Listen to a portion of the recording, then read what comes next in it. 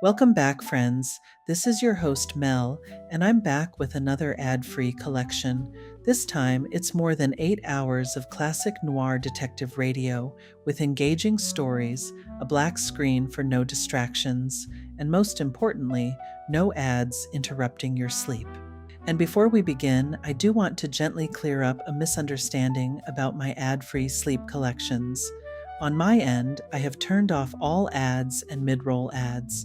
However, if you are not a YouTube Premium subscriber, YouTube may still insert their own ads. I understand it's frustrating, but it's out of my control. With that being said, I do still hope you will enjoy this collection.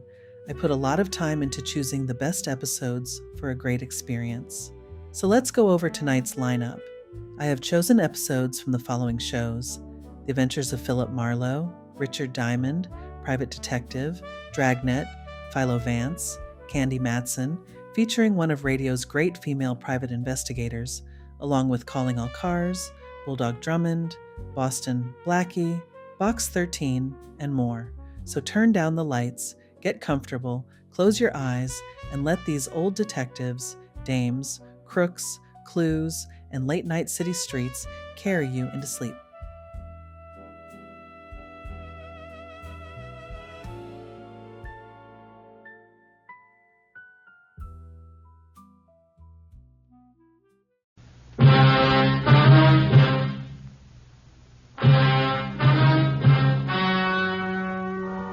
The story you are about to hear is true.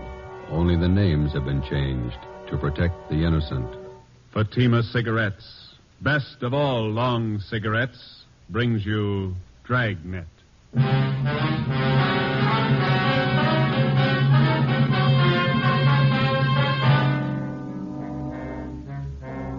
You're a detective sergeant. You're assigned the Juvenile Bureau. The high schools in your city have been flooded with obscene literature. You stamp out one source, and a dozen more spring up. Your job, stop them. If you want a long cigarette, smoke the best of all long cigarettes. Smoke king-size Fatima.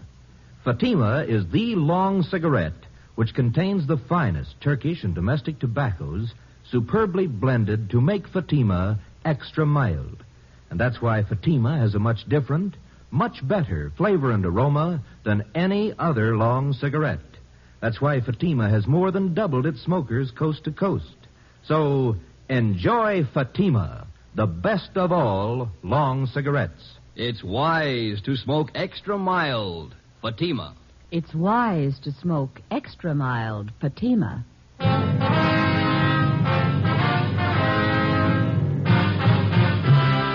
Dragnet, the documented drama of an actual crime. For the next 30 minutes, in cooperation with the Los Angeles Police Department, you will travel step by step on the side of the law through an actual case from official police files.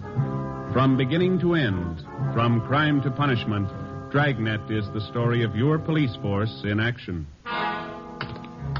It was Monday, October 21st. It was cool in Los Angeles. We were working the day watch out of Juvenile Bureau. My partner's Ben Romero. The boss is Inspector Lester, commander of the Juvenile Bureau.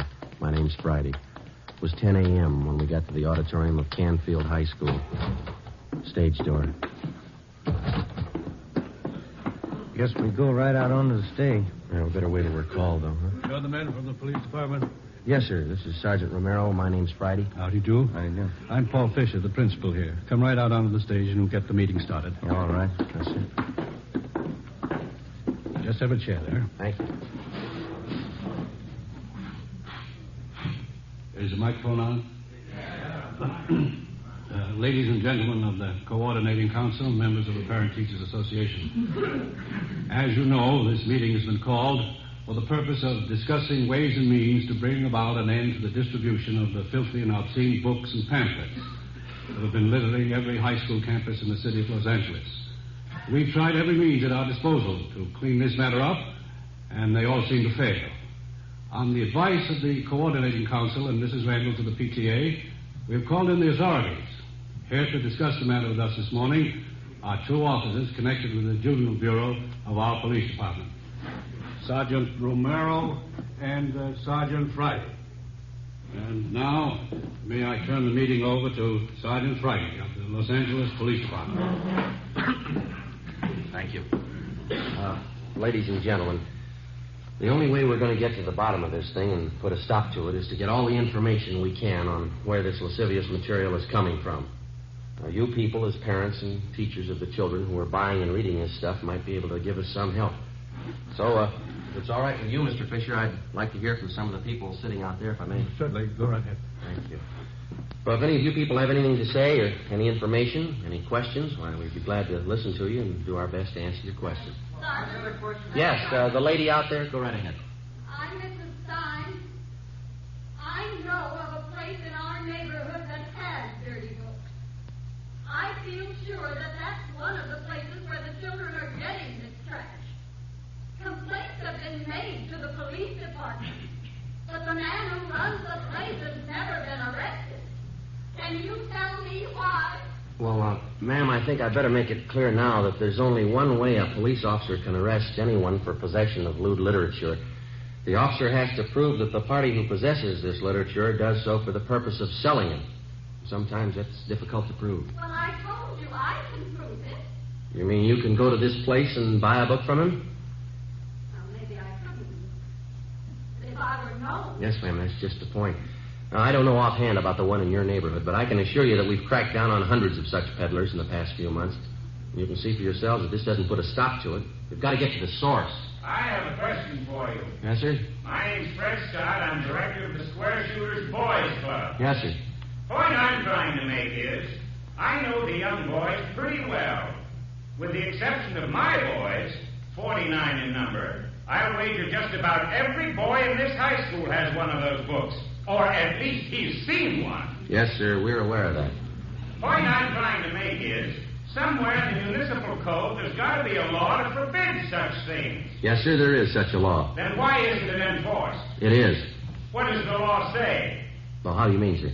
Well, I mean, what happens when somebody's found guilty of selling these books? What's the penalty? Oh, well, the law states that an offender is liable to fines, a jail term of 6 months, or both. That's not much of a law, is it? Why isn't there a stronger law? Well, I wouldn't know that, sir. The point I'm trying to make is, we need laws with some teeth in them. We have good laws in the state of California for the most part. It's true that we're weak in some cases, but you can say that about most states, I think. Well, you may be satisfied with the laws, but I'm not. I'd say stronger laws. That's the answer. No, I don't think it is, Mr. Scott. Passing a set of new laws isn't going to make this city a cleaner or a safer place for your boys to grow up in. Laws don't decide how moral a city's going to be. People do. Laws don't mold character in young boys either. The parents and teachers do that. I don't think I know what you're getting at. What do you mean? Well, just this, Mr. Scott. It's our job on the police department to keep filthy junk like these books from falling into youngsters' hands. Yes? Now, on the other side of the fence, the youngster has to be taught to recognize this obscene material for what it is, filth and garbage. And the youngsters have to be taught that in the home, in the school, and the church. Now, if they can be made to understand that the kind of dirt and filth that these books represent, well, that'd be worth more than any new set of laws, wouldn't it? But what about these men who put out the books? The men who sell them? How do you reach them? Through the youngsters. They seem to know the way. The next morning at 8 a.m., after meeting with Inspector Lester of Juvenile Bureau, Ben and I went on stakeout at Canfield High School. From past experience, we knew there was little hope of a quick end to the case. It was going to be a long haul, tracing the source all the way up the line from the high school kids who bought the filthy books to the small fry pushers, the wholesalers, and finally, we hoped, to the top, the man who printed the books. We had no illusions on that score. Generally, with the arrest of his pushers and other small-timers who work for him, the top man gets the alarm and clears out before the police officer can apprehend him with evidence that will stand up in court. During the first 2 days at Canfield High, Ben and I found out nothing. The obscene literature was being bartered and exchanged between students, but the main source of supply was still a mystery. We had one slim lead to go on. Mr. Fisher, the high school principal, helped run it down. We've been watching that boy down in the yard since yesterday, Miss Fisher. Seems to have quite a bit of spending money, expensive clothes, car of his own. I don't know that boy's family. They could be well fished. We saw him with a stack of those dirty books in his notebook. He must have had a dozen of them. He was showing them around to his crowd. Trapeze, are you sure? Joe, take a look down there. Yeah. Yeah, Travers is showing him something. I can't see what it is. Come over to this side of the window. Yeah. Small books. He's giving them to one of the other fellows. They've got their wallets out. They're giving Travers money. Come on, Ben. You better come too, Mr. Fisher. This way out to the yard? No, to the left. That's it. Let's hurry, huh? This door, Sergeant. Right here. Travers. Travers. Hello, Mr. Fisher. I'd like to talk to you. Yeah? These men here are from the police department. They want to ask you some questions. Can we go inside? Sure. Come on. Oh, what's the matter, Mr. Fisher? I haven't done anything. Oh, we'll see. Come on. What is it? What's it all about? Sergeant? It'll be a lot easier if we have the truth now, son. Did you just sell those boys out there some dirty books? No, I mean, it's only a gag. They're funny books. Have you got any more of them on you? Yes, sir. Can we see them, please? I didn't steal them. Only books. Funny books. Here. Thanks. Almost a dozen. Mm-hmm. You think these are funny books, do you, Travers? Well, some of them. I guess not. It's only a gag, Sergeant. Where'd you get them? I didn't steal them. I bought them off a guy. Who? Why? I can't tell you. Do you have any more of these books? No, sir. Will you show us your locker? I can't remember the combination. It's a new locker. Could you open the locker for us, Mr. Fisher? Yes, but I'll have to get the maintenance man. All right, I'll show you. Come on. Down here, sir. This one. 412. I've only got a couple. All right, we'll see. Come on, open it. I haven't done anything. Here's a sample, Joe. Locker's loaded down with them. Rotten filth. You can't arrest me. I don't sell the books, I only rent them. Somebody's been briefing you. Who? You're only making it hard on yourself, boy. You can't prove anything. These are my books. I don't sell them. Where do you get them? Who sold them to you? Nobody. I got them, that's all. All right. We'll have to talk to your folks. You can't. They're away.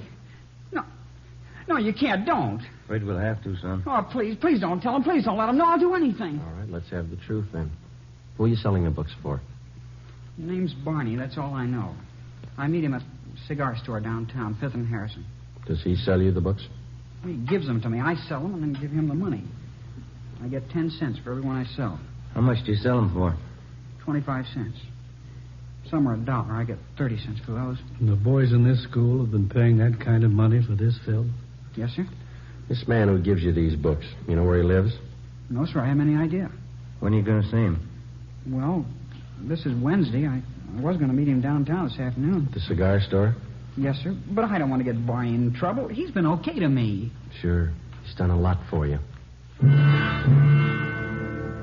4 p.m. Wednesday. Ben and I drove downtown with 16-year-old Eddie Travers. We parked the car near the corner of 5th and Harrison and kept an eye on the cigar store. We waited.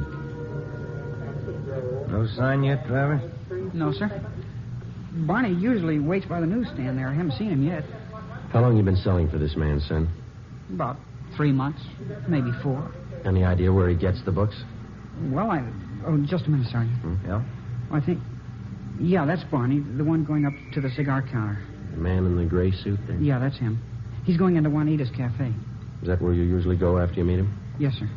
You better take the boy back to the office, Ben. I'll tail this guy and see what I can find out. Okay, you want me to pick you up later? No, I'll call you at the office. Oh, you got any matches? No, I'm out. I'll pick some up at the cigar stand. All right. See you later. Yeah.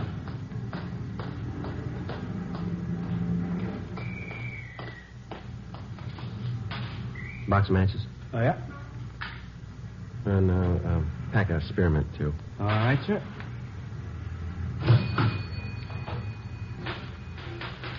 Much obliged.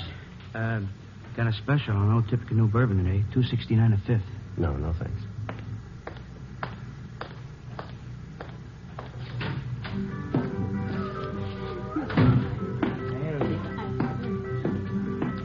Hey, Rosie. Rosie, another tamale when you get time, huh? All right, buddy. Don't come in.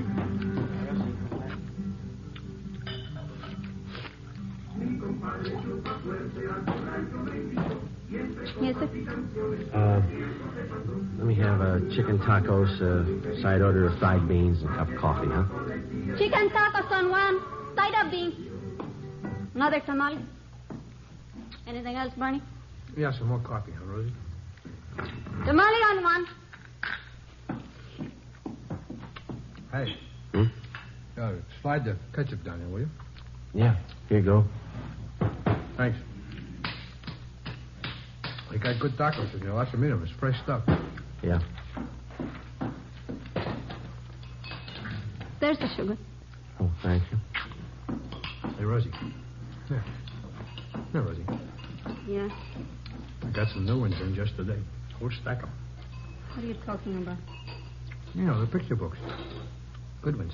You can make some money on the side. They're so good around here. Listen, Barney, I told you once, no. Oh, come on, here. Look them over. These are good ones. I said no, that lousy junk. The next time you bring that stuff in here, I tell the boss, understand? Now eat and get out. Well, it's a real funny day. Looks great, but boy, what a cold potato. Yeah? Come on, eat and get out and take that junk with you. Nah, cold potato. I don't like the chow anyway. Well, coffee's certainly cold. Yeah. Yeah. You probably get a big boot out of these. Take a look. Yeah, it's pretty good. Yeah, it's good quality stuff. Yeah. Give me that little book there. Let me show you one. Wait a minute. Yeah. Wouldn't that kill you? Yeah. How about selling me one of them? Okay. 4 bits for the small ones, $1 for the big ones. Wait a minute. Let's see, I got 14 of them here. I'll tell you what I'll do. I'll make you a deal. You can have the whole works for $10. Okay. You got any more? Well, you going in business for yourself? No, I got a newsstand out in Riverside. Books like this ought to go fast. I think I can probably handle another $25 worth. Ah. I'll get the rest of them back at the hotel. Some of them are in color. Yeah? You want to meet me there tonight? Around 7? Where's the hotel? Well, you go straight up 6th Street from here. It's just 1 block on your left. Call the Denver House. I'm in room 337. You going up there now? Well, I was supposed to meet some guy, but... Yeah, we can go now. How about a check, Rosie, huh? Yeah. Hey, you'll probably be wanting more of these. I can put you on my mailing list. Okay. The prices are right. I don't want to pay retail. Yeah, we can work out a deal. Come on, let's go. Okay. Yeah, Rosie, huh? She's really put together. Yeah? Too bad. A real cold potato, though. Well, some are like that. Yeah. No sense of humor.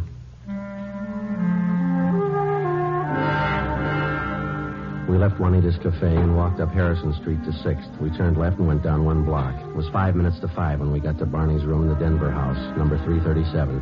He dragged out a steamer trunk from under the bed and counted out a stack of books and pamphlets covering the general topic of degenerate filth in stories and photographs. Okay, Mac, there you are. That's $25 worth. Give me the money and the bucks are all yours. Okay. There you go. There's 10, 15, 18. I'll have to give you a check for the rest. How do I know it's any good? You could take off. I'd never see you again.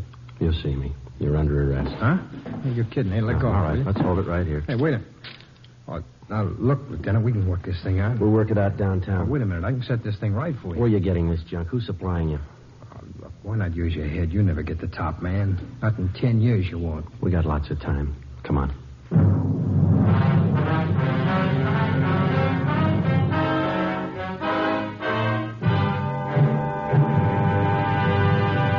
You are listening to Dragnet, the case history of a police investigation presented in the public interest by Fatima Cigarettes. If you smoke a long cigarette, it will be in your interest to listen to a typical case history of a Fatima smoker. It's the case of Mr. Joseph G. 𝒆𝒆𝒔, city editor of one of New York's great newspapers, and this is his actual signed statement. I recommend Fatimas to anyone who likes a king-size cigarette. In my business, the long hours really put smoking to the test. Working overtime means smoking overtime, and that has sold me on Fatimas. No matter how often I light up, Fatima gives me an extra mild smoke. And Fatima flavor, it's much better every time. I found out it's wise to smoke extra mild Fatima. And more smokers are discovering this every day. Actual figures show Fatima has more than doubled its smokers coast to coast. So enjoy Fatima yourself. The long cigarette, which contains the finest Turkish and domestic tobaccos, superbly blended to make it extra mild. You will prefer Fatima's much different, much better flavor. You will agree. It's wise to smoke extra mild. Fatima. It's wise to smoke extra mild Fatima. The best of all long cigarettes. The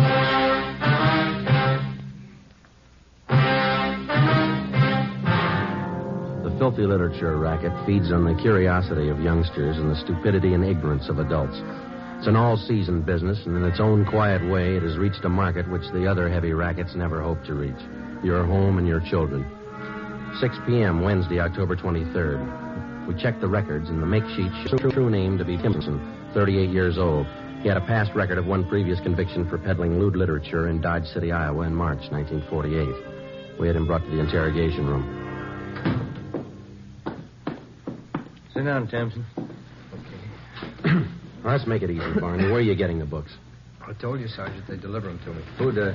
Different guys. I don't remember them all. I send different guys every time. How often do they make the deliveries to you? Once a month. When? Around the first, usually. Sometimes maybe the second or the third. They bring the books to your hotel? Yeah, they leave a pack up in the lobby addressed to me. They ever use the mails? They never do. They're not that dumb. So you've never seen the men that you do business with, huh? Not so I'd know them, no. You have no idea where they're operating from? I don't know. You expect us to swallow that? I'm telling you, I don't know. Oh, don't push us that kind of a story, Barney. I'm giving it to you straight. Now, what else do you want? Who's the supply man? Hey, look, we found this notebook in your hotel room, Barney. There's a list of names in it. Is this your customer book? Friends. Okay, they're customers. That gives us enough to land on you. I know that. I've told you everything. You still don't know who you're working for? Oh. Look, there's a phone number in this notebook. No name to go with it. Yeah? Now, look at it. This one right here. I don't know. Must be another customer. Yeah. Does it belong to the boss? I don't know the boss. He don't know me. Then who do you buy the books from? Who says I buy them? You must owe somebody a lot of money. Don't worry. I don't owe him nothing. He don't owe me nothing. He does now. What? You're going to jail for him. Barney Timpson was booked into Central Jail for violation of the Penal Code, Section 311.3. We contacted the telephone company, and they traced the extra phone number in Timpson's notebook to a private residence on Wonderview Drive in Laurel Canyon. A detail of men was assigned to stake out on the place. During the next week, mainly from information obtained from Barney Timpson's customers, 7 other peddlers of obscene books and pamphlets were taken into custody and questioned. 5 of the 7 told us they picked up their supply of books from the Laurel Canyon address. We moved in on the place and found thousands of lewd books and pamphlets stored in the garage. 3 men on the premises were taken into custody. They identified themselves as John Alexander, George Kelleher, and Raymond Kester. We brought them downtown and interrogated them for 2 hours. They refused to admit anything. They were booked in, but by noon their lawyers arrived and they were released on writs of habeas corpus. 2 p.m. Ben and I met with Inspector Lester of Juvenile Bureau. Just had a call from the men on stakeout at the Laurel Canyon place. They've just been over to the garage where the books are stored. They get anything, Skip? A couple of things. Might be fair leads. What's that? 3 stacks of books they found were wrapped in proof letterheads from the Havenbrook Hotel. Yeah? We checked with the hotel.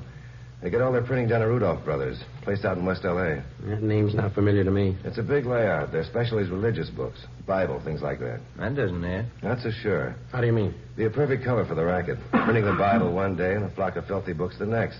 Could be the setup. What kind of a name does this Rudolph's place have around town? They been here long? 50 years. Good reputation. Well, we could give it a look.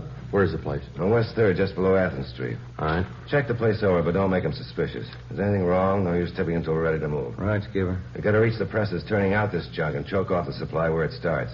Do that and we got it beat. Right. Just a minute. Juvenile Bureau, listen. Yes, Alan. Down where? Okay, they'll be right out. Gross and Pacelli, they spotted one of the delivery cars. Where? Downtown. They followed it out to West L.A. Yeah? Rudolph's printing shop. 4 p.m. Ben and I, together with 2 other men from Juvenile Bureau, drove out Beverly Boulevard to Athens Street and then down 1 block to the corner of West 3rd where we picked up Gross and Pacelli on stakeout. The Rudolph Brothers Printing Company covered almost half a square block on the corner of West 3rd and Athens. The front of the plant had display windows featuring expensive leather-bound Bibles and other religious literature. While the other men remained on stakeout, Ben and I crossed the street and entered the plant. We introduced ourselves to the clerk in charge as potential wholesale customers, and we asked to be shown around the shop. It was more than obliging. I'd be happy to show you our plant, gentlemen. The most modern religious publication company in the West. That's our claim. Would you step this way, please? Thank you.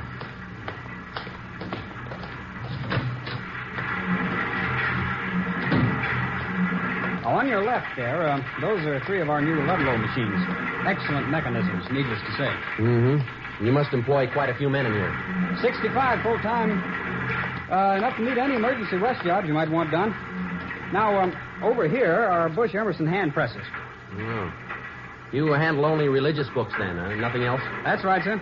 We specialize exclusively in that. You don't take in any small contracts, school journals, things like that? No, our steady customers take up all of our time. Here on this stone, you see the pages of a new prayer book we're getting together. Very ultra. Mm-hmm. An entirely different kind of typeface. Oh, is that so? Yes, and back there, along the wall, are new linotypes. The very latest, monotypes. Then the proof presses. Next to them are proof readers. And the flatbed trusslow press beyond that. Seems like lots of activity. Business is pretty good, I guess, huh? Oh, yes, we're kept pretty busy. Quality printing is always in demand. Yeah. Well, thanks very much for showing us around. Not at all, gentlemen. Anytime. Here, this way out. All right. I'll get you one of my cards here. There you are. Oh, thank you. And when you're ready to do business, why, just give me a call. I'd be glad to take care of you. All right, sir, thanks. We'll do that. Good afternoon, gentlemen. All right. All right. What do you think? You got me. Nothing out of place. Yeah, whatever system they're using, they got it down pat. Bibles, prayer books, church announcements, that's all I saw. Hey, Ben, look. That man getting out of that car going into Rudolph's there? Alexander, the guy we picked up this morning out in Lower Canyon. Yeah. What's the answer? I don't know, but it's got to be somewhere in that print shop. We went back to the car and waited. The stakeout on Rudolph's printing plant continued. 6 p.m. The lights in the display windows went out. The shades were drawn. We watched the employees leave. 6:30 p.m. The lights in the plant were still burning. Gross went down to the corner and picked up some hot dogs and coffee for our dinner. We ate in the car. 7:30 p.m. A black Cadillac convertible pulled up across the street. 2 men got out and let themselves in through the front door. We waited. Between 7:30 and 8 p.m., we counted 21 men entering the plant. That printing press is starting up. Okay, let's move. Hey, Gross, you and Pacelli want to go through the back, and Ben and I will take the front. Right, let's go, Mike. Come on. It's a neat setup. We had it all figured. Yeah, you didn't spot any side entrances, did you? No. Here we are. You can try the door? Yeah, it's no good. All right.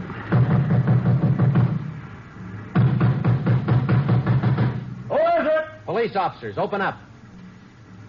All right, come on, open up.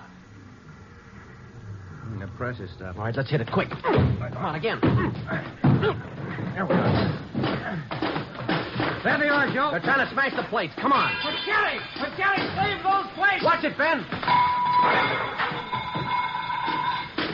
All right, come on. All right, you. All right, hold it. Hold against the wall. Hey, Gross, get those plates off the press, will you? All right, hold it, you two. Joe, look out. All right. Get the plates, Joe. I round up those men and keep the doors covered. Get away from those tables. Come on over to the wall. That's about most of them, Joe. Those 2 men going out the door. Come on, head them off, will you? Come on, you. Come on, back in. All Get right. out, wait. Get your hands off them. Hold it up, mister. Come on, over there with the rest. You'll pay for this. I'll sue you down your last neck. Yeah, come on, simmer down. Hey, Joe, we got Rudolph going out the back. Right. Call the office, will you? We're going to need transportation. Okay. Take those 2 with you, huh? All right, come on. Well, we got enough evidence against them. Yeah, we're going to need it. 2 full pages of the junk right here. Yeah. Look. Right next to it. Yeah. Page from the Bible.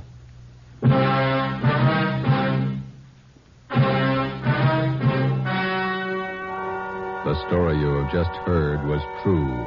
Only the names were changed to protect the innocent. On January 9th, trial was held in Superior Court, Department 94, City and County of Los Angeles, State of California. In a moment, the results of that trial. It's amazing how many long cigarette smokers are changing to Fatima. Here is the actual report. From coast to coast, king-size Fatima has more than doubled its smokers. Yes, more and more smokers every day are discovering that Fatima is the best of all long cigarettes. Long cigarette smokers find Fatima has a much different, much better flavor and aroma. Long cigarette smokers find that Fatima is extra mild because it's the long cigarette which contains the finest Turkish and domestic tobaccos superbly blended to make it extra mild. So enjoy extra mild Fatima. Best of all long cigarettes. It's wise to smoke extra mild Fatima. It's wise to smoke extra mild Fatima.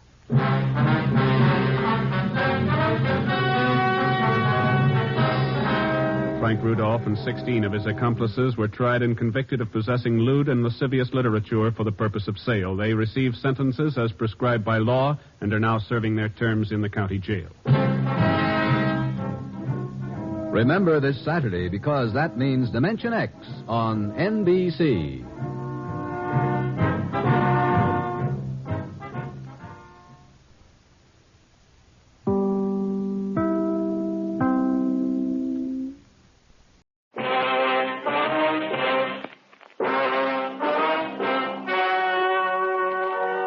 The story you are about to hear is true.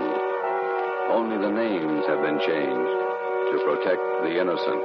Fatima Cigarettes, best of all long cigarettes, brings you Dragnet. You're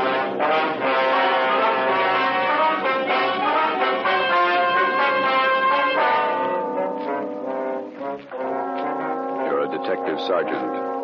You're assigned to homicide detail. A confessed murderess is paroled from the state prison for women. After 7 months, the parole office loses contact with her. Your job, find her. If you want a long cigarette, smoke the best of all long cigarettes. Smoke king-size Fatima. Fatima is the long cigarette which contains the finest Turkish and domestic tobaccos superbly blended to make Fatima extra mild. And that's why Fatima has a much different, much better flavor and aroma than any other long cigarette. That's why Fatima has more than doubled its smokers coast to coast. So, enjoy Fatima, the best of all long cigarettes. It's wise to smoke extra mild Fatima. It's wise to smoke extra mild Fatima.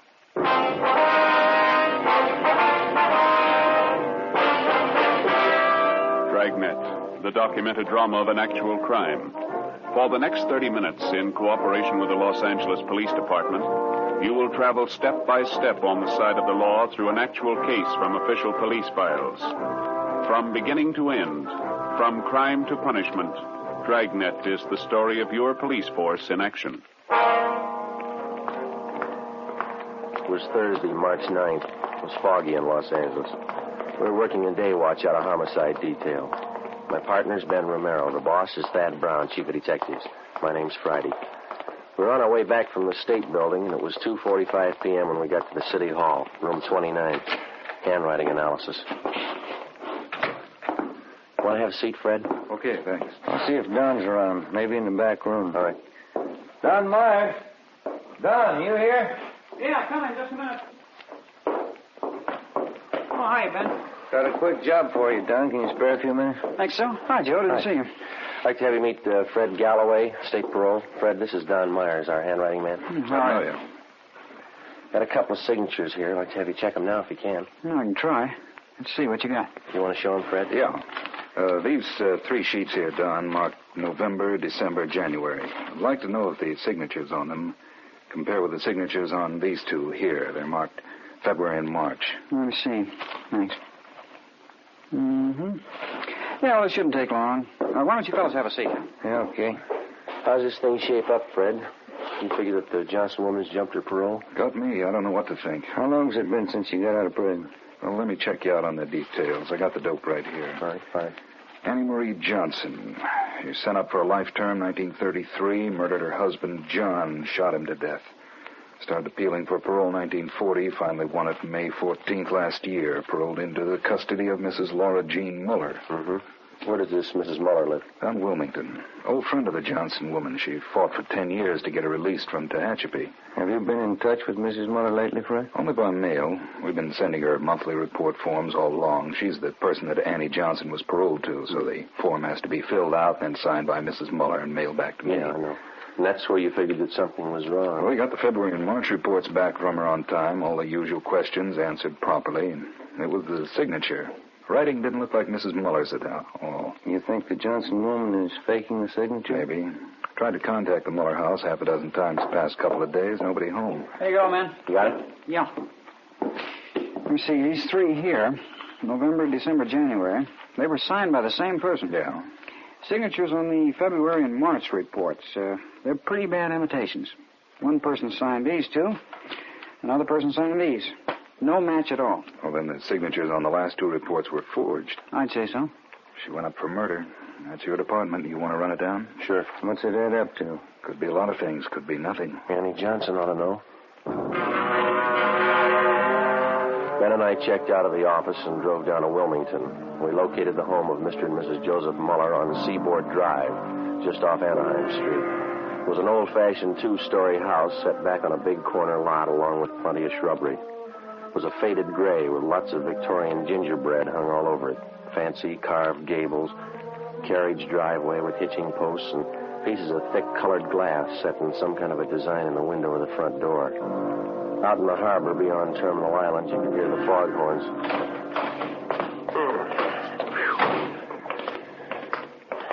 They sure get the fog out here, don't they? It's pretty thick today. My aunt used to live just above here, Grant Avenue. Oh, uh-huh. Couldn't take the fog, so she moved out the valley. Garden could stand some taking care of. Yeah, the weeds are doing fine. Want to try it again?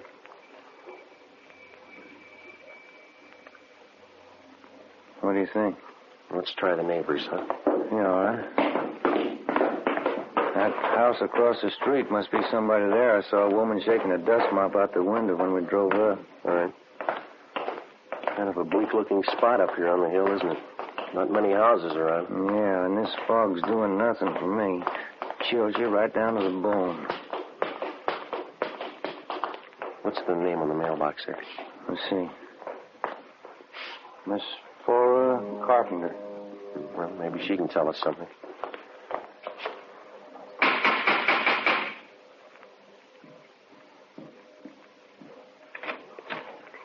Are you the sewing machine man? No, ma'am. We're police officers. Like to ask you a few questions. Oh, I'm sorry. I thought you came about my singer. No, ma'am. I can't do any more work on my peasant skirt until the machine's fixed. And it has to be done by Saturday. Our folk dancing group's having a big jamboree Saturday night. Will you step inside? Thank you. This is Sergeant Romero. My name's Friday. Oh, how do you do? Fog's so refreshing, isn't it? Very vitalizing. Yes, ma'am. Are you acquainted with Mr. and Mrs. Muller across the street, Miss Carpenter? The Muellers? Yes, I've known them for years. And they have an Annie Johnson living with them? Yes, one of my very good friends. She's employed as a housemaid for the Mullers, is that right? Well, I guess you could call it that. Actually, she's more of a companion to Mrs. Mueller since poor Mr. Mueller got sick. What's his trouble? His mind. Poor man just lost his senses. He's at the state hospital at Norwalk. Uh-huh. When did they send him there? Let me see. This is March. Must have been last November. Yes, became violent. Do you know where Mrs. Muller is now? In the sanitarium out near Pasadena.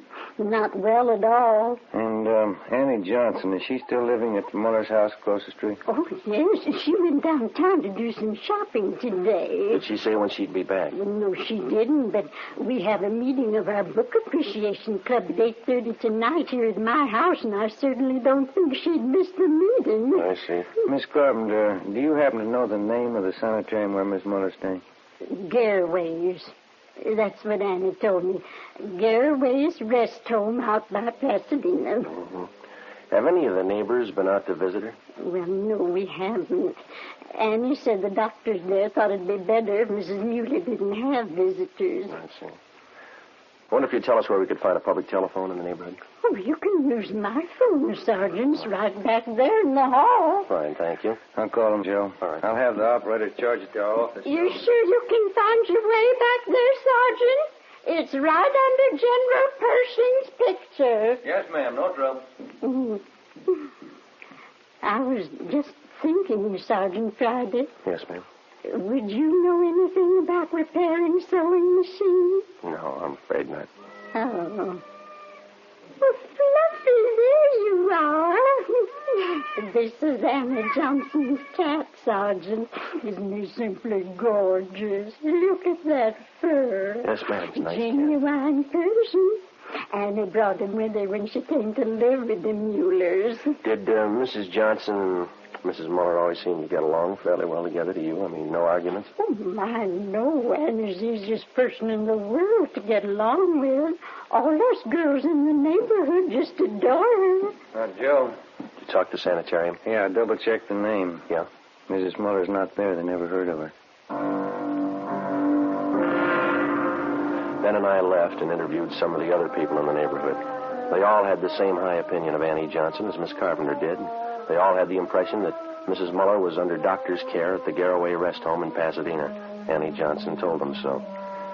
We found out that Mrs. Muller had one other living relative besides her husband, a niece, Lorraine Muller. She lived out on Norwich Drive in Beverly Hills. 5:30 p.m. Ben and I drove back to the office and made a spot check of every private rest home and sanitarium listed in the Los Angeles area.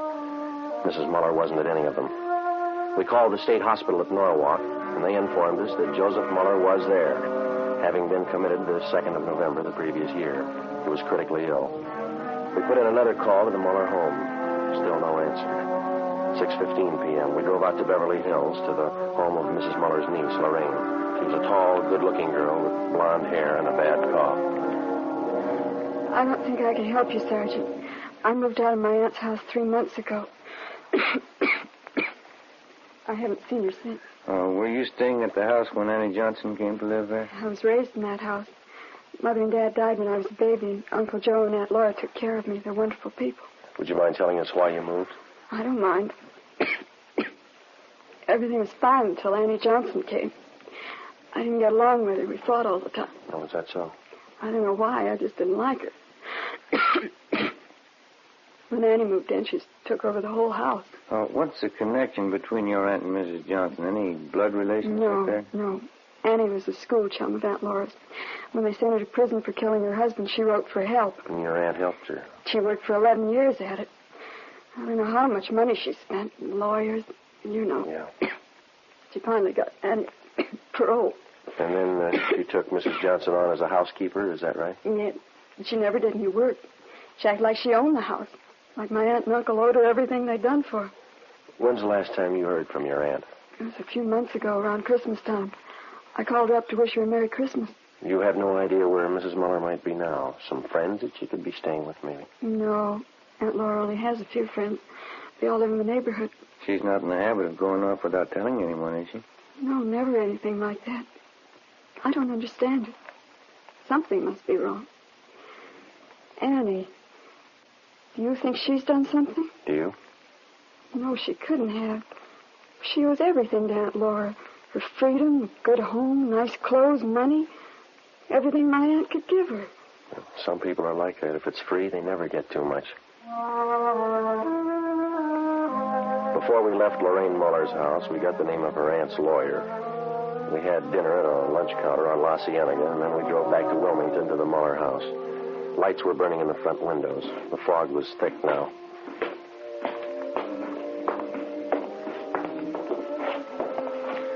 Guess that's her singing.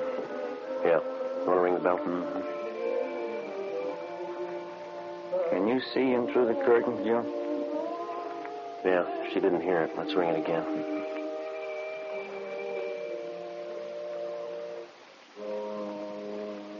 There, here she comes.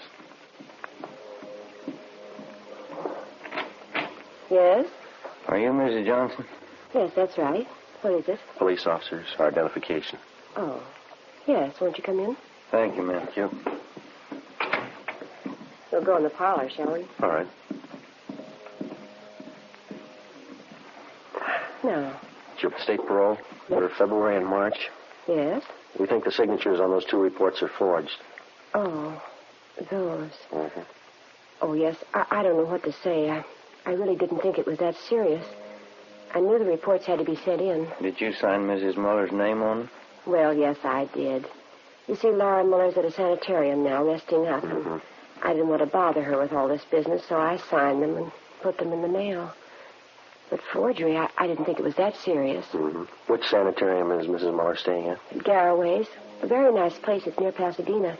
She's been there about 2 months now. Have you been out to visit her yet? No, I haven't. I'm a little ashamed of myself. I've just been too busy keeping up the house here.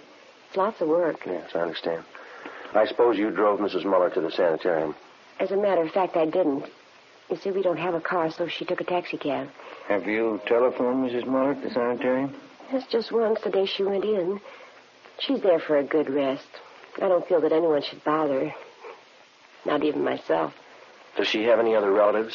Besides her husband, that is. None at all. Poor Mr. Muller. We had to send him away, to Warwick State Hospital. Yes, ma'am. It got out of hand. Just terrible. He almost murdered poor Laura once, and those were awful days. He's much better off where he is. Yeah, it's too bad. Well, that's about all, Miss Johnson. Oh, here. Let me show you to the door. Thanks. You'd better contact your parole officer the first thing in the morning and clear up this matter of the reports. I'll do that. Thank you. Good night, Miss Johnson. Thanks again. All right. Good night.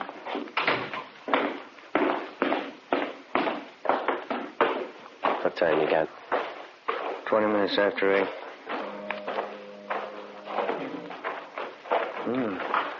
The light just went on in the attic. Yeah. What do you think? We better go take a look around. What do you think we'll find? I don't know. Maybe a reason for some of those lies she told us. 8:35 p.m. Annie Johnson left the house and crossed the street to Miss Carpenter's place. In the Muller house, in a small desk in one of the rear bedrooms on the first floor, we found a file for Mrs. Muller's business papers. In the file, we located 3 of her insurance policies. There was one for $5,000 and 2 for $3,500. Each policy had a rider attached, changing the beneficiary from Joseph Muller, the husband, to Annie Johnson. $12,000 worth of insurance. Yeah, let's get them back in this folder. Did you get the policy numbers? Yeah. What's it? Let's see. Phone bill, light bill. Here's one. Labor bill. $1 an hour paid to Tom McCrae, charged to Annie Johnson. Uh-huh. Let's go. Yeah, I want to get this address here. Tom McCrae, East Jefferson. Mm-hmm. There's a cat. Yeah, let's go see what we can find upstairs, huh? It's a pretty cat. We went upstairs to the second floor of the house and searched the rooms. We went up another flight of stairs to the attic. For a full half hour, we searched through dozens of corrugated cartons crammed with souvenirs and picture postcards. Joe, come here. Yeah. Take a look. Wrapped in newspaper. 3220 Colt. 3 empty cartridges. Mm-hmm. We got a gun and we got a suspect. Those insurance policies could be the motive. Let's pray to God there's no victim.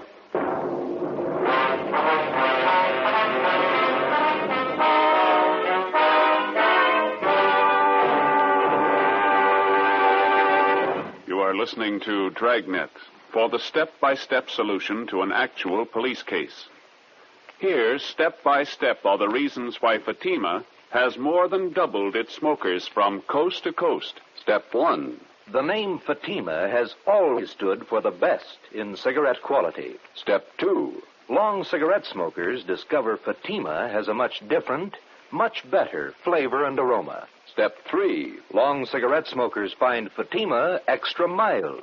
Fatima is the long cigarette which contains the finest Turkish and domestic tobaccos superbly blended to make Fatima extra mild. And that's why more and more smokers every day agree it's wise to smoke extra mild Fatima. It's wise to smoke extra mild Fatima. Yes, the name Fatima on that golden yellow package is your insurance of an extra mild smoke. So enjoy king-size Fatima, the best of all long cigarettes. 10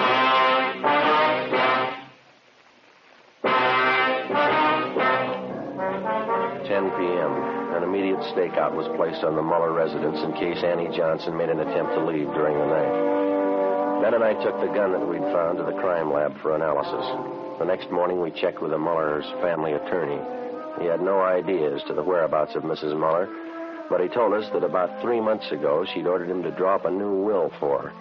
Under the new provisions, Annie Johnson was to be the sole heir of the Muller house and property, plus an additional $1,500 in bonds. Friday, March 10th, 11 a.m. While Ben checked with the insurance company, I met with Captain Elliott of Homicide. You got everything but a victim, huh? Where are you looking? We'd like to shake down the Muller house again before we look anyplace else. Didn't have a chance to give it a thorough going over last night. You're sold on the idea it's a Johnson woman? Looks like it. Sure it couldn't be a freak disappearance? No, sir, not in my book. Annie Johnson's got some big reasons for lying to us. I'd like to find them. How do you figure on doing that?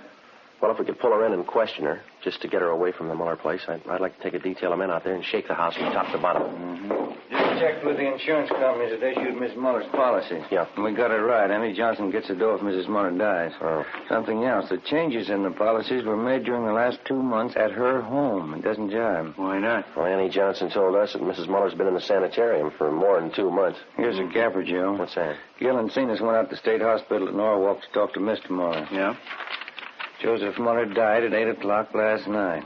Death from natural causes. What's that prove? Wait a minute. When Joseph Muller was committed to the institution, Annie Johnson figured prominently in that commitment.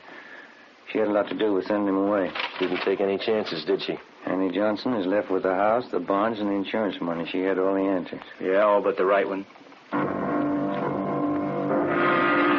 While Captain Elliott called in Annie Johnson and questioned her, Ben and I, together with a detail of men from Homicide and Lieutenant Lee Jones from the crime lab, drove out to Wilmington and started a thorough search of the Muller house. We took it floor by floor, starting with the attic. By 4 o'clock that afternoon, we'd searched the attic and the second floor completely without finding any additional physical evidence. 5:30 p.m., still nothing. The fog was coming in thick now. Captain Elliott called and said the Johnson woman was on her way home. The search went on. Anyone checked the cellar yet? Let's give it a look, huh? Okay.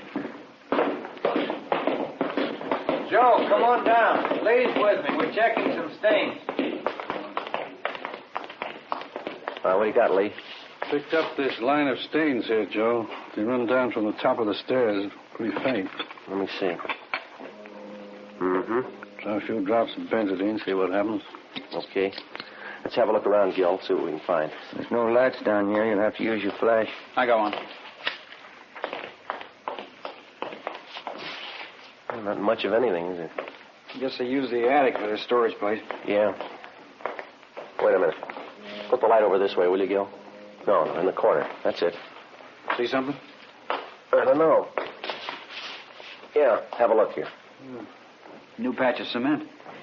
Looks pretty new alongside the rest. Yeah. There's a sledge and a couple of shovels back in the garage. Get them, will you? Yeah. Joe. Yeah. Stains turned blue. It's blood. Lee Jones took some sample scrapings and went back to the crime lab to give them a precipitant test to determine if the stains were made by human or animal blood. We broke away the patch of new cement work in the cellar and we began digging.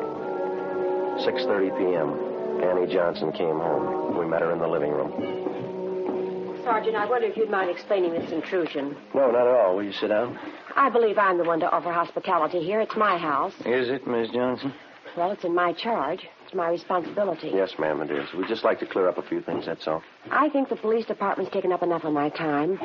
I spent half the day at the city hall answering silly questions. Now, if you'll excuse me, I have an appointment at the beauty shop at 7 o'clock. Maybe you better cancel it. I don't see any reason why I should. What is that noise? Coming from the cellar. Someone's down there. We're police officers, Miss Johnson. We're searching the house. Searching this house? With whose permission? Maybe they didn't make it clear to you downtown. We've got a good reason to believe that a crime's been committed. Why? Mrs. Muller. She's missing. I told your Captain Elliott this afternoon. Laura could have left the sanitarium. She might have gone east to visit some friends in Cincinnati, I think. She has some friends in Cincinnati. How could Mrs. Muller leave the sanitarium? She was never there. Maybe she didn't stay at Garraway's. Could have been another rest home. But you said you phoned her at Garraway's. You said you talked to her there. Those men downstairs, they're going to dig up the whole house? I try. This bill, Mrs. Johnson, would you mind telling us what it was for? Well, there was a section of the cellar floor. It had never been cemented. I decided to have it done while Laura was away. The men are digging it up, Miss Johnson. Well, why are they digging it up? What right have they? Investigation. We'll see that the cement work is redone when we're finished. Well, this is impossible. I forbid it. This house is my responsibility. No need to worry. Everything will be left exactly the way it was. We'll leave the house just as soon as the men are finished. Oh. Well, then perhaps I can keep my appointment with the hairdresser. I won't be long. Should be back around 9. I'm sorry. I think you better stay. But I've told you everything I know. Did you kill Laura Muller? Did I kill... I can't take any more of this. Why would I want to kill Laura? She's done everything for me. She's given me new life. Did you kill her? Why, no, of course I didn't kill her. No, and there's no need to be upset. Oh, my nerves. I got to have something. Glass of sherry. Yes.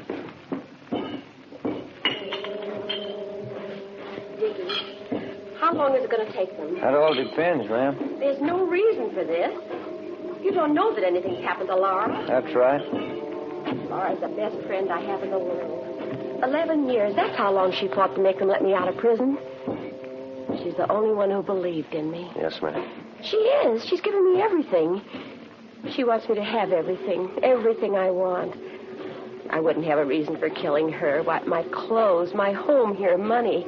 They're all Laura's. She's given them to me. Would you like a glass of sherry, Sergeant Friday? No, thanks. You know, Laura was much older than I, Sergeant.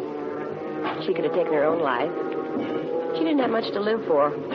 Old and sick. But I got everything to live for. Laura used to tell me that.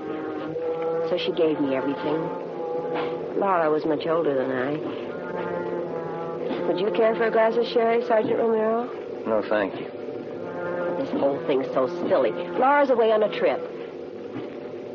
She's much older than I am, you know. I'm 38. You wouldn't take me for a woman 38 years old, would you, Sergeant? No, ma'am. I know I'm not really young anymore, but I'm still attractive, don't you think? A lot of men prefer mature women. Women with experience, background. I'd know how to take care of a man.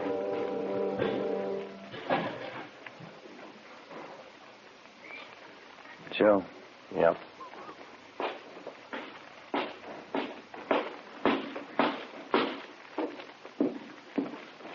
Joe, come here, May, will you? Yeah? We found her.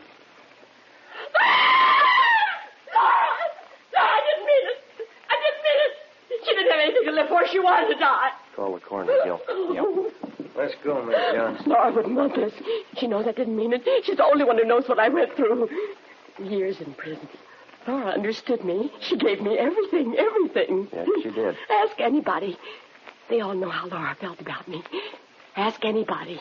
We can't ask her.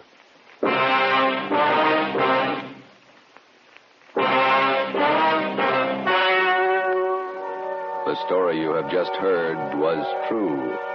Only the names were changed to protect the innocent. On July 14th, trial was held in Superior Court, City and County of Los Angeles, State of California. In a moment, the results of that trial. It's amazing how many long cigarette smokers are changing to Fatima. Here is the actual report. From coast to coast, king-size Fatima has more than doubled its smokers. Yes, more and more smokers every day are discovering that Fatima is the best of all long cigarettes. Long cigarette smokers find Fatima has a much different, much better flavor and aroma. Long cigarette smokers find that Fatima is extra mild because it's the long cigarette which contains the finest Turkish and domestic tobaccos superbly blended to make it extra mild. So enjoy extra mild Fatima. Best of all long cigarettes. It's wise to smoke extra mild Fatima. It's wise to smoke extra mild Fatima.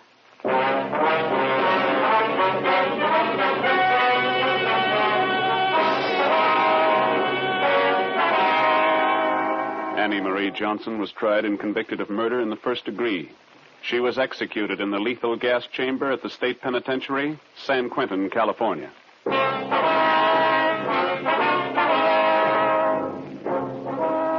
You have just heard Dragnet, authentic cases from official files.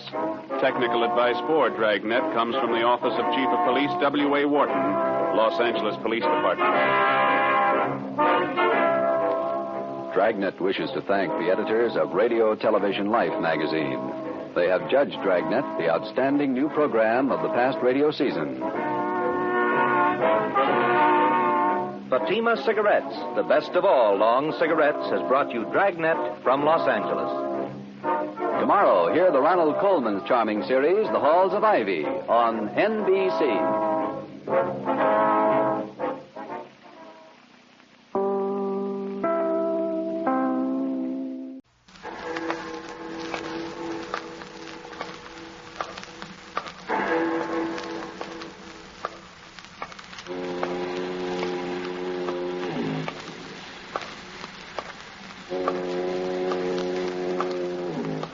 Out of the fog, out of the night, and into his American adventures comes Bulldog Drummond.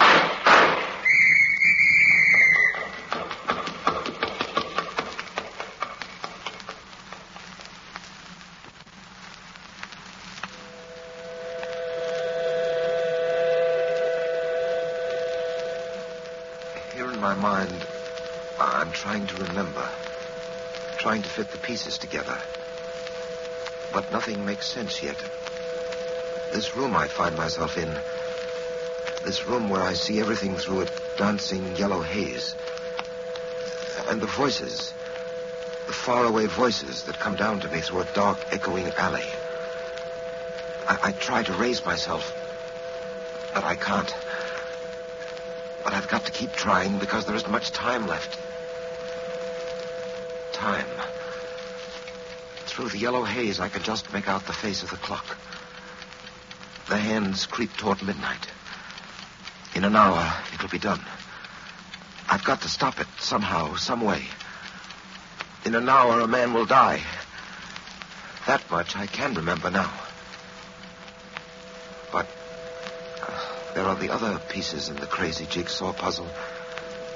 The whirling pieces which fly sickeningly around inside here in my mind. The voices. My name is Linda Bennett. I need your help. That voice, that's one of them. My name is Linda Bennett. I need your help. Linda Bennett. Linda Bennett.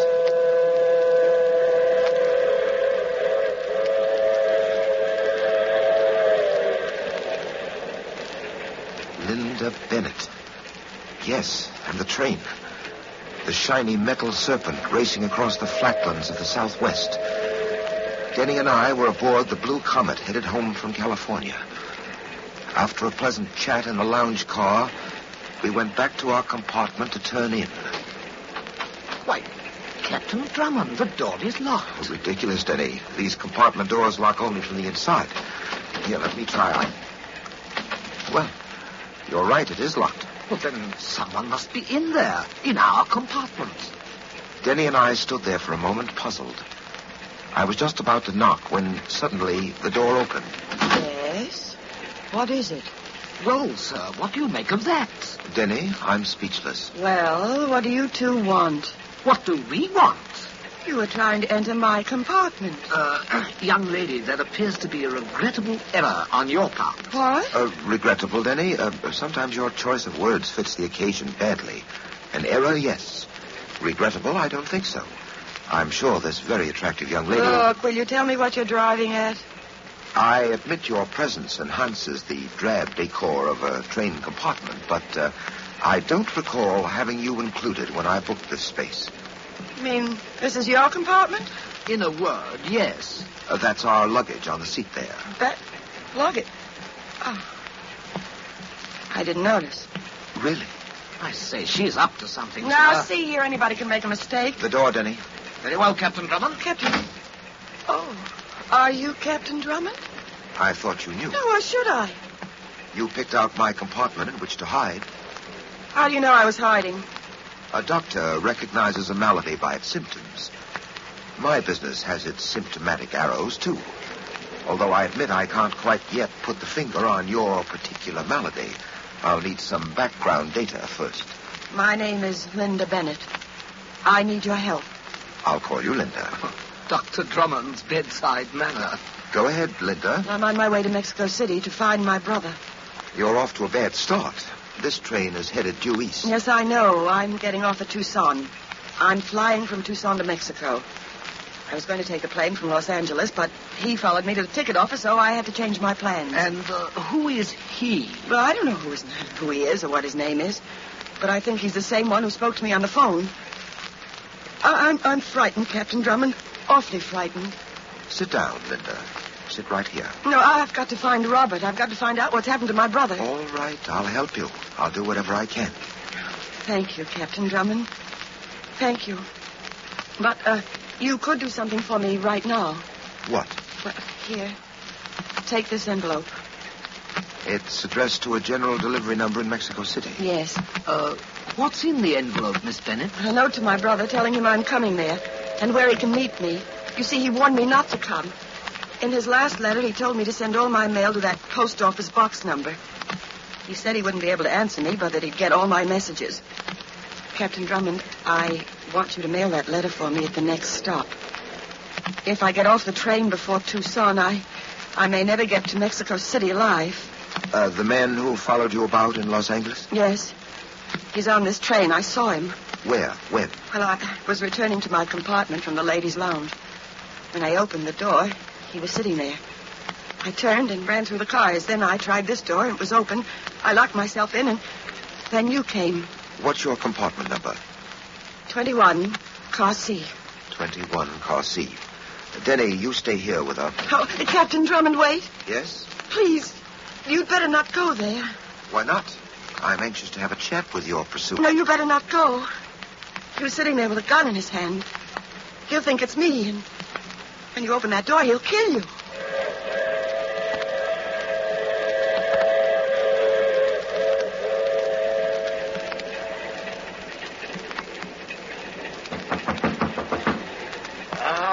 What is it? A porter. Message for Miss Bennett.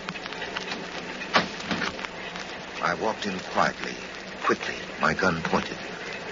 But there was nothing to point it at except the train windows. And then the door slammed shut behind me. I didn't turn in time.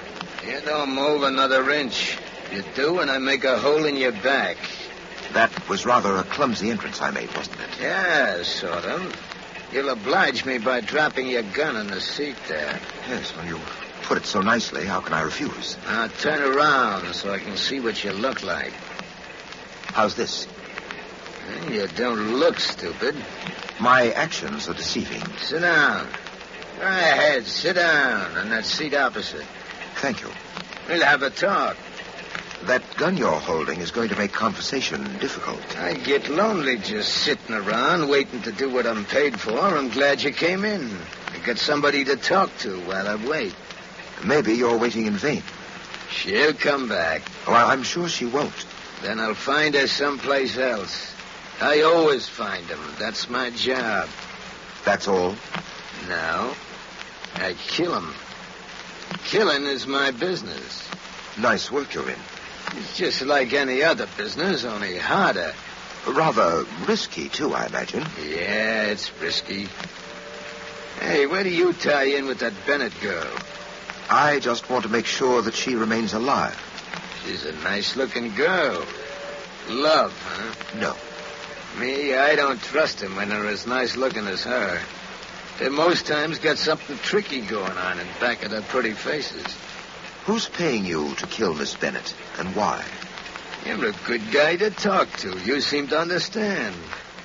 I'd like to tell you because you're such a good guy, but you know how it is. Yes, secrets of the trade. Yeah, that's it. Sorry. Well, as long as she ain't coming back, I better get going. You tell her something for me, will you? You tell her she can expect me anywheres along the line between here and Mexico City. Now, get up. Very well. Face the window. That's it. Now, you stay right there. You take my advice. Count to 10 before you come out of this compartment. It's nice talking to you. So long. I didn't take his advice about the counting. I pulled open the compartment door and rushed out into the corridor. And then I stopped. The corridor was empty.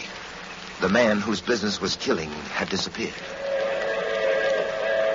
A killer was on that train. A confessed, cold, businesslike murderer. He was being paid to shoot down Linda Bennett. And Linda Bennett was with Denny in my compartment. I hurried back through the train. I opened the door and started across the platform that led to my car. And then a hand reached out and grasped my shoulder. Hold it, you. I want to talk to you.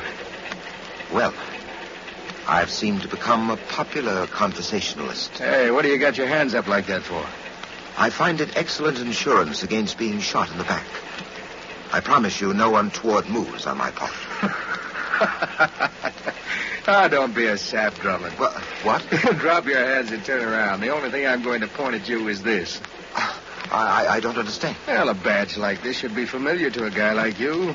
Police? Yes, West Coast. Homicide Division. Lieutenant. Name's Gregg. Sid Gregg. Oh, well, believe me, Lieutenant Gregg, you've no idea what a pleasant surprise you turned out to be. But tell me, how did you know who I was? Well, I checked around. I made it my business to find out after I saw the dame go into your compartment. Linda Bennett, you know her? Yeah, real good. I've been escorting Miss Bennett for quite some time, only she doesn't know it. You've been trailing her? Yes, for 3 months. Well, why? What's the reason? Didn't she tell you anything about it? About Larry Kramer? No, I don't know what you're talking about. Miss Bennett just told me she was on her way to Mexico City to find her brother. Mexico City, yeah, that might be it. He might be there at that.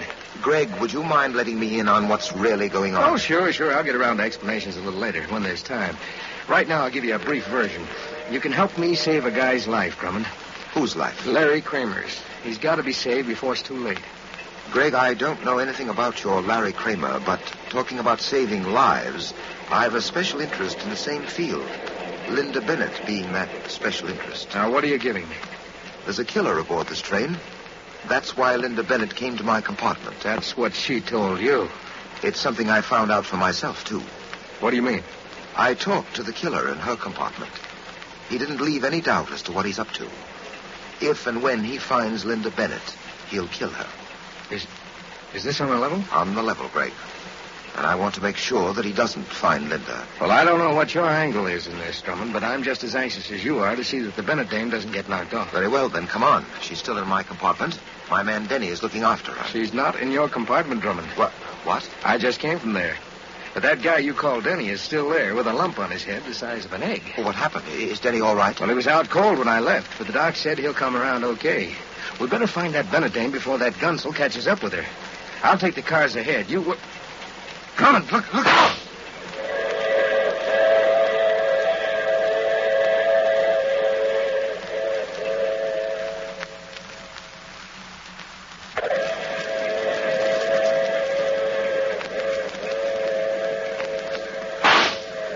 As I dropped, I felt a sharp sting in my shoulder. I looked around. The train platform was empty, save for Lieutenant Gregg and me. And Gregg was lying a few feet from me, face down. I called to him. He didn't answer. I crawled over and touched him. He didn't move. Sid Gregg was dead.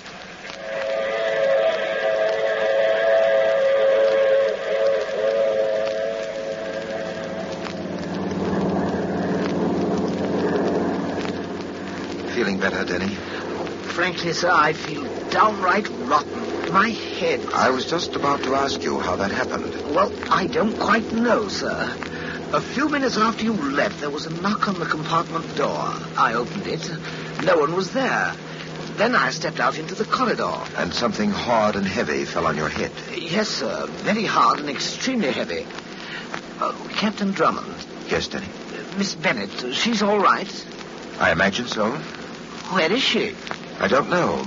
When the train pulled in at Tucson, I had every car searched. She wasn't aboard. But where could she have gone? She probably got off at Tucson unnoticed. It wouldn't have been difficult. I had lost interest in Linda Bennett momentarily. What do you mean, sir? I had a murder on my hands. Murder? A West Coast police lieutenant named Sid Gregg was shot while I was with him. I was luckier than he. I escaped with a shoulder graze. Oh, really, sir? You're not making sense. Where does the police lieutenant come into this? Well, Gregg didn't get a chance to tell me the full story. while I waited for this plane to Mexico City to take off, I phoned the West Coast police, and they gave me the details. Greg was interested in saving the life of a Larry Kramer. Kramer is sentenced to die next Wednesday for a murder. Greg believed Kramer to be innocent.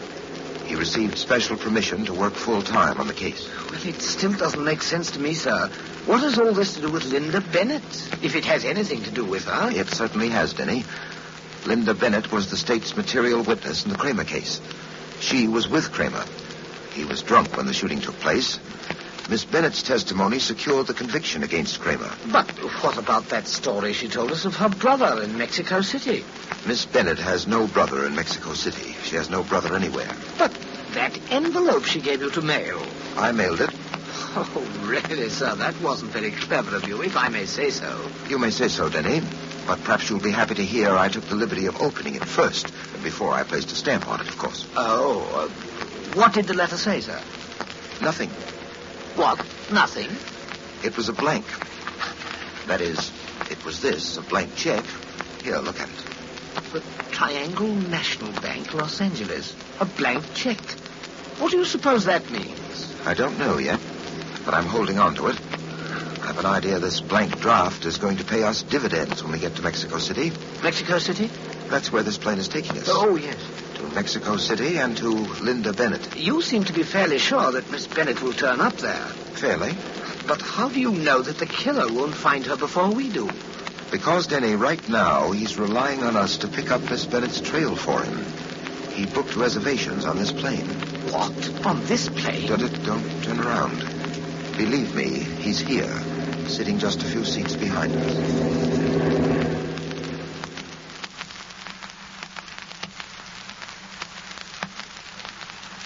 Denny and I went to the Mexico City post office.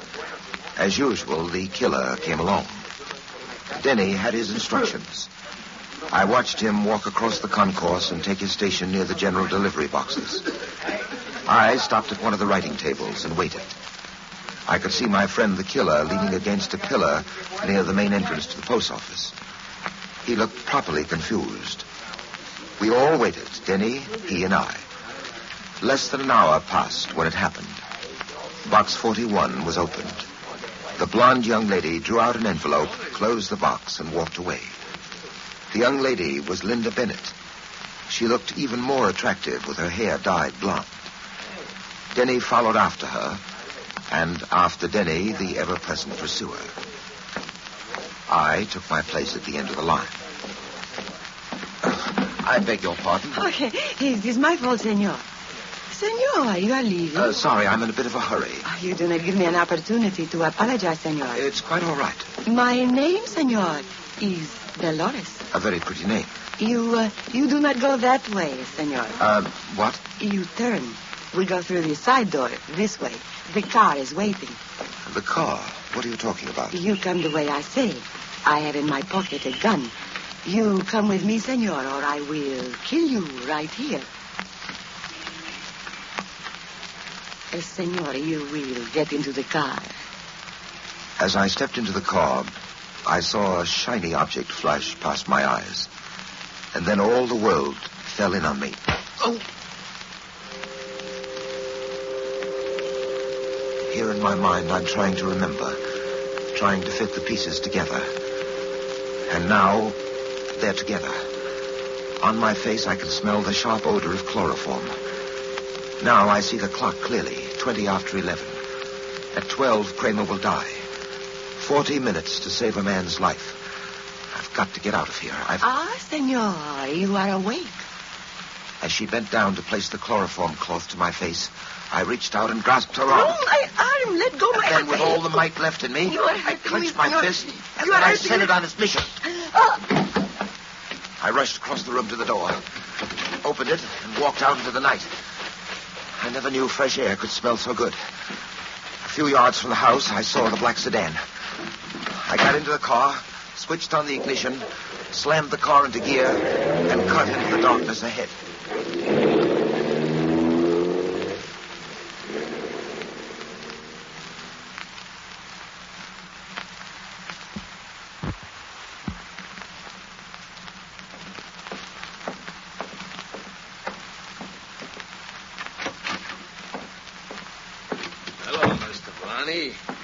Hey, killer. Al told me you just got back to town. I got good news for you, Mr. Varney. Good news, I hear. That's why I came back to Mexico City. Where's the Bennett dame? Outside? Hey, what about the character you picked up with her? He's Drummond's boy. They're both outside with Steve. What about Drummond? Dolores and Manuel got him out at their shack. All the eggs in one basket, eh, killer? That's right, Mr. Varney. By the way, Steve took care of that Los Angeles cop Greg for you on the train. Yeah. Al told me. You can bring that Bennett doll in now, killer. What about Denny? I got nothing to say to him. Okay, Steve. Mr. Varney wants to see you. Come on, sweet face. This way. Here she is, Mr. Varney. Hello, Linda. What's the matter, baby? Ain't you glad to see Chris Varney again? She don't look like she's glad, Mr. Varney. That's funny. I hear she's been breaking her neck to locate me. That right, Linda? You sure played me for a sap, Varney. I went down the line for you. I did everything just as you wanted it. I lied my tongue out on that witness stand. I got that conviction against Larry Kramer for you. That's right, Linda. Those smart words of yours built a neat frame around Kramer.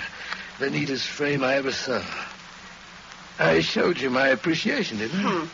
You got my check for $10,000. I wrote it out for you nice and clear. 10 G's. That's what it said, didn't it? It said nothing. When I looked at it the next morning, it was blank. Blank? What do you know about that, killer?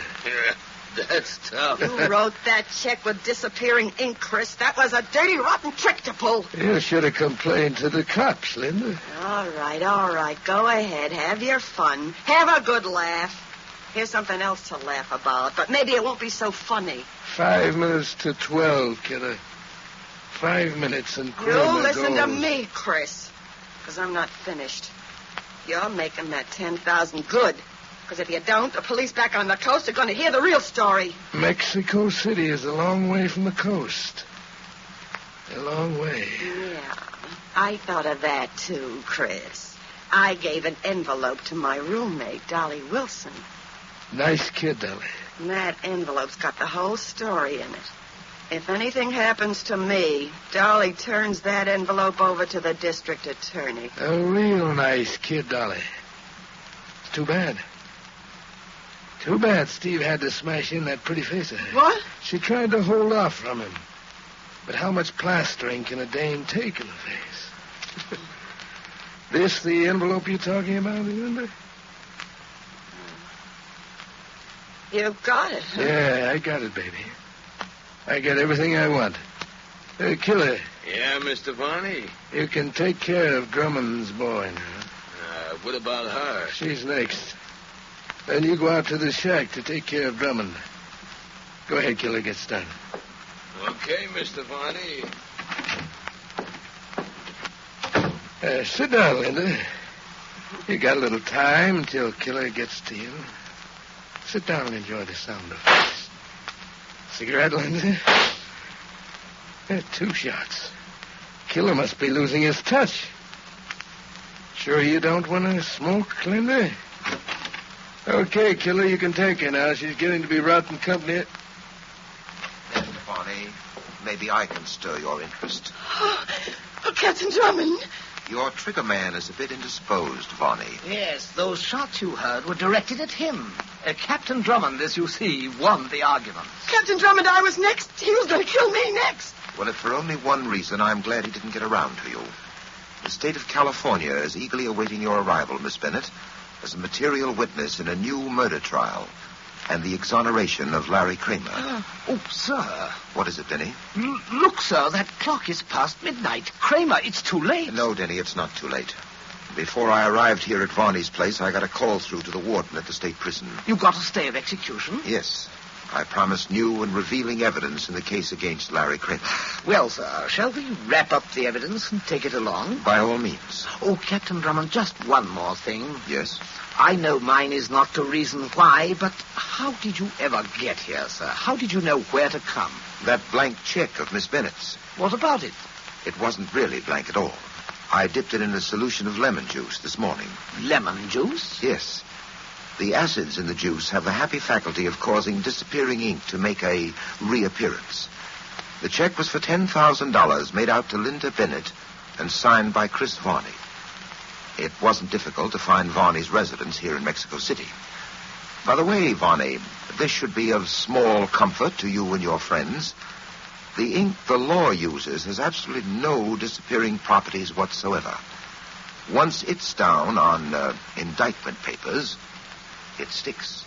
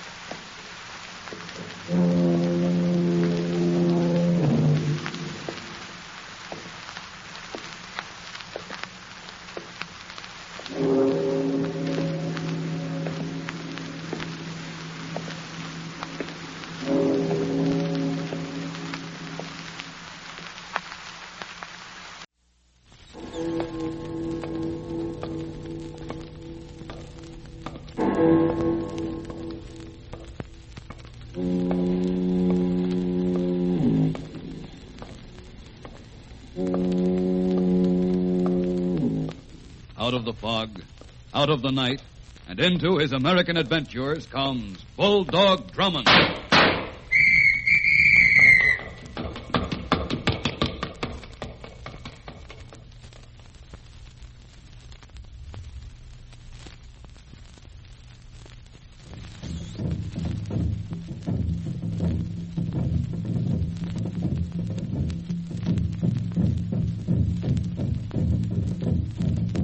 I lie awake in the darkness of the night, and in my memory I still hear the slow, mournful monotony of the drums, as their hymn of death echoes through the tropical night, as they beat out the devil's tattoo. I lie awake and think how that evil dirge reached across thousands of miles to touch me.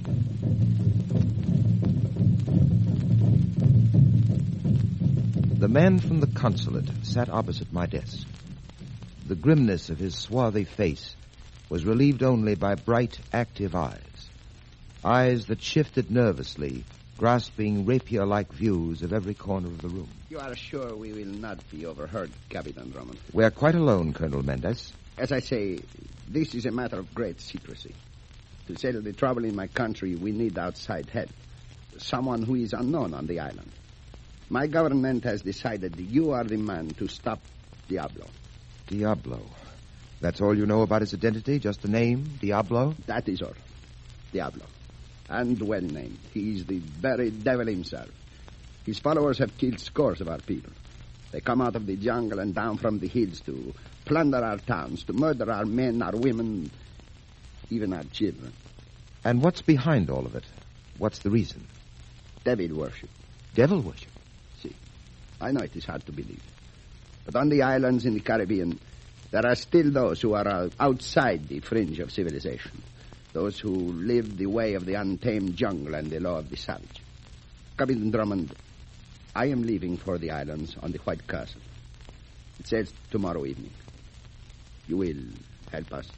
The White Castle tomorrow evening. Pardon me. I'll call the steamship office to make reservations for Denny and me. That will not be necessary.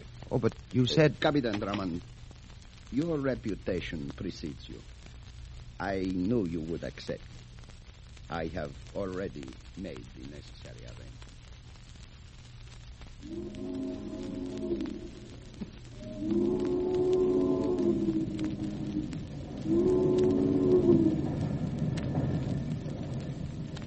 Well, Denny, we're on our way.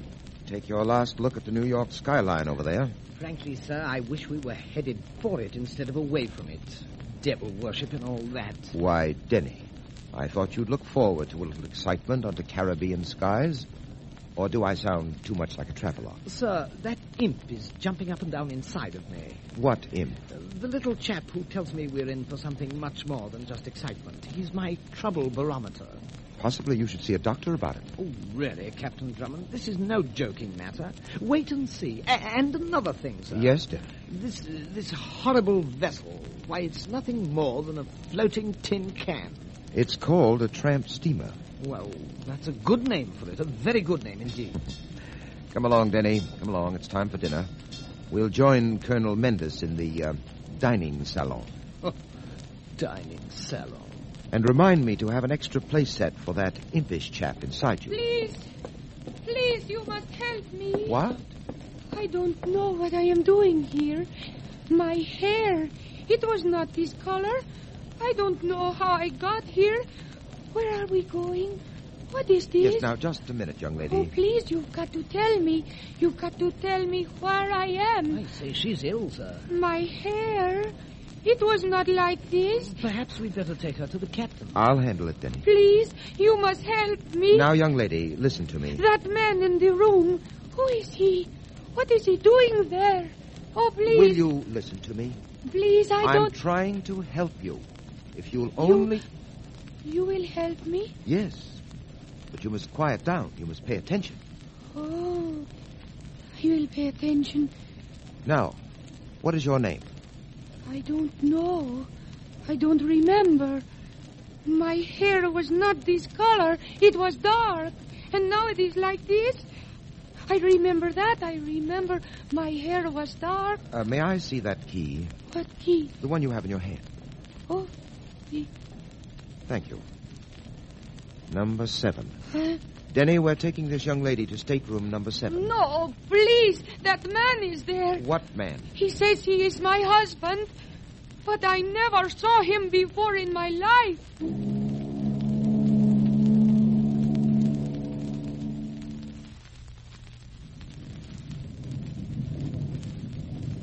Here's the key, Denny. Open the door. Yes, sir. Oh, please, don't take me in there. I am afraid. Maria! It is that man. Oh, take me away, please. Maria!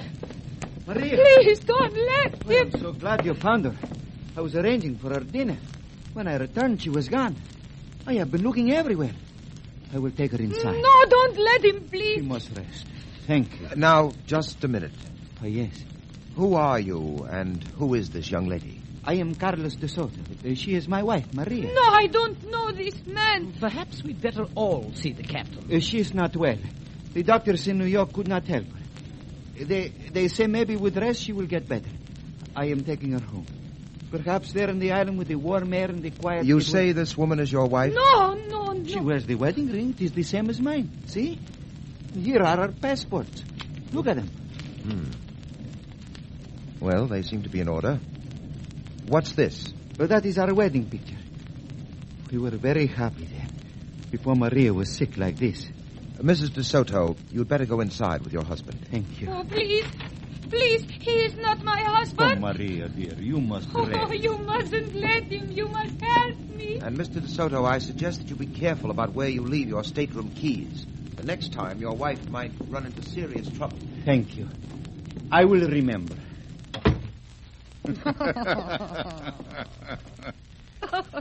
A magnificent performance, Maria. Thank you. I trust I was convincing. It went beautifully. You worked up deep sympathy in your audience. Diablo would be fascinated. So... Captain Drummond, being the clever detective, will wonder why you, a supposedly sick woman, were allowed to get your hands on the stateroom key. Perhaps you will wonder, too, why your hair was bleached. Detectives look at little things like that when they're troubled.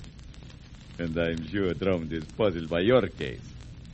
The more interest he shows in us, the more easily we shall arrange for the sudden end of Colonel Mendes.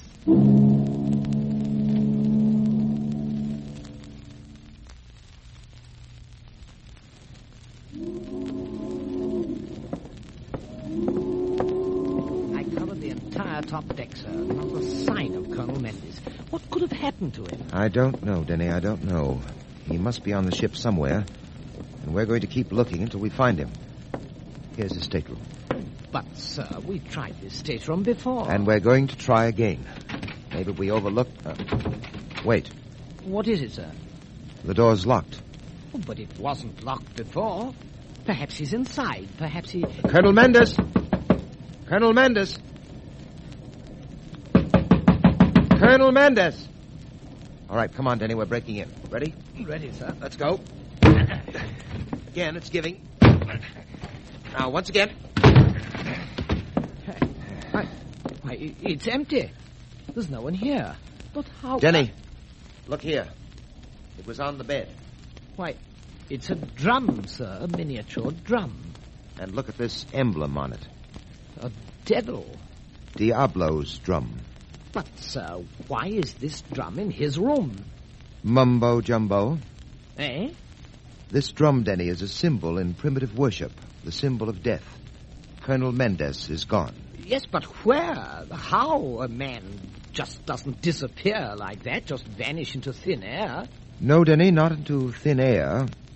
Into the water, perhaps. Oh, but who could have done it? That drum, Denny, is a calling card. One of Diablo's agents. Diablo's agent? Aboard this ship? One of the passengers? Or a crew member. Oh, dear, sir, if we had only paid less attention to Mr. DeSoto and his sick wife, Colonel Mendes might still be alive. Yes, I thought of that, too. And, Denny, my interest in the DeSotos is even greater now. Captain Drummond. Well, what is it? It just occurred to me. I just realized it. What? They must know about our mission. With Diablo's agent aboard this ship, with Colonel Mendes out of the way, you and I may be next. Diablo's agent... Denny, down! Well, what happened, sir? Phew. You can get up now, Denny. Lucky I saw that door open. What was it? Someone threw a knife at us. And it's very comforting to see it in that wall over there rather than in either you or me. Oh, there, sir, that proves it. It's just as I was saying. Yes, Denny, as you were saying, speak of the devil.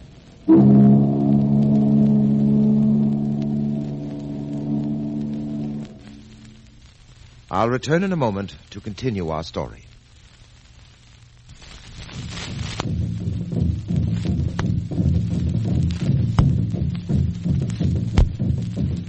I lie awake in the darkness of the night, and in my memory I still hear the slow, mournful monotony of the drums as they beat out the devil's tattoo. I lie awake and think how a ship brought me closer and closer to that evil hymn.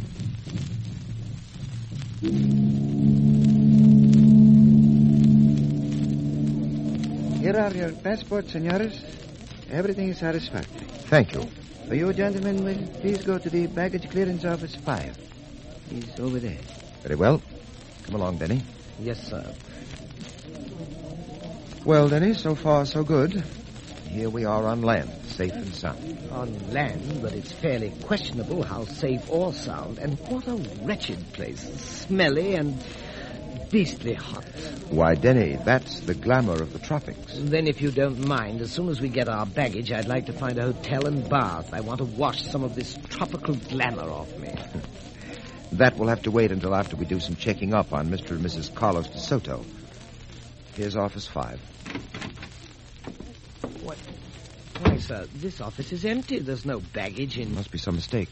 We'll try. You are Captain Drummond? Yes? I am Manuel Valdez, Inspector of Police. I had you directed here. It is about Colonel Mendes. I see. We received your radiogram about his disappearance at sea.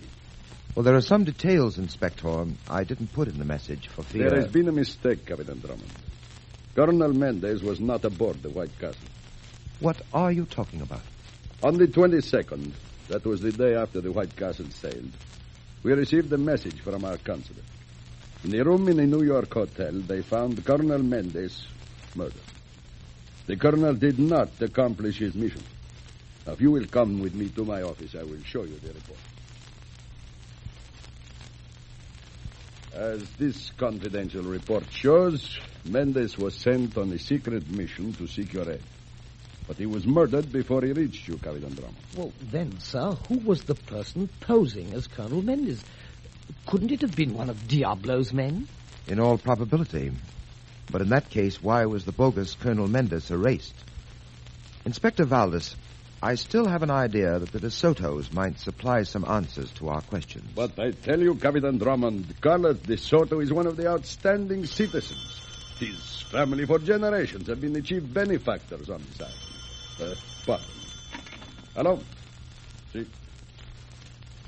Oh, yes, Doctor. She has. I see.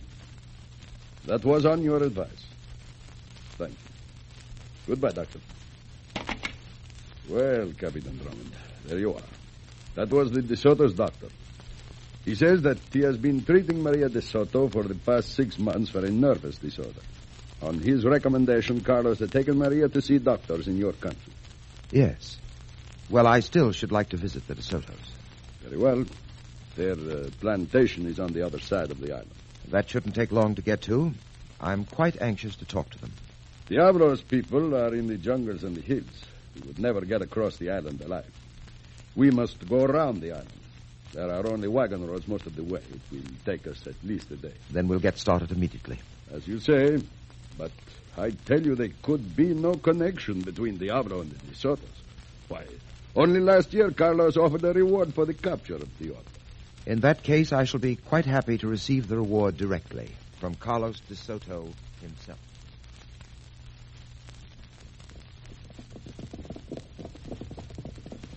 I say, how much further before we get to a stopping place? It's getting so dark. There, in the distance, in the valley. You can see the lights. There is a village. We will rest there for the night. The sooner we get there, the better for my nervous system. Denny is allergic to the night. Only tropical nights. Oh, what I wouldn't give for the beautiful din and clamor of Times Square and Wait. What's the matter? Quiet, Denny. Devil drums. They're getting closer. It is the signal. Diablo's men are coming down from the hills. In this direction? Perhaps, who knows? Adelante! Adelante! Hey, I say, what do we do now? If we can make the village, adelante! Can't the horses go any faster? Look, the village. I say, a fire! And look, there's another! And another! Diablo's men, they are in the village. Alto! Alto! I say, better turn back. They may be behind us. Well, then what do we do? In heaven's name, what do we do? We stay here for the night, in the woods. And we pray, Denny. We pray that we're alive to see the sunrise tomorrow morning.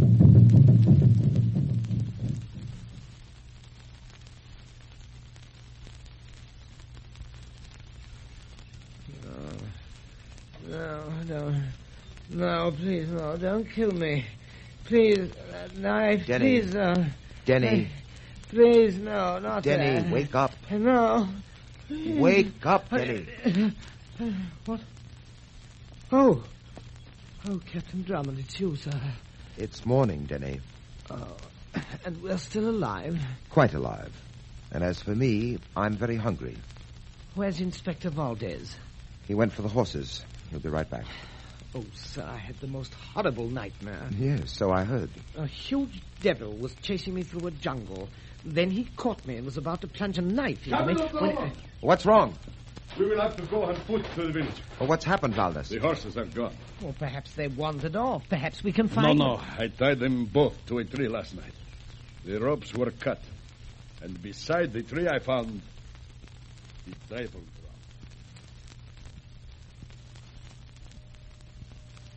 Hello! Hello! It is no use, Captain Drummond.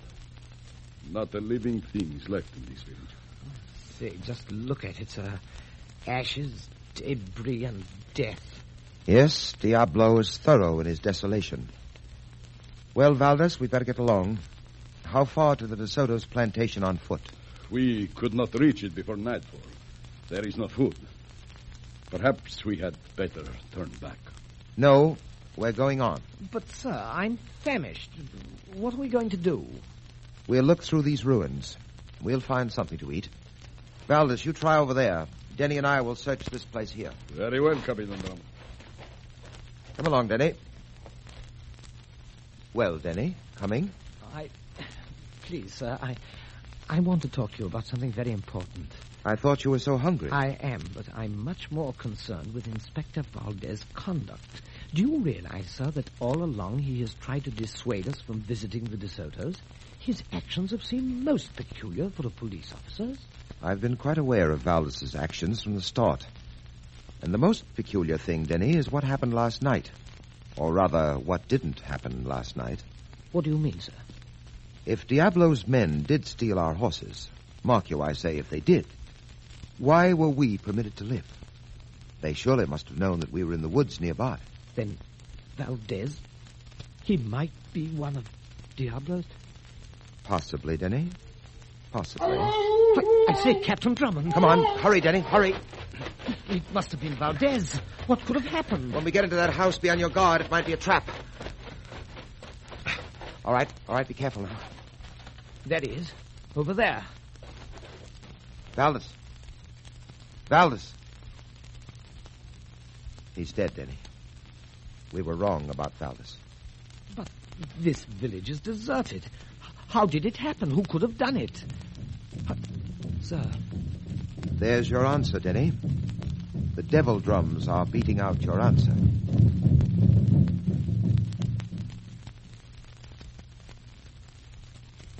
What an unexpected pleasure, Captain Drummond. It is so seldom we have visitors here at the plantation. We are so isolated, you know. Sir, could we... that is, I wondered if... What Denny wants to say, Mr. DeSoto, is that we're quite famished. Yes, starved. We've had a rather trying journey. Of course. We are about to have dinner. Maria will be very happy to see you. Come along, gentlemen. Thank you. And how is Mrs. DeSoto? Improved. Much improved. Now that she is home, she is much less agitated. This way, please. Maria, we have visitors. You remember Captain Drummond and Yes, I remember. And our other guest, Maria? He will be here in a moment. Sir, she seems to be all right now. Captain Drummond, we have another diner with us this evening. As they say in your country, the more the merrier. Ah, there he is now. Captain Drummond. Good evening, senores. Sir, it's the man who posed as Colonel Mendez, the man who disappeared at sea. Captain Drummond, I have been anxiously awaiting your arrival. Oh, by the way, permit me to introduce myself. I am Diablo.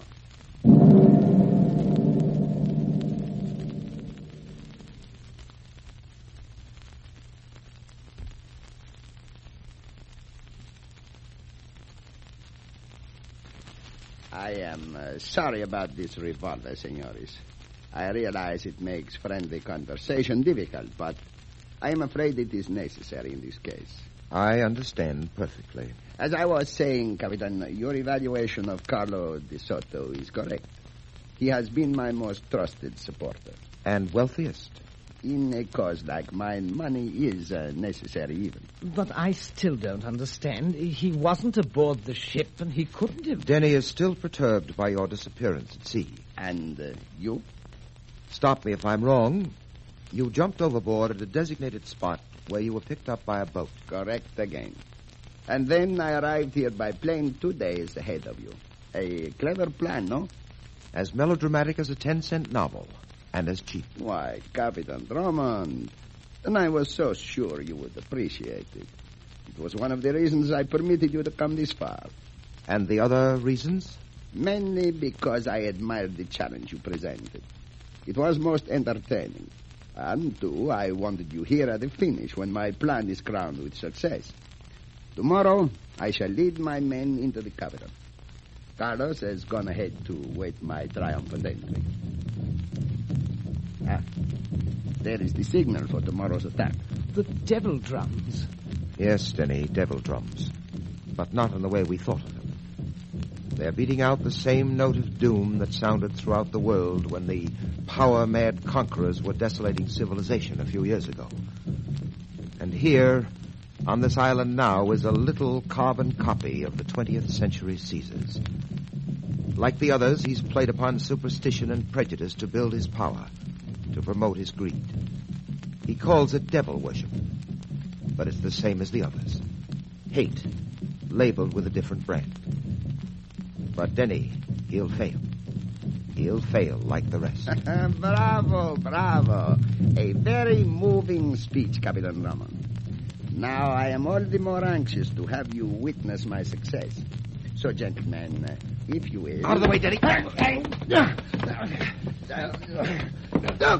Drummond, you grab the gun. It's on the floor. I see it, sir. Now, this is for the real Colonel Menace. And this is for Valdez. Stop. And this... Stop. This is for those you slaughtered. No, please. And that was from good people everywhere. All right, Denny. Let's get him out of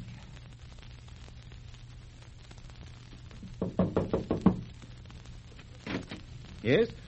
Get your hands up, DeSoto. What? I said up. That's better. What are you doing here? I've come for you, DeSoto. What diablo?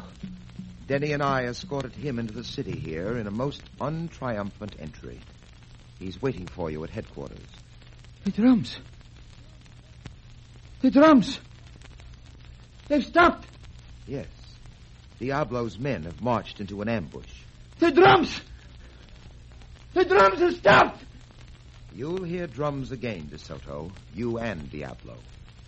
You'll both hear them again for the last time as you march out into the yard before the firing squad.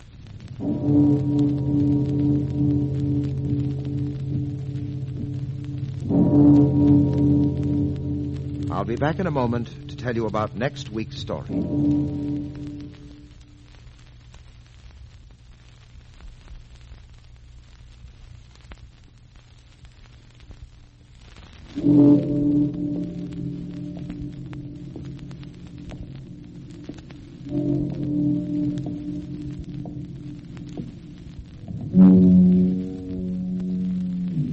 A stroll along the waterfront starts Denny and me on an adventure of strange proportions. The dimensions are 3 murders by 1 prison break. A sturdy frame-up is built to bring you the story I call Dead Beat. Be sure to listen, won't you?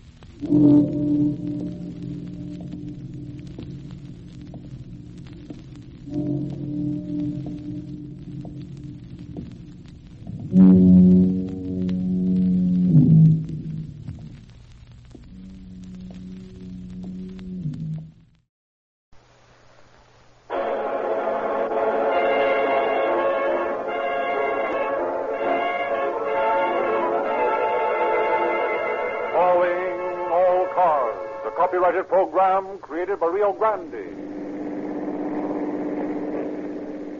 Los Angeles Police calling all cars. Attention all cars. Broadcast 228 regarding a holdup at 439 South Broadway in the Pig and Whistle Cafe.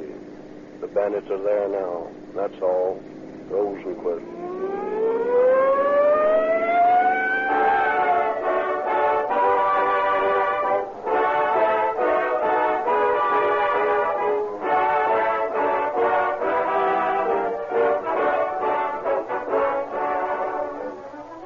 Tonight, the West's most popular broadcast brings you news of fitting companion products to Rio Grande's great cracked gasoline. 2 new oils, the newest and finest sold in the West, Rio Lube and Rio Grande, Pennsylvania. Think of it, oils that will withstand any motor heat or car speed. You cannot break them down with the fastest driving and the hottest weather. Yet at the instant of starting, they will flow freely through your motor, even in 0 temperature. They cannot gum up your valves. Valves won't stick if you regularly use these oils. All carbon-forming elements, sludge, and other foreign matter that are present in many motor oils are removed from Rio Lube and Rio Grande, Pennsylvania. These oils have tremendous film strength, the quality that acts as a cushion in protecting the moving parts of your motor from friction and wear, thus ensuring long life and low operating costs for your car. Rio Lube and Rio Grande, Pennsylvania are completely de-waxed and de-jellied, making it possible for you to use a lighter weight oil, which cuts down oil drag and increases your gasoline mileage. They are the newest and finest motor oils in this market, yet they cost no more than many inferior brands. When you call at your Rio Grande dealers tomorrow for cracked gasoline, ask about these new oils. They will give your car greater protection over more miles at less cost than any other type of motor oil.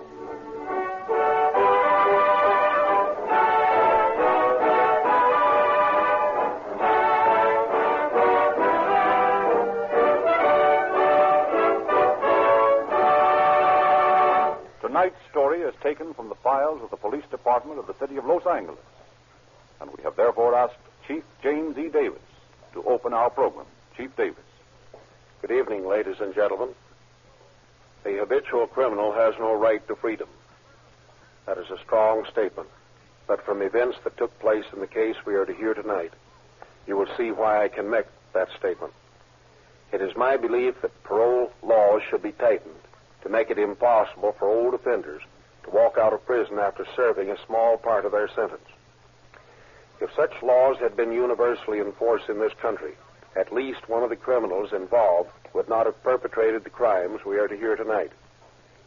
I believe that no police officer should be asked to risk his life arresting known criminals caught in the act of committing a crime. However, I shall reserve further comment on this case for the end of the program.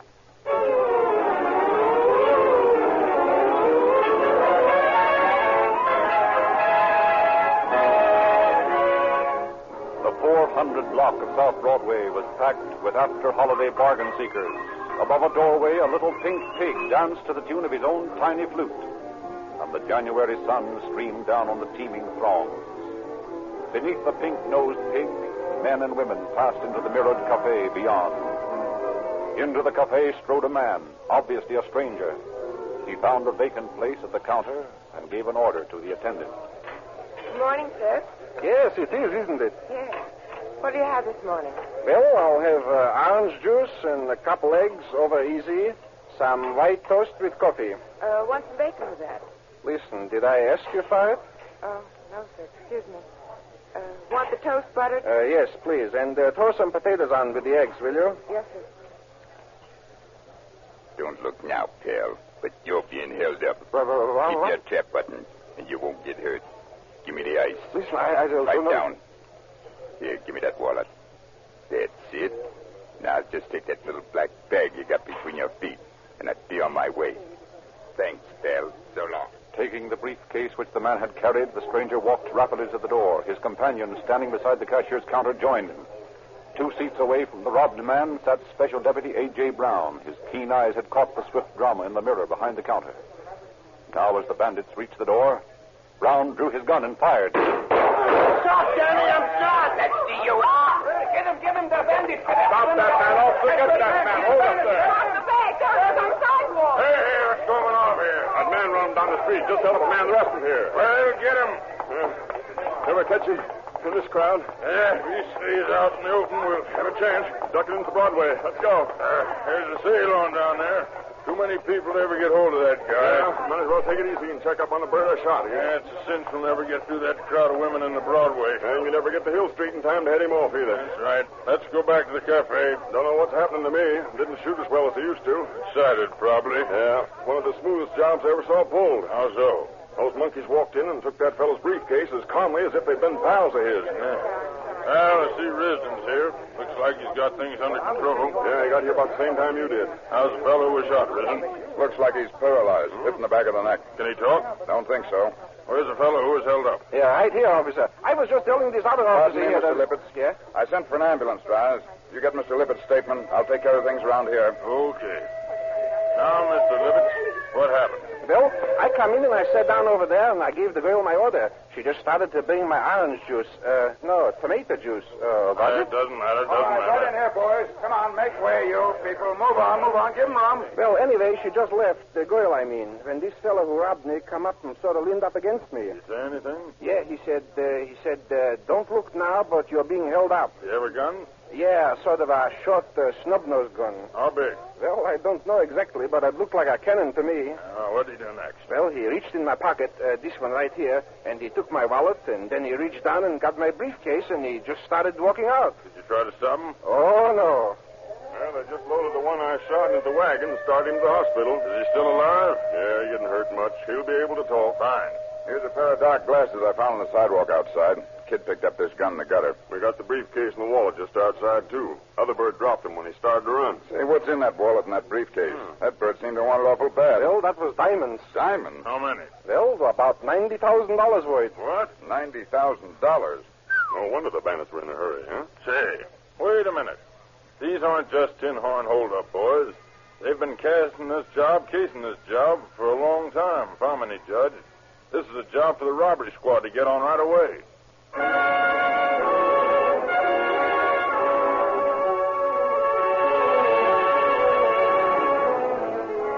Within 15 minutes from the time the bandit was shot, Detective Lieutenants George Gibson and E.E. Rambaud, together with Special Deputy Sheriff Brown, arrived at the hospital to question the suspect. Oh, boys, want to see our tough friend? And how? Rambaud and Gibson here have a few questions for him. He won't talk. Promise you that, Rambaud. Well, maybe not, but we'll try anyway. Confident, isn't it, Gibson? Well, Doc, we usually get him sooner or later. Well, hop to it. Good luck. Is he badly hurt, Doc? Oh, I don't think so. He seems to think he's dying. But I doubt if he's very seriously wounded. However, the bullet's pretty close to the spinal cord. You never can tell about those things. He may pass on. That sort of puts us on the spot, doesn't it, George? Yes, it does. I hate to shoot a lot of questions at a fellow when he's in pretty bad shape that way, but on the other hand, we can't take a chance at what he knows will be lost to us if he does die. I don't see how you boys can afford to take a chance. Well, shoot yourselves, all I say. I don't see why the bullet didn't kill him outright. It doesn't look very serious now, but you know how those things are. Yeah. Okay, well, let's talk to him. Joe, Lieutenant Gibson and Rambaud want to ask you some questions. Go away, coppers. Oh, take it easy, Joe. We aren't going to hurt you. No, we just want to know who the bird was who was with you. You get away? Yeah, I missed him. So you're the mug who shot me, are you? I'll get you for that. Now, take it easy, Joe. Now, don't get yourself excited. It might be too bad for you. You mean I might kick off? Yeah, something like that. Won't that be a joke on the cops? Are you willing to tell us about yourself, Joe? Sure. Why not? I ain't gonna be here long. I'll spill about me. Well, that's more like it. Don't get me wrong, copper. I ain't squealing on my pals, see? Why not? They didn't seem to worry about what happened to you. That's what you think. Never mind, skip it. What do you want to know? What's your name? Joey Ray. That's your real name? It'll do. What do you do for a living? I'm a fighter. Live in Los Angeles? For the time being. You'll be here a long time, unless I miss my guess. Yeah. Who was the fellow with you? His name was Jack. What's the rest of it? I don't know. Don't try to kid us. I don't know. Where'd you meet him? 6th and Main. When? About an hour before we pulled the job. You expect us to believe that? Where do I care what you believe? Well, how'd you happen to know about those diamonds? I didn't know anything about them. That was Jack's idea. Yeah? How's that? He said he knew where there was an easy date. Wanted to know if I wanted in on it. I was broke, so I told him I did. He said it was over on Broadway. When we got over there, he said we'd go in and get a cup of coffee. I didn't know he was going to hold up anybody in that joint. Well, I saw you holding a gun on the cashier. How do you explain that? When we got inside, Jack shoves his gun in my hand and he says, "Stay here." I thought the cashier was a friend of his, so I just stood there and kidded with it. Oh, Brown, I understand this fellow had the briefcase when he fell. That's right. How did that happen? Jack come over to where I was standing, handed the satchel to me. He said, "Let's beat it." Then what happened? I don't know. I started out the door, and then all of a sudden, something hits me in the back of the neck. I heard gunshots. That's all I know about it. You mean to tell us you didn't know anything about this holdup until you got into that restaurant? Yeah. Oh, you're lying, Ray. Yeah. Let's see you make me tell you anything else. Maybe you won't talk now, but you'll talk plenty later. That's what you hope, copper. Well, let's go. We won't get anything more out of him today. Or any other day, Flatfoot. How'd you make out, boy? Not so good. Oh, all we got out of him was his name and a pack of alibis. Yeah, and about the flimsiest story I ever heard. No dope at all? All we got so far in this case is a pair of brown sunglasses written found on the sidewalk. the gun the bandit threw away, and a black overcoat that was picked up in the Broadway basement. He evidently threw it away as he went through to Hill Street. This looks like a well-planned job to me, boys. Yes, it does. The fact that the bandit knew Lippitz, knew exactly where his wallet was, indicates that. Coupled with the fact that he didn't try to get anything else except the wallet and the briefcase. If he'd tried to hold up the rest of us, it might look like one of those spur-of-the-moment things. No, I'm positive that we got a pretty smart set of crooks to deal with. Well, it's a cinch we aren't going to catch him sitting here. Let's check with Hopkins about the fingerprints on the glasses and the gun.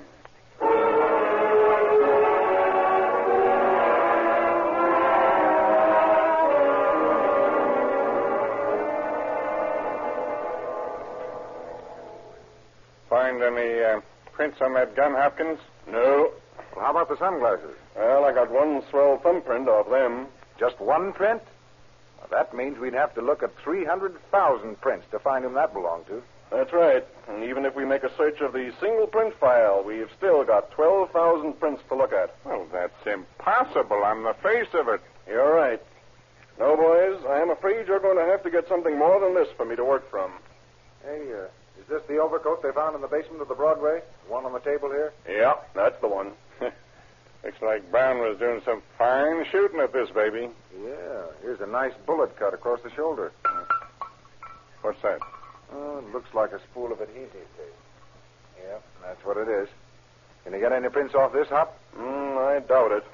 Well, might as well see what you can do with it. Here's the personal effect card of that mug in the hospital. Let me see it. Look here, George. Yeah? Here's a card that says Star Cleaners and Dyers, Market Street, San Francisco. I wonder... Let's see what the San Francisco police know about this burn, huh? Hey, didn't Lippitz say something about having been in San Francisco when we questioned him? That's right. Come to think about it, he did. George, you know what I think? Nope. I think this is a well-planned job. Those two fellows followed Lippitz down here and knocked him over. Boy, they really wasted a lot of time, didn't they? I'll say. However, this isn't getting a teletype working to San Francisco. And we want Joe Ray's record.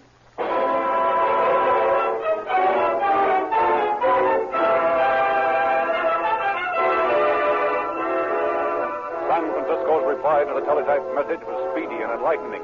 Joey Ray, alias Joey Rich, had been arrested in San Francisco for robbery, but through a technicality had appealed from a conviction, and his second trial resulted in a hung jury and dismissal of the case. Joey Ray had been turned loose to go his devious way unmolested. Gibson and Rambeau studied the message for further information. Hey, George, there's another part of that teletype from the north. Any more dope on our boyfriend? Lots of it. Seems he had an accomplice in that San Francisco holdup, a fellow from New York. But he escaped and is still at large, according to this message. Probably our pig and whistle boy who got away again. Got his name there? Yep. Nessie Blue. Sounds like a dress goods color. Yeah, doesn't it? Has an alias of Bill Lewis. Dark, 5'6", 30 years old, professional boxer. Has a criminal record as long as your arm. Well, and it's a cinch we've got his mug in our files. Well, let's dig it out and see if we can get an identification. Boy, if this is the right name, we ought to have a lead pipe cinch on this. I hope we got something this time. Hey, Hopkins, let's see what you've got on Nessie Blue, alias Bill Lewis. Who's he? Well, we got a tip from San Francisco that he might be the bird Joey Ray was with on that diamond job. What did you say that name was? Blue. Nessie Blue. Or Bill Lewis. Blue, huh? Yeah. Let me see here. Yeah, here he is. Is that your man? Let's have a look at him. Well, fits the description all right, doesn't he? Looks like it. Well, what's wrong with checking his prints? Well, you've got something there. Try and make something of it. No, let's take a look at this thing. Well, it looks like it. Nope, nothing doing, boys. Not the same prints. What? Take another look. No use, boys. They don't match. Are you positive? What's eating you guys? Sure, I'm positive. How long do you think a guy has to be in this racket before he learns his business? Okay, keep your shirt on. We'll take your word for it. After all, these glasses may have been handled by half a dozen people before we got them. We don't have any evidence that this thumbprint on the glasses belongs to the hold-up man. Say, George, did you send for Brown and the other witnesses? Yeah, they'll be here in a few minutes. Well, let's show them a bunch of pictures and see if they can pick this bird Blue out of the bunch. Okay by me. Give us a flock of mug pictures, Hop. Well, here you are. Here's about 6 of them. Come on, George.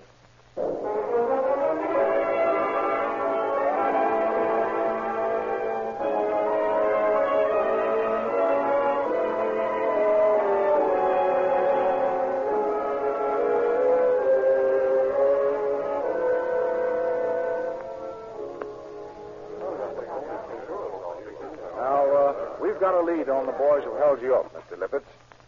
We want you to take a look at these pictures and see if you can pick out the bandit who robbed you. Well, I'm sure that I can. I'd know him if I saw him. How about you, Brown? Well, I don't know. I might. Well, here they are. See what you can do. Let's see. That's not the one. No, it ain't that one. No, not that one either. That looks like him. No, this man's a bigger man. Oh, maybe he is at that. Say, here's one that looks like him. Let me look. That's the man. How about it, Brown? Well, I'm not sure. Looks a lot like him, same build and all, but, well, I can't be sure. Say, I'm almost positive that that's the man. You willing to swear to it? Well, not from the picture, but if I could see the man, I could tell quick enough. I believe if you find this bird, you'll have a pretty good line on your bandit. I'm sure he's the man. Well, this fellow's a friend of the man you shot, Brown. He was picked up with Joe Ray on the job in San Francisco. Say, that's where I saw that fella. I remember now, that fella that got shot. I saw him several times hanging around the hotel where I used to live. Yeah, I saw him in the coffee shop. Well, and the chances are the fellow who was with him was Messy Blue. Let's see what the teletype can do for us on that score.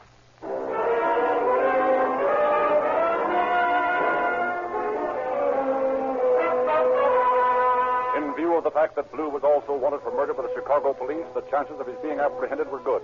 Meantime, Joy Ray was giving a surprise to both the hospital staff and the police. Instead of dying from a wound that would have killed an ordinary man, Ray was actually thriving on his hospital sojourn. 8 weeks after his capture, he stood in court. Now, Joe, you admit you participated in this robbery? Yes, sir, I was there, but I didn't have anything to do with it. It's just like I told the cops. This bird shoves a gun into my hand and tells me to stay put while he lifts the diamonds from the salesman. That's all I know about it, Your Honor. How old are you, Joe? 18, Your Honor. What? Why, Your Honor, this man's police record shows his age as 26.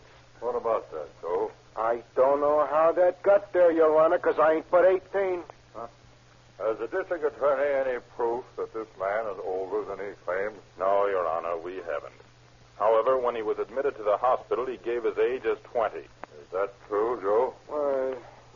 Yes, sir, but you see, I was pretty confused, being shot and all, so I didn't know exactly what I was telling him. Well, in the light of your own statement as to your guilt, and in view of your minority, I see nothing to do but to send you to the state reformatory for the next 3 years. And at the end of that time, order your return to the jurisdiction of this court for further disposition. That's all. Yes, sir.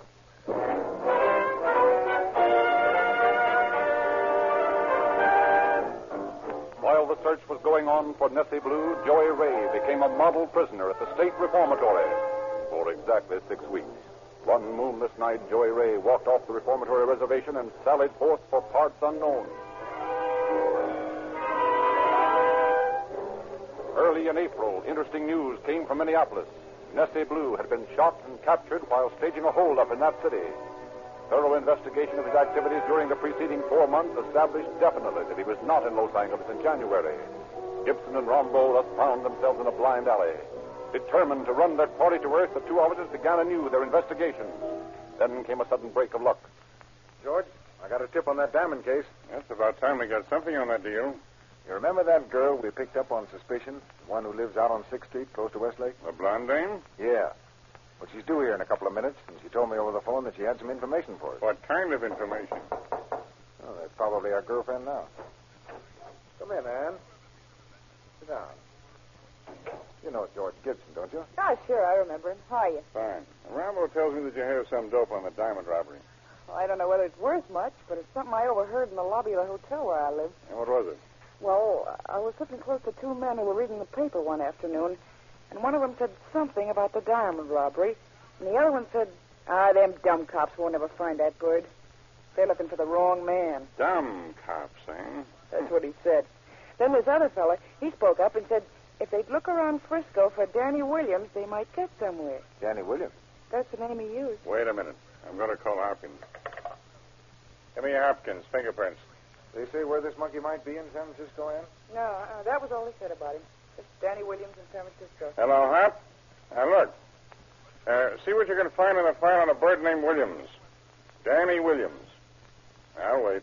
These fellows you overheard, have they been living at the hotel long? Not very. One of them came from up north himself.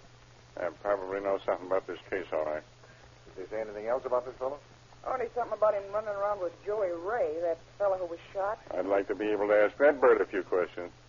Hello? Yeah. Arrested San Francisco, 1932. Burglary. Oh, he beat the rap, huh? Okay. What else? Alias Nathan Katz? What's his description? 150 pounds, 5 feet 6, 30 years old, professional boxer. Well, that's more like it.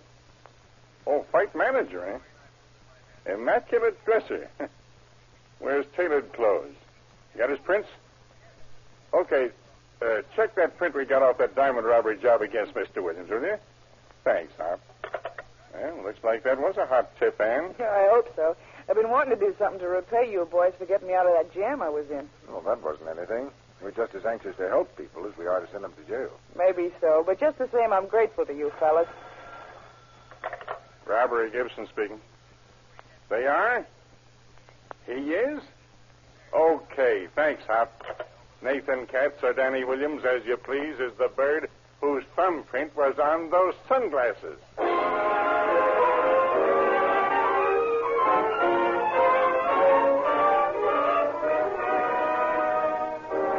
Again, wires hummed. Complete descriptions of Danny Williams went to police departments throughout the country. From Salt Lake City came news. Danny Williams, alias Nathan Katz, seen in Salt Lake today. Does Los Angeles want him held? Most assuredly, Los Angeles did. A prompt wire to that effect resulted in an intensive search, but the quarry had flown. Then on July 30th, there came news from San Francisco. Danny Williams being held by San Francisco police. Will Los Angeles send for him? The early morning sun of August 1st found Detectives Gibson and Rambo burning the coast highway as they sped northward after the long-sought prisoner. On September 26th, dapper Danny Williams stood in the court of Judge William S. Baird in Los Angeles. Oh, what do you think now, Danny? It's a cinch. Ain't I beat all the reps I've been picked for? You can't hang this on me. You watch. That's your new overcoat we do, Danny. Yep. Call Danny Williams. That's me, boys. Watch me do my stuff. You've already been sworn, haven't you? Yes, sir. Take the stand. Proceed with your examination. You're known as Nathan Katz and as Danny Williams? Yep. Ever been in jail? Nah. Ever been arrested before? Lots of times. Ever been convicted? No, they can't no rap on me. I move the answer be stricken from the record as not responsive. Sounded pretty responsive to me. However, it shall be seen. Did you, on the morning of January 11th, enter the Pig and Whistle Cafe at 439 South Broadway and, under menace of this gun, take a bag containing $90,000 worth of diamonds from one Emmanuel Lippitz? I never heard of him. Were you in that cafe on the morning in question?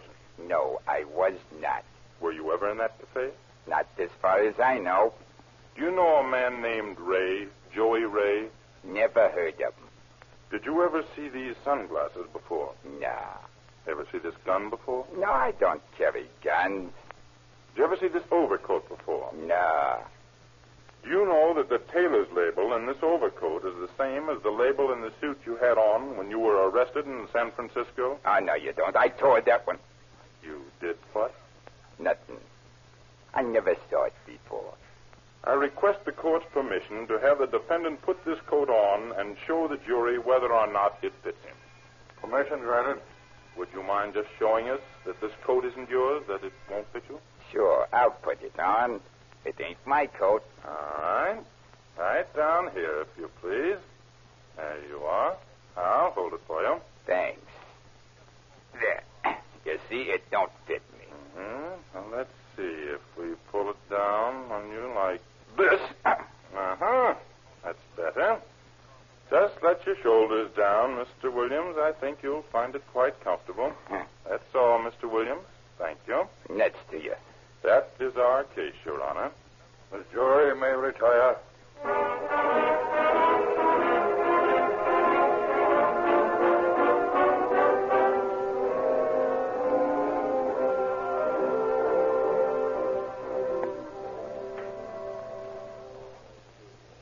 Danny. What do you think now? Nuts. You don't seem so confident, Williams. Too bad you have to have such a yen for tailored overcoats, Danny. Where did you find that coat? Where you dropped it? In the Broadway basement? And what is the idea of the adhesive tape in the pocket, Danny? I was going to take that guy with me if he got tough, or if he didn't have the diamonds with him. Still think you're going to beat this rap, Williams? Sure. Well, you'll soon find out. Here comes the jury. Have the jury received a verdict? We have, Your Honor. You may read the verdict. We, the jury, in the above action, find the defendant, Danny Williams, guilty as charged of robbery in the first degree. Well, Danny, looks like you didn't beat this one. Looks that way. Too bad, Danny. Yeah. Well, boys, you win. You hung this one on me. I didn't think you could do it. Too bad, too. I needed that new overcoat.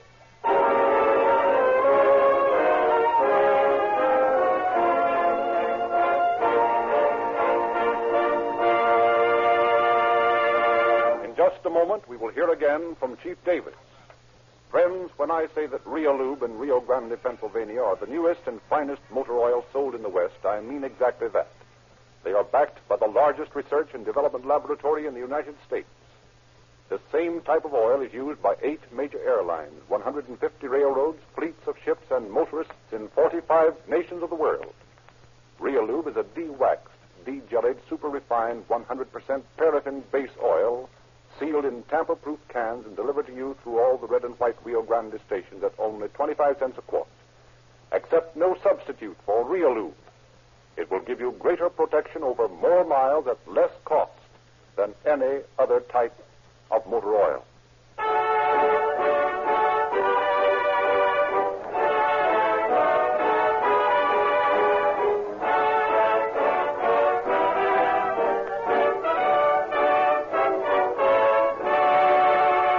And now, Chief Davis. In less than 4 minutes after the prosecution closed its case, Danny Williams, alias Nathan Katz, was convicted of first-degree robbery. He was sentenced to serve from 5 years to life in San Quentin prison. Thus did dapper Danny Williams come up against his first real detour on his road of crime. Since the story you have just heard was written, word has been received from New York City of the apprehension of Joey Ray, for whom a bench warrant still exists. He will be returned to serve his original sentence. Thank you, Chief Davis.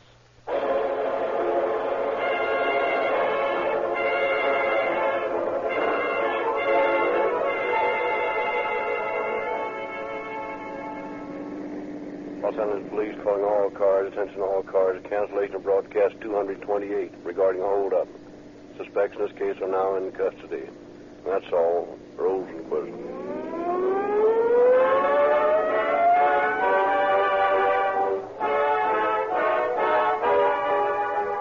This is your narrator, Frederick Lindsley, bidding you good night for Rio Grande.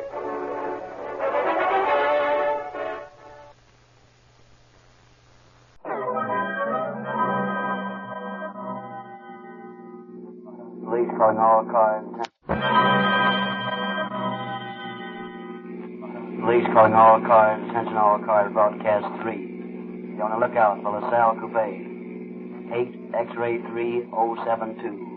8 X-ray 3072. 3 men in the car. An American, a Mexican, and a Negro. She's been wanted for robbery and murder.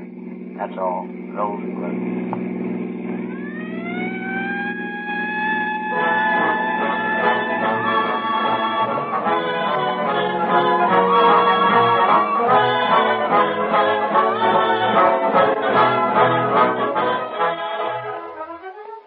Will you help the police in their war against juvenile delinquency? Every boy and girl should be trained to respect the law and despise lawbreakers. Already, many thousands of young boys and girls have joined Rio Grande's Junior Police Department. We offer 15 different free gifts to members, complete G-Man and Junior Detective outfits. Your neighborhood dealer who sells Rio Grande cracked gasoline will show you how to get all 15 of these gifts, all free. If you are interested in police and crime stories, you should read the Calling All Cars News, an interesting, illustrated monthly publication given away wherever Rio Grande cracked gasoline is sold. One of the most effective weapons used by your police in their war on crime is Rio Grande cracked gasoline, which gives so many police cars the lightning-like acceleration, the sensational speed and power which enables them to quickly capture speeders and fleeing criminals. Police cars have made an enviable reputation for these quick captures, and police say Rio Grande cracked gasoline has proved to be the fastest and most efficient gasoline they have ever used. Every year, more and more cities contract with Rio Grande to use cracked gasoline exclusively in all their emergency cars. For years now, more police and emergency cars have used Rio Grande cracked gasoline wherever it is sold than any other brand, and the list is constantly growing. We invite you to make a test in your car with the same tetraethyl-treated Rio Grande cracked gasoline used by police cars and enjoy the thrill of police car performance.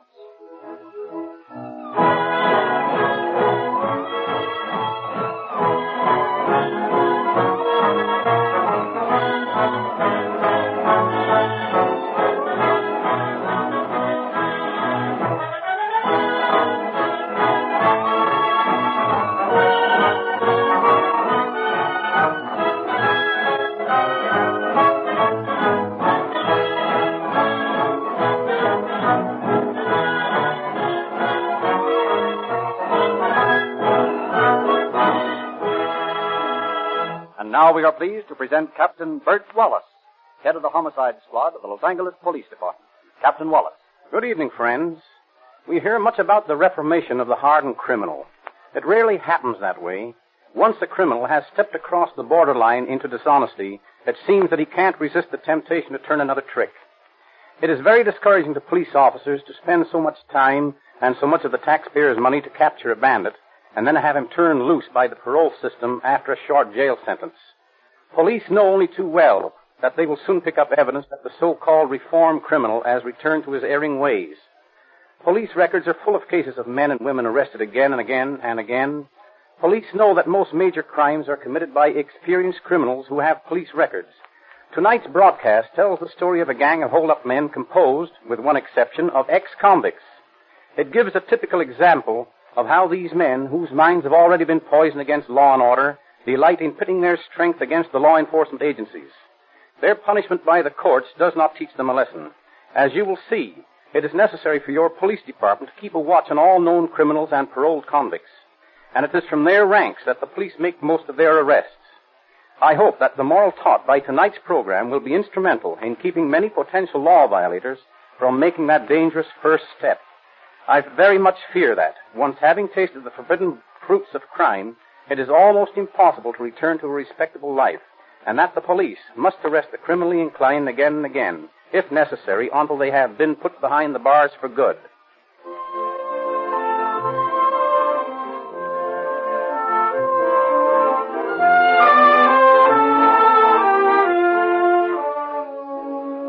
Our story opens on a warm summer afternoon in 1932 in a little jewelry store on South Vermont Avenue in Los Angeles. The proprietor, black magnifying glass in his eye, is repairing a watch when a customer wanders in, followed by two companions, one a Negro. Yeah, well, good afternoon. And what can I do for you? I want to look at your watches. Yeah. About what price watch you have in mind? Oh, something around $35. $35. Yeah. Well, yes, we have some very nice numbers at that price. Just a minute, and I will show you.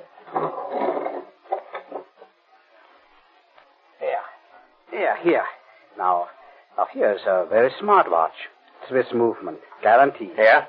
Hold up your hands. What? Hold up your hands. My God, what's this here? Shut up. Dump those watches into the bag, Frank. Take this bird into the back room, Hank. Okay, boss. Look, Bob, here is a bag of jewels, diamonds, rubies. Okay, dump it in and don't talk so much. We gotta make time. I don't miss that silverware back there. No, I get in. Hey, boss, did you get those open back here? Well, lock it, dummy. Yowza. Look up, here comes somebody. All right, pile that junk into the sack. I'll take care of him.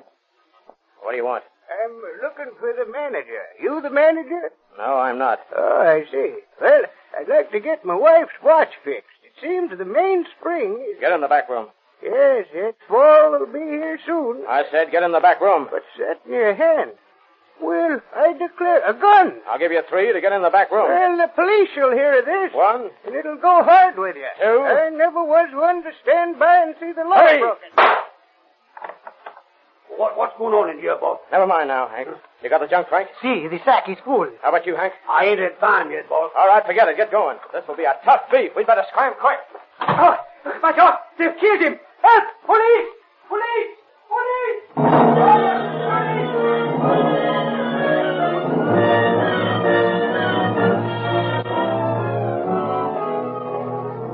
A few moments later, the police arrive. The clues are meager. The frightened jeweler's description of the bandits, the bullet which is later removed from the skull of the murdered customer, and a pillowcase which one of the bandits had dropped in his flight. This pillowcase, which was used as a sack for the loot, is turned over to Ray Pinker of the police department's laboratory. Later in the day, he makes his report to Inspector Davidson of the homicide detail. Well, Ray, what did you find? I was able to make out this erased laundry mark. It's 1471. 1471. Just a minute till I make a note of that. Well, there seems to have been a name worked into this material in the thread. Probably the name of a hotel. I've carefully pulled all the threads out, and I haven't been able to decipher that yet. Very well. Keep after it. You bet I will.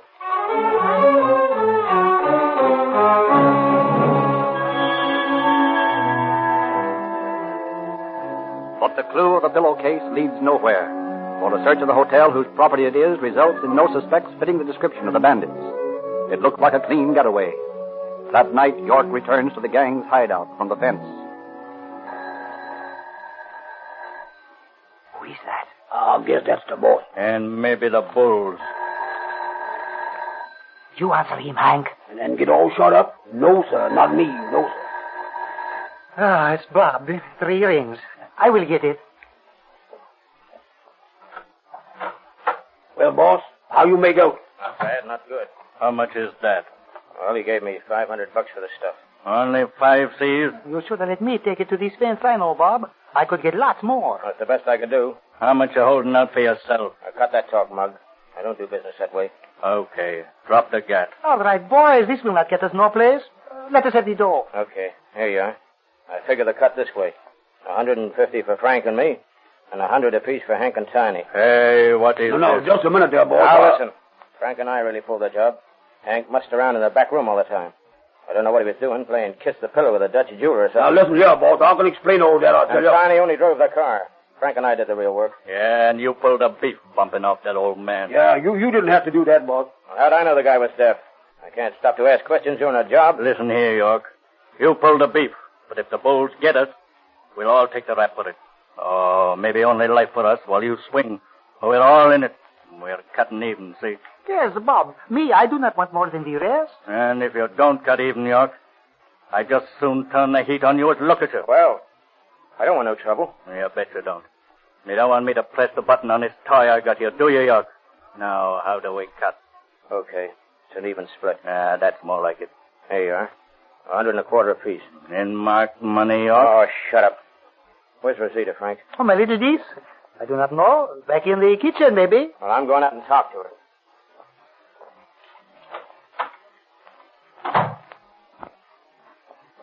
Rosita, Yes? where are you? Here in the kitchen. Hello, Chiquita. Yorkie. Hello, querido. I got something for you, honey. For Rosita? What is it? Here. Oh, Yorkie. How beautiful. A real diamond. It is real, no? Well, if it ain't, I did a lot of work this afternoon for nothing. Oh, it is beautiful. Oh, Rosita love you so very much for it. Rosita, she give you big kiss for him. I like that. Oh, Rosita, she knows how to kiss, eh? I'll say. Now, look, here's something else for you. Something else? Yeah, here's $50. Go ahead and get yourself some glad rags. Oh, Yorkie, you are so nice to me. I give you another kiss. So. Say, Rosita, how'd you like to marry me? Marry you? Be Mrs. Yorkie? No, really? Yeah, only up and up. Have a padre hook us and everything. Me, I think that would be one swell good idea. You do? Gee, that's great. No, wait a minute. Listen, I'm liable to be in trouble. You know that. Trouble? Still, Mio, he said something had gone wrong today. What is it? Well, truth is, I killed a guy. Well? Well, don't that make no difference? Why should it? We can go to Mexico. We can run away. I will take you to the little town where I was born.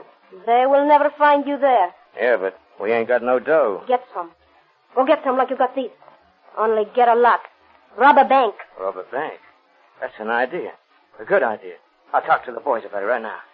Yorkie, Yeah? you forgot to kiss Rosita. Oh, yeah. Chiquita, here are the berries.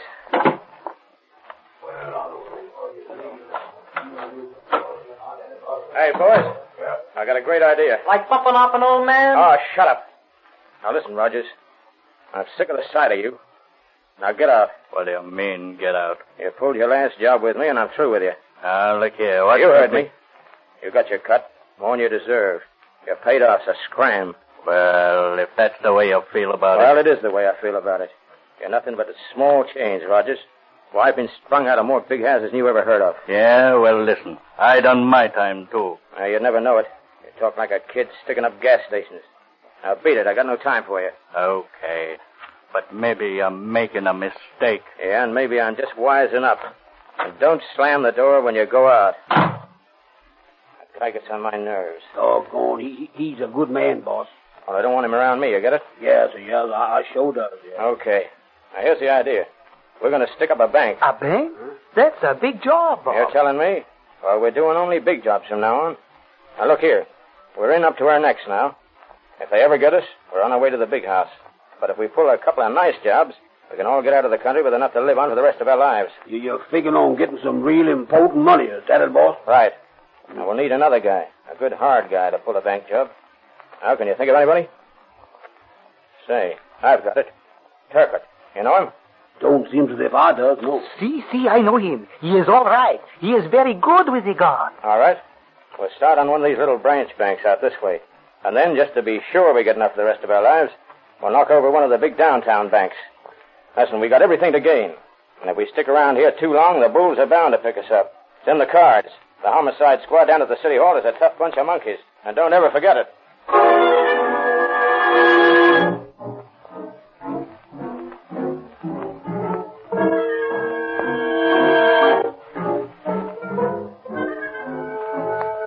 The gang works slowly, cautiously, planning their crime. They do not strike until a month later, and then, late in the morning of August 23rd, 1932, as the manager of a branch bank on South Broadway answers the telephone. Oh, hello, Dave. How are you? Yes, indeed. Oh, that'll be all right. Yeah. Yes, we can handle you for that amount. Yeah. Say, Dave, don't hang up. 3 tough fellows just walked in. One of them's a Negro. Yeah. Yes, Dave, it's a holdup. They just pulled their guns. Call the police right away. I gotta hang up. Hey, you over there. Who, me? Yeah. You move to the back. Now get going. Keep them covered, Hank. While I get the dough. All right, boss. All right. Pass it out, Frank. See. Hank, I told you, watch that guy. He's got to go. Oh, he got me. He got me, boss. He got me. Stop the car! Stop the car!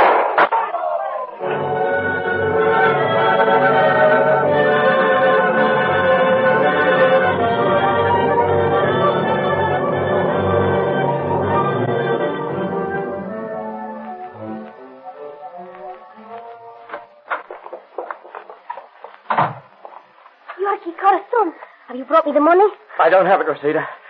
Frank's got it. Well, where is Tio Francisco? He's shot. Shot? Yeah. They plugged him. Well, what happened? Oh, the boy's got buck fever. It didn't turn out like we figured. Everything went wrong. Well, where is Tio Francisco? We left him on the street. You left my uncle on the street to die? Oh, listen, baby. We couldn't help it. There wasn't time to get him. That manager was blazing away at us. You left my uncle to die. Oh, honey. He ain't bumped off. Hank is. He's dead. But Frank's okay. He's just wounded off there. You left him to die. You're a thief. He was the only one in the world who was good to me. Oh, now listen, Rosita. Listen to me. I swear I'll spring him from the hospital. I'll spring him if I have to bump off a half a dozen guys to do it. No, he's dead. I know it. You let him die. I never want to see you again. Get out! Get out! Get out!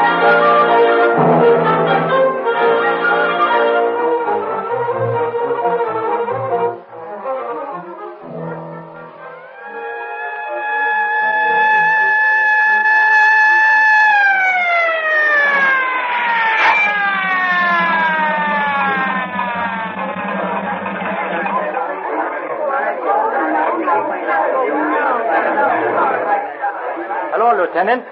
Hello, Matson. What's the trouble? The 10th bank holdup. These the bandits? 2 of them. Dead? Yes, 4 of them. Okay. Keep that card back, will you? Yes, sir. Are you folks there? Here's the manager of the bank, Romero. He shot these 2 guys. I see. How many others were there? Well, there was one more in the bank at the time. He seemed to be the leader. And then there were 2 more in the car. I shot at the car as it drove away. Maybe I hit one of them. I don't know. What kind of a car was it? It was a LaSalle coupe. You get the license number? No, I couldn't get it. Officer. Yeah? Oh, officer, I've got the license number of that car. You have? Yes.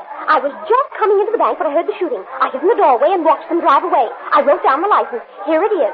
𝒆𝒆𝒔3072. Well, that's fine. Thank you very much. Very much obliged, lady. Oh, Burris. Yes?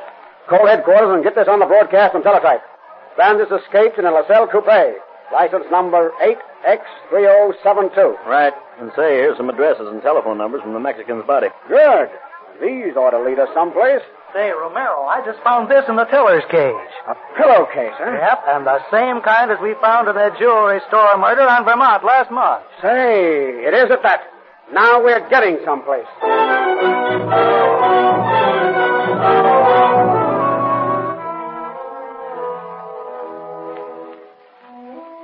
The pillowcase turns out to be a mate to the one used in the jewelry store holdup.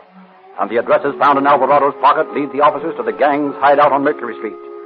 Under the direction of Inspector Davidson of the homicide detail, a stakeout of the place reveals only a young girl as the occupant of the house. Late in the day, the officer decides to pay her a call.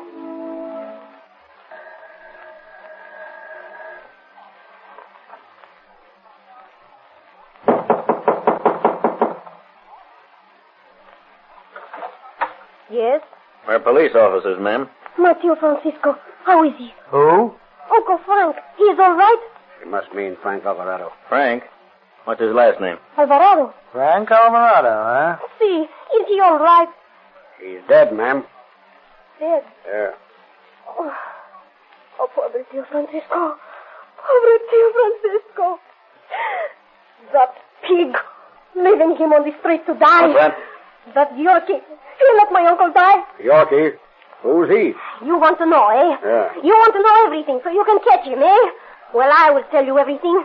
He left my uncle to die, so you shall know everything. Come in. I will help you find that pig.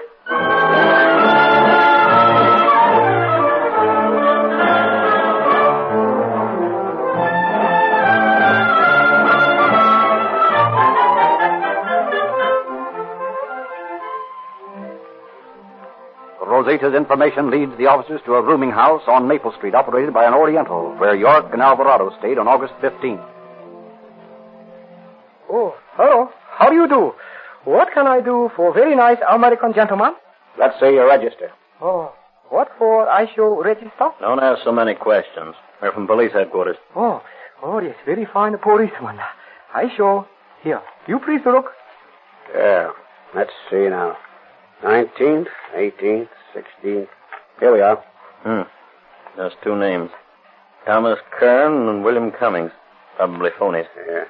Hey, you. Know anything about these 2 fellas? Oh, what a fellow. Oh, these are... Oh, what do you want to know? What do they look like? Oh, look at that. Yeah. Oh, I scared. I not remember. That many days ago. I forget. Many people come, many people go. I not notice. Yeah, I'll bet. Please? Try to think what these 2 men look like, will you?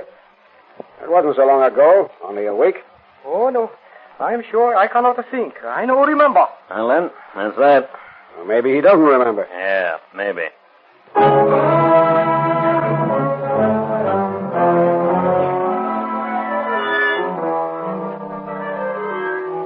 Rosita willingly accompanies the officers as they search all night through the hills in the vicinity of the hideout for the fugitive. Then she suggests that they may be at a coffee house she knows of on South Main Street. Early in the morning, they visit this place, and Burris goes in, but soon returns to the car. What luck? None. No, they're not there. Nobody's seen anyone like them for days. Maybe. Say, I got a hunch. Oh, what? Let's go back to that dump on Maple Street. What dump? The one Burris and I looked over yesterday. Well, it's worth a try. See, it is a good idea. They will be there, maybe. Then the pig will pay.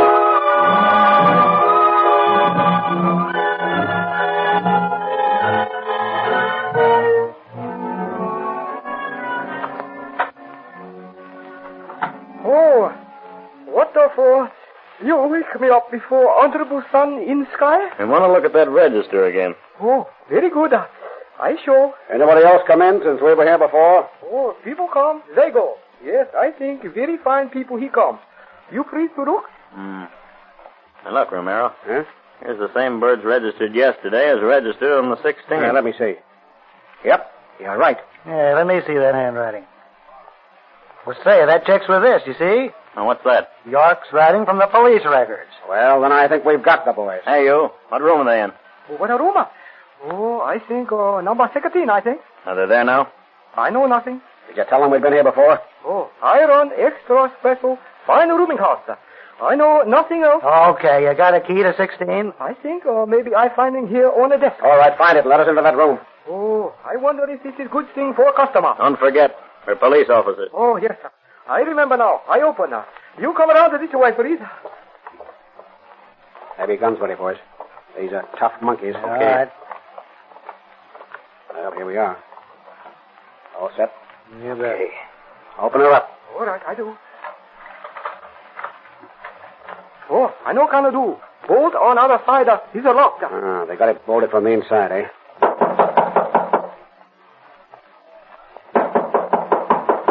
Who's there? Open the door. Who is it? Open up. All right, don't break the door down. All set, boys. Okay. On your toes now. Hey, what's the big? Yeah, we're police officers. Stick 'em up. Stick 'em up.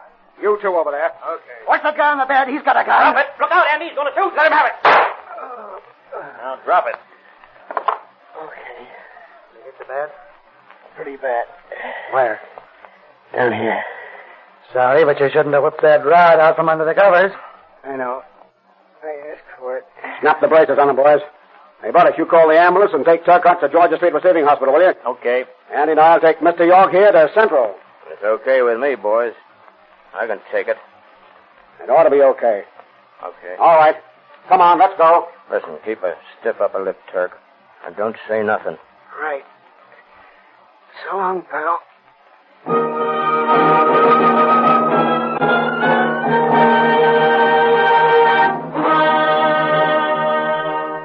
Robert York confessed to the murder of William Kirkpatrick in the jewelry store holdup and implicated his previous accomplice, Rogers, in the crime. LeMay, the driver in the bank robbery, was sent to San Quentin for 7 years to life. Turcotte permanently wounded, and Rogers were given life sentences on a verdict of first-degree robbery and murder. And Robert York was hanged. So these habitual criminals again learned that you cannot beat the law. This time, the evidence presented by the police was so damning that the courts meted out stiff sentences. I hope that a mistaken sense of mercy will not result in these confirmed criminals being released from their life sentence to prey again on respectable citizens. Thank you, Captain Wallace.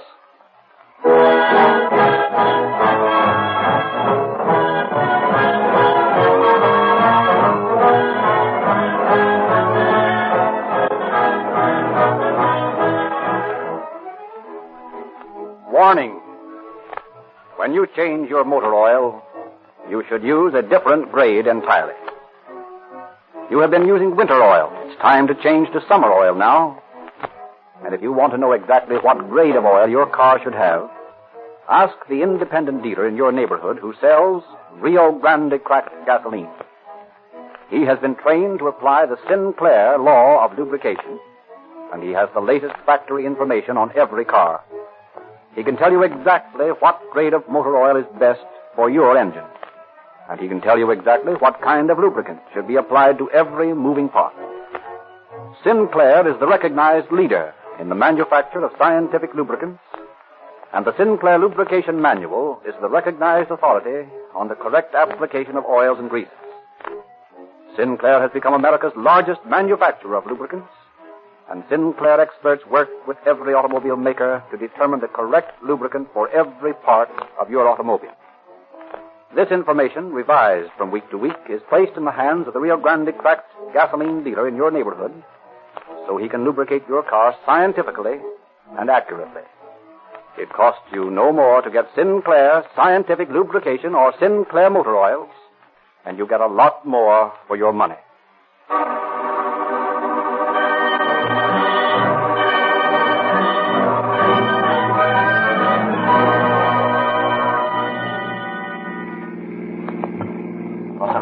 Calling all translator broadcast 3 regarding 3 men wanted for murder and robbery. These men are now in custody. That's all. Rosebud.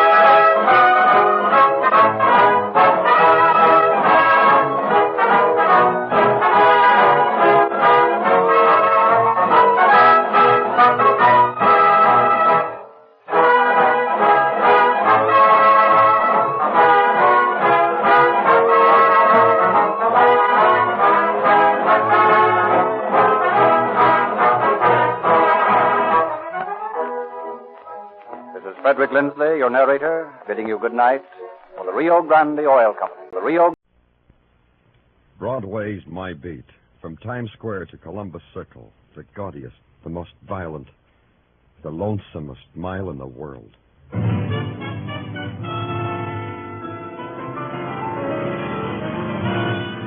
Broadway's My Beat, with Larry Thor as Detective Danny Clover.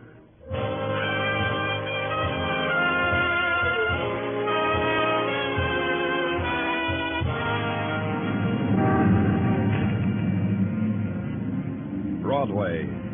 On Christmas Eve, Broadway's natives dance their Christmas dance to the music of carols flowing out of tinseled loudspeakers. The kids mash their noses against plate glass, lick it, and watch the mechanical clown, the mechanized tour army, the tin man dancing a jig on a tin box, and their eyes are dark with desire and hunger. They make a wish on a neon star. That's how it is on Christmas Eve on Broadway. My beat.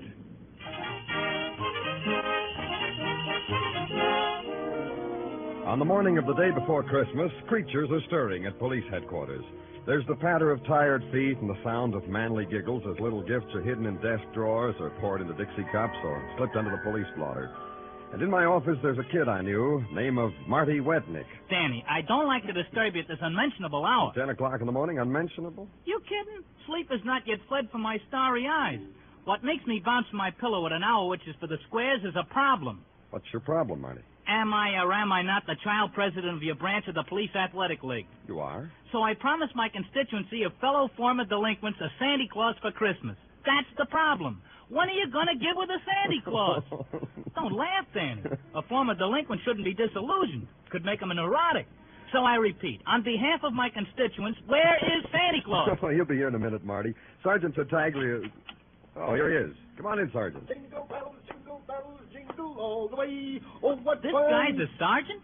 Huh? Hey, Tartaglia, this is Marty Wednick. He wants Santa Claus. Oh, he's coming, Danny, he's coming. Come on in, Sandy. Everybody, make way, everybody, for Santa Claus. And what's your alias, name, little boy? Ho, ho, ha. Hey. This guy's a Santa Claus. Who's the kid?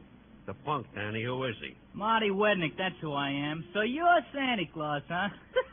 Audition me something. What? Why, you crummy Take little... your hands off me, Santa Claus. Is this the Christmas spirit? I'll give it to you in the mouth, fresh kid. You and how many Hey, rings? now, wait a minute, you two. Marty, this is Nick Norman. Nick Norman, the ex-con? How do you like this monster? For 15 years, I've been playing Santa Claus at Sing Sing with no complaints, mind you. The first day I am a free civilian playing me old part, the squirt gives me the hook. I resigned from Santa Claus. I didn't get treatment like this even from the guards. Take it easy, Nick. Marty didn't mean it. Did you, Marty? How was I to know that Santa Claus here was the world-famous light-fingered safecracker? Ex-light-fingered, world-famous safecracker, you. Well, does he meet with your approval, Marty? Well, the costume is sloppy, the beard's moth-eaten, but yeah, he'll do. Don't do me no favors, punk. You want to know something, Nick? What's something? I like you. I think you are the best Santa Claus it has ever been my privilege to present to my constituents of the PAL. This is from the heart, Nick. Oh, that's better. You gotta show respect for Santa Claus. What time's your party? 8 o'clock tonight. You'll be there? I'll be there. Well, so long, Danny. Sergeant, Santa Claus. See you at the party. Merry Christmas. That's a good kid. Appreciates the finer things. Feels good to be out, huh, Nick? 15 years is a long night without sleep, Danny. Yeah, feels good. And thanks for the job of Santa Claus. I would miss it after all these years. And the deal we made. That feels good, too, huh?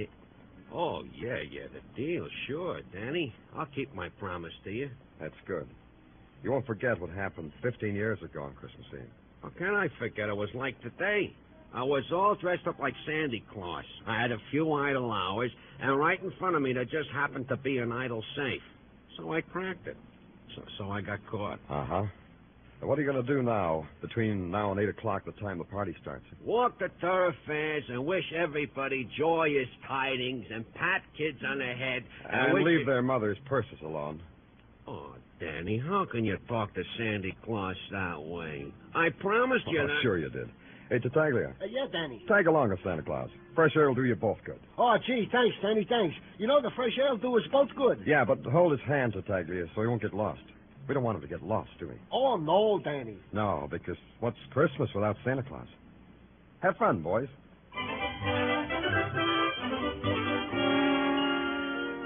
So everybody was happy, and that was good, because it was the season for it. Sergeant Tartaglia was happy because I had not only given him permission to leave the room, I told him to go out and take a walk with Santa Claus. And everyone knows that Santa Claus is always happy, even if once upon a time he had to spread his glad tidings around Sing Sing. I considered it a while, and then I decided to inhale the bloom of Christmas as it filtered through police headquarters. And it made me feel happy, too. It lasted for 2 inhales. The sign on the door says Lieutenant Danny Clover. I don't believe in signs. What's your name? What's yours? I came prepared for a question like that. Here's my card. Thanks. Simon Larrabee, real estate and rentals. You renting something, Mr. Larrabee? That would give you the upper hand. 2 questions to my 1. And you haven't answered it yet. Danny Clover, like the sign says. That's my name. You're quite right. I am renting something. Go ahead. Rent away. I like to watch. I'm doing it now. Just looking at you. I'm renting that property known as the warehouse at 2290 East Grand Street. Well, if it makes you happy... Wait a minute. That's our clubhouse. That's where the kids are having our Christmas party. Are you? What's the... What else can it be? Where's the rent? Rent for what? Rent for that property known as the warehouse at 2290 East Grand Street. You mean it hasn't been paid? How much is it? It's $62.50 a month. Oh, that includes utilities. I'll pay it. The club's treasurer will reimburse me. You don't understand, Mr. Clover. When I rent something, I get a year's rent in advance. That comes to $750. And I want it before there's any party there. Are you kidding? Where are those kids going to get money like that? Well, I'll give you until 8 o'clock to get the money, and I'll just sit right here until then. All right. Grab yourself a police gazette. Never touch the stuff. Suit yourself. Oh, excuse me, Simon. Danny Clover speaking. Danny, this is Patrolman Curcio. Yeah, what is it? I can hardly hear you, Curcio. Yeah, well, no wonder. Listen when I got a dog through. Listen, Danny. Hey, you see what I mean? Why the sirens? What's the trouble? Sergeant Tartaglia's up a tree. What? Sergeant Tartaglia is in a tree on the Avenue A playground, Danny. He flipped his lid. He's telling anyone that'll listen that there ain't no Santa Claus. Hey, you better come on down, Danny.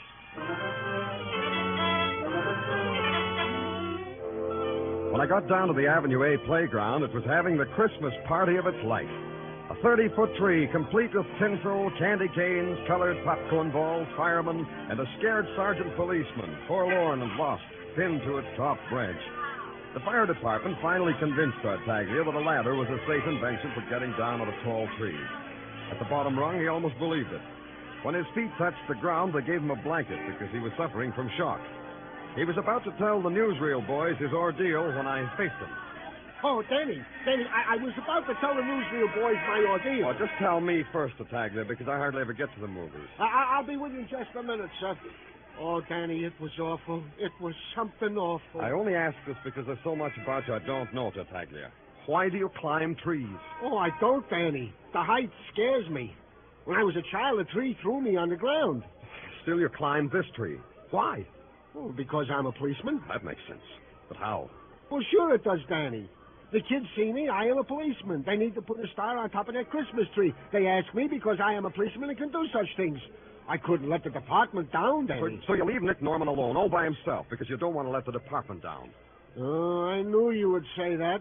But I trusted Nick because he is Santa Claus. He told me I could trust him. Sure you can, Tartaglia. But what happened to Santa Claus? He's not around. That's right. There ain't no Santa Claus, like I've been saying. They told me you were saying that. What happened to him, Tartaglia? Well, Danny, whilst I was up in the tree pinning the star, below me I saw a big black bulletproof sedan. What kind? A big black bulletproof sedan. Now I know. Then what happened? Well, this big black bulletproof sedan stopped by Nick, our Santa Claus. 2 men got out, talked to him for a minute, then took him one by each arm, deposited him in the car, closed the door, and away they sped careening on 2 wheels. I yelled to them to stop, Danny, but I guess they didn't hear me on account of the hustle and bustle. Our Santa Claus, Tartaglia. Where is he? Where'd he go? Well, if I was Santa Claus, I know where I'd go. Not that it matters, but where? Well, to my mother. On Christmas Eve, she deserves something like that. I'm sure she does. So we have you now, Sergeant Tartaglia? I'll make good in the newsreels, Tartaglia. This may be your big chance.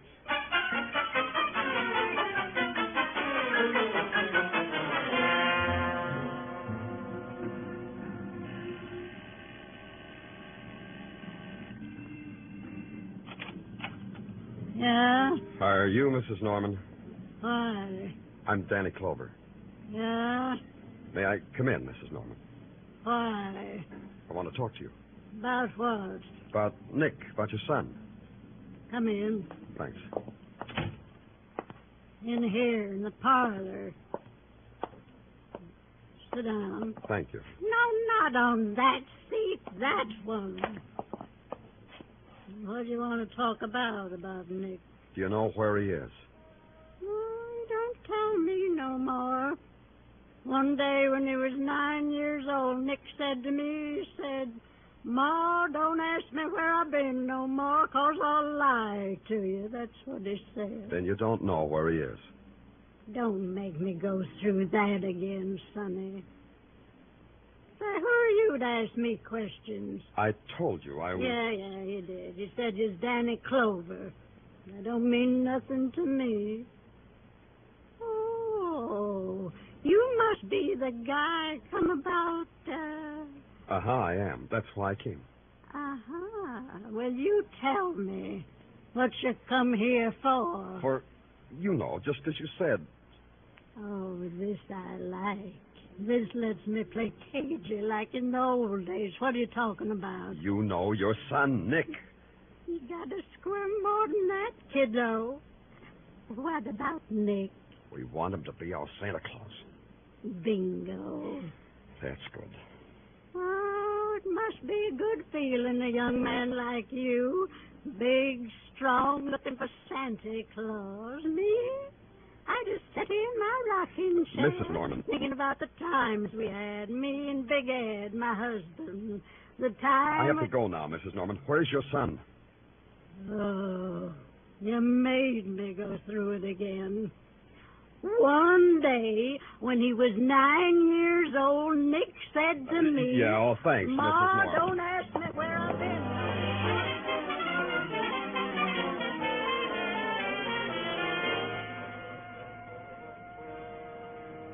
Hi, Danny. Did you find Santa Claus? No, Tartaglia. What are you doing about it? Me? Nothing. That's good. Anyone to see me? Yeah, in your office. Hey, Danny, well, what are you angry at me for, huh, Danny? Hey, Danny, what's this I hear about Santa Claus taking a powder? You'll get your Santa Claus, Marty. You still here, Simon Larrabee? Yes, I'm waiting. Just as I told you, I'm waiting for my $750 rent. Can you imagine this kind of Danny? On Christmas Eve, he wants his rent. This is a Christmas, no Santa Claus, no party. What am I going to tell my constituents? It'll work out, Marty. We'll get the money someplace. Shut up, Simon. But, Danny, no Santa Claus. Hold it, everybody. I've got the solution.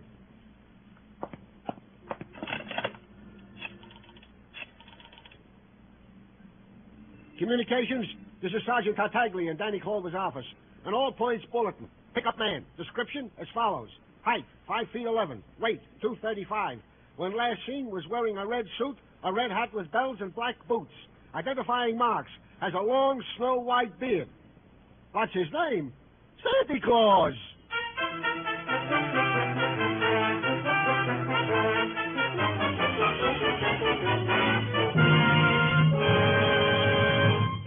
You are listening to Broadway's My Beat, starring Larry Thor as Detective Danny Clover. $51,000 in cash and wonderful prizes. Danny Seymour might play Santa Claus to you tonight, and he might fill up your stockings with that $51,000 if you can identify the phantom voice. Listen in just a little later tonight to Sing It Again.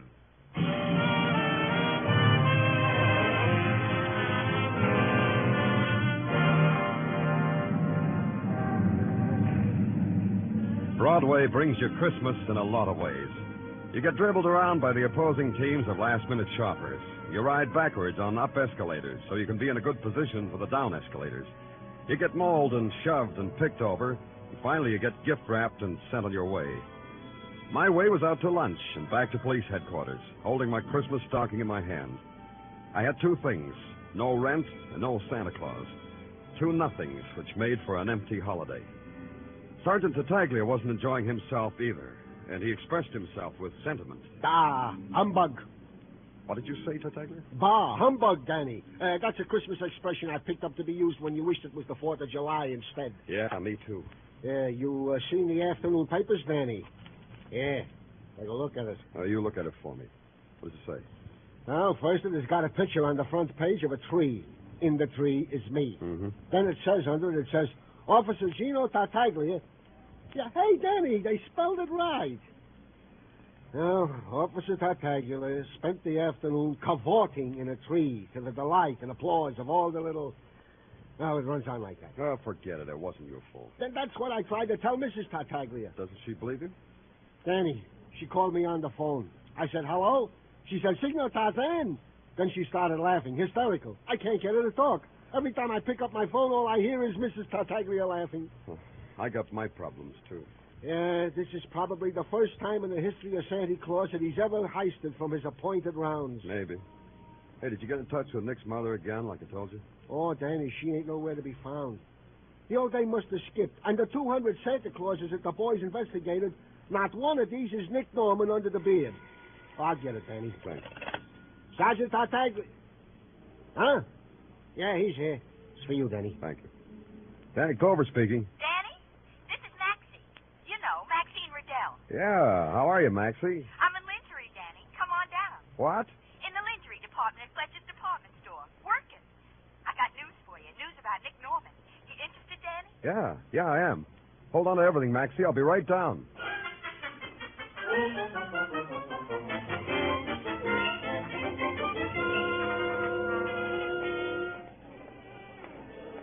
Here, mister. Take this black nightgown over to that girl over there. She'll gift wrap it up. Hi, Danny. How am I doing? Great, Maxie. Only great.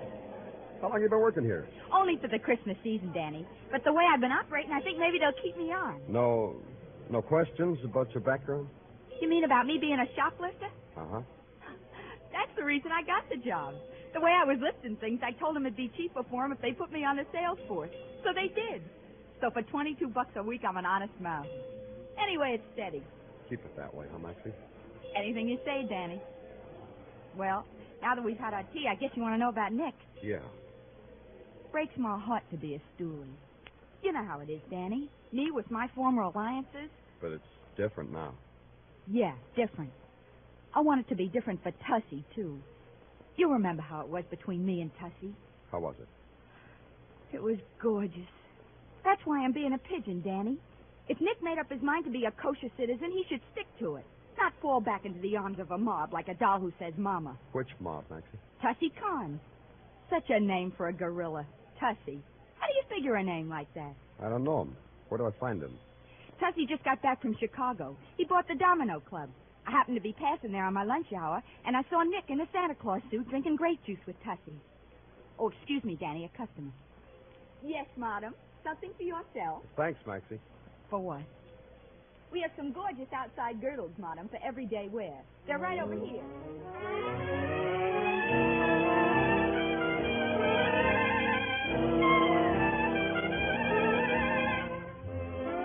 The Domino Club in the West 50s is a bright and shiny joint plastered with black glass.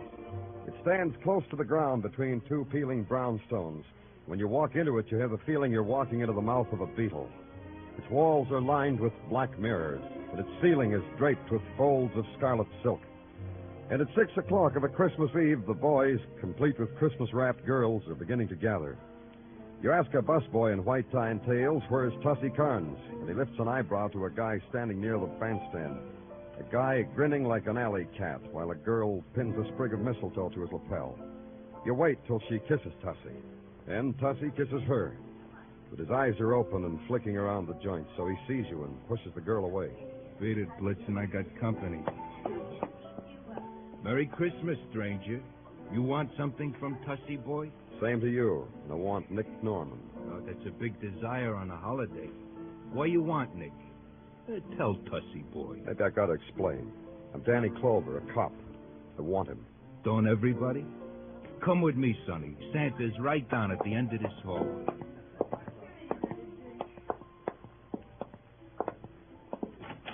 Merry Christmas, Melvin. Ain't it though, Tussie? Merry Christmas, George. Likewise, I'm sure. I brought you a present, boys. Goody. Likewise. Where's Nick Norman? This fella here, he says to Tussie, boy, he wants Nick Norman, our Santa Claus. Uh-oh. What big eyes you have, mister.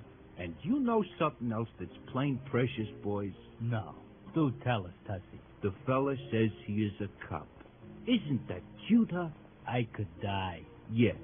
So show the fella Santa Claus, huh, fellas? Merry Christmas, Danny Clover. Oh, Tussie boy said that, didn't he? Stay away from me. But first we want to wish you on a star. Like that. You too crazy. Stay away from me. I think that was not enough stars. I'll give him another package. You know that Tussie is good to us. He gave us the best Christmas present two fellas could ever have. Don't be greedy, Melvin. Leave some for me. Oh, look at that. It's all gone.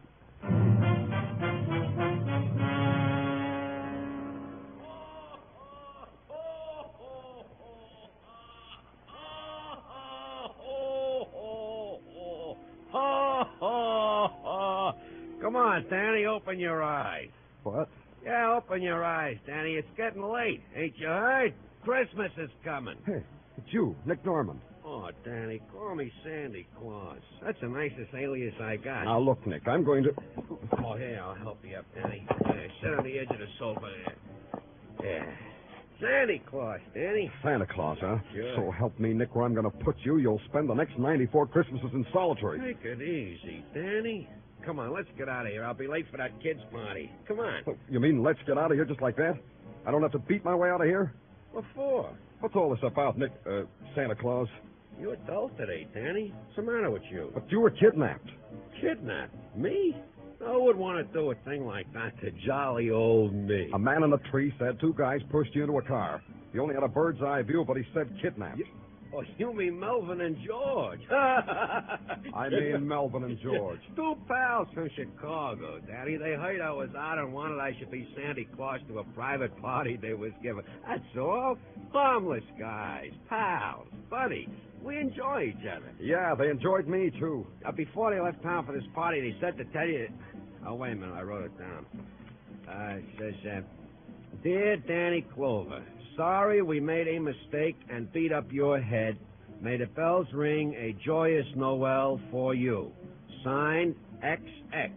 That's Melvin and George. A mistake, huh? Sure.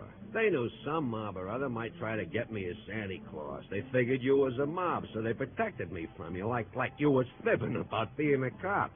After they walloped you unconscious, they went through your pockets and saw you was really a cop. So they wrote this note. The running ink you see here on the note, Danny, that's tears. You'll forgive him, won't you, Danny? Yeah. How about your mother? Well, that was your error, Danny. You didn't tell Mom you was from the police, so she thought just like Melvin and George. Gave me the double talk. Yeah, that's my mom. A grand old dame. You know what I told her once when I was 9 years old? Yeah, my sleigh's outside. I'll give you a ride back to my office.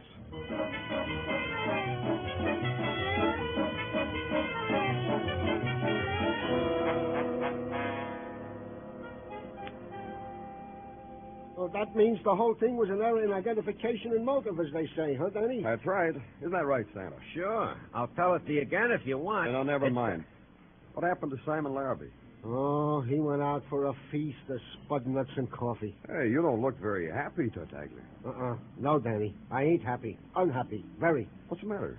We've got Santa Claus? Come on, smile. It's going to be a fine Christmas. I can't, Danny. I just can't.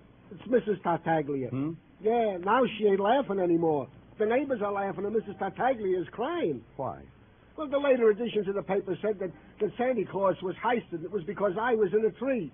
Yeah, the papers say I, single-handed, messed up Christmas. Bad as that, huh? Well, I'll tell you, Tartaglia. Hey, what about my Christmas party? Well, not yet, Santa. Wait till you get to the party. Say, the press was saying that you were snatched, Sandy. What gives? It said that mobsters grabbed you. No, it was just a little misunderstanding. That's right, Marty. Nick was grabbed by mobsters. Huh? Yeah, well, then how'd you get away? Sergeant Tartaglia. Yeah? Uh-huh. Sergeant Tartaglia. The kind of policeman who tracks down criminals to the lair. I am, Danny? The kind that single-handed rescued Santa Claus from the jaws of disaster. This guy did that? Yep. I'm just about to call the press boys and tell them about it. Oh, Danny. I mean it, Tartaglia. Don't be so modest. I'm going to do just that. Danny. Put Marty in a cab, Tartaglia. I'll send Santa down the squad car in a little while. Yeah, sure. Well, come on, little tyke. Marty. Okay. Merry Christmas, Danny. Whatever you tell the press guys, Danny, I'll swear to it. Sure you will. Yeah, that's the fine Christmas you're giving everybody, Danny. How about yourself? Oh, I'll have fun at the party. I always do.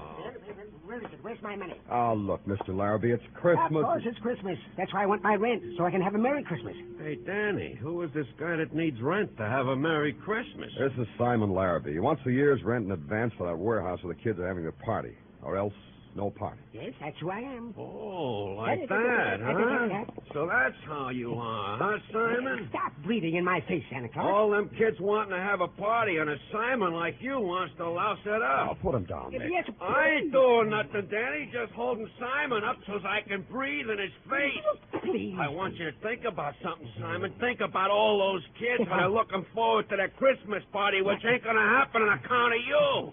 Think about All it. right, I'm thinking, yes. Maybe you could think better with a pen in your hand, Simon. Yes, A pen that will write out a receipt for a year's rent in advance. Huh, Simon? Of course. Oh, Christmas spirit and all that. Yes, I'll get my receipt book. Oh, yes. Oh, my. Well, I haven't felt so good in years. Yes, here you are, Mr. Glover. A receipt for a year's rent in advance. And tell the darlings, Merry Christmas with you. Yeah, I will. Ain't he a nice fella, Danny? Come on, nice fella. I'll take you to a party. Merry Christmas, Danny. It's a Merry Christmas, Danny. Merry Christmas.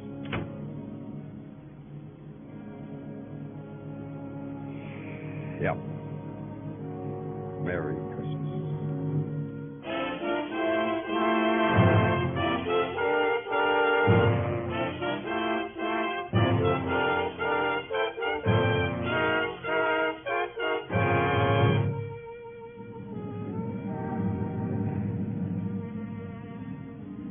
On Christmas Eve, Broadway is almost like any other place in the world.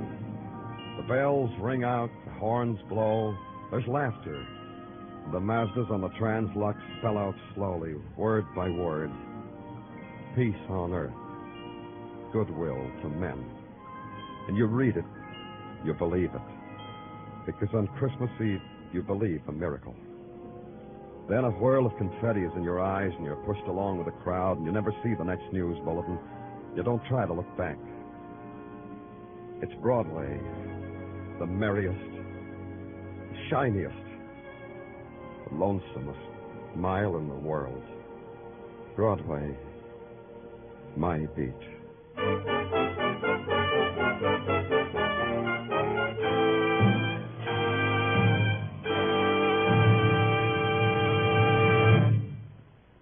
Broadway's My Beat stars Larry Thor as Detective Danny Clover and is written by Morton Fine and David Friedkin. The musical score was composed by Alexander Courage and conducted by Wilbur Hatch, and the program was produced and directed by Elliott Lewis. The cast tonight included Charles Calvert, Gil Stratton Jr., Howard McNear, Hal March, Bert Holland, Shep Menken, Estelle Dodge, and Peggy Weber.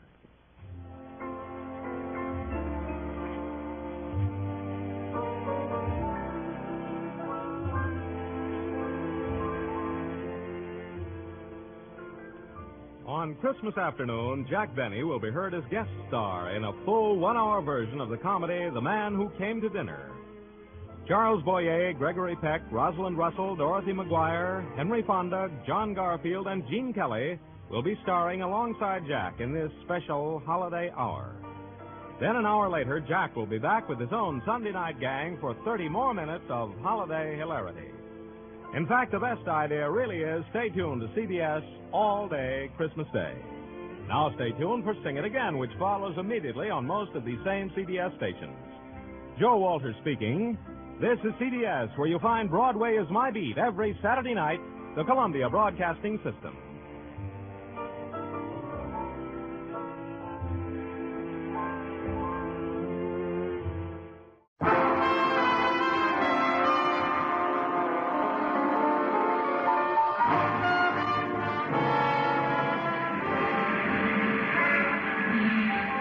Broadway's My Beat, from Times Square to Columbus Circle. The gaudiest, the most violent, the lonesomest mile in the world.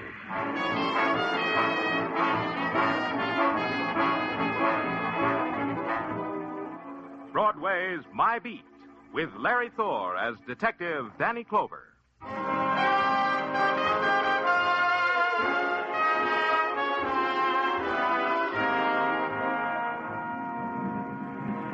Broadway.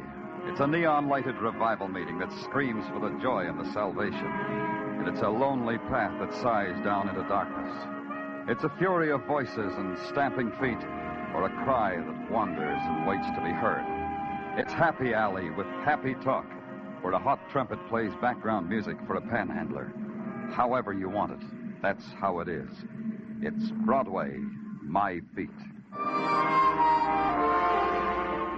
The November twilight filtered into my office at police headquarters, and I sat there looking at it, pushing away the time for the filling out of my daily report. There were other diversions. Through the open window, I watched a girl walk down the street. She wore a green silk dress that knew summer was over but didn't care. Then I heard two things, a sigh that came from me and a door opening that came from the door. I have no wish to trespass upon a reverie of delight, Daniel. There was only one man who could talk to me like that. A miniature of a man called Lee Kai. Lee Kai, professor of Oriental art at the university. He hadn't changed. The same black military-looking jacket that buttoned high on the throat. The same patent leather shoes with spats slightly pink. And the face still as if it had been engraved on yellow shantung. Daniel, may I presume upon you? Anything you want, Lee, any time. Then permit me to read you this telegram. Is that all? You could have presumed bigger. I shall, when you have read the telegram. It is addressed to me, and it says in 3 words, Terror follows me. It is signed Mei Ling. Only 3 words. Is not 10 words the usual? Yeah. He's a frugal one, this Mei Ling, huh? Mei Ling is a delicate interweaving of all that is lovely and exquisite in a girl. I do not think she meant to be frugal. I do not think I know what you're talking about. Of course. Therefore, I will explain. You see, Mei Ling, this lovely girl of whom I have told you so much already, she brings me a statuette of the goddess Kuan Yin, the Chinese goddess of mercy. And among friends, there is no need for circumlocution. Of course. For what? Circumlocution, of course. Oh. The Kuan Yin was smuggled out of my bleeding China, Daniel. It is worth approximately $100,000. Mei Ling was bringing it to me. And now, in 3 words, terror follows her. You understand what I need of you? Not yet. I want you to meet Mei Ling's train at 125th Street at 8 tonight. She is in private car 23. You will give her the protection from the terror that follows her, Daniel. Oh, we have other departments for that, Lee. I could... But you are the friend department. No, Daniel?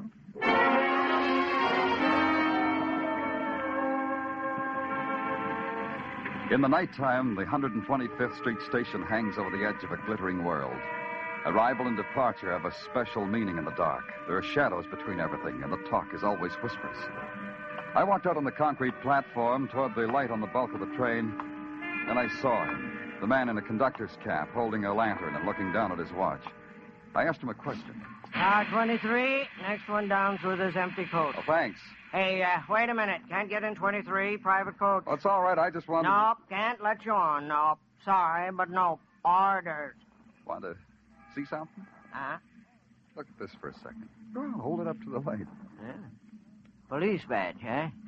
Yep. Yeah. Train pulls out in 7 minutes, mister.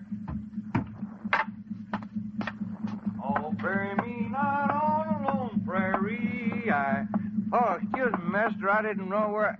Hey, you big enough to come from Texas. Are you from Texas? No, now, if you let me through here... Well, city fella, huh? You know how I can tell? City fellas are always in a hurry. That's how I can tell. Yeah, now, one side, friend. Now, in Texas, it's different. People are friendly. Just folks down in Texas. I'll show you what I mean here. You have a drink. Maybe you didn't understand. I said one side, friend. Hey, you meaner than a shote with a cut snout. No drink, huh? Well, Texan don't prejudice a man because he ain't no drinker. Let me tell you about Texas. Hey, I gotta prove it to you. Out of the way. Oh, you got the idea. Sure, I got the idea. See if you can get this one through your head. What are you... End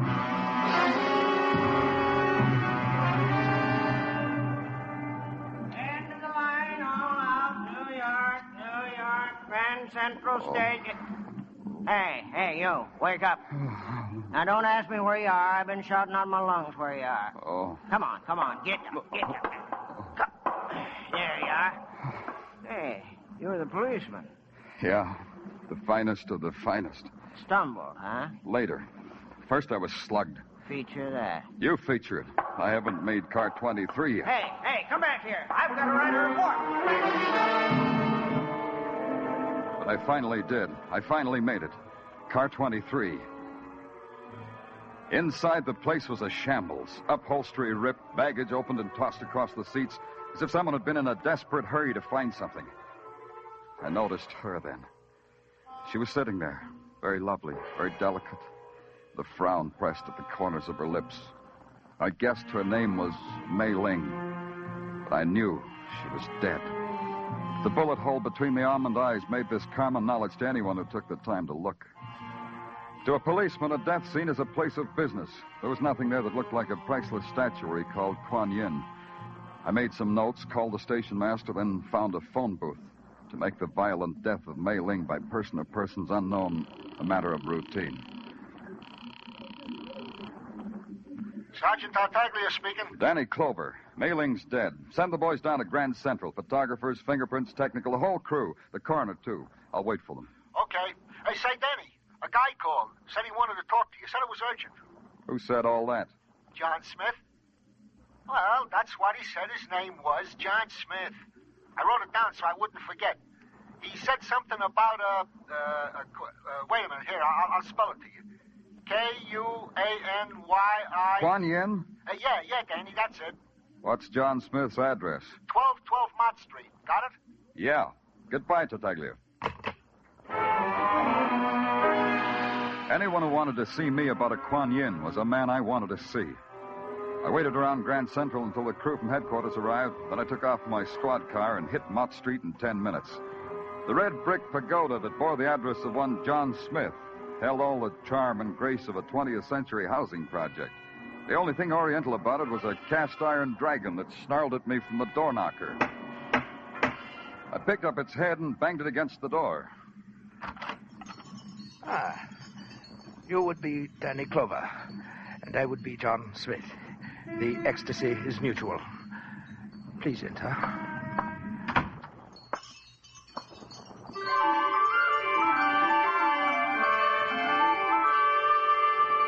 The thing that stood in front of me I didn't believe.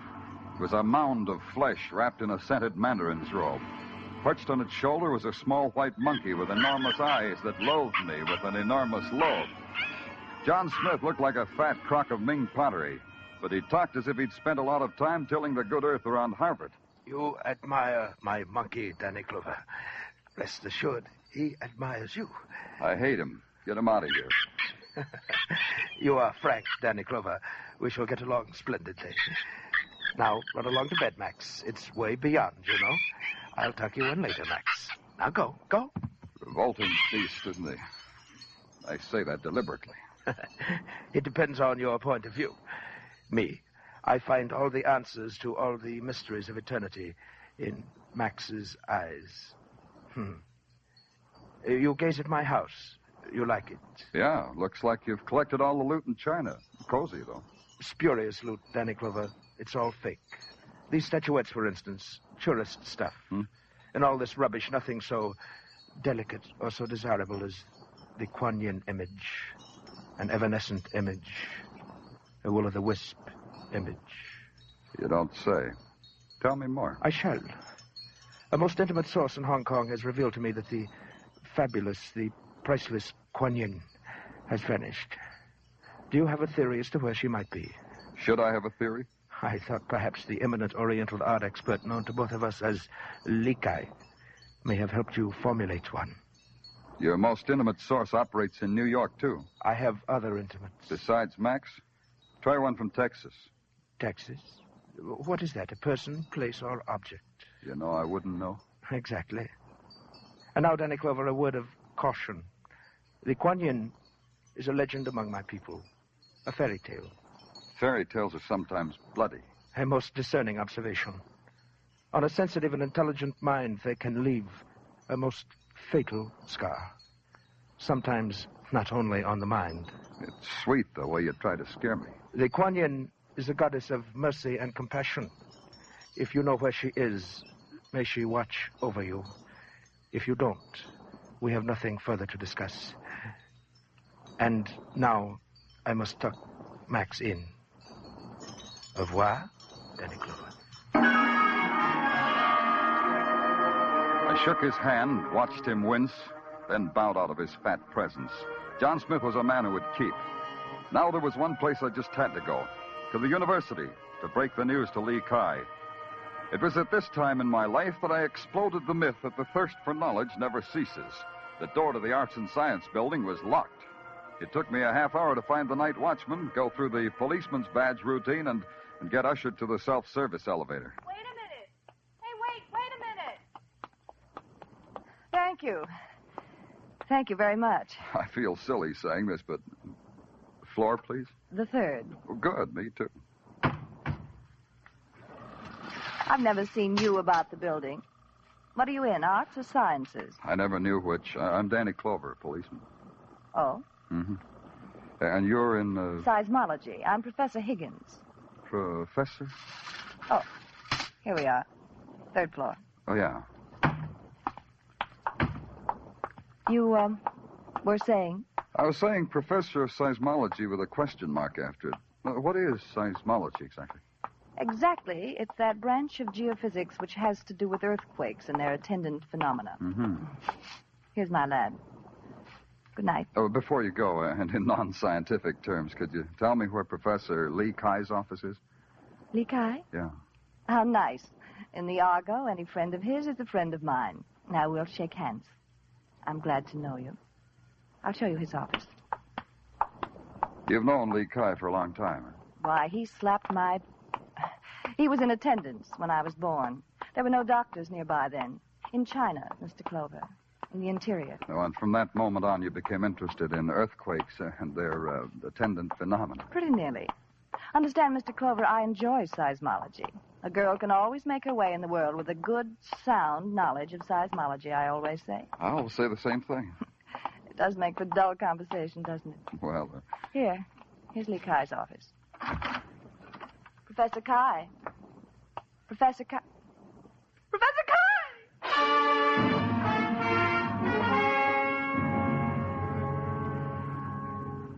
There was only one man who could lie on the floor like that, a miniature of a man called Li Kai. He had only changed a little bit. The patent leathers were the same, and the spats, the crinkled face. But the small change made a big difference. The sharp object sticking in the middle of his black military-looking jacket made him a venerable ancestor to whatever good he'd done in this world. I knelt down beside him. It was a letter opener plunged deep into his back. And on its handle it said, Acme Life Assurance Company. Put your life in our hands.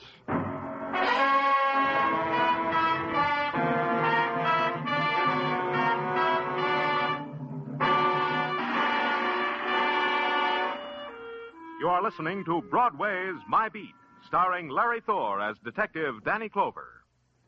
50,000 or more, always in the jackpot on Sing It Again. Music by Gene Autry and Vaughn Monroe. Mystery and thrills with gangbusters Philip Marlowe, Johnny Dollar, and Danny Clover, the Broadway cop. That's the one-way ticket to top fun on most of these CBS stations every Saturday night. This fall, when you hear them all on CBS, Saturday night promises top music, top adventure, and a chance at radio's top prize.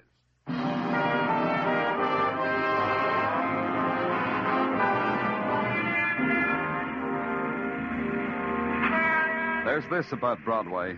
It savors the exotic while it's taking bites out of a hot dog. The deaths of Ling and Lee Kai were duly reported for the next morning's newsstands, were scanned by the crowd while reaching for their respective mustard jars. Then Broadway went about its business. You can't blame Broadway.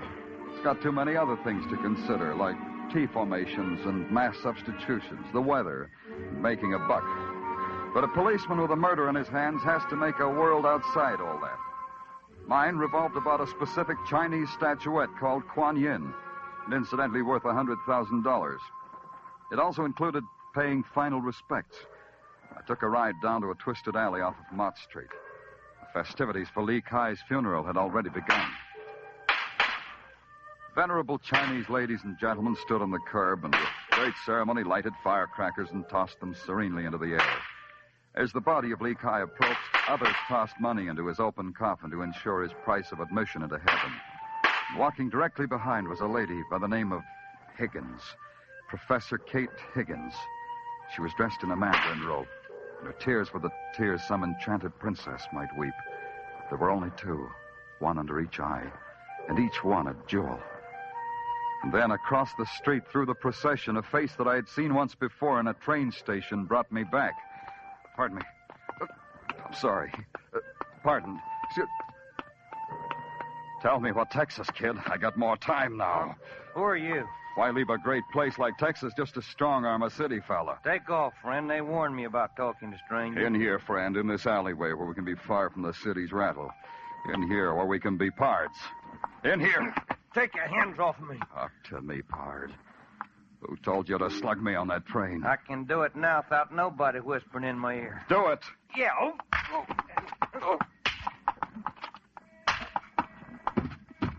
It's going to be a well-filled saddle tonight in the old hoosegow.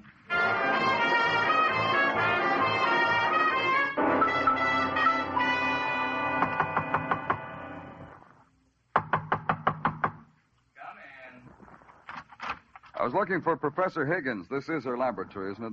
Yes. The professor isn't in. I'm John Scarn, her assistant. Danny Clover, police. Social or business? I only ask because Kate has such various callers. Last week it was a gentleman peddling hot Persian prayer rugs. I got quite a seism out of him. Seism? You're not hep, are you? Seism. Earthquake. A big bang. Tell me, what do you do around here when you're not having seisms? Well, I'll explain it to you. See, these things here are seismographs. They're connected to another machine embedded in concrete below this building. Oh. If there's an earth tremor, it's picked up by the machine downstairs and recorded on these. I see. And this needle here, writing on this rotating drum, records the time of the shock. Precisely. Interesting. Mind if I take a closer look? Well, take it easy, Mr. Clover. We don't need a temblor to disturb the needle, you know. It's very delicately balanced. It'll even record footsteps that come too close to it. What do you do with these recordings after you've got them? File them. Each recording is for a 24-hour period. Unfile yesterday's reports and send them to my office. Well, but... And do you get reports from other stations that do this work? Yes, every day, but... Send yesterday's, all of them, down to police headquarters. Now, see here. Mr. Scarn, you had your seism today? I'll send everything down just as soon as I can get them together. Good. And quietly. No one's to know. Another thing, Mr. Scarn. Who has access to this lab? Why, just Kate and me. And, yes, the night watchman. Yes, we three. We have the only keys, I believe. Thanks. And Kate, Professor Higgins, where would I find her? Perhaps at her apartment. 125 Morningside Drive, I believe. Thanks again, Mr. Scott.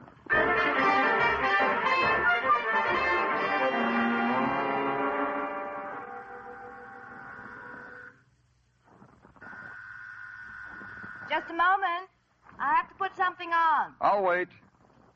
Clover, why is it that everything happens to you while you're on duty? Maybe it's because you're on duty. Oh, it's you. How nice. You caught me just as I stepped out of the shower, so you'll have to take me as I am, robe and all. Come in. I could wait outside until you, A shy policeman, how charming. You can trust me. Go on in. Thank you, Professor. Over there, but the fire's nice. I always dry myself by the fire, but you interrupted that. Easy, Clover. I'm here. Tell me. I didn't say anything. Oh. Shall I get us something? A drink? Do you object to the phonograph? Some men do, you know. I saw you at Lee Kai's funeral. I saw you, too. You're different now. You're not? That's right. I'm still thirsting for knowledge. So talk to me about things Chinese, Professor. The, Kuan Yin, for instance? For instance? A miraculous goddess believed by the Chinese to have only to kiss a wound to make it vanish. $100,000 a kiss. It's expensive healing. There are some who would pay more. 2 murders, maybe? More, if they have to. Yeah. You told me Lee Kai slapped you into the first breath you ever took. What else did he do for you? Everything. He was my father, my brother, my companion, my teacher. And, Mei Ling? I didn't know everyone in China, policeman. Nice policeman. And a man named John Smith? John Doe, yes. John Smith, no. Give up. All right. Invite me to an earthquake sometime, will you? I'll take time out for it. You'll love it. There's nothing quite so exciting as when the earth moves. Danny? Yeah? The Kuan Yin. You could give her to me. I'm only a professor on a professor's salary, but I could think of some way to pay you for it. Oh? What makes you think I've got the Kuan Yin? Because Lee told me he'd gone to you. Because you found Mei Ling. Because it would have been simple for you to steal it from a dead girl. Yeah, it would have been. But you know, I didn't think of it. Also, she didn't have it. Now it's your turn again. Lee Kai would want me to have it. No one else. I'll make a note of it, Professor. Now, would you unlock the door, please? I promised Mother I'd be home early. Of course. There's frustration everywhere, isn't there, policeman? Nothing but frustration. I think I remembered to tip my hat. I know I remembered to get back to police headquarters. I hustled Sergeant Tartaglia off his fat comic book and sat down at my desk to go over the sheaf of seismographs I'd had Scarn send down. Not only were they dull reading, but for a long time they didn't make sense. I kept trying. You can talk, Tartaglia. Item 1, Danny. I've questioned the Texas cowboy in his cell. Mm-hmm. McGrath won't talk, won't open his mouth. Hey, in a Texan, this must be some kind of terrible disease. Okay, physician. Item 2. Item 2 is alibis, good and indifferent. At the time of Lee Kai's murder, John Smith was giving a dinner party. Assistant Scarn was calling a square dance. Hey, you know, Danny, they're fun. You ever been to one? Ask me sometime, Tartaglia. Yeah. Item 2 continued. Professor Higgins was to a movie. The night watchman checked in at a station the other side of the campus. Item 3. San Francisco Customs reports this Mei Ling never had no Kuan Yin. Tell me that again. The Kuan Yin Mei Ling was supposed to have. She never had it. Danny, this means 2 people was killed for something they didn't have. Huh? You said something, Tartaglia? When San Francisco Customs reported they had no records on the Kuan Yin, something clicked into place. If the Kuan Yin existed at all, I figured there was only one place where it could exist. So I went there, back to the university in the office of Lee Kai, lecturer and collector of Chinese art, now deceased. Oh, it's you, Mr. Clover. We thought perhaps we would meet you here. The place was a mess. Standing in the midst of the debris was the monkey-owning poet John Smith. And in a corner with a soft light playing with the amber of her hair was Kate Higgins. Danny Clover.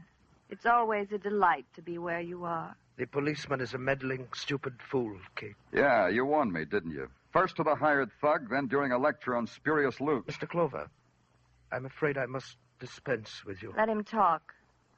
I like to watch his mouth. Thanks. So I'll talk. Lee Kai was a wise little man. He had the Kuan Yin all the time. All he wanted was to find out who was trying to get it away from him. He came to me because he knew his enemies would follow him to me. And it backfired, shall we say, in his face. His and Mei Ling, the girl with whom he planned the whole puppet show. You have talked enough, Mr. Clover. Quite enough. I'd been watching Smith, but where that knife came from, I'll never know. He held it low, slanting upwards for ripping, and then he lunged at me. I sidestepped and reached back, grabbed one of Lee Kai's art figures, and threw it at his head. He ducked, and the statue shattered against the wall. Kuan Yin. The Kuan Yin. There it was, an ebony image shining with some inner light. It held us in a kind of suspended trance. Lee Kai had been clever. He'd encrusted the Kuan Yin in a cheap plaster cast and set it alongside the rest of his art.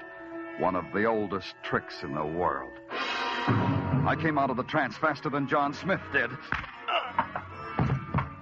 He lay there with the rest of the crockery, just as pale, just as broken, just as unconscious. He can no longer harm you, Danny. He was an evil man. Yeah, and tricky. Hiring that hatchet man McGrath to kill Mei Ling and slug me on the train. Kate. Yes, Danny? Maybe I shouldn't ask you this, Kate. But how come you were with Smith? I knew his greed would finally lead him to Kuan Yin, as your curiosity led you to her. And to me. To me, Danny. Kate, do you always repay kindness with murder? What are you talking about? You killed Lee Kai. Danny, you're insane. Why do you talk like that? Because the seismograph in your lab registered a disturbance at 9 o'clock last night, the time of Lee Kai's murder. How do you know it wasn't the recording of a minor shock someplace in the world? Because no other laboratory picked it up. That's when you stabbed him, Kate, at 9 o'clock. You said you were at the movies. Nobody could prove that. Danny. But you weren't, Kate. You weren't at the movies. You were in your lab. You stabbed Lee Kai and dragged his body down the hall to his office. He was a small man. You could have done that. Yes. It's no use. You would deprive me of the Kuan Yin anyhow. 2 killings for the goddess of mercy. Doesn't add up. I would kill anyone who would deprive me of the Kuan Yin. Yes, you too, if I could now. Danny? Uh-huh. Let me hold the Kuan Yin, Danny. Kuan Yin? Yeah. Here. Kuan Yin. Fabulous. Kuan Yin.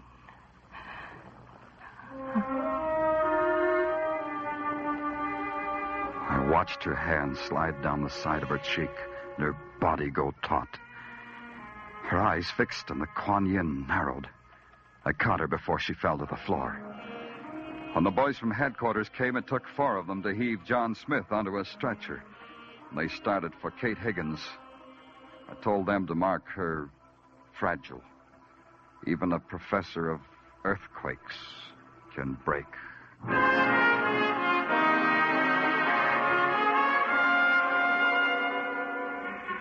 In the November sun, Broadway shimmers like some frozen city rising out of a frozen lake. It's clear, crystal clear, and its air is fresh and clean. You close your eyes because you know it's alive. The easy laughter that snarls when your back is turned. The spectaculars that advertise the grave. The welcoming hand that turns to ice in yours. It's Broadway, the gaudiest, the most violent, the lonesomest mile in the world. Broadway, my beat.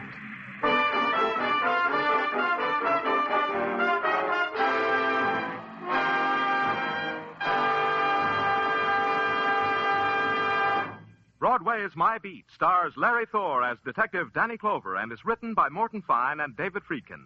The musical score was composed and conducted by Wilbur Hatch, and the program was produced and directed by Elliott Lewis. The cast tonight included Mary Jane Croft, Charles Calvert, William Johnstone, Barton Yarborough, William Conrad, Junius Matthews, and Jerry Hausner. Stay tuned for Sing It Again, which follows immediately over most of these same CBS stations.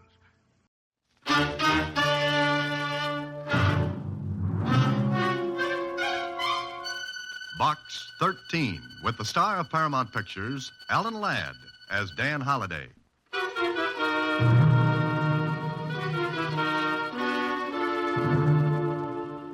Box 13, care of Star Times. I don't know whether going after a ghost is your idea of an adventure, but I think I may have one for you. I don't believe in ghosts either. At least I don't think I do. However, if you're interested, my name is Michael Davis. I'm an artist, and my studio is at 183 Lincoln Mews. I'm there almost all day.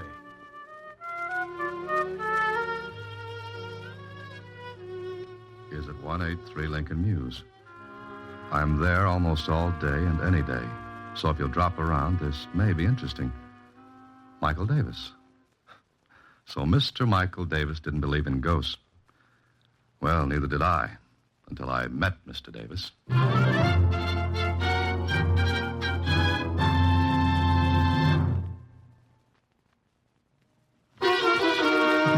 now, back to Box 13 and Dan Holliday's newest adventure, The Haunted Artist. Ghosts? Gee, Mr. Holliday, are there such things? Ever see a bank account after March the 15th? Huh? Skip it, Susie. Michael Davis. He says he's an artist. Do you know anything about art, Susie? Well, I've been to the museum where they have that statue of the Venus B. DeMille. That's Venus de Milo. The one without arms? Uh-huh. Oh. Well, art is long and time is fleeting, and the same goes for Dan Holliday. And it looks like a trip to Mr. Michael Davis is in order. See you later, Susie. A half hour later, Michael Davis and I were introducing ourselves and shaking hands. I liked him, and he looked like an artist, except when he grinned. Then he looked and seemed a lot younger than he was, 33 or 4. And he grinned as he said, So you advertise for adventure just to get plots for your stories, huh? Yes, that's a general idea. Maybe I'll be able to use yours. Well, this sounds insane, but I think this studio is haunted. Or I am. Why? Do you hear the patter of cold little feet and the clank of chains at night? I wish I did instead of... Oh, come and look.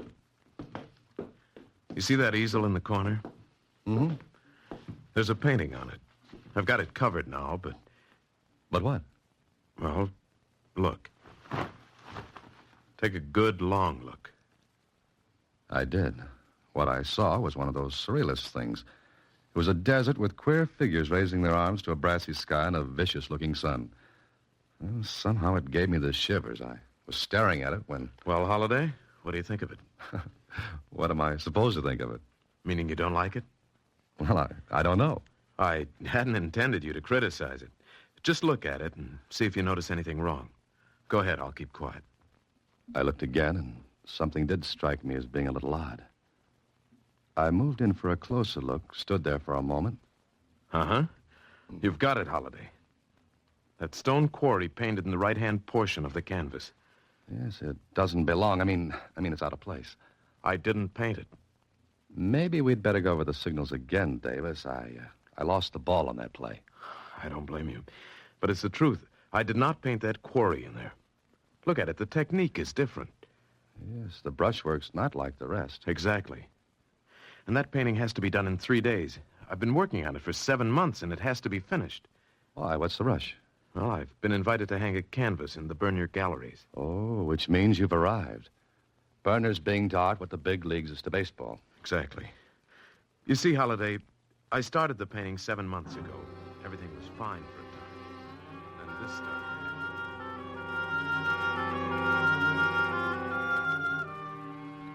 What Davis told me was this. He'd finish work in the evening, cover the painting, and turn in. Then, in the morning, when he'd take the cover off the canvas, the quarry would be painted in. It happened 6 times. The last time was the night before he wrote his letter to Box 13. He was sure no one had entered his studio during the night. He'd locked his windows and doors, but still it happened. It's driving me crazy.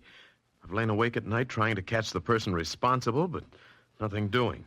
He never shows up when I'm waiting for him. Have you told the police? Oh, sure. They thought I was just 2 steps ahead of the man in the white coat. Huh.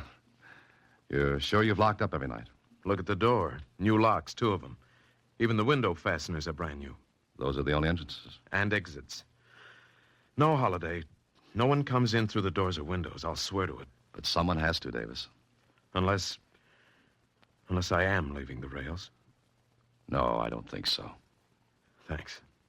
Even my best friends won't tell me that. Well, Michael, darling, I brought dinner. Oh, Come on in, Betty. here, Mike. Here, take some of these packages. Here. Betty, this is Dan Holliday. Dan, this is my fiancée, Betty Harper. Hello, Dan. And my name is Betty. well, thanks. I'll use it. Mike, darling, I've invited Kit and Ann for dinner. Is that all right? Sure. Will you stay, Dan? Oh, I'm afraid I can't. Besides, I'm unexpected. Oh, no, we've got plenty. Spaghetti, salad, wine. Oh, be careful of that bottle, Mike. Here, let me have it. The bag's bursting. Please, I'm not a child. That's a matter of opinion. You will stay, won't you, Dan? Well, Oh, please do. We can talk some more about my problem. Problem? Your problem, Mike? Oh, yes. Dan's going to help about the painting. And I'm a child, huh? There goes the wine. That was clumsy, wasn't it? Accidents will happen, Betty. If I can put in that bromide. Oh, Mike, I just remembered. We're to go to the Suttons after dinner. Huh?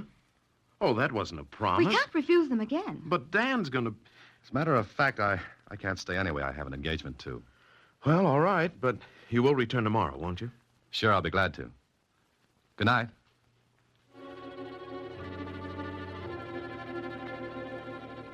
Well, I like this. It looked good. Especially when Mike's own girlfriend was anxious to deal me out. That Betty didn't want me on the team. It was easy to see as the brass button in a collection plate. She didn't drop that bottle of wine. It jumped out of her hands when Mike said I was going to help. Why? Well, I'll have to find that out. I got to my apartment after dinner and sat down to think about it when... Hello? Is this Dan Holliday? Yes, it is. Who's this? Well, never mind. Just a moment. Hello? Hello? Holliday, you're to keep away from Michael Davis. Forget the whole thing, understand? Well, frankly, no. Am I supposed to? Well, yes, I mean, look here, Holliday. It'll be awkward for you if you continue. Go on. I'm interested. All right, just remember what I said. Keep away from Michael Davis or you'll be sorry. Now, listen, this is no joke.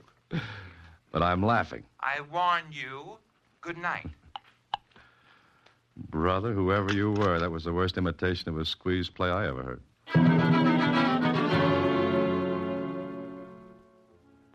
Are you kidding, Dan? No, someone called me last night, wanted me to keep away from you.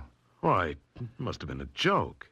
Does anyone want to keep this painting out of the burner galleries for some reason? I thought of that. You mean sabotage, sort of? Yeah, that's it. Well, who? No one I know of. You're sure, Mike? Of course. You done any work on the canvas today? Yes, I scraped off the stone quarry and started my own work again. Then I've got an idea. What time is it? 4 o'clock. Why? Got any sealing wax? Sealing wax? Well, no, I haven't. Oh, can you get some? Well, yes, there's a store a block down the street, but what do you want with sealing wax? Well, for one thing, we're going to prove there's no ghost. Or what? Or that there is one. I'll run down and get the wax. All right, you're the boss. Make yourself at home. I'll be back in a few minutes. I worked fast to get the thing done before Mike came back. I took every tube of paint, every brush, every palette I could see, and wiped them clean. Then I put them back where they had been, and just in time. Mike came back, handing me the sealing wax. Oh, will this be enough, Dan? Oh, yes, I think so. Okay. Now we'll lock all the windows. And be sure they're locked. What are you up to? You see, we can find out if someone gets in here while you're asleep. We'll seal the locks and bolts with this wax and... Yes, but wax can be broken. If it is, we'll know someone came in the windows of the door. Yeah, but the person could reseal the locks, and sealing wax melts easily enough. Sure, but he couldn't put the imprint of my signet ring back in the wax without getting the ring from me first. And I'm very fond of this ring. Never take it off my finger. Okay, Mike, let's go to work on the windows.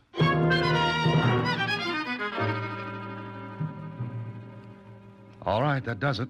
Both windows sealed. If our ghost gets in now, you'll have to break the wax. You know, there's only one thing wrong. What, Mike? I won't be able to sleep tonight. Oh, well, take something. You've got to sleep because your visitor won't break in unless you do. Dan, Suppose those seals aren't broken in the morning, but the painting's been changed anyway. What then? We both apply for an outside cell. Now, don't do anything more on your painting, and don't touch a thing. Why not? You want me to help you, don't you? Certainly. Then ask no questions and do as I say. And tomorrow morning, we may have an answer.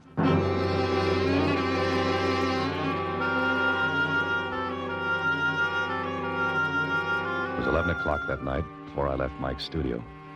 He had taken a sedative and was sleeping like a baby. I turned off the lights, checked the seals in the windows. All okay. I let myself out, tried the door. Locked, but good. Then I took the sealing wax and melted a hunk of it to go over the keyholes. And I pressed my signet ring against the wax. I even forced wax into the crack above the door, initialed that. Michael Davis was sealed in. And whoever, or whatever, was doing the dirty work was sealed out. I hoped. When I got home, I set my alarm for 5 the next morning. Yeah, it went off all right. I stumbled out of my bed, into my clothes, and drove to Davis's studio. I wanted to get there before he woke up. I did, because when I listened at his door, there wasn't a sound. I looked carefully at the seals I'd put there the night before. Well, they were intact. I'll swear to it. Then I rang his buzzer. He was quite a sleeper. Well, he'd taken something and... Who is it? Why don't you come back in a week? It's Dan, Mike. Let me in. Huh? Oh, sure. Do you always get up this early? I have a contract with the park commissioners to wake up the birds. Fine. Shouldn't happen to a vulture. Sleep all right? Oh, like a top. Disturbed at all? Nope. Okay. Let's look at the seals. You bet. Well, this one's all right.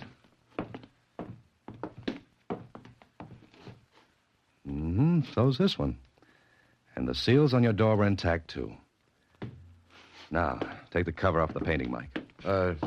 What if it's been changed again? If it has, I'll buy you a new hat. I wear a size 7 and 3/8. And make it a gray one.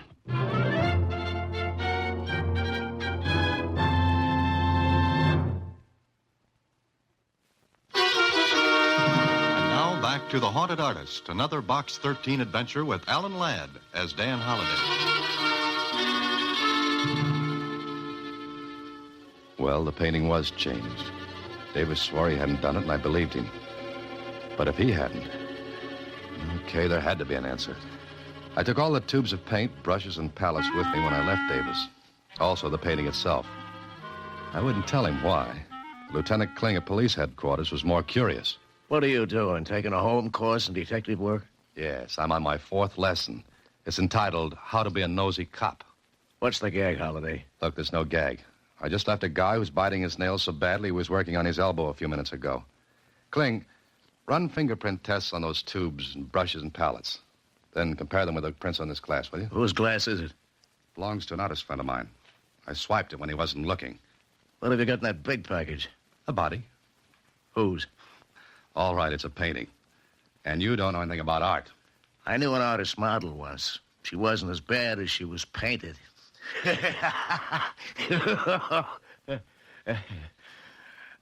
Okay, so I don't slay you. All right, I'll laugh at your joke. Ha ha. Now, will you do me that favor?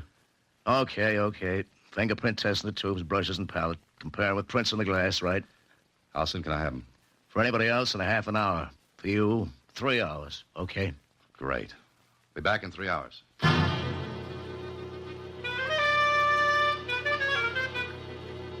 After leaving Ling, I went to the Star-Times and learned the name of an art expert. An hour later, I showed him Mike's painting. That is quite good. Yours? No, it's a friend of mine's. Good brushwork. Excellent composition. Wonderful color. And with this has no place in the picture. Look, I've got a lot of things to do.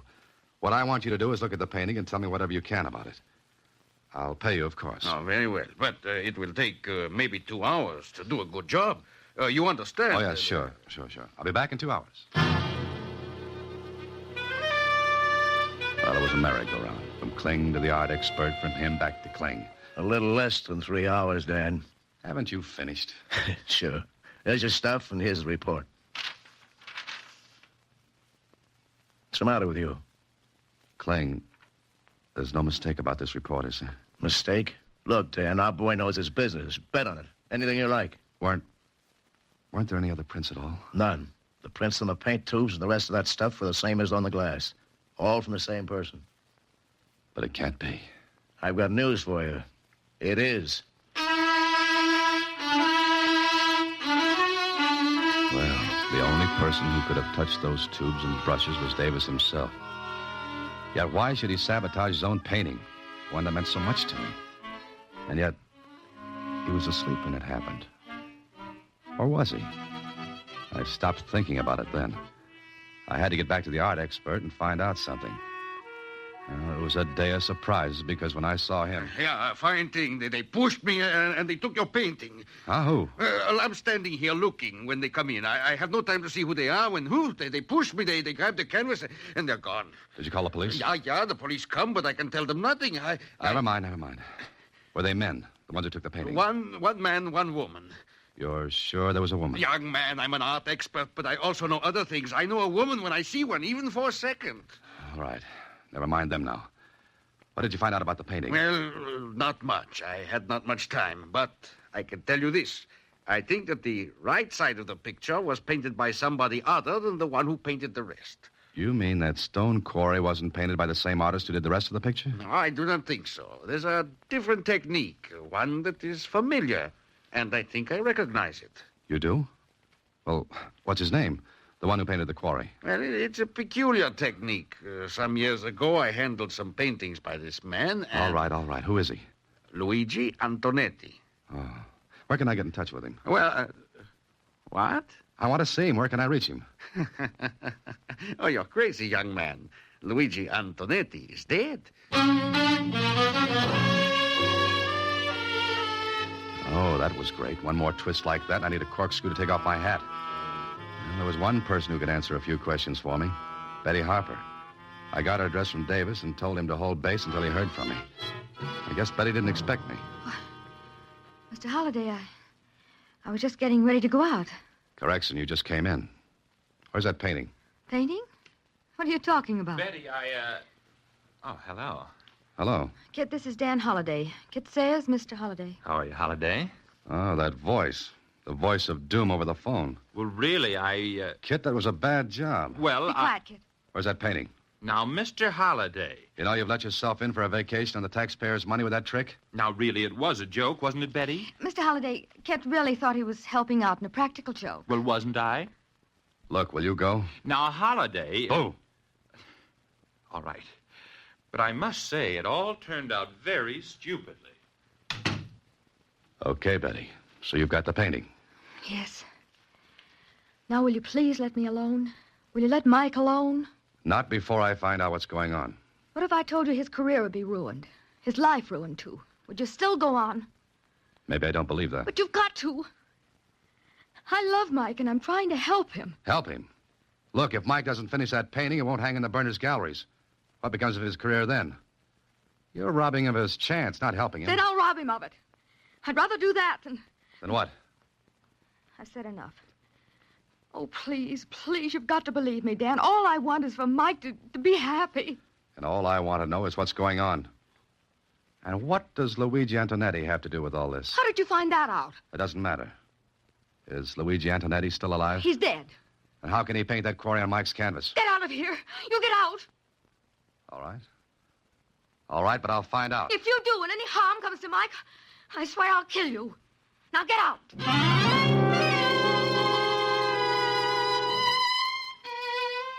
That was all from Betty. I would have bet my last penny she was doing what she was doing for Mike. But why? Why? Then I got an idea. Find out about Luigi Antonetti. I looked him up. Found out he'd lived in a small town about 250 miles away. He'd painted there. And... Okay, so I drove to the little town. Sure, I found out. He was dead, all right. I was even shown his grave, and When I looked at it, I wanted to reach back and chip the icicles off my spine. How could a dead man paint? There was only one answer. He couldn't. Then I learned something else. Antonetti had a pupil named Michael Davis. More questions, and finally I found an old school teacher who remembered. Michael, of course. Wonderful boy. Luigi Antonetti taught him painting. He said Michael had a brilliant career ahead of him. I see. Well, Mr. Evans, do you know what became of Michael? Well, I think he went to the city, although I haven't heard. When did he go? I believe shortly after he graduated from high school. That must be 16 years ago.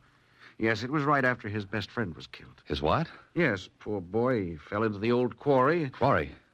Stone quarry? Well, yes. It was one night after a senior party. I think, yes. Both lads, Michael and Arthur, were in love with the same girl, you see. Would her name be Betty Harper? No, it's amazing you should know that, yes. How about this Arthur? Well, it was quite dark. Arthur, I believe, went back to get something. The bridge across the quarry must have broken.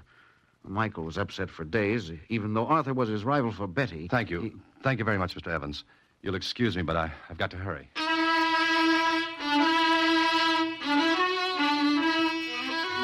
I was getting an idea, but I had to put more pieces together. So I went back to the city and back to the art expert. Yeah, it's not only possible, Mr. Holliday. It's quite probable. In his early years, he would use his teacher's technique. Next stop, the psychiatrist. Certainly, Mr. Holliday, that's quite possible.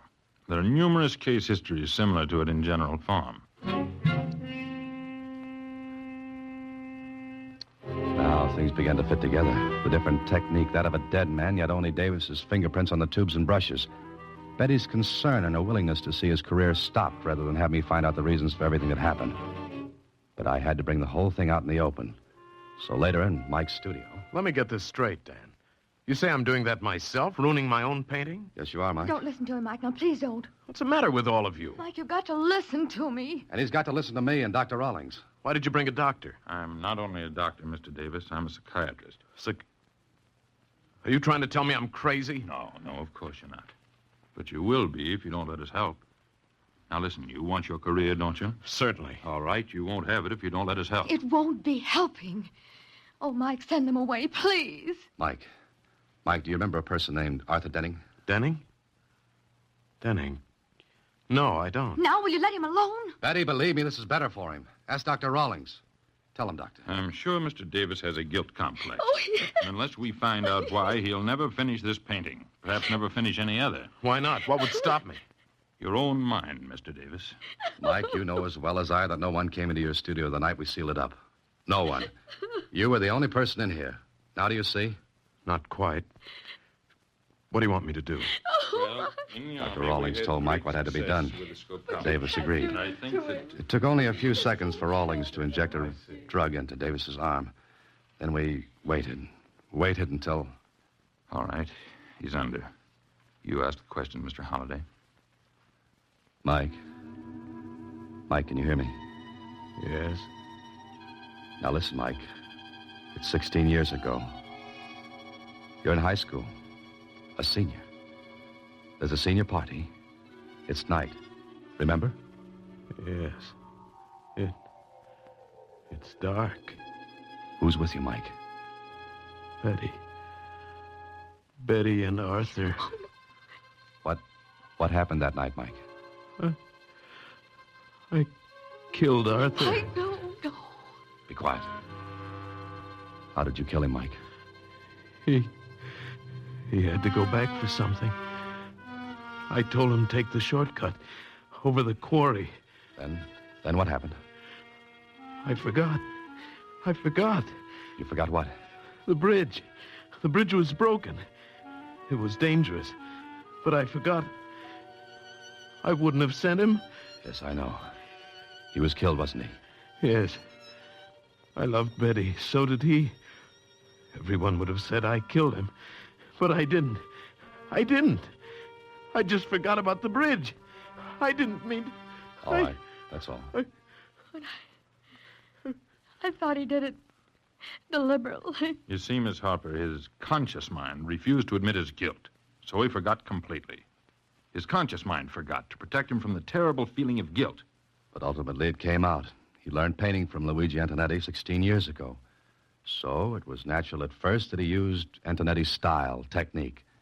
Then, 16 years later, his mind goes back into the past, controls his hand, and he paints as he did 16 years ago. But he paints that quarry. The quarry which was associated in his mind with his guilt, or what he thought was his guilt. And now?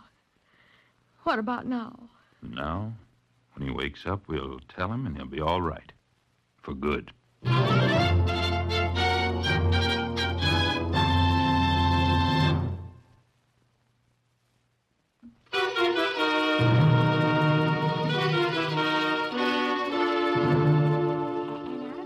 Gallery show have come several new painters of distinction. Not the least of them is Michael Davis, whose intensity of feeling and whose brilliant... That's good enough, Susie. Well, it looks like he's all right, doesn't it? Gee, isn't the human mind wonderful? Well, that depends on which way you look at it. Uh-huh. I was psychoanalyzed once. Oh? And what did you find out? We've got a lot of mail to open, Mr. Holliday. Oh. Good night, Susie. Next week, same time, Alan Ladd stars as Dan Holliday in Box 13.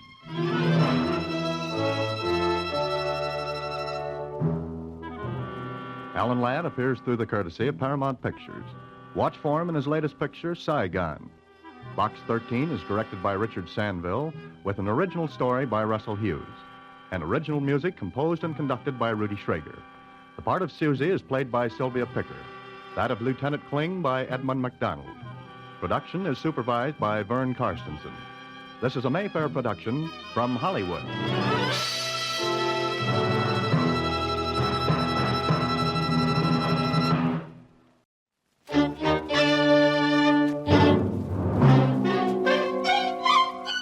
Box 13, with the star of Paramount Pictures, Alan Ladd, as Dan Holliday.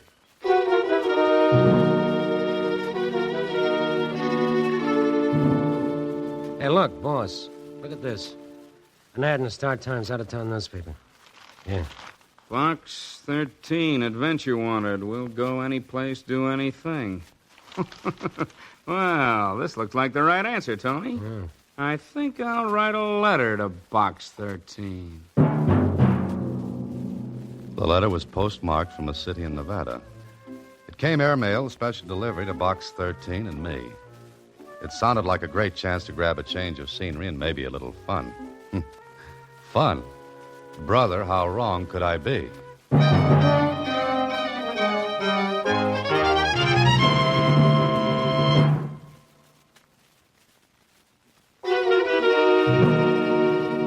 And now, back to Box 13 and Dan Holliday's newest adventure, Triple Cross.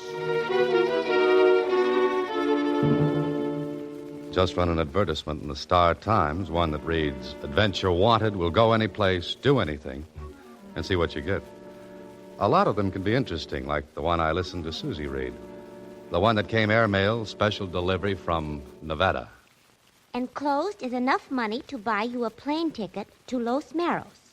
You want adventure? All right. Come to Los Meros, register at the Paradise Hotel. Wait in your room until you're contacted. And that's all it says, Susie? That's all, Mr. Holliday. There's not even a signature, even. It's what's called an ominous letter. What kind of a letter, Susie? Ominous. That means it's not signed by anybody. The word you mean is anonymous. Oh. But you could be right after all. Well, Susie, lock up the office and look for me when you see me with a new plot and a nice tan. A new plot and a nice tan, I said. I got the plot, but the tan almost turned into a beautiful white pallor, the kind that goes well with lilies. The plane trip was smooth. The trip from Airport to the Paradise Hotel was nice and easy. And the hotel itself, well, it was the only one I could remember that looked like the ads in the travel folders. Oddly enough, there was a room reserved for me in my name. Okay, somebody checked and found out who I was. I explored the suite, thinking maybe I'd get a lead on what this was all about, But it was just a fancy set of rooms, all newly decorated. I sat down, and then about a half hour later... Come in. Message for you, Mr. Holliday. Oh, thanks. Here you are. Oh, thank you. Just a minute. Who gave this to you? A man, sir. What kind of a man? What did he look like? Oh, just a man, sir. Oh, I see. A head, 2 eyes, nose, 2 ears, and a mouth. That his description? Yes, sir. That's exactly what he looked like. Good. Then I'll know him when I see him. Oh, did he ask for an answer? No, sir. He just told me to bring the envelope to you. Will that be all, sir? Oh, yes, thanks. Well, 2 $100 bills. And a message that said, buy a red carnation in the flower shop and put it in your lapel. After dinner, go to the casino roulette table, buy $200 in chips and put them on number 18. If you win, walk away, wait 10 minutes, and put half the winnings on number 22. After you play, wait in the casino.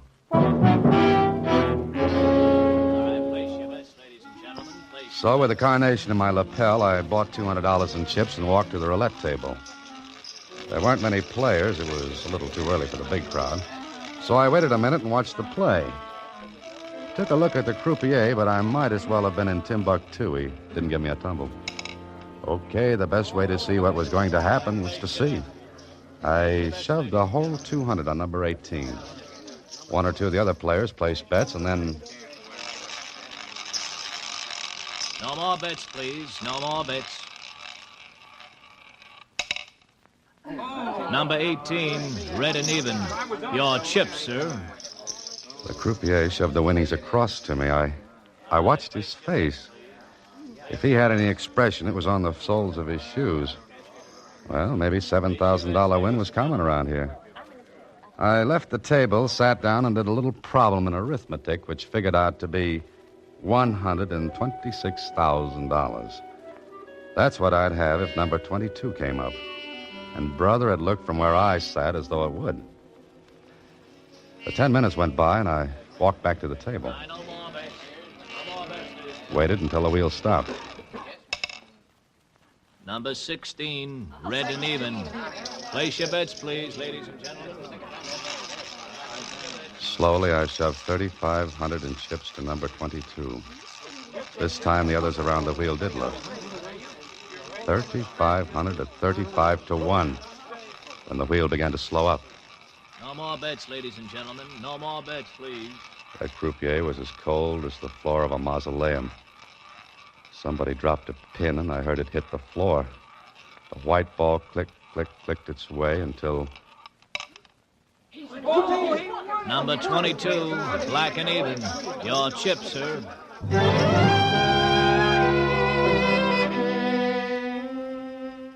I cashed in the chips, and there I sat, with $126,000 tucked away in my inside coat pocket. Somebody had that wheel fixed for a killing. I began to wish I was back in my office. I didn't like it. A crooked play. Why? Who? I made up my mind to go to the owner of the place and wash my hands of the whole thing when... Oh, there you are, Mr. Holliday. I've been looking for you. I have a message for you. Yeah?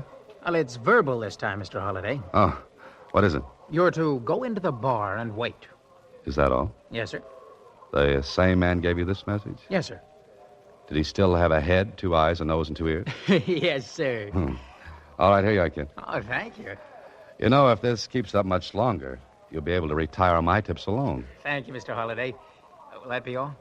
How much did this character give you to forget what he looked like? Oh, nothing, sir. Nothing at all. And a smart boy like you should have taken a good look the second time. Huh? Especially since I asked about him after the first message. Oh, he was big, dark, a little mustache, and he had a little white scar over his right eye. Would you take $5 for that information? That's all right, Mr. Holliday. No charge for that service. Good boy. I'll see you later. Yes, sir, Mr. Holliday. I walked toward the bar, wondering what was coming next. I didn't like that fortune burning the cloth in my pocket. The bar was like my suite. Fancy, rich, and expensive. I climbed up on one of the stools, and the bartender came over and... Yes, sir. May I serve you, sir? Got any ginger ale? Yes, sir. What with, sir? Oh, by itself. Just a glass of ginger ale. Just a ginger ale? Uh-huh. You see, I like the bubbles. Champagne has bubbles, too. But they're still around the next day. Just a ginger ale. Yes, sir, of course. Excuse me, is someone sitting here? Oh, no, I don't think so. Thank you. Here you are, sir. Ginger ale. Thanks. The usual, please. Okay. Yes, sir, may I? You got a light? Of course. Thank you. Don't mention it. Here you are. Thanks. Why do you drink ginger ale? I like it. Why do you drink martinis? Same reason, I guess. It's a brilliant conversation, isn't it? Well, I've heard better. You're not very friendly, are you? A Boy Scout is always friendly. And does good turns. So I hear. Do you want to be helped across the street? All right, I'll shut up. I took a good look at her. There was something scared-looking about her. And she was nervous. Well, so was I, because the minutes were passing and I still had that money. And I wanted to get rid of it. But I wondered about the girl, whether she had any part in this.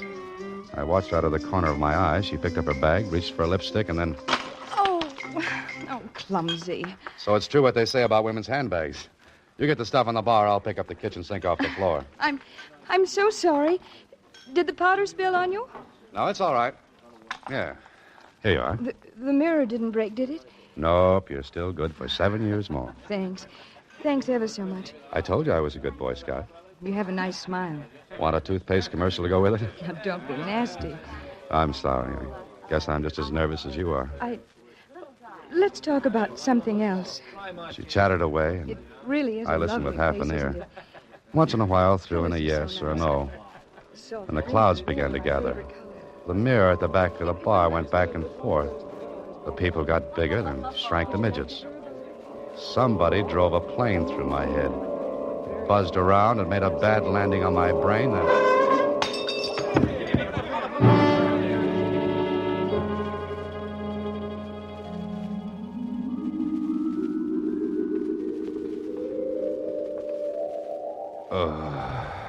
There you are. Feeling better now? You'll be all right. Just lie there, take it easy. Sure, Hey, I'm in my room. Of course. We brought you here. We? I'm the hotel physician, Mr. Holliday. Oh, what happened? And just a fainting spell, nothing serious. Fainting spell? What are you talking about? Fainting spells. Your wife told me you get them. My what told you what? No. Just lie back. Whose wife said what? Well, your wife. She's got to have a prescription filled. Now, listen, Doc, Hand me my coat, will you? It's better if you lie here. It's better if you hand me my coat. Give it to me. Oh, very well. There you are. What's the matter? Was my wife in this room? Of course, she came up with me. Uh-huh. Doc, what would you do with $126,000? What? 100? That's an odd question. What would you do with it? I don't know. Because I haven't got it anymore.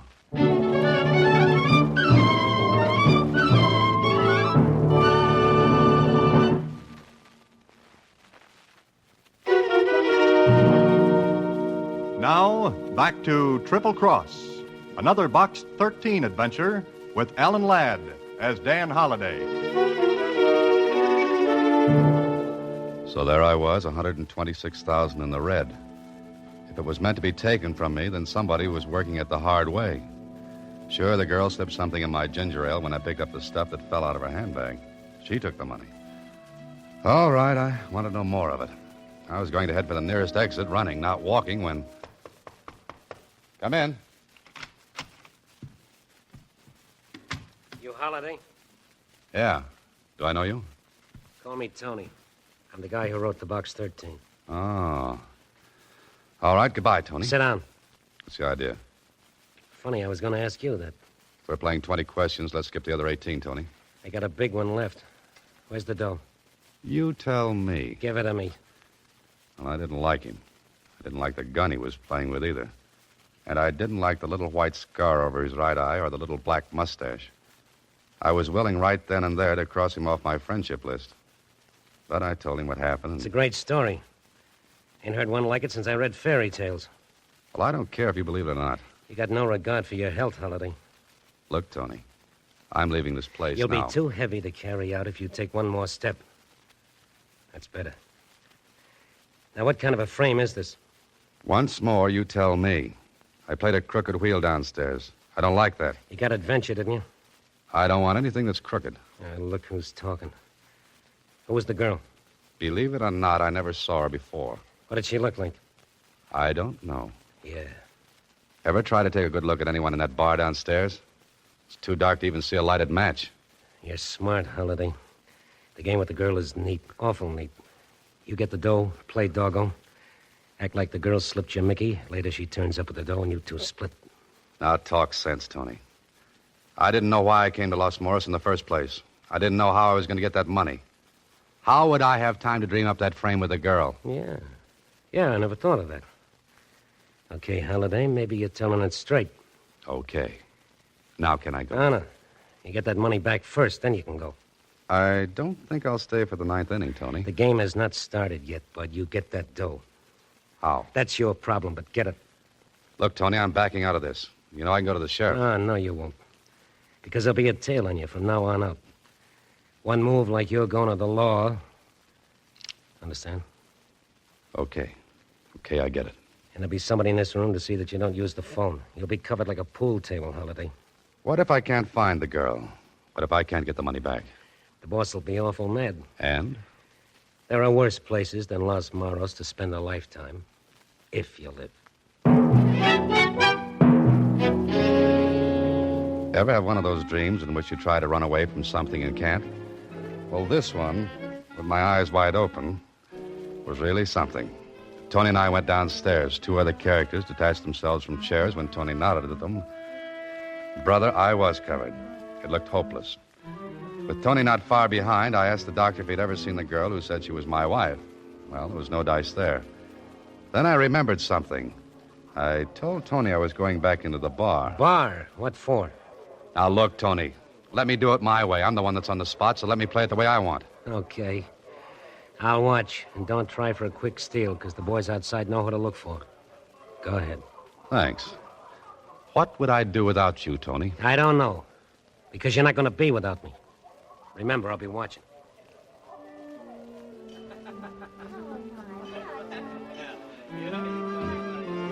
Yes, sir. May I serve you? Well, feeling better, sir? Well, much. Where were you when I fainted? At the other end of the bar, sir. Oh, yeah. So you were. It wasn't our ginger ale, sir. No, it wasn't. I just have a loose head, and when I shake it, it comes off. May I serve you something, sir? Yes. An answer to a question. Oh, what's that, sir? Who was the girl who sat down next to me? I don't know, sir. Oh, yes, you do. I beg your pardon, sir. Quit the sir business. You knew that girl. Why do you say that? Because when she sat down, she asked for the usual, and you brought her a martini. And you said okay when she asked you. What does that prove? The martini proves you knew who she was. The okay means she wasn't a guest of the hotel. No bartender as polite as you are would say okay to a lady guest. That makes sense? Why do you want to know who she is? Does that make any difference? Yeah, because I wouldn't want to see her in trouble. I'll try to keep her out of it. I won't tell you. Ever see a picture of Alexander Hamilton? What are you talking about? Well, here's one. And funny enough, it's on a $10 bill. In fact, his picture's on all 5 of these bills. Yeah. Her name's Kathy Lee. I think she has a place at the Las Palmas courts. Thanks. Put these pictures in frames, will you?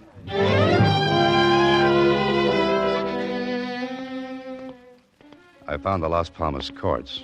And, of course, Tony behind me all the way. The name list in front said Kathy Lee lived in number 8.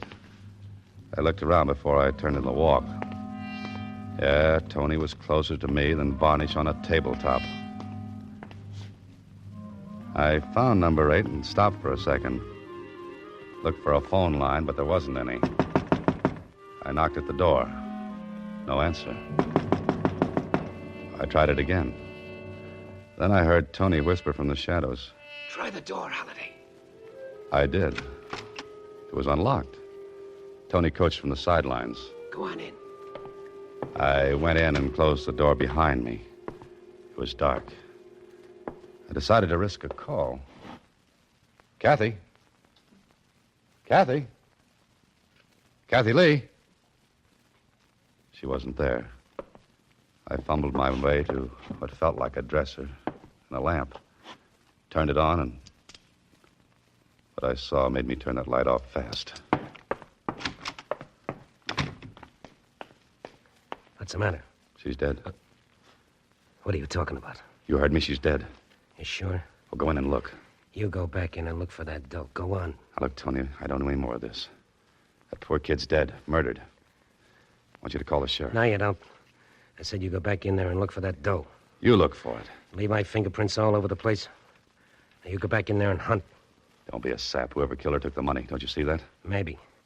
But we'll play this angle all the way. Now, stop talking and get in there.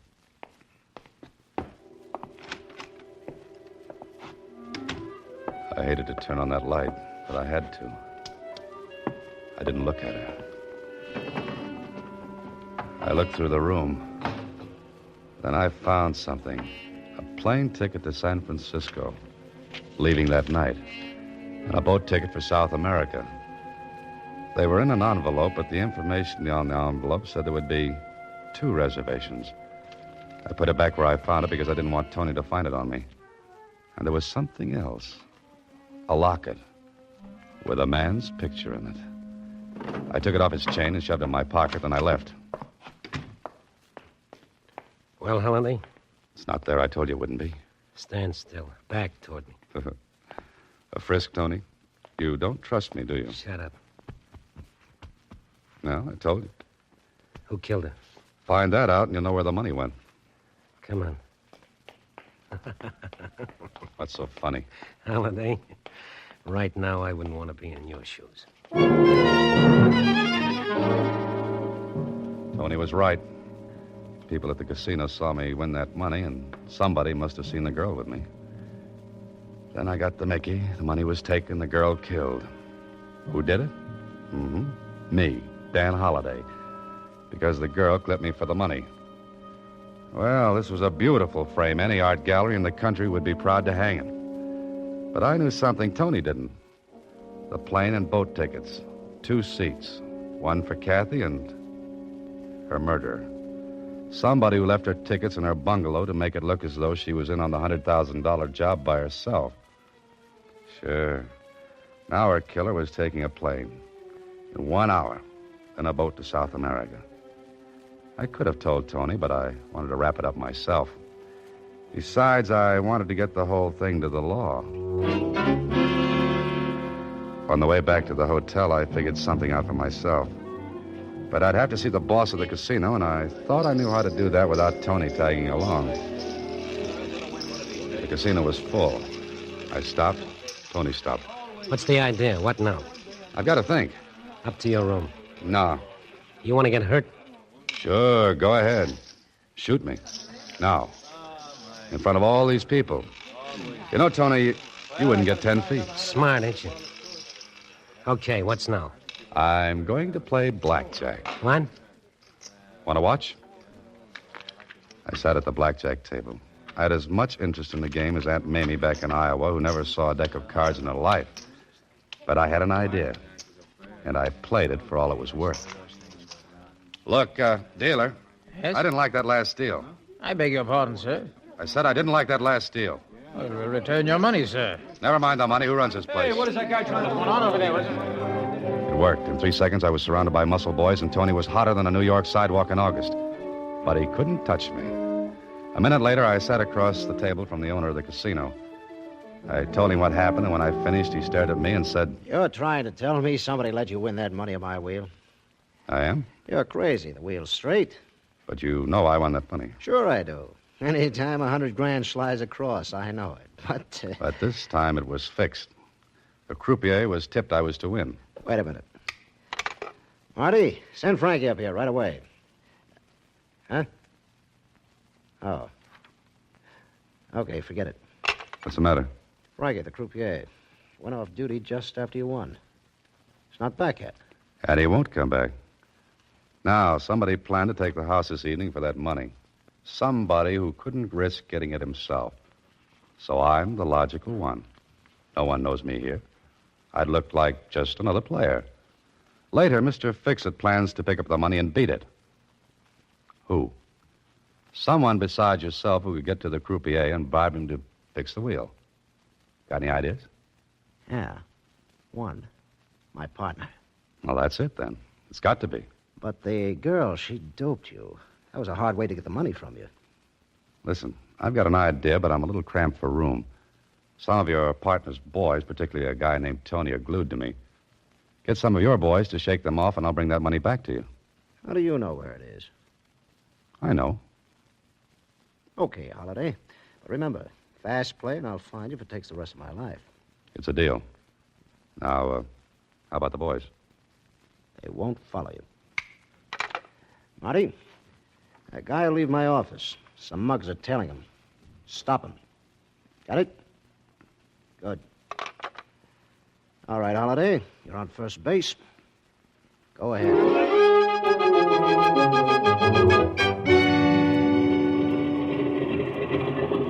I was sure he'd be at the airport, and I wasn't wrong. He was sitting in the shadows on the outside. I walked over to him, and he looked up. Holiday, I thought you would be... Thought I'd be framed, huh, Frankie? What are you doing here? I've got a message from Kathy Lee. Kathy? She's... You ought to know you killed her. You're crazy. Not only that, you've got $126,000 in that bag. $126,000 that looked like easy money. Shut up. That money doesn't mean a thing. It's the girl who counts, the girl who was willing to do what you told her to do. The girl you triple-crossed and killed after you double-crossed your boss who bribed you to fix the wheel. It's too bad you're so smart, Holiday. It's too bad you led with that right, Frankie. Somebody call the police to come and clean this up.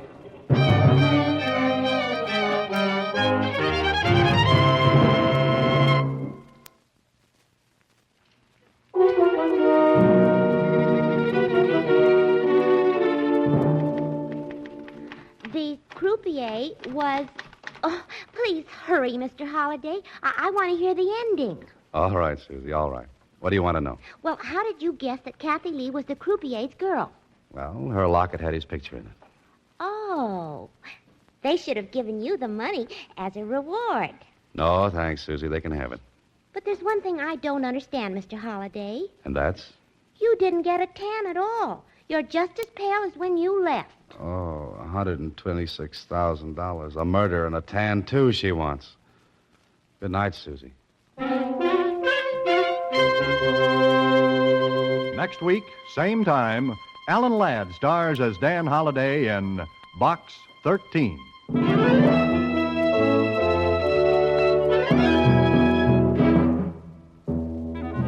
Alan Ladd appears through the courtesy of Paramount Pictures. Watch for him in his new picture, Saigon. Box 13 is directed by Richard Sandville, with original story by Russell Hughes, and original music composed and conducted by Rudy Schrager. The part of Susie is played by Sylvia Picker. Production supervision is by Vern Karstensen. This is a Mayfair production.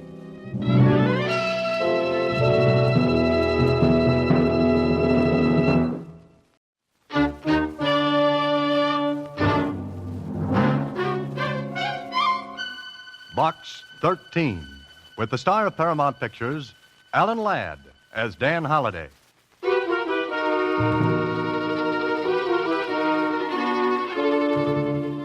Box 13, care of Star Times.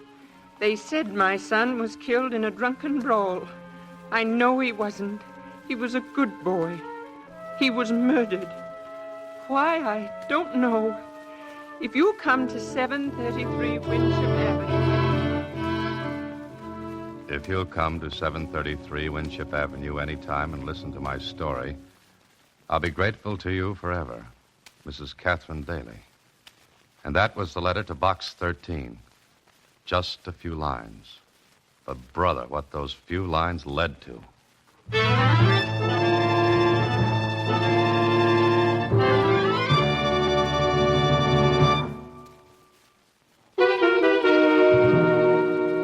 And now, back to Box 13.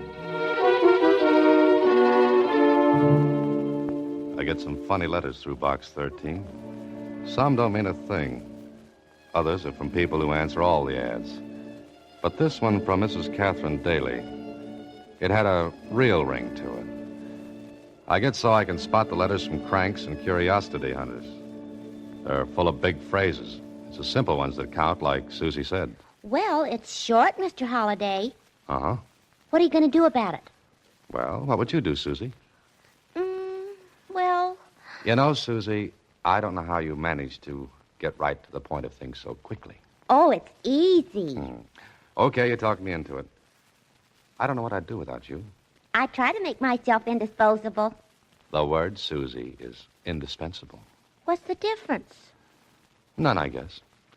All right, Susie, I'm on my way to 733 Winship Avenue. Mrs. Catherine Daly was a little woman, maybe about 50, 60. It was difficult to tell because gray hair was pushing hard against the brown. It was her eyes that got me. Maybe not too long ago they'd been able to smile. But now they were dead, lifeless. Something had been taken away from well, inside. She led the way to a little living room, furnished cheaply but neatly. She sat down, pointed to a chair for me, and then... Are you serious about that advertisement, Mr. Holliday? Well, yes, I am, Mrs. Daly. I haven't any money. That is not much. I can afford something, if it's not a whole lot. Oh, now, look, Mrs. Daly, I'm a writer, and sometimes Box 13 leads me to a good plot. You see, I don't take money because I get paid very well for the stories I get. You see, I used to be a newspaper reporter. Newspaper reporter? Anything wrong with that, Mrs. Daly? Arthur, my son, he was a reporter. Oh? What paper? The Evening Record. Your letter said that your son was killed. He was. They said he was drunk, that he got into a fight in a cheap saloon. Arthur was never drunk in his life, and he hated fighting. That his picture on the table? Yes. In uniform. That's the Distinguished Service Cross, isn't it? Yes. Okay, Mrs. Daly, start from the beginning. Tell me how you want me to help. I'm sure Arthur was murdered. Murder's a tough word, Mrs. Daly. Tough to say and tough to prove. But for a week before he was killed, he kept telling me that we could get out of this house soon, that he was going to make a name as a reporter. But he didn't tell you why? No. Then, the night he was killed, he got a phone call. From whom? I don't know. He hurried out, and the next time I saw him was when they asked me to come down and identify him. That's as much as you can tell me. It's every word. Mrs. Daly, this may sound brutal, but your son's dead now. Why would you rather have it said he was murdered? I want to show everyone he couldn't have died in that cheap, shoddy way.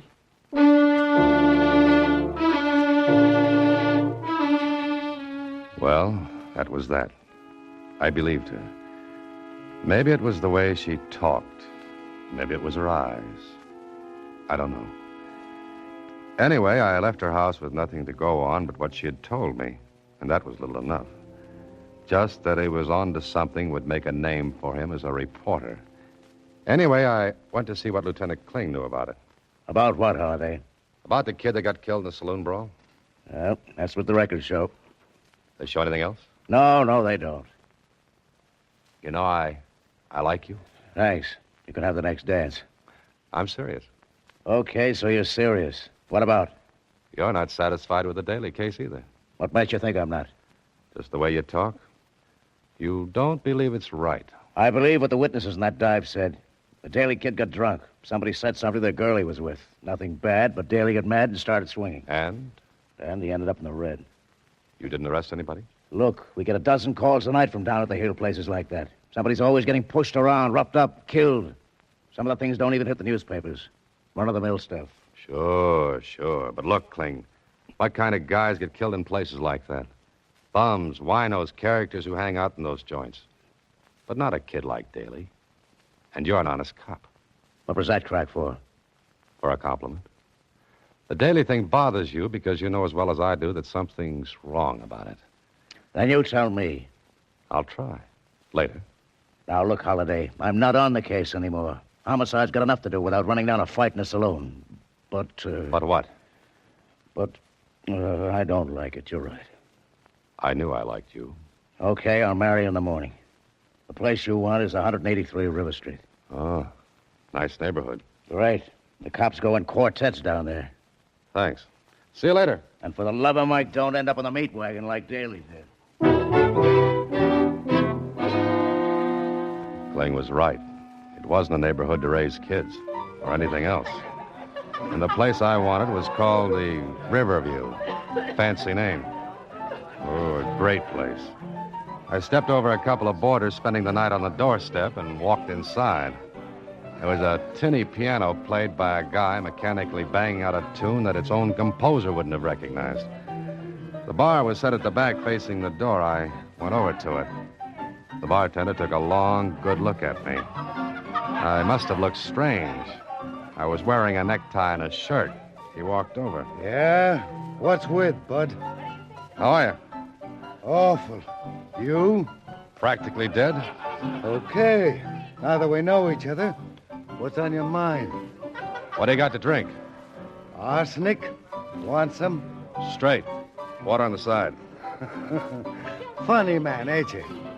Sure. Look, what do you want? A drink, maybe? No, you don't. That suit you got on costs maybe 150. The tie, $5. Any cookie comes in here dressed like you don't want a drink. All right. You win. Swell. Slumming, huh? No, looking. For what? Last week there was a fight in here. A kid got killed. Arthur Daly. I didn't see nothing. My back was turned. Did you ever see the girl who was with Daly? I told you I didn't see nothing. Oh. All through the fight, you just kept your back turned. Yeah, I hate fights. Can't stand the sight of blood. That what you told the police? Same thing. Who were the witnesses? Look, when a fight starts in here, there ain't no witnesses. Everybody's blind. That makes it easy. You a friend of this Daly character? Yeah, a good friend. Uh-huh. I still don't know nothing. Now blow, mister. Out. Get it out. He knew something, all right. But he was clammed up tight.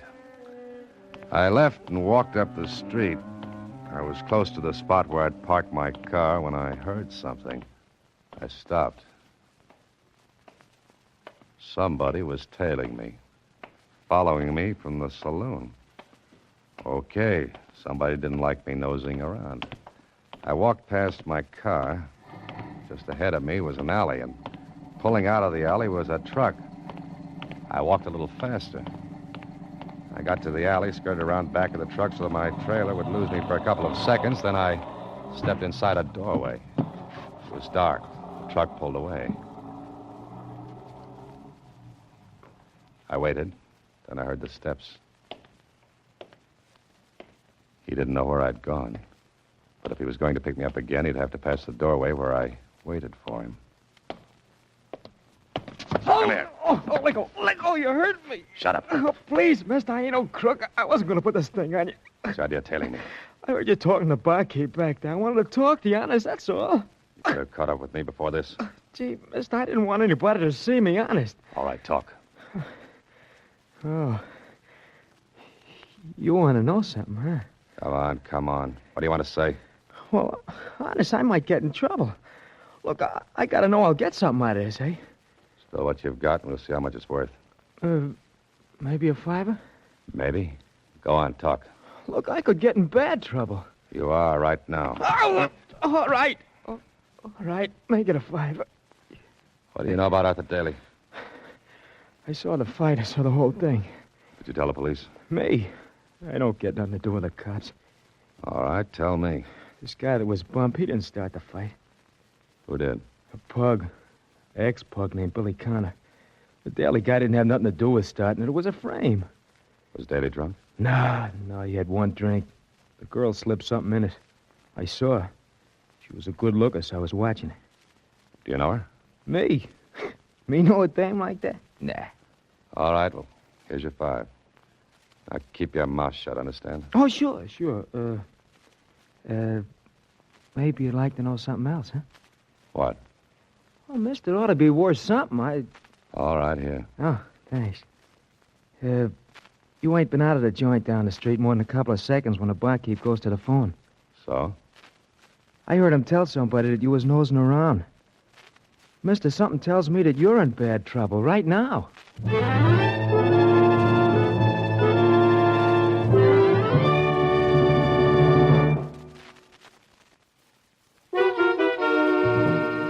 And now, back to Box 13 with Alan Ladd as Dan Holliday. Well, I had a few facts now. First, Daly knew something that might have got him killed. Second, the girl who was with him put something in his drink so he'd look drunk. Third, an ex-pug named Billy Connor started the fight. Why? The answer to that would put me on first base. So I asked around a little and found out that Billy Connor, a third-rate fighter down at the heels, suddenly came into money, and right after the fight in the saloon. I found him in a second-rate nightclub. You the guy that wants to see me? If you're Billy Connor, I'm the guy. Who are you? Knowing that won't make it any prettier. You're a smart boy, huh? Maybe. But you're not acting smart. What? What are you talking about? You're making too much splash, Connor. The boss doesn't like it. People might start asking questions about the money. The money you got for killing Daly. Me? Oh, no, I just started the fight. Then I ducked. Somebody else banged his head for him, not me. Ah, that's the way it was, huh? Sure, you know. Who are you, anyway? Forget it, Connor. Wait a minute, fella. Why'd you say that's the way it was? Didn't you know? Sure I knew. You ain't from them. From whom? You dirty sneak. You a copper? Maybe. Think it over, Connor. Hard. I left him standing there with his mouth open. I thought I'd found out what I wanted to know. But Ling told me... Doesn't mean a thing. You can't prove anything, Holliday. What if I get proof? How? You've got the name and address of the girl Daly was with the night he was killed. And you want him, is that it? You could get hurt. Meaning you won't give me the girl's name? Meaning that if I do, you're on your own. I'll take that chance. Do I get a name and address? Eileen Simmons, 4674 Roberts Drive. And I hope you get more out of her than we did. I hope so, too. I didn't like walking up a blind alley with murder at my back and maybe in front of me. I got to the girl's home, a boarding house in a shabby section, and took a look at the mailboxes downstairs. While I was walking up to her flat, something tingled the back of my neck. Something that screamed a warning. I got to her flat.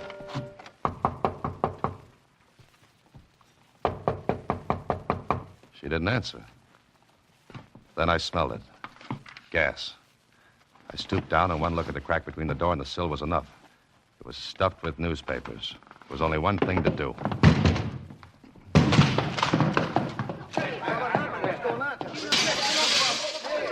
Eileen Simmons wasn't going to talk to anybody. The room was heavy with gas.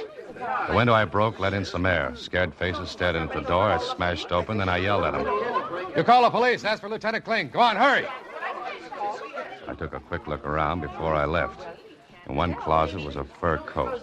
And from what I knew about fur, this one took money to buy. It had her initials embroidered in the lining.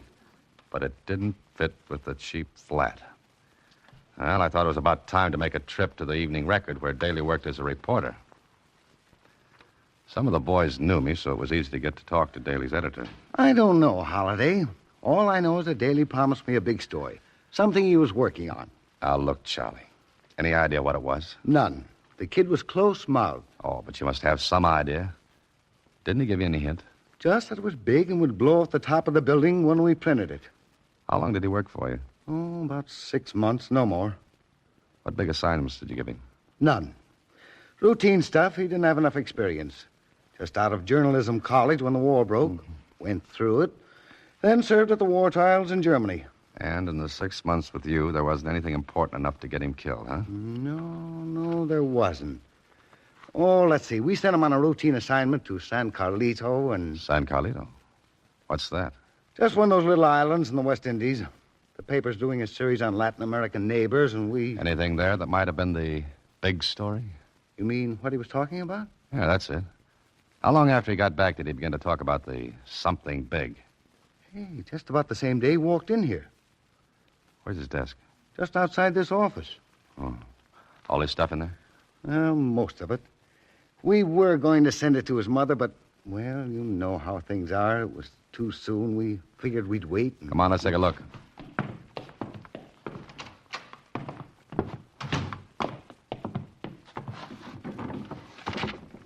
Just the usual stuff. What are these photographs? Never saw him before. Full face, profiles of men. You know them? Not from Adam. Oh, Charlie, can I have these? Well, I don't know, Holiday. There's one ex-newspaper man to an editor. Come on, let me have them. Okay. I didn't see you take them. Thanks. Now, mind if I go through the rest of his stuff? No, help yourself. I'll be at my desk. Right. I went through Daly's papers. There was one little notebook with an entry in it that read, "Got to be careful, never be alone. They won't dare make a try for me unless I'm alone. I've got proof on film, photos of the men I recognized." Okay, so Daly's notebook gave me another lead. But where to? Well, maybe Daly's mother would know. I looked at my watch, but it was after midnight, so I figured it was too late to see her, and I decided to wait until morning. I wish I'd have gone right then and there.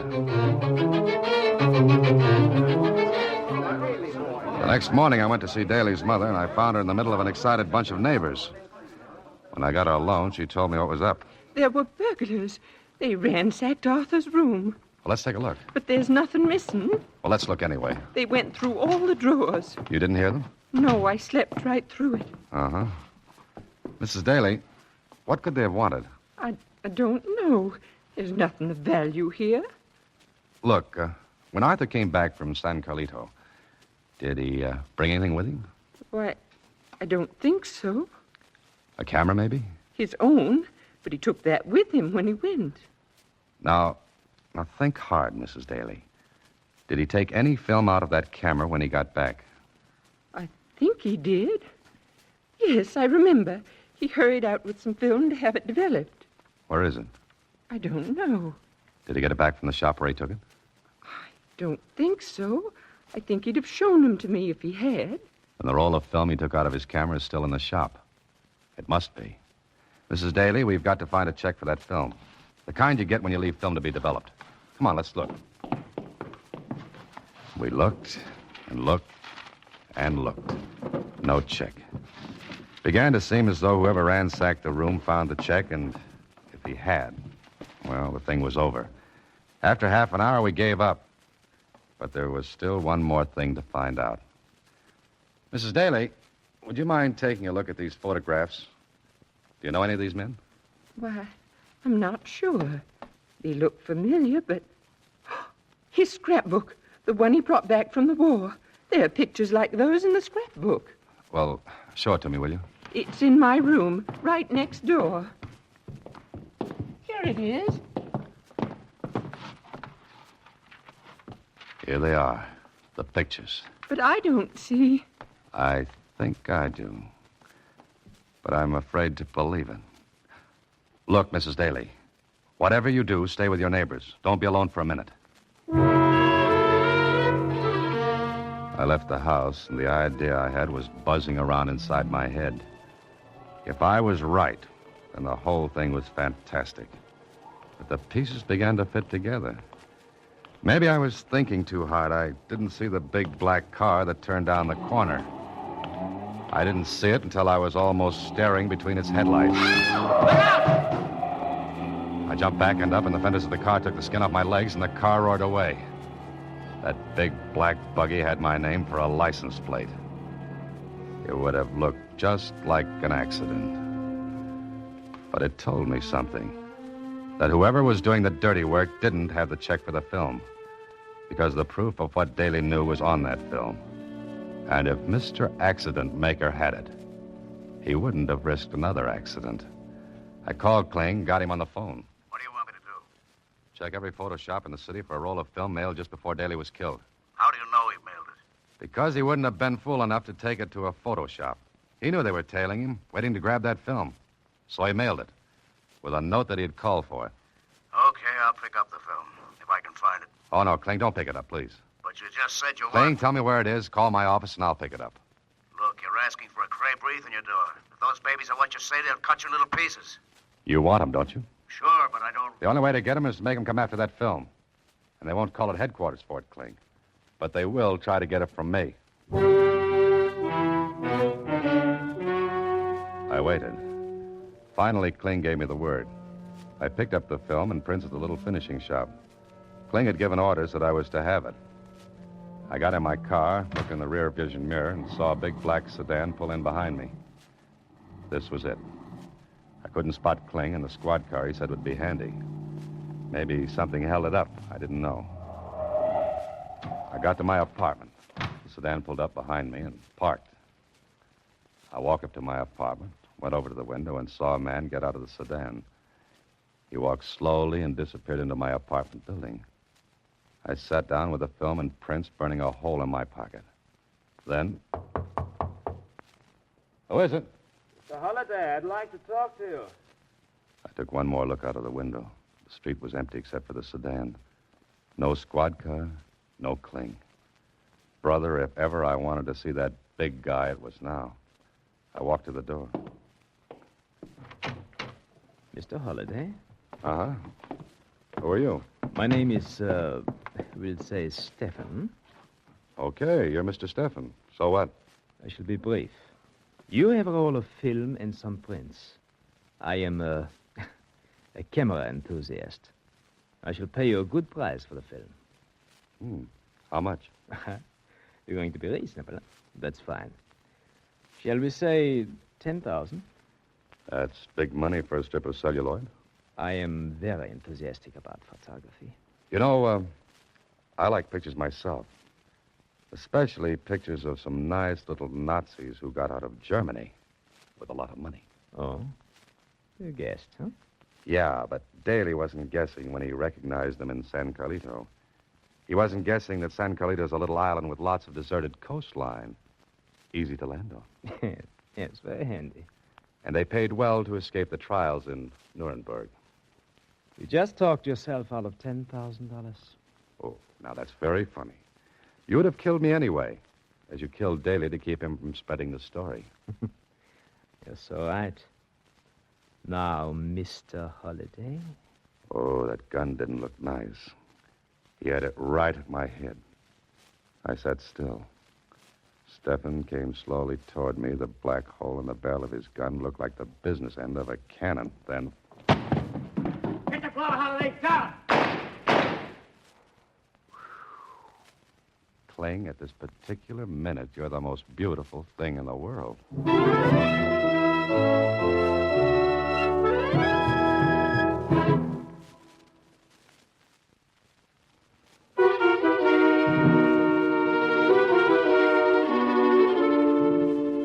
Then what happened, Mr. Holliday?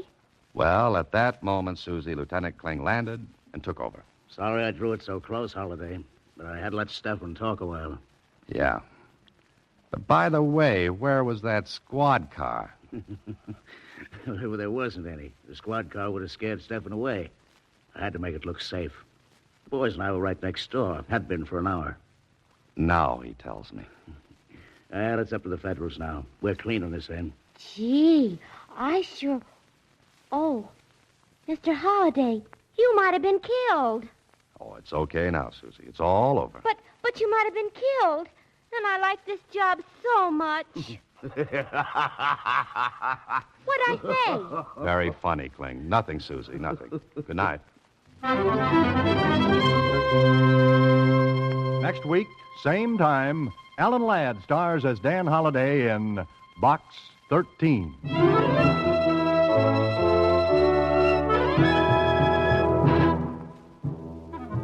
Alan Ladd appears through the courtesy of Paramount Pictures and may currently be seen in Wild Harvest.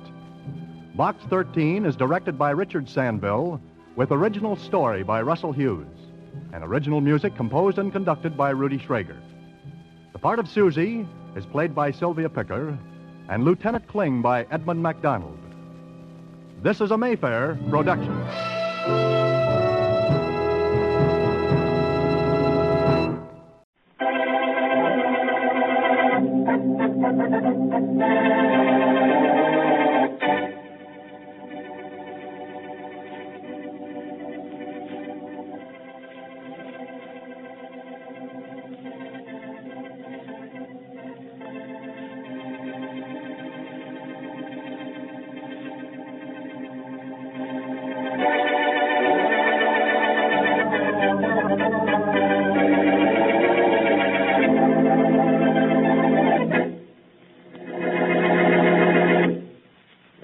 What kind of a private detective are you, Whalen?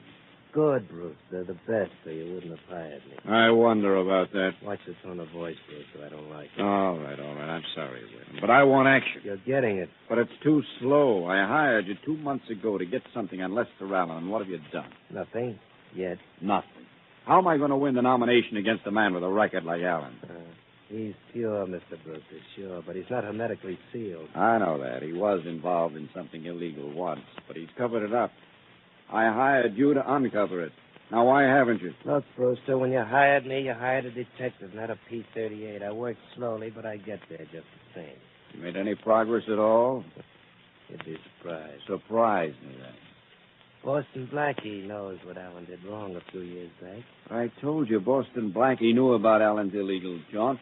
Blackie was the one who caught him at it, but he won't talk. Don't worry, Mr. Brewster. I found somebody else who knows about Allen and will talk. Who? A dame who came into my office this morning. What does she know about Allen? Everything Boston Blackie knows. What makes you think so? She's Mrs. Boston Blackie.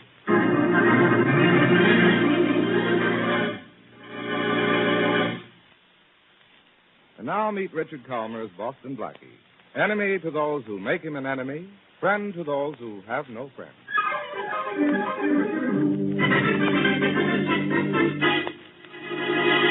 I'm awfully glad you had a moment to see me, Mr. Allen. Blackie told me so much about you. Oh, you're Mrs. Boston Blackie. Well, this is certainly a surprise. When were you married? 3 weeks ago in Springfield, Ohio. Oh, Mr. Allen, Blackie speaks of you so often. He doesn't tell the whole truth, I hope. Oh, but he does. Even about that scandal you were mixed up in a few years ago. You mention that for any particular reason? Oh, yes. I don't think I understand. You will. You don't really have to continue in the campaign, do you? I'm beginning to understand now. You'd have a difficult time being elected to any office if you were exposed, wouldn't you? Now, look here. I was innocently involved in that scandal. That's why Blackie pledged himself never to mention it to anyone. Oh, but he mentioned it to me, his wife. And I'm not bound by any foolish pledge to keep it secret. Look, are you trying I'm to... more than trying, Mr. Allen. I'm doing it. I want you to drop out of the campaign. What if I don't? Is there any other choice? Maybe. Money. Maybe. How much? You name it. 500. You did say 10,000, didn't you? 10,000? Oh, that's better. But how do I know once I pay you... You'll you won't... just have to trust me. And of course, you can be trusted. I don't like sarcasm, Mr. Allen. Just money. How do you want it? In cash and in small bills. You did say you were Mrs. Boston Blackie, didn't you? Well, of course I'm Mrs. Boston Blackie. Why? Why? Because you sound to me more like Mrs. Boston Blackmail.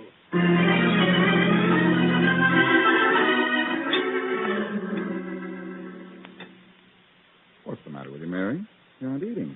I was just thinking, Blackie. What? That you don't like your own cooking? Nope. I was just thinking, are you ever going to get married? Maybe. If I ever get to thinking, too. Some people do marry, you know. Some people jump out of windows, too. Oh. I'll answer it. But it's probably your building superintendent telling you he's finished moving your stuff into the new apartment. I hope so. Hello. Blackie, this is Lester Allen. Not Lester J. Allen. How are you, Les? Where you been hiding? Don't give me that old pal stuff, Blackie. Hey, what's the matter? You know very well what's the matter. I thought you realized I was innocently involved in that highway property scandal, and that what you knew was to stay strictly between the two of us. Well, that's a fine reason to be sore. Well, I wouldn't be if you'd kept your word. Your wife is here with me now. My wife? You married her in Springfield, Ohio, 3 weeks ago. My wife is in your office? Blackie. Wait a minute, Mary. Now, wait, will you? Look, Blackie, what was the idea? Just a minute, Les. Mary, wait. I will not wait. I'm getting my hat and coat. Blackie, you still there? Listen, Les, I can't talk to you right now. Keep my wife there. Huh? Don't let her leave. I'll see you in a minute. Mary. No wonder you didn't want to talk about getting married someday. You're already married. Now, look, Mary. I'm going to look all right. And I'm going to keep looking until I get where you can't find me.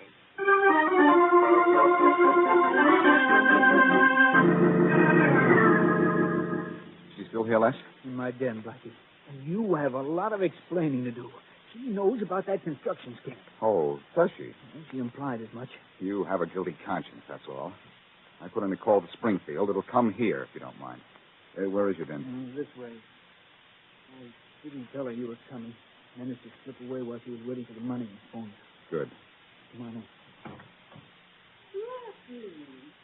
But, darling, what are you doing here? You said you weren't coming. I couldn't stay away from you another moment, sugar. Oh, you sweet thing. You're the most wonderful husband in the world. No, I wouldn't say. Huh? Blackie, then she is your wife. Well, of course I'm his wife, Mr. Allen. Oh, yeah. Tell the bewildered man all about it, darling.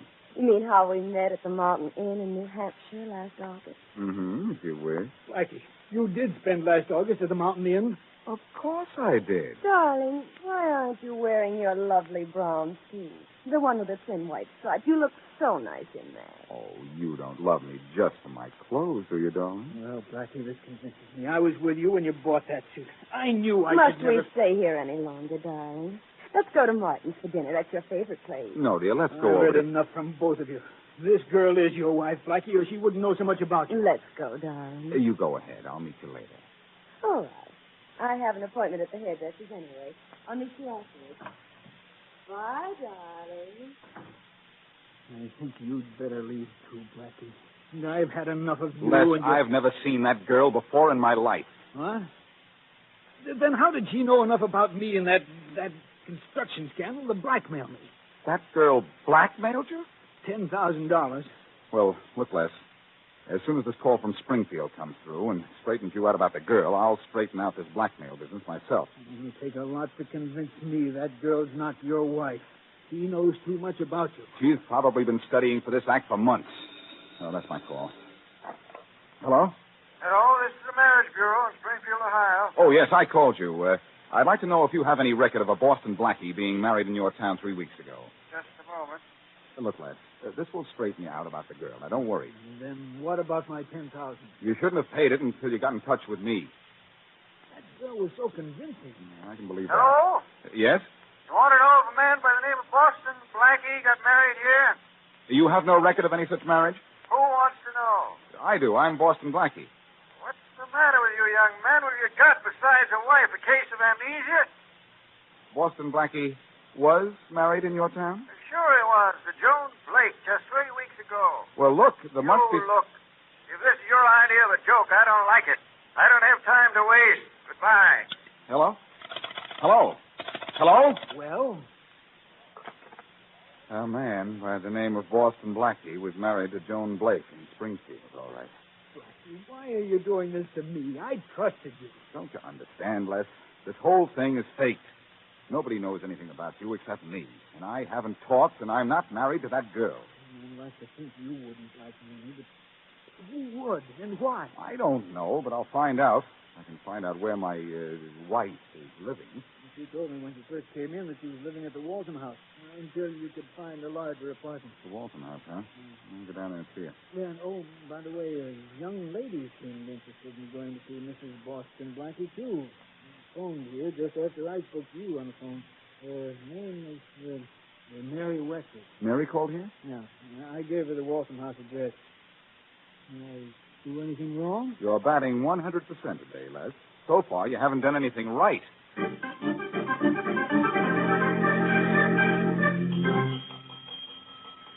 Hey, is this the Waltham House or the morgue? Right with you, sir. Oh, now I feel better. It's getting lonesome out here. Yes, sir. Is there a Mrs. Boston Blackie registered here? Oh, yes, in room 1107. Thanks. Oh, just a minute, sir. I made a mistake. Mrs. Boston Blackie is not in room 1107. Where is she? She moved to room 1109 this morning. Well, I'm going up to see her now. All an ordinary woman does is change her mind. My wife has to change her room, too.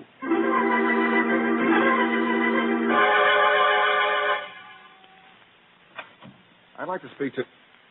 Well, Inspector Faraday. I would not like to speak to you. All right, Blackie. I thought you'd have better sense than to come back.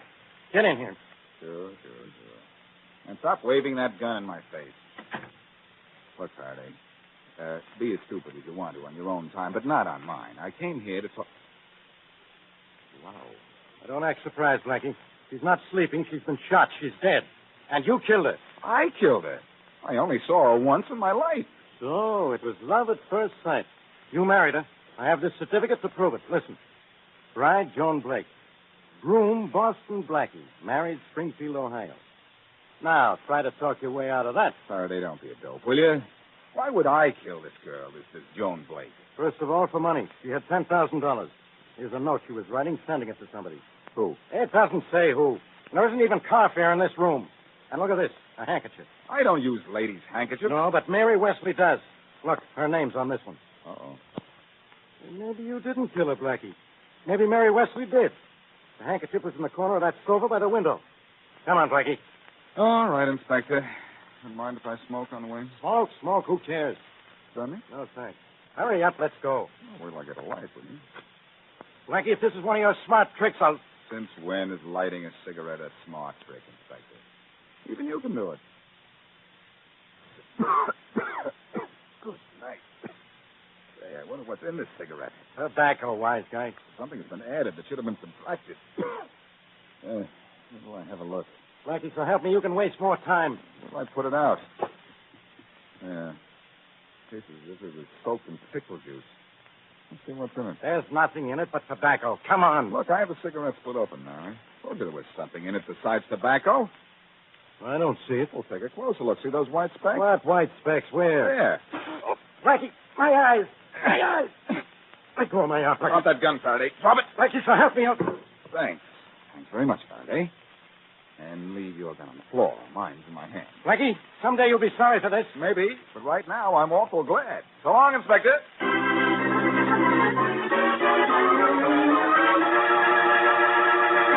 Now back to Boston Blackie.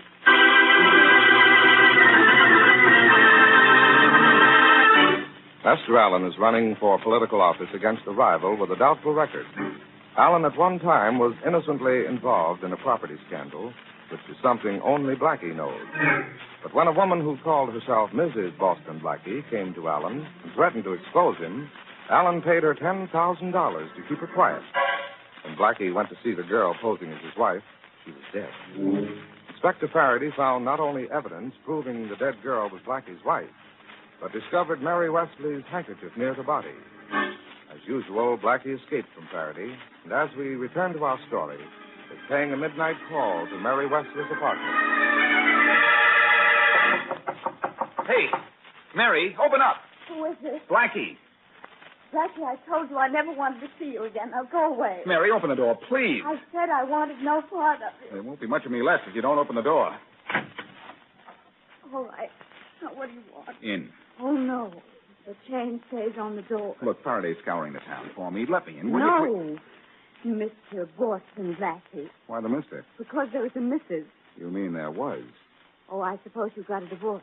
Not even I can divorce a dead wife. Yes. And you might as well go to Faraday's office and sign a confession, Mary. He found your handkerchief near the body. Oh, no. What were you doing there? Well, I wanted to see for myself what kind of a fool would be fool enough to marry you. I'm not married to that girl or anybody. Oh, Blackie, she showed me proof. Give me 24 hours and I could prove to you that we were married in 1863. Blackie, you're sure you're not married to that girl? I'm not and never was. Blackie, are you telling me the truth? Well, what do you want me to do to prove it? To chew on this door chain? All right, I'm sorry, darling. I'll unhook it. Never mind. All I wanted you to know is that you left your handkerchief in that girl's room. Oh, golly. What am I going to do? You're going to stay here. Faraday doesn't know that you've moved to this new apartment. I'm going over to see Les Allen. I think he can tell me more, or I don't know less.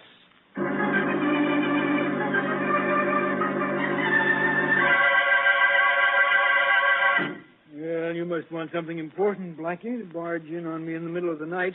I found the late Mrs. Boston Blackie, Les.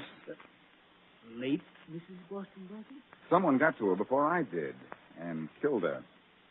Who? I thought maybe you'd have some idea. Why? The $10,000 you paid her was missing. Look, I'll admit $10,000 is a lot of money to me, Blackie, but I wouldn't kill for it. You wouldn't like to have to add to that $10,000. What do you mean? You want to sap, Allen. You paid that girl money to keep her mouth shut. But it didn't buy what you thought she knew about you. I was contemplating what to do about that. I have a mild suspicion you contemplated with a bang. Look, I didn't shoot the girl. How did you know she was shot? Well, didn't you say so? I merely said she was killed. I didn't say how. I took it for granted. It just so happens that she was shot. Blackie, I didn't kill her. I'll admit I was worried about how to keep her from blackmailing me again, but I thought I'd wait until she tried it. Then you admit you thought she would? No, I made a bargain with her. I trusted her to keep it. Failing mine, I guess. Trusting people. The loss of money could change you. Blackie, listen, don't drag me into this. I can't afford a scandal right now. This election means a lot to me. If you want to stay out of this, you'll have to help me. Help you? How? What do you know about this girl? Who could have sent her? Leonard Brewster might have. Oh, that's ridiculous. What would Leonard Brewster, a political lion, want with blackmail money?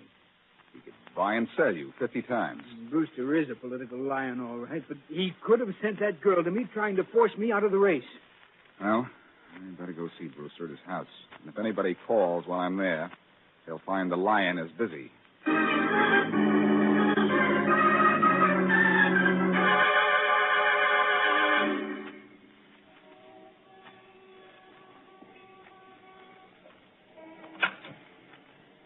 What do you want? If you're Leonard Brewster, I want you. I'm Brewster. Who are you? Boston Blackie. And, of course, you'll invite me in. Thanks. Look here, I won't stand for being disturbed this time of the morning. Then I'll make it brief. Did you know a girl posing as Mrs. Boston Blackie? What's it to you? She was murdered yesterday. Murdered? And I happen to know you sent her to Lester Allen trying to force him out of her campaign. What if I did? The last I saw her was in her hotel room Tuesday. She was very cordial. We sat on the sofa by the window and talked over my business proposition. She accepted, of course. No, she didn't. She suddenly turned cold as ice and said she'd do the job for $10,000 or else. Or else what? Or else she'd tell Lester Allen that I sent her to him, and that's all Allen would need for me to force me out of the campaign. So you paid? I did not. That was blackmail. I got up and left. That's the last I saw of her. How did you happen to go to her in the first place? Well, Jim Whalen, a private detective, set me up to her. He said she was your wife. I sure would have liked to talk to her, even on the telephone, before she was murdered. Too bad I didn't have time to give my wife a ring.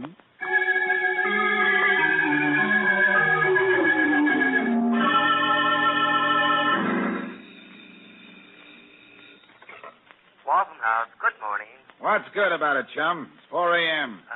Yes, sir. This is Inspector Faraday of the police. I want to ask you something. Oh, yes, Inspector. Mrs. Boston Blackie checked into one room on Tuesday in your hotel and later changed her room. Why? Well, it's so small, sir. All we can get in it is a bed, bureau, and chair. Oh, I see. Everybody who has that room asks for a bigger one. Oh, wait a minute. How long was she in the small room? Well, just Tuesday. We moved her to the room she was killed in Wednesday morning. There's no sofa in the room she was in on Tuesday, huh? Well, the room isn't much bigger than the sofa, sir. Was there a sofa in the room where she was killed? Oh, yes. Yes, thank you very much. Yes, that solves this case. Yes? How? What you said about the sofa, chum. Sofas are made to lie on, not about.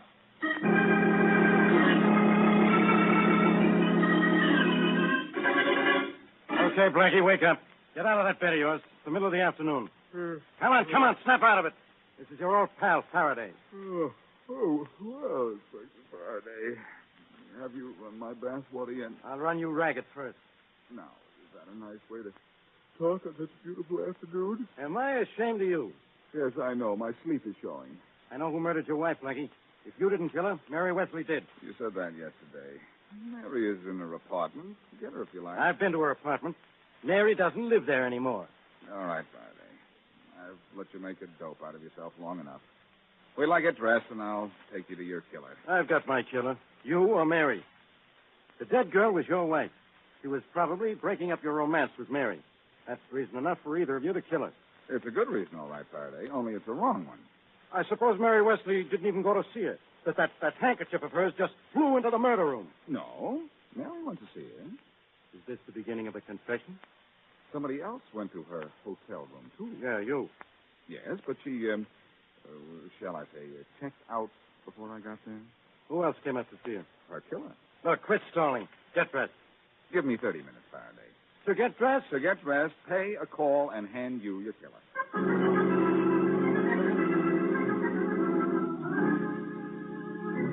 I'm sorry to bother you again after this morning, Mr. Brewster. That's perfectly all right, Blackie. You found out more about that girl who was killed? No, nobody seems to know anything about her. That's why I've come back to you. Oh. I thought perhaps if you retold me the story of how you went to see her and what happened, I might get some clue as to her real identity. I see. Sort of character reference, you might say. The character is the word, all right. Could you tell me the story just as you told it to me when I called before? Of course. I went up to her room at the Waltham house to talk about her going to see Lester Allen. What day was this? Tuesday in the afternoon. Mm-hmm. Go on. Well, as I told you, she was very friendly. Made me a drink. We sat on the sofa. The sofa was where? Why, by the window. Oh, that's right. You talked about the view? Yes. Then we talked business. When I discovered her business was blackmail, I got up and left. That was the last I saw of her. You never saw her after Tuesday? Definitely not. Leaving so soon? No, I'm not leaving. I just want someone else to join us. Come on in, Faraday. All right, Brewster, don't move. What is the reason for all this? You heard this little Tuesday afternoon story, Faraday, about the sofa? Every word. I'm arresting you, Brewster, for the murder of Mrs. Boston Blackie. How can you say I killed anyone? I don't have to say it, Brewster. You said it yourself when you said you sat on a sofa in the murder room on Tuesday. Well, what does that prove? The room the murdered woman was in on Tuesday had no sofa in it, which proved that you lied. You didn't see her on Tuesday. You went to her room on Wednesday, when she was in the room with the sofa, and killed her. Really? For what reason? I have your reason, Brewster. On Wednesday, when you saw the girl, you had already been to see Allen. And instead of forcing him to withdraw from the campaign, which is what you paid her to do, she merely blackmailed him, which didn't serve your purpose. Is that so? Yes, that's so. When you got sore, she threatened to blackmail you, too. And with your record, she had plenty to blackmail you for. So, like the nice little boy that you are, you killed her. Come on, Brewster. I'm taking you down to headquarters. Hey, Brewster, I just had a thought. Isn't it ironic that a sofa is going to send you to the chair?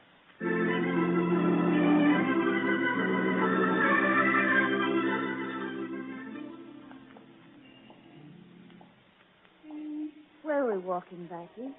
Does it matter, Mary? Mm-mm. You're voting tomorrow? Mm-hmm. Oh, I understand Leonard Brewster withdrew from the race. Yes.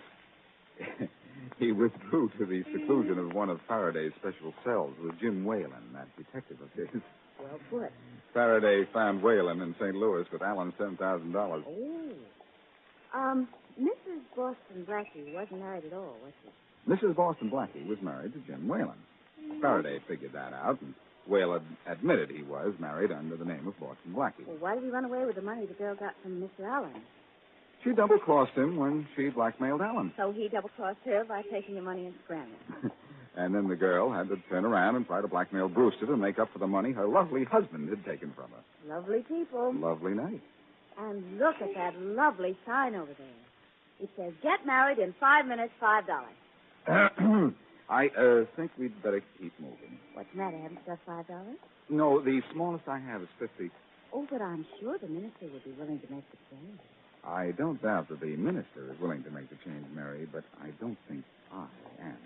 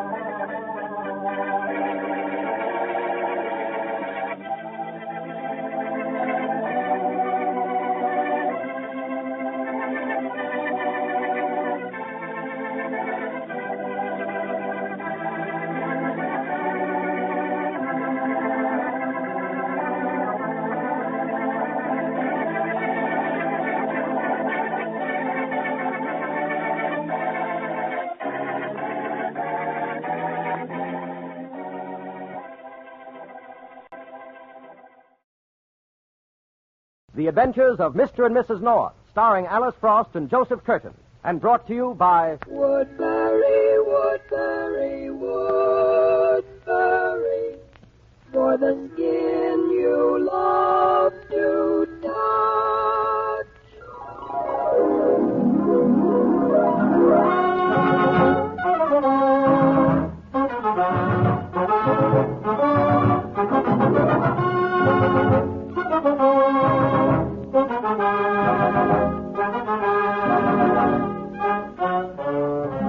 Jerry and Pamela Noir, those lovable, laughable solvers of mysteries.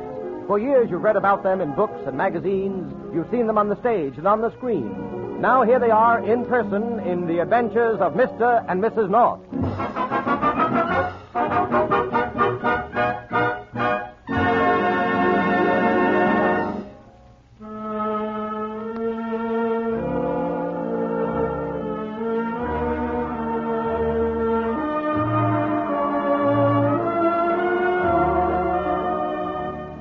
Joseph's is a little Russian restaurant tucked away on one of the side streets of Midtown Manhattan.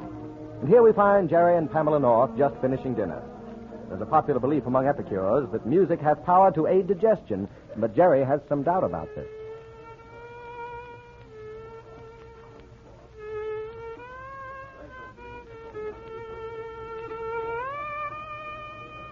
Oh, boy, listen to that fiddle.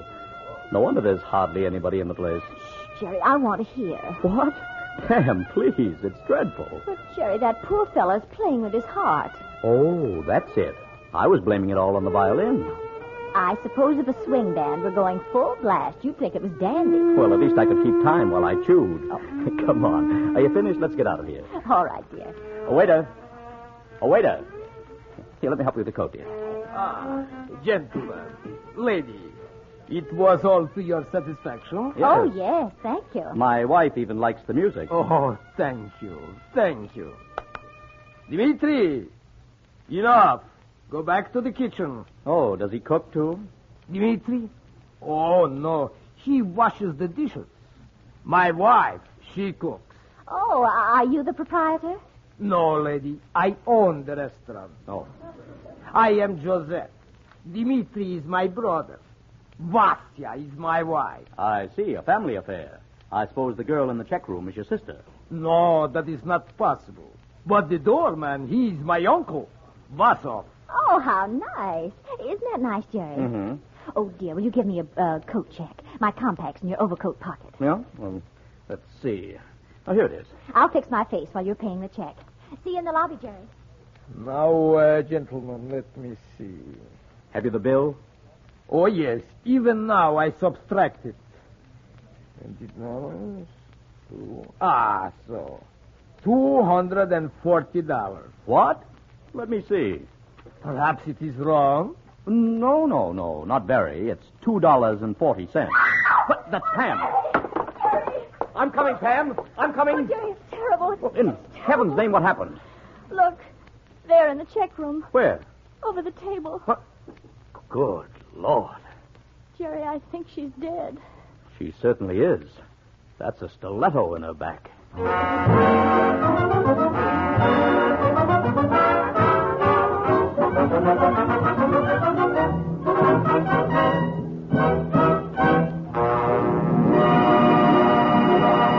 We'll rejoin Mr. and Mrs. North in just a moment. But meanwhile, ladies, do you realize for just 10 cents you can buy a trial-sized jar of Woodbury cold cream, a cream proved to give as fine or even finer beauty results than the costliest creams? And I mean proved. Proved by a test among more than 1,000 women. These women use 6 leading creams, including Woodbury cold cream and some of the costliest brands you could name. The creams were all in plain, unlabeled jars. Yet the majority of the women picked one cream as definitely best, Woodbury cold cream. Actually, they preferred Woodbury even to those costliest creams. Well, here's why Woodbury is so outstanding.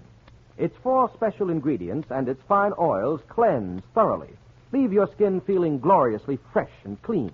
They lubricate, help ward off aging dryness. They make your skin gorgeously softer and smoother. And besides, there's an element working in the jar to keep the cream absolutely pure. And no other cream at any price has that. Why not send out now for Woodbury cold cream? If your skin isn't lovelier after using it only 7 days, return that jar to Woodbury at Cincinnati, Ohio, and you'll get double your money back. Regular sizes are 25 cents, 50 cents, 75 cents, and a big economy jar at $1.25. Remember, Woodbury will save you so much compared with your former expensive cream that you can buy more war stamps and bonds. And Uncle Sam will like that. Tonight, start using Woodbury. That's Woodbury, Woodbury cold cream.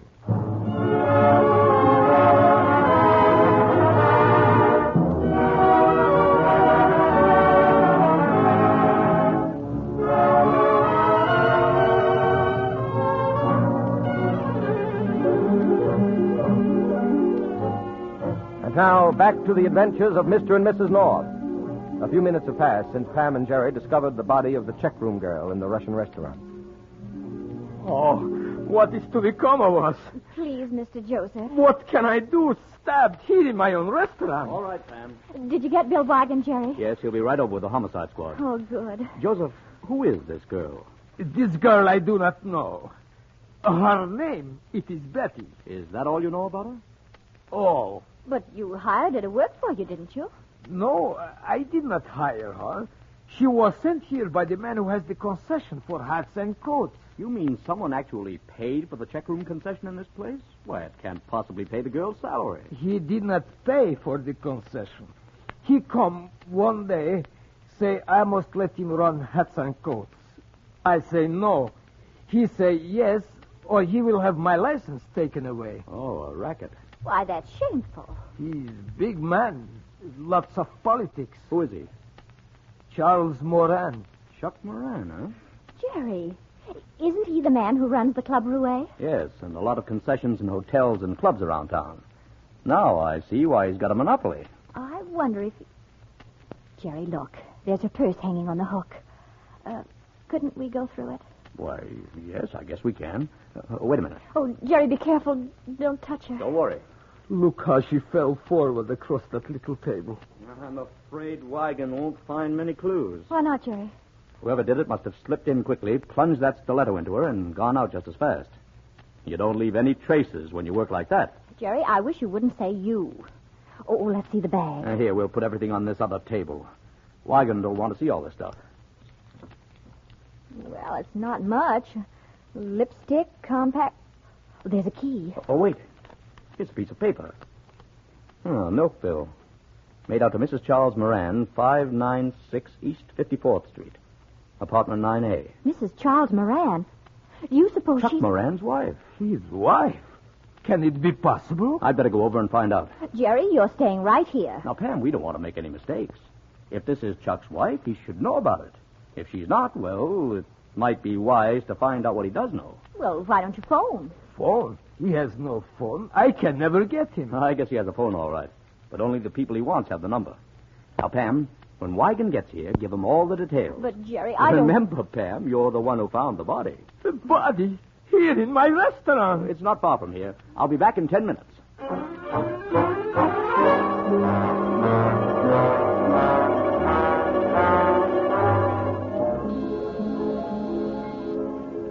Take it easy. I'm coming. Well? Excuse me, is this where Chuck Moran lives? Right. Is he in? Who wants to know? My name is Noir. Gerald Noir. Oh, you friend of Chuck's? Well, I've seen him around town. I'm a publisher. Oh, you publish those detective stories, don't you? That's right. Oh, say, I was just reading that one, The Kiss of Death. It's swell. It has been rather successful. Well, say, come on in. Chuck ain't here right now, but he ought to be along any minute. Thanks. Are you Mrs. Moran? Do I look it? Well, No, I'm Francine Laporte. I sing at the Club Rouet. I thought you looked familiar. I've enjoyed your singing. Oh, thanks. Well, sit down. The sofa ain't busy.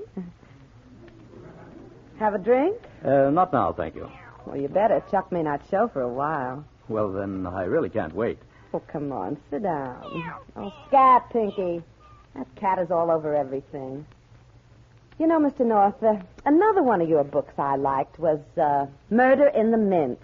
Gee, I didn't know who done it until the last page. Yes, Herman is a good writer. But what I came to see about was Mrs. Moran. Oh, Betty? Yes, do you know her? One of my best friends. And let me tell you, she's got brains. She can figure out those detective stories where I can't. Her only trouble is money. Money? Yeah, you see, Chuck's the front in the concession business, but Betty runs it. She keeps all the check girls in line, you know, hires them and fires them, and, well, she squeezes the nickels till the buffaloes yell. I see. Yeah, right now she's doing a little trick herself in a little Russian joint because, well, it don't pay to keep a regular girl there. She and Chuck get along all right, don't they? Why, Say, why all the interest in Betty? Oh, nothing, just inquiring. Well, I don't know what you're after, so I ain't going to talk out of turn. You'll have to wait for Chuck. Well, I really must be going, Miss Laporte. Oh, stick around. I'm leaving in a minute for my act at the club, but we could spend a little time talking about murder stories. You got any new ones coming up? Several. I'm afraid I'll have to go now. I'm sorry. Somebody's going to step on that cat's neck someday, and that'll finish him. Tell Chuck I called, will you? Sure, tall and handsome. And drop round the club sometime, huh? I'd be delighted, Miss Laporte. Oh, call me Francie. Everybody does. All right, Francie. I'll be seeing you. Okay, big boy.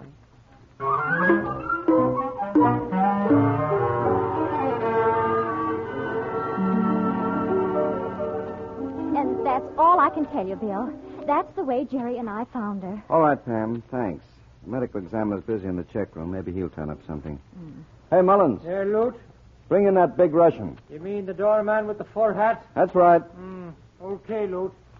Jerry didn't seem to think that you'd find many clues, Bill. He said that the way the murderer worked, he wouldn't have time to... Lieutenant Wigan, here's something you might find interesting. What's that, Doc? When I moved the girl's body, I found this menu on the table under it. She was trying to write a message when she died. Yeah. Oh, let's see, Bill. Scroll from one end of the card to the other. W-O-M-E-N. Women killed me. Women? Gollies. That means the girl didn't know who her assailants were. If she had, she would have tried to write out their names before she died. You can move the body any time you want, Wigan. The stiletto did the trick, all right. I'm going down and file my report. Okay, Doc. Good night. Bill, I can't believe a woman could be so cold-blooded. They come always, Pam. This girl didn't know who they were, so that rules out friends. Let's see. This way, Cossack. Lieutenant wants to see you. Hello. What's your name? It's Vassoff, Lute. Were you on the door outside all evening, Vossoff? I was, for Trudy. You see any women come into the restaurant? Women, yes. Women. Men, too, also. I mean just a party of women, 2 or 3. They must have come in and left immediately. Women, yes. Men, yes. Not very definite, is he? Yes. Think you could identify these women if you saw them? Perhaps yes, perhaps no. Women come, go. Yes, many. Well, I guess it was one of them. All right, Vossoff. Want to hold him as a witness, Lute? Yes, take him to headquarters, Mullins. Right. Come on, Cossack. We don't want to lose you. Now, Bill, here's what I think you ought to do. Find out if any of the girls working in these concessions had it in for Betty. Please, and then Pam, just a minute. I've got to think this thing out. Hello, anybody. Oh, Jerry. What success? Did you find Chuck Moran? Hello, Jerry. How are you, Bill? Jerry, I'm asking you a question. Did you find Mr. Chuck? No, dear, he wasn't home. But I did find out the dead girl is his wife. Chuck's wife, are you sure? Yes, Bill. Name's Betty Moran. Where's Chuck? The girl in his apartment said he was due there in a little while. The girl? Okay. I'll give orders to have him picked up. I'll be back in a minute. Jerry, who is the girl? Francine Laporte. She sings at the Club Rouet. Fancy. And is she a redhead, dear? Why, yes. How'd you know? There are red hairs all over your coat. Hairs? Jerry, what were you doing up there? Oh, they came from that cat in the apartment. A cat, huh? Yes, a cat named Pinky. Yeah. Jerry, you haven't answered my question. What were you doing up there? Oh, nothing. We talked about Moran and his wife and about detective stories. Detective stories? In the old days, it used to be etchings. Now, Pam, for goodness sake. Oh, you needn't get so flustered, Jerry. Oh, who's flustered? You are, darling. Is she good looking? In a way. I see. Do you think she killed Betty? She? Well, Pam, whatever gave you that idea? Bill Wigan had a menu with a message that the murdered girl wrote on while she was dying. It said, "Women killed me." Women? Yes, and this Francie may be one of them. But that doesn't seem possible. Jerry, you're a very poor judge of women. You never can tell when they're lying to you. Now, Pam. Come on, Jerry. We're going over to that apartment. I want to talk to Miss Francie Laporte. You can't. She's at the Club Rouet by this time. All right, then we'll go to the Club Rouet. Come on, Jerry.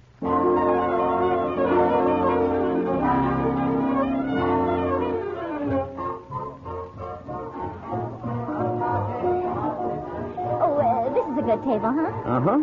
You can see everything, Jerry. I'm afraid we should have told Bill Wigan where we were going. Bill Wigan is no better judge of women than you are, dear. All I want to do is to talk to her for a few minutes, and I'll be able to tell whether she had anything to do with that murder. I hope this doesn't lead to trouble. Listen, Jerry. Ladies and gentlemen, it is our great pleasure to introduce at this time a delightful singer of French songs, Miss Francine Laporte. Have a hand for her. Oh, she's French. Mm-hmm. From Brooklyn, France. Parlez-moi d'amour, redites-moi des choses tendres. Votre beau discours, mon cœur n'est pas là de l'entendre. She's very attractive, isn't she, Jerry? What? Oh, yes, she is, dear. Jerry, you don't always stare that way when you listen to music. Well, it's a bit different from Dimitri and his fiddle. Well, she's not singing from a heart. Jerry, she sees you. Yes, she does. As soon as she's through singing, I'm going back to her dressing room. We'll both go. Oh, no. You're going to stay right here. I'll be able to judge her better if we're alone. All right, dear, but be careful what you say. Votre beau discours, mon cœur n'est pas là de l'entendre. Pourvu que toujours vous répétiez ces mots tu prennes. Je vous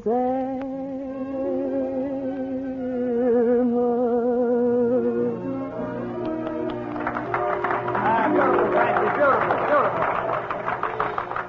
No encore, Joe. I gotta beat a play a dance number, will you? Okay, Francie. 63 from the top, boys. You ready? 1, 2.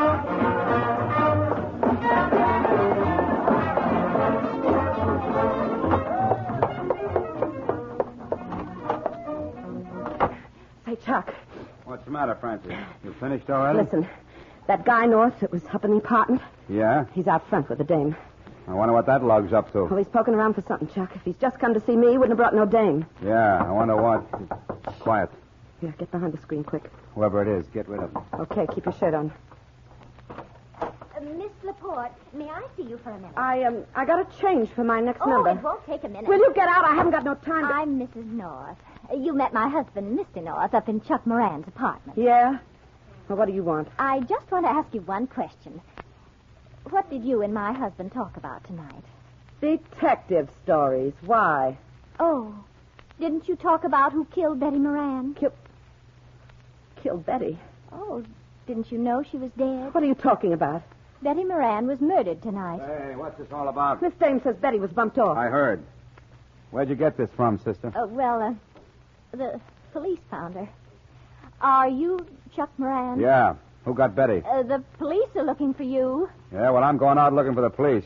Get your hat and coat, Francie. Oh, you can wait right here. The police will come for you. Out of the way, lady. Hop to it, Francie. I'm ready, Chuck. You'd better not leave, Mr. Moran. Get away from that door. Ouch! Let me go. Come on, Chuck, will you? Just a minute. Jerry, stop them. That's Chuck Moran. Out of the way, jerk. Get back, Moran. Yeah?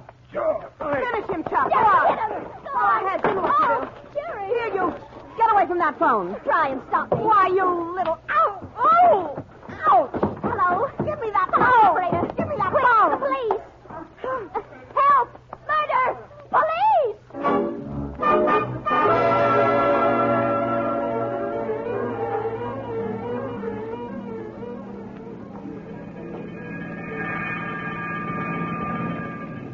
Jerry, are you sure you're all right? Yes, dear. Good. I want to look out the back. Oh, gollies. Jerry, you know this is the first ride I've ever had in a patrol wagon. I hope it's not your last. Shut up, Moran. You gonna let him get away with that, Chuck? I'll kick his teeth in. Jerry, look out. I'll handle him. Oh, you're Go going to ahead, Chuck. Hey, pipe Go on, down get him, a minute. Jerry. Break it up, Go on, or I'll hit break him. it up with my stick. You'll have plenty of time for shouting when we get to the cooler. As soon as we get there, officer, I want to see Lieutenant Wigan. All right, lady, but quiet down. I can't hardly hear the ground.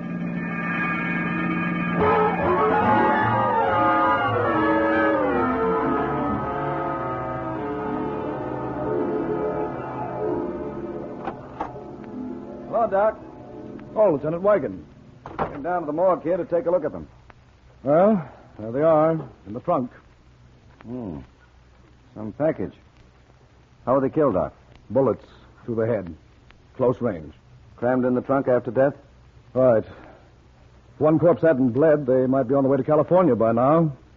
The expressman noticed the blood coming out of the corner of the trunk. Yeah, that's the standard way of getting rid of bodies. Drop them off at the express office and ship them off across the country. Well, Wigan, now you've got 2 cases on your hands. Any identification on the bodies? No, not a clue on them. Hey, Lute. You got them, Mullins? Yeah. Come on, Cossack, in here. Come on. What's up? Lieutenant, it is not since the days of the Tsar. Just a minute. I'm sorry we have to hold you as a witness, Bossoff, but it can't be helped. I want you to take a look at these bodies. Say, Lute, Yes, Mullins. Mr. and Mrs. North, they were just brought in the wagon. Pam and Jerry? Mm-hmm. For disturbing the peace. Mr. North got into a fight with Moran. They got Moran. Good. Settle the charges and bring Pam and Jerry down here to the morgue. I done that already. They're coming as soon as you can Excuse me, is Lieutenant Wigan... Oh, there you are, Bill. Come in, Jerry. He's here, Pam. Come on. Oh, Bill, we've just had the most exciting... Oh! I'm sorry, Pam. Not a very pretty sight. Good Lord. Who are these men? We don't know yet. How about it, Bossoff? You recognize those bodies? These men I know. Yeah? What? Oh, you do? Where from? The restaurant. Tonight they go in, come out. Uh-huh. You're positive about that? I see them only 2 hours ago. A Vossoff never forgets. They're the ones that done it, Lute. But That note, Bill, the one she wrote, it said women killed me. Yes, it doesn't fit. I wonder, hey, Bill, have you that menu with you? I've got an idea. What, Oh, Jerry? yes, here it is. Huh. Yeah, that could be it, all right. Sure. What, Jerry? Well, look at this menu. See, the girl started the word women right at the edge and wrote across the page. Yes? Now, when she wrote this, remember, she was dying. Things must have been going black for her. Jerry, don't talk so much. Just tell her. What's your idea, Jerry? She started her writing off the edge of the menu. There's a letter missing, a T. A T? Yes. And what do you get when you put a T in front of the word women? Women. To women.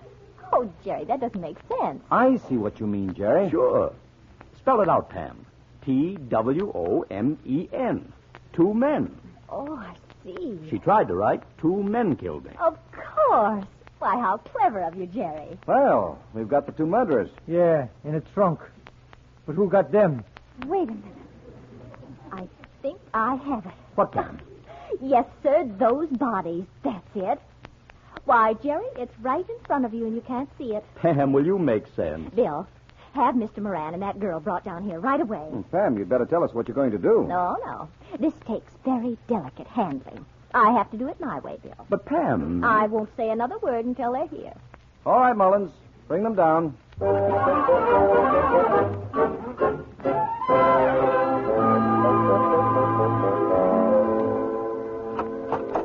on. In here, both of you. Come on. Say, what's this all about? We're going to find out right now, Moran. Sit down. And you take that chair, Miss... That's Miss Laporte, Bill. Close the door, Mullins. Okay, Lute. Now then. Mrs. North is going to ask a few questions. I want them answered. Say, who does she think she is? Let her ask. See what it gets her. Yeah, well, when she's finished, I got a few things to ask. Only it'll be through my lawyer. All right, that's enough. Go ahead, Pam. Well, Mr. Moran, your wife, Betty, was murdered tonight. You said that at the club. I don't know nothing about it. Didn't you sneak into the Russian restaurant tonight and corner your wife in the check room and stab her to death? You're crazy. I wasn't near the joint. This man I don't see by the restaurant tonight. You see? Quiet, please. Bosov tells the truth. All right, Bosov. Well, he ought to know. I wasn't there. Then where were you? Say, what is she, a woman, Dick? Answer the questions, Moran. Where were you? Home. In my apartment. Jerry, did you see Mr. Moran when you were at his apartment? No, only the girl. That's because you didn't look, fathead. I was out in the kitchen all the time you was there. Ask Francie. That's right. He was there all the time. All right, Mr. Moran. You admit you were in your apartment all evening. Sure. I got an alibi. I can tell you everything that guy said. All right, Bill. Arrest Mr. Moran for the murder of those 2 men. What? Say, what is she trying to hang on me? He didn't kill nobody. Can you prove this, Pam? Look at the bodies, Bill. Their coats are covered with hair, cat's hair, just like Jerry's was. Those men were killed in Moran's apartment. That's a lie. I was there. Mullins, take hairs from the clothes of these bodies and get samples from the apartment. Right. If the hairs match, it's going to send Moran and this girl straight to the electric chair. No, not me. You can't. Shut up, Francie. You can't do this to me. He shot them. I didn't have anything to do with You it. crazy ape. Oh! He did it. He hired those guys to bump her off. Then when they came around to get paid, he shot them. Why did he want to get rid of his wife? She knew too much. The police are looking for 3 girls that disappeared. Girls that used to work for Moran. I don't know what happened to them, but Betty did. She was going to tell the police because Moran was playing around with me. She was jealous. Why, you're lying, little That's enough. double-crossing. Take them away, Mullins. Come on, move, Moran. All right, you filthy grand. Well, Pam, that was a smart piece of detective work. I'll say. How did you know about the cat's hairs? Jerry had them on his coat. Thank heaven. Thank heaven is right. It solved the case. Oh, I don't mean that, Jerry. I mean, thank heaven they were from the cat, not that red-headed Francie.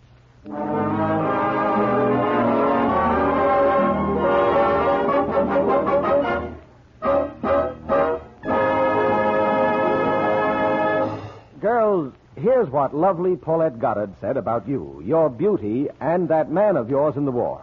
She said, "He's fighting for you. It's up to you to look the part. Why not see how my 3-minute care with Woodbury Cold Cream will help keep your skin smooth and alluring? I call it WBNC. That's short for Woodbury Beauty Nightcap. Try it." and lovely Veronica Lake says the same. These gorgeous stars prefer inexpensive Woodbury cold cream. For it's true, you can't give your skin better care at any price. And yet Woodbury costs just 10 cents to $1.25. And here's special help for women with extra dry skin. Help you need right now when winter weather can coarsen your complexion terribly. It's Woodbury Dry Skin Cream, and it costs just 10 cents, 25 cents, 50 cents a jar. Try this exceptional cream. See for yourself how it helps eliminate those dry skin lines that tend to make a woman look older. Helps bring back supple softness to rough, dry skin. Ask for Woodbury Dry Skin Cream.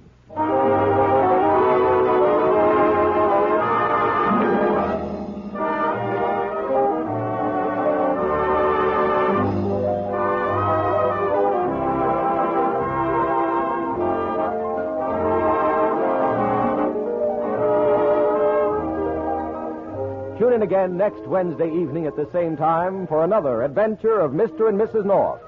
Pamela buys a turtle and a spy plot snaps in her face. For thrills and laughs, be sure to listen, won't you? This is Ben Grauer saying good night for Woodbury, Woodbury, Woodbury. For the skin you love to touch.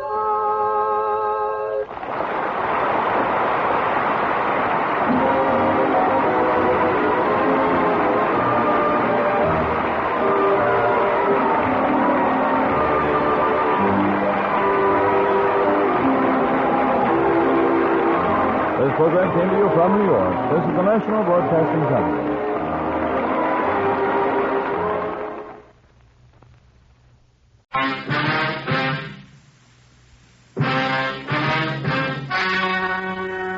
Ladies and gentlemen, the story you're about to hear is true. Only the names have been changed to protect the innocent. Fatima Cigarettes, best of long cigarettes, brings you Dragnet.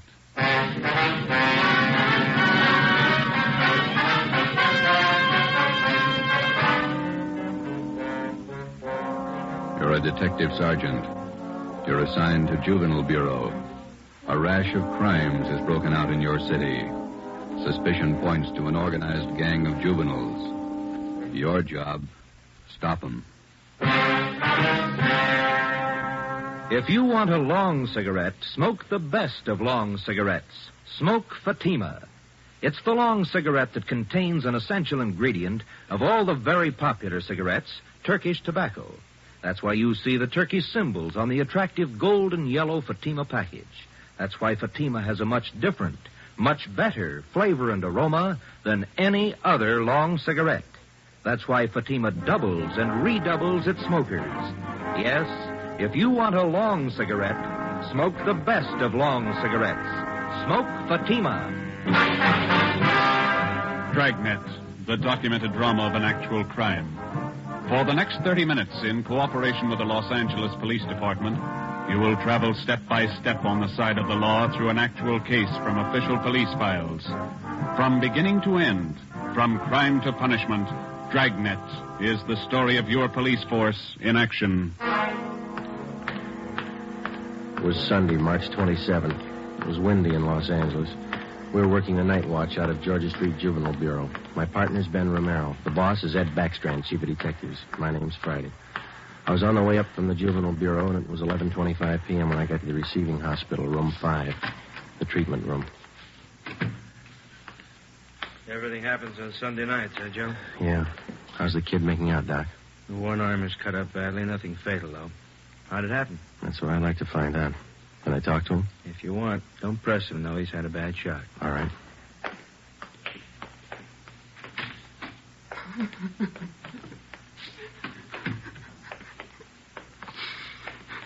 Officer here to talk to you, son. I can't. Tell him I can't talk, please. Just a few routine questions, son. You're going to have to answer them sooner or later. Please, can't you see what's happened already? I can't tell you anything. Jack Monroe, is that your real name? Yeah. How old are you? I'll be 16 next July. Where do you live? I can't tell you. You know that. Now, let me alone, will you? Let me alone. You've been running around with that gang of kids on Spring Street, haven't you? The big timers, isn't that what they call themselves? I don't know anything about it. Believe me, I can't talk. You tipped us off about the burglary they were going to pull tonight. Is that where they knifed you? Look, will you believe me? I can't tell you anything. Not anything, please. He's still shaky, Joe. All right, Doc. Well, Jack, we'll talk about it later when you feel better. You see what they've done to me already? They said next time they'd kill me.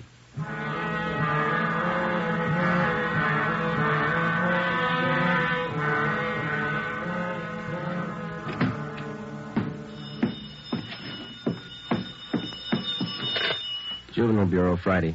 Yeah, okay, Fred. Goodbye. How'd you make out, Joe? Not very good, Ben. Captain Bowling come in yet? You checked in while you were gone, wants to see us. Okay. The kid tell you who knifed him? No, I scared him good. He wouldn't tell me a thing. You get a line on the boy's parents, Friday? I got a hold of his father. He's on his way in. How's the boy? Bad knife wounds. Nothing fatal. You know the boy? Not till this afternoon, Captain. He tipped us off about a burglary a gang of young kids were supposed to pull tonight. Go through? No, but 2 hours ago, this Monroe kid was found in a vacant lot down on Olympic, cut up pretty bad. The gang must have pegged him. How long is it going to take you to break that up? Well, we're just starting to get a line on him, Bob. Must be nearly 100 in that gang. And every one of them working hard. Take a look at the pin map over here. This spot here, look. All the jobs pulled during the last month, huh? The last 5 weeks, up to date. Red tabs for burglary, must be more than 100. The robberies, green pens, count them, at least 50. There's 5 more orange ones I added for the weekend, auto thefts. You bet those kids are working hard. We got a lead on them. That's more than we had last week. You have to push it harder.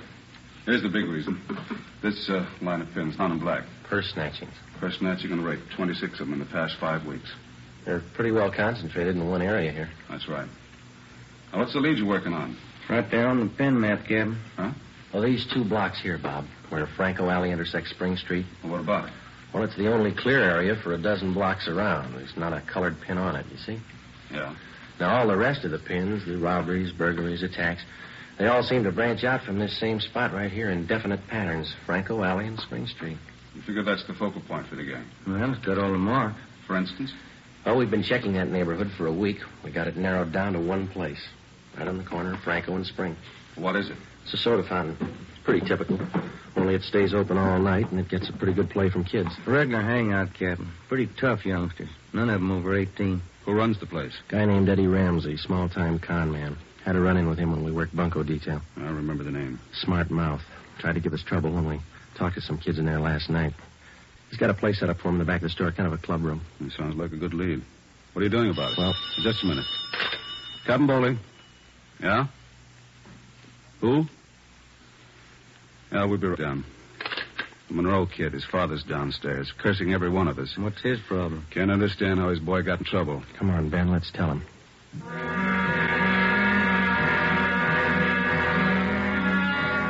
What kind of a city do we have when we can't allow our children out on the street without being stabbed or shot? What's our great police force doing when this is going on? I'd like an answer if you got one. I demand an answer. We got an answer for Mr. Monroe. Will you sit down? My boy's lying in there in that hospital bed, cut to pieces. What did you do to prevent it? Tell me. You tell us, Mr. Monroe. What'd you do to prevent it? I'm no cop. That's your job. I pay my taxes and I help pay your salary. We look out for your kids, but we don't raise them. That's What are you talking about? Just a minute, Mr. Monroe. Answer me this. How old is your son, Jack? He's 16, I think. Why? You know what he does with his spare time? Where he spends his nights? Of course I do. He's at home. Some nights he goes to the library. Then you don't know much about your son, Mr. Monroe. For the past month, 4 nights out of 5, he's been hanging around with a gang down at a soda fountain on Spring Street. He's down there as late as 2 a.m. He says he goes to the library. How do I know? I'm a busy man. Did you know that your son is mixed up with that gang? He's not mixed up with a gang. A bunch of small-time thieves, but they're growing. They started with purse snatching, breaking in parked cars, burglarizing candy stores. You don't know what you're talking about. Wait a minute, please. Then they took up robbery, stealing cars, beating up girls, women, attacking them. You're crazy. Jack's not that kind. He's part of that gang, and right now we hold all of them responsible. My boy wouldn't do anything like that. He's a member of that gang, he told us. They're the ones that knifed him tonight. That's a lie. Jack's not mixed up with anything like that. You believe anything you want, Mr. Monroe. We're going to protect your boy as much as we can, but don't expect us to raise him for you. Now, you better take a free piece of advice. You keep your advice. Jack's not in this. You can't prove he is. We're not out to prove anything right now. But you catch up with that boy of yours. Keep him off the streets before it's too late. Are you threatening me? No, sir, advising you. Next time we might meet at the morgue. 1 a.m. Monday, March 28th. A detail of 50 officers from Juvenile Bureau and Metropolitan Division were deployed for 16 blocks along Figueroa Street. At 5 minutes past 1, they started to move south over an appointed area.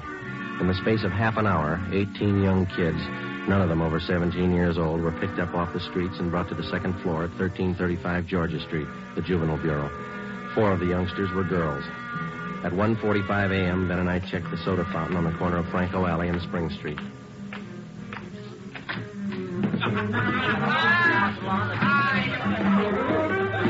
Same bunch, Joe. Business as usual. Yeah, come on. Hey, Teddy, the Bulls. They're back again. Same guys. Go back and tell Eddie. Hey, look, why do you guys have to keep tracking us, huh? You'd think we were crooks or something. You were here the last time we checked in, Teddy. You ever go home? Sure, when I'm tired. I ain't tired. What's the matter? That's your money on the table there? Sure, it's my money. You want to borrow $1? $28. That's a lot of money for a boy, eh? You keep pretty late hours, son. You have to go to school in the morning? Maybe. I can sit here, can't I? It's free country. I'm drinking coffee. You gonna make me on that? You've been drinking more than coffee. Where's your driver's license? Every time the same thing. There.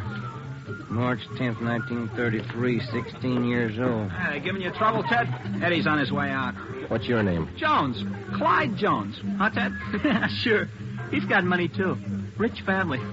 You can save the smart talk, boys. Any of your pals in the back room? What's the trouble now, Sergeant? How many times a week do we get a checkup? Go ahead, Eddie. Read them off. We told you the last time, Ramsey. Clean up your place here, or we'll ride your back till you do. I told you the last time, Sergeant. There's nothing wrong with my place. It's almost 2 o'clock in the morning. You got a dozen underage kids hanging around here doing nothing. Some of them have been drinking. Schoolboys. Better to have them in here than hanging around outside in the street. I keep an eye on them. You're not the guardian, Ramsey. This time of night, they've got no business in here or on the street alone. That's your opinion, huh? That's the law, Ramsey. Now, either you shut down that back room and keep these kids out of here late at night, or we'll go after your license. You don't scare me, Sergeant.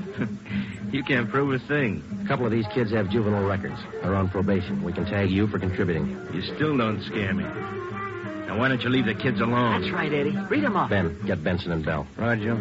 If you won't clean up your place, Ramsey, we'll do it for you. Yeah? What are you going to do? We're pulling these boys in, all of them.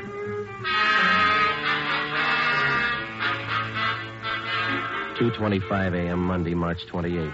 The Dragnet operation had netted 30 juveniles, 26 boys, 4 girls. 24 of the children were between the ages of 16 and 17. They were lodged in the assembly room at the Georgia Street Juvenile Bureau. The other half dozen were 13 and 15-year-olds. They were taken to the juvenile hall at 1369 Henry Street. At 2:43 a.m., we met with Captain Bowling. They're all checked in, 30 of them. All right, in the morning we file petitions to have every one of these cases brought to the attention of the juvenile court. Make a note of it. Okay, Bob. For the kids with records, ask for detention from the probation department. Right. We'll call their parents in the morning. Call them now. They've got some explaining to do. By 6 a.m., all but 3 of the children's parents had shown up. To most of them, it was nothing new. Their kids had been there before. They'd be there again. They took the lecture from the juvenile officers calmly. As long as it didn't mean trouble for them, they wouldn't worry. When they got their children home, they would reprimand them, not for running the streets, but for being picked up by the police. Ben and I had seen the cycle of the young criminals start before, 100 times over. It had a lot of different endings, most of them sour. During the next week that followed, we booked an average of a dozen juvenile delinquents every night. The clampdown continued, so did the crime wave. 10 burglaries, 4 robberies, 8 car thefts, 6 person etchings, 3 assaults on women. 1 week's work. Picked up a new angle on Ramsey today, Captain. He might be fencing for the game. Who gave you the tip-off? One of our informants. Ramsey's brother lives out in the valley. He's supposed to be pushing this stuff. You check him out? Yeah, I couldn't get a thing on him. Well, it might explain what attracts the kids to that soda fountain. It explains those $20 bills the kids are flashing. They steal and rob, and then they sell the loot to Ramsey for nothing. Another thing. Ramsey keeps his place open all night, and there's no reason to. He doesn't get that much trade. It's only from the young gang that hangs around there. You question the kids. How do they account for having all that money? Well, most of them say Ramsey lends it to them. They say they pay him back a little at a time. I think he's fencing for the kids. You tried to get his license? No luck, Captain. We can't prove a thing against him. And we'll do it the hard way. Sweat it out. That night, we drove out to Ramsey's soda fountain and asked him again to clean up his place, to keep the young kids out after 10 o'clock at night, to stop lending them money. He refused. There was nothing we could do. His business was a public place. He could not be held responsible for any of his patrons. In the next 10 days that followed, Ben and I haunted the sidewalk outside the soda fountain. We questioned every youngster as they entered and left. We made more than a dozen arrests. Many of the kids had been drinking heavily. We found some of them under the influence of narcotics. But Ramsey was still in the clear. The crime wave continued sporadically. Ben and I waited for our chance. It was a long time coming. Thursday, April 14th. We had dinner at Johnny Cokin's place, and it was 10:35 p.m. when we checked back in at the office. Hot shot. Grab it, Joe. Yeah. The terminal on Market Street, a 459 and shooting. The terminal on Market Street, a 459. Let's go.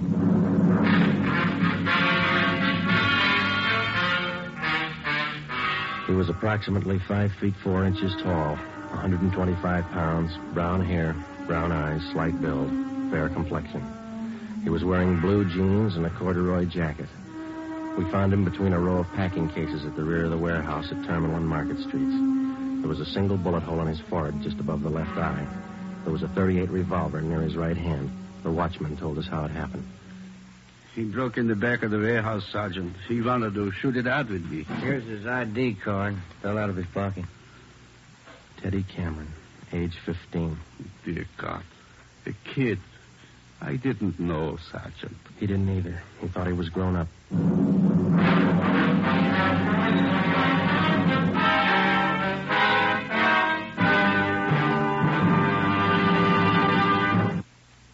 You are listening to Dragnet for the solution to an actual case from official police files. Now, here's the solution to many of your Christmas shopping problems. If your friends smoke a long cigarette, give the best of long cigarettes. Give Fatima, and all is well. Fatima. The long cigarette that contains an essential ingredient of all the very popular cigarettes, Turkish tobacco. Give Fatima, and all is well. Fatima. The cigarette that has a much different, much better flavor and aroma than any other long cigarette. Give Fatima, and all is well. Fatima. The cigarette that has doubled and redoubled in popularity. Here are the authentic reports. New York Division. Fatima sales up 132%. Chicago Division. Fatima sales up 453%. Los Angeles Division. Fatima sales up 545%. More and more smokers agree Fatima is the best of long cigarettes. So enjoy Fatima yourself and give Fatima for Christmas in the attractive golden yellow carton. Everyone who smokes Fatima says that this great new long cigarette is the best of all long cigarettes.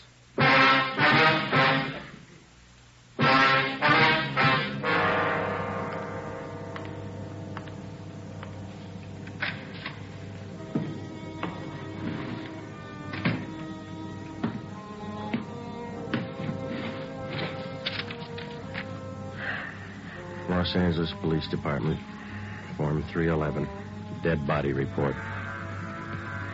Type, gunshot. DR number 437695. Victim, Theodore Cameron. Residence address, 960 Charter Street. Date and time of death, Thursday, April 14th, 10:35 p.m. Place, Terminal and Market Streets, South State Warehouse.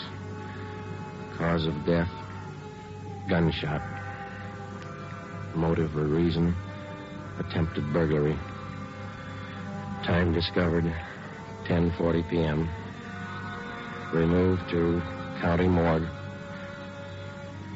Discovered by Carl Hyba, night watchman. Identified by Barbara Cameron, sister. Description of victim, male, Caucasian, age 15. Hot. Weight, so-and-so. Occupation, student, descent, English, and was a witness. Signed Joe Friday, serial number 2288. Age 15.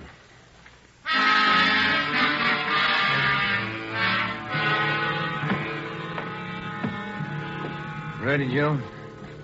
The Cameron boy's sister. She's waiting in the next room. Yeah, let's go. She taking it hard? Yeah. Morning, Miss Cameron. Good morning. We won't keep you long. Just a few routine questions. Yes, all right. Miss Cameron, how many are there in your family? There were 3 of us. Teddy, Mike, and me. Mother and Father are dead. I work. Teddy and Mike go to school. Mike does. How old is your brother Mike, Miss Cameron? He's 14. You're the sole support of your 2 brothers? Yes. Do you have any idea who the boys were your brother Ted used to run around with? I don't know them by name. I remember seeing a couple of them once or twice. Mike would know, I think. He and Ted were pretty close, brothers. Do you know if Ted mixed with a gang of kids down on Spring Street? Maybe Mike would know that. Sergeant Teddy wasn't a bad boy. He wasn't a bum. None of us are. I tried to raise the boys like Ma told me. It wasn't easy. We made out. Yes, I understand, Miss Cameron. Our salary didn't have too much, but we got by. Yeah. I figured on getting married. I'm 31. It'd be good for the boys, especially Teddy. He's dead, isn't he? Yeah. I couldn't be in 2 places at once. Hold a job and watch the kids. That's why I thought maybe a husband. I'm sorry to press, Miss Cameron. Do you think your brother Mike can tell us about that Spring Street gang? How Mike could know. Where can we find him? Staying at a friend's house. I got the address in my bag. Here. That's 2514. I don't write numbers too well. Thank you, Miss Cameron. You've been very helpful. I'll get somebody to drive you home. Or do I have to go? Would it be all right if I just sit here for a while? That's all right. I'm tired. Real tired. 2514 West Serrano Street. That was the address Barbara Cameron had given us. It was the home of Mr. and Mrs. Jean Brewer, high school friends of the dead boy's sister. We talked to Mike Cameron. He told us that his brother Teddy had been running around with a gang down on Spring Street. He identified Ramsey Soda Fountain as the hangout. It was 2:25 p.m. when we got back to Georgia Street Juvenile Bureau. I got it. Juvenile Bureau, Romero. Yeah, hold on, I'll call him. You, Joe. Thanks. Friday. Joe, this is Canfield in burglary. Yeah, Homer. You're working that Cameron case, aren't you? Yeah? I got a report on one you might be interested in, out of the same neighborhood. Distillery prowl. What do you got on it? Looks like a juvenile M.O. They got away with 7 cases of Scotch whiskey. Expensive stuff. Okay, we'll hop on it. Bubeck Warehouse, Crocker at 7th. Miss Elizabeth Rice was the auditor in charge at the Bubeck Warehouse. We located her on the mezzanine office row. It was her job to keep a running inventory on all incoming and outgoing liquor stock. She knew her job well. As you know, Sergeant Friday, each and every bottle of distilled spirits carries a United States Internal Revenue stamp. Yes, ma'am. Each stamp carries a serial number together with the name of the firm to whom the stamps are issued. Well, Miss Rice, in the stuff that's missing, the stamp on each bottle carries the case number. Is that right? That's right. Now, what did I tell you? Oh, yes, I have it right here. 7 cases of high-grade blended Scotch whiskey. Now, I have a bottle identical to those in the missing cases. Yes, I see. Now, if you'll just look here. Yes, ma'am. The number on this stamp here, 36A2279956, followed by the firm name. Could you give us the numbers of the stolen cases? Now, I have them typed out for you right here. 7 cases, 12 bottles to the case, Canada Dry Incorporated, 4 of the red label and 3 of the black label, Johnny Walker. All right, thank you very much, Miss Rice. And you think that this might be a juvenile case, Sergeant? Yes, ma'am, we do. 7 cases, that's close to $600, isn't it? We've lost a great deal more than that, Sergeant. The insurance company makes up for the liquor loss. Yes, ma'am. Those youngsters, who makes up for them? Ben and I left the Bubeck Warehouse with a list of serial numbers of the 7 cases of stolen liquor. We headed back for the Juvenile Bureau. We figured that there was a strong possibility the Spring Street gang was responsible for the warehouse liquor theft. How were they disposing of the stolen property? That was the key question we had to answer. Ben and I had a hunch and a tip from an informant that the young gang was operating under the guidance of a fence, a man or woman whose job it is to dispose of stolen property. The gang members were close to Ramsey at the soda fountain. Ramsey, the logical suspect. All right, now suppose they did steal the liquor. Suppose Ramsey's a fence. What's he done with the stuff? I don't think he's turned it this fast. He's turned it at all. He wouldn't keep it at the soda fountain, no liquor license. And we've been around too much. He wouldn't keep it in his house. He lives in the rear of the fountain. It's too hot. Only leaves one other location that we know about. His brother's place in the valley. It was 5 minutes to 10 when we turned left off Ventura Boulevard onto Sepulveda. Ramsey's brother had a small farm about a mile and a half off the highway. It was a modest white frame house planted squarely in the center of an acre of ground. An unpaved driveway led off to the left of the house to the garage. Pull up here, huh? Yeah, okay. Yeah, it looks kind of quiet, no lights. Let's go.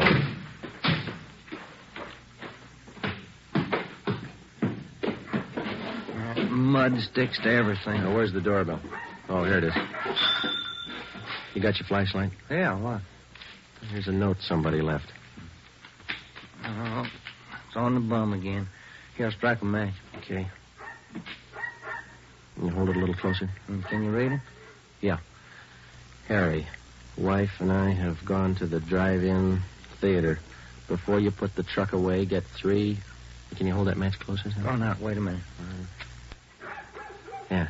Get 3 cases out of the garage and take them into town. Ed is waiting. Please try to make it by 11:30 tonight. Let's see. It's signed George. The address is here. And there's the garage. Yeah, come on. 3 cases. Could be eggs, Joe. If it is, we wasted a trip.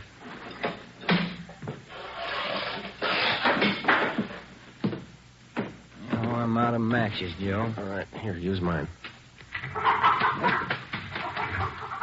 What was that? Checking. Come on. See anything? No. There goes the light. Just a minute. I'll strike another one. You can save your matches. We found it. We found 5 cases of Scotch whiskey on the floor of the garage. We checked the serial numbers against the warehouse list. They matched. We went back to the car and called communications. We had an immediate stakeout placed on George Ramsey's place, and then we headed back for the city. It was 11:20 p.m. when we got to the address we found on the note. Oh, it's about time, Harry. Hello, Ramsey. We can do without the music. What's your problem this time? Hey, you're almost out of scotch, Ramsey. Serial numbers check out, Joe. Sorry I can't offer you a drink. We're too old to drink here, aren't we, Ramsey? Where's your phone? You want to invite somebody? You can see we're out of booze. You got a phone? In the hall. Ben, call the office. Yeah. All right, what's it all about? We've been out to your brother's place. What happened to the other 2 cases? You drink them here? I gave it to the kids. What are you looking at me like that for, Sergeant? Anything wrong, Eddie? Party's over, kid.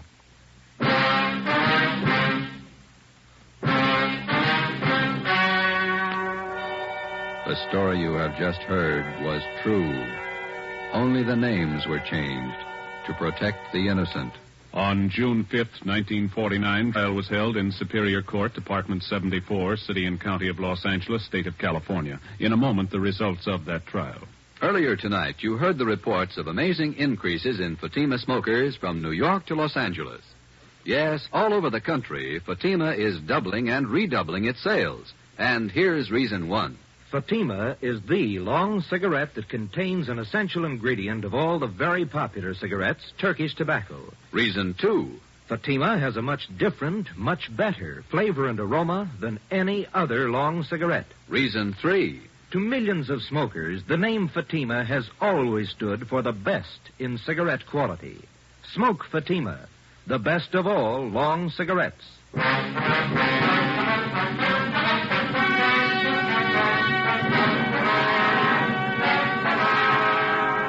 Edward and George Ramsey were tried and convicted in Superior Court of receiving stolen property.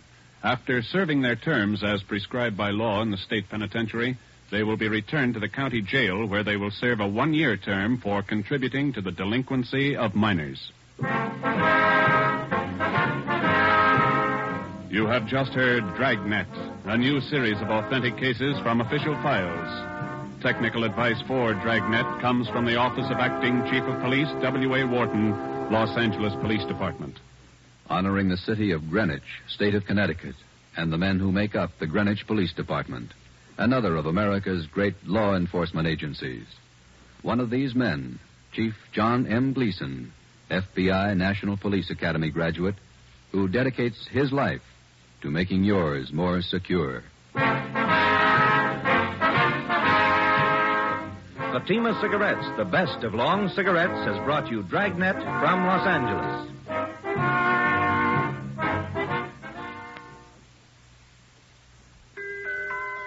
This Christmas, give the gift that makes every pipe smoker happy. A Christmas humidor of mellow Granger. Granger is made just for pipes by the tried and true Wellman method. Rough cut to smoke mild and cool.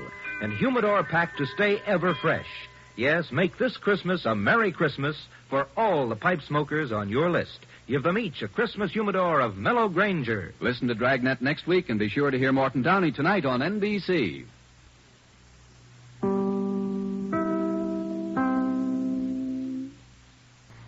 Here is another in NBC's great parade of new shows.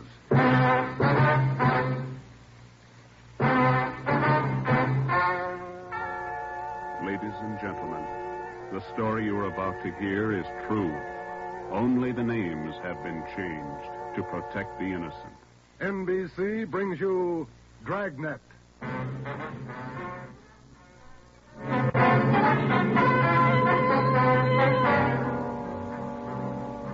You're a detective sergeant. You're assigned to auto theft detail. In 3 months, more than 250 cars have been broken into. Property amounting well into thousands of dollars has been stolen. 2 youthful members of the gang have been apprehended. The all-important brains of the criminal ring, the leaders, are still at large. Your job, get them. Dragnet, the documented drama of an actual crime, investigated and solved by the men who unrelentingly stand watch on the security of your home, your family, and your life.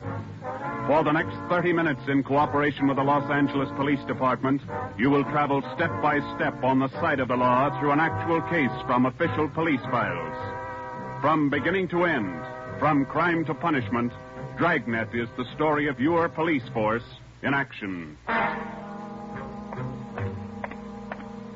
It was Monday, March 2nd. It was cold in Los Angeles. We were working the night shift out of auto theft. My partner's Ben Romero. The boss is 𝒆𝒆𝒔, chief of detectives. My name's Friday. I was on the way back from the interrogation room, and it was 10:58 p.m. when I got to room 26, chief of detectives' office. Real tough kids, aren't they?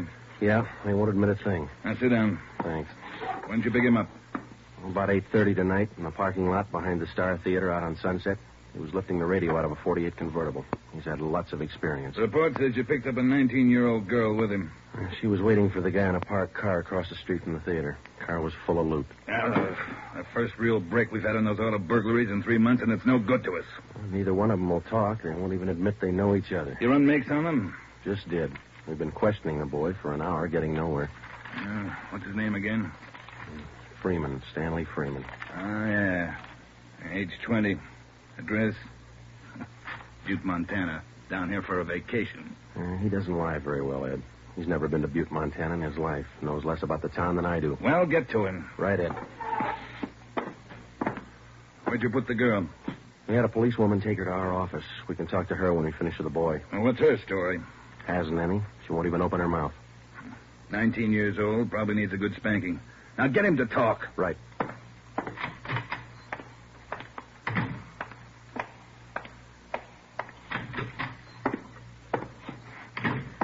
Did you run a make, Joe? Yeah, he's clean. Get wise, huh, Flatfoot? Look, you're in a bad spot, son. That kind of talk isn't going to help. Says you. We caught you red-handed trying to steal a radio that didn't belong to you from a car it didn't belong to you. Is that right? That's enough to send you to San Quentin, boy. You better give us the story. Shut up. We've got all the evidence we need for him. Maybe you don't realize how serious this is. We've had more than 250 car burglaries in this city in the past 3 months. Over $200,000 worth of property's been stolen. That's a lot of money. So what? So you're the number one suspect, young fellow. Your method of operation in breaking into that car tonight is the same used in most of the other burglaries. That means you're not going to be tried just for this job tonight. What are you getting at, Flatfoot? Listen, son. In the state of California, breaking into a locked car is a felony. You can go to state penitentiary for that. And we're going to file a complaint of burglary with the district attorney in the morning. You say you're from Butte, Montana. All right, I don't believe you, but we'll make sure. Ben, go down to our office and call the news photographers. Stanley here is going to have his picture on the front page of every newspaper in Los Angeles tomorrow. Right, Joe? No. You can't. I won't let you. I got my rights. What's the matter, youngster? Everybody wants his picture in the paper. Yeah, well, I don't. I won't let him. We got your picture already for him, remember? They took it when they fingerprinted you. You can't use it. You can't. I'll get a lawyer. Reporters will be over in a couple of minutes. We have to give them your story and your picture, too. This one. You won't. You won't. Give it to me. All right. Give it to All me. right, Freeman, get your hands off him. Now, sit down. All right. Now let's have it straight. Don't let him use the picture. Don't let him. You can't. You can't. We got to have the truth, son. Now, look, you're 20 years old. You know right from wrong. You'll have to take your medicine. If you cooperate, we'll do all we can to help. I live out in the Wilshire district. All I wanted was a little extra money. We didn't take much. We didn't think it was so wrong. It was stealing, Freeman. You know that's wrong. Where do you live out there? Piper Avenue. 821 Piper. You won't give him my picture. You live there with your family? Yeah, my mother. Father's dead. Promise me you won't give him the picture. My mother, she'd see it. Promise me. You're working with a gang on those auto burglaries. We know that. Now, who are they? Where are they? And what's the setup? I can't. They get me for it. Who'd get you? I can't tell you. I can't. Who's your girlfriend, Stanley? The one you were with tonight? Joanne. Joanne Miller. Where does she live? Piper Avenue, same as me. Lives on the same block, 866. Is that her home? She live there with her folks? Yeah. Mother and father. They work. And you got her into this. Isn't that the story she gave us, Ben? I did not. I didn't. It was her. She said a bunch of kids were doing it. It was quick money, something to do at night. She started it. All right, Romero. I'll go see the girl. You stay here with Freeman. All right, Joe. Just stay put in that chair for him.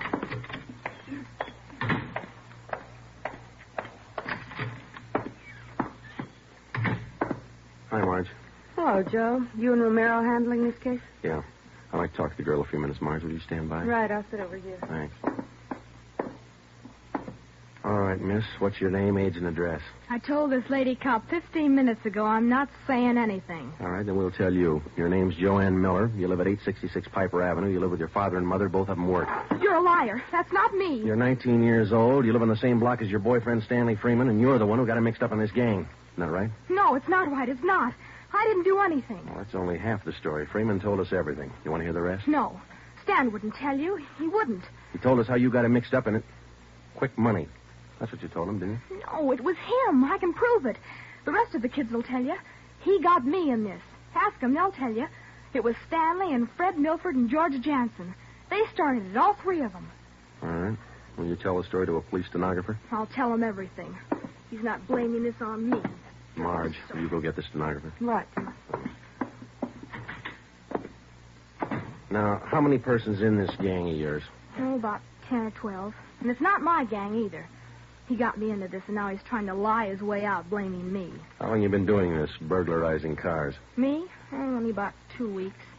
It was supposed to be fun, something to do at night. The rest of them been at it a couple of months. Who's the head of the gang? I told you, it's him, Stanley, and Fred Milford and Jansen, all three. I only started going out with them 2 weeks ago, maybe less. All right, Joanne. Tell it to the stenographer the same way. Stenographer will be in a minute, Joe. Okay, Marge, thanks. Stay with her. Right, Joe.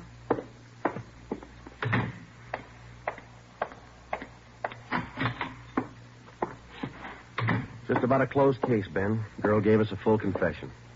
She didn't. Oh, you're not tricking me again. She didn't. She told us you're one of the leaders of the gang, Stanley. Said you got her into all this. The other two are George Jansen and Fred Milford. About a dozen kids in the gang, all of them about your age. Isn't that right?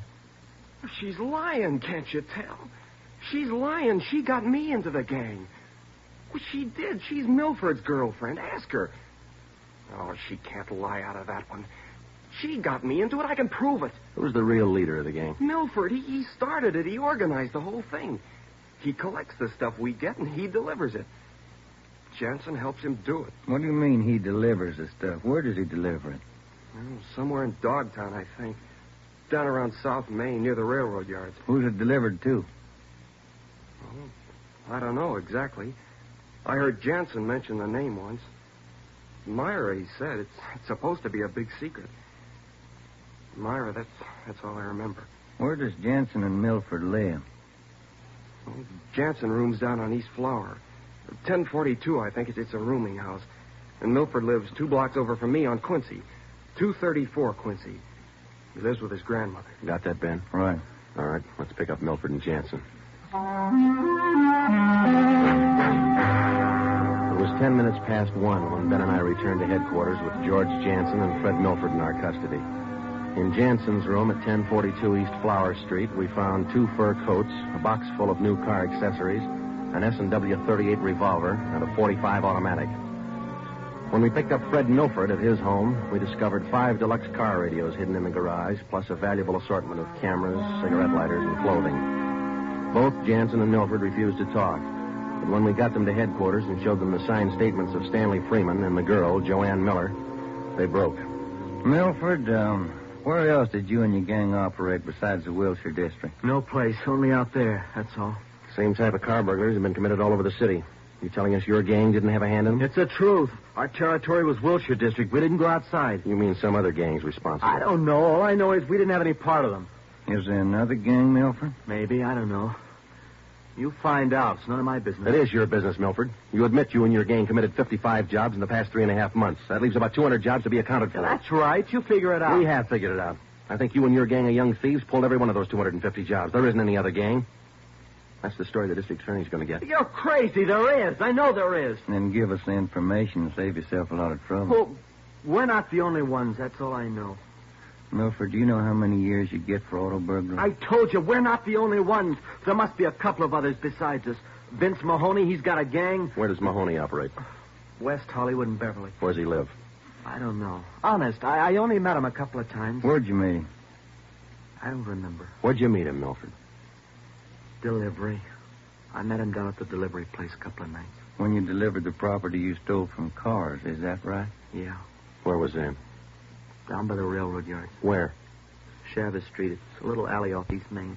Who'd you deliver the stuff to? I told you, her name's Myra. That's all I know. We meet her and some guy on Tuesday nights. We give them the stuff and they pay us off. Mahoney delivers the same night I do.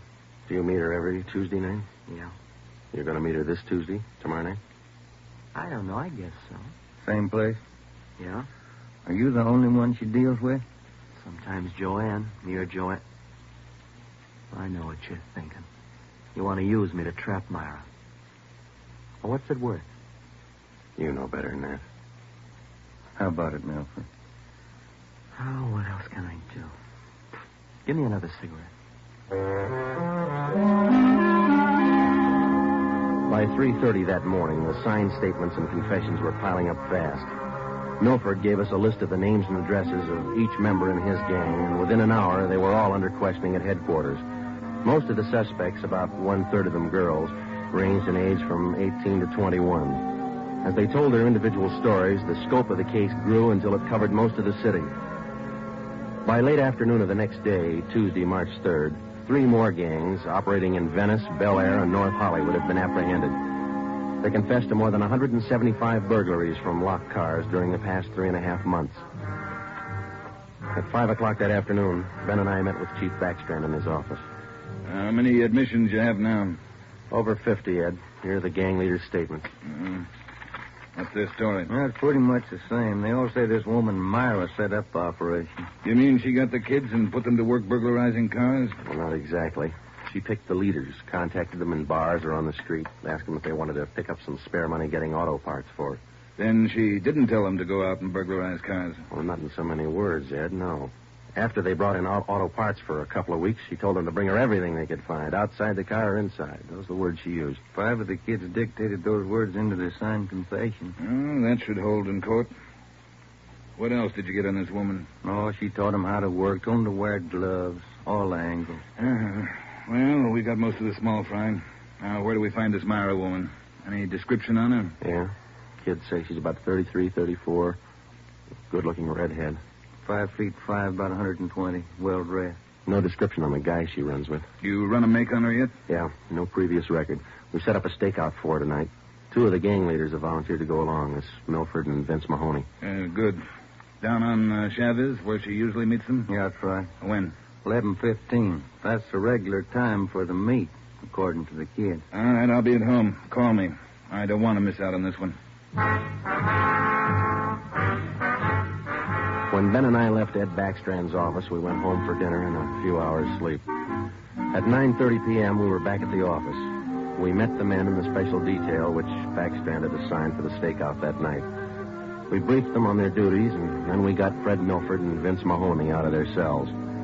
To avoid any possible suspicion of the presence of a trap, we had Milford's permission to use his car in the stakeout. The car which he had said he had driven to the delivery meetings with the woman Myra at least a dozen times before. We arrived at the stakeout area, Chavez Alley in East Main, at 9:58. The meeting was scheduled for 11:15. The moon was out, but the sky was overcast, and there was a cold wind blowing from the east. Hey, what time you got, Sergeant? About 10.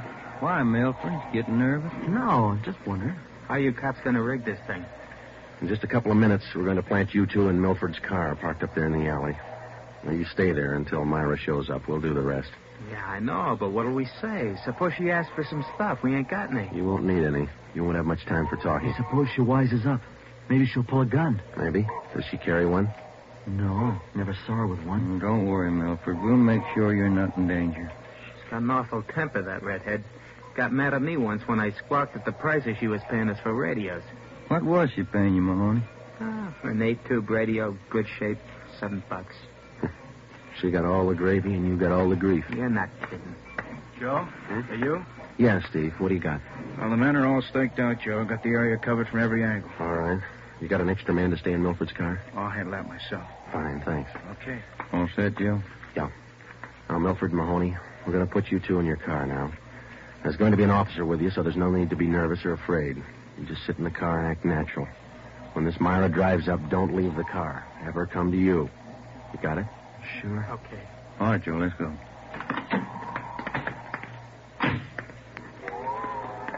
Sure is cold out. I don't even have a heater in my car. You stole enough of them. Okay, Steve, here they are. All right, boys. Milford, get in first behind the wheel. Okay. Mahoney in the middle. Now sit in the back. We'll be parked in that garage across the street, Steve. Got a perfect view of the alley. Okay, Ben. Check with you later. All right. Mean night, Joe. Yeah, come on.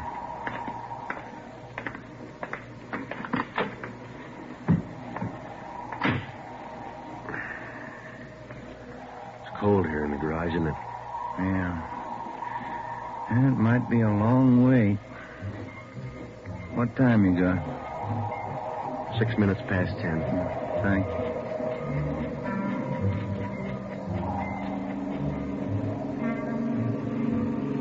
Hey, Joe. What is it? It's nothing. Thought that passing car was turning in the alley. Relax. It's early. Lonely place. Dark. Gets on your nerves.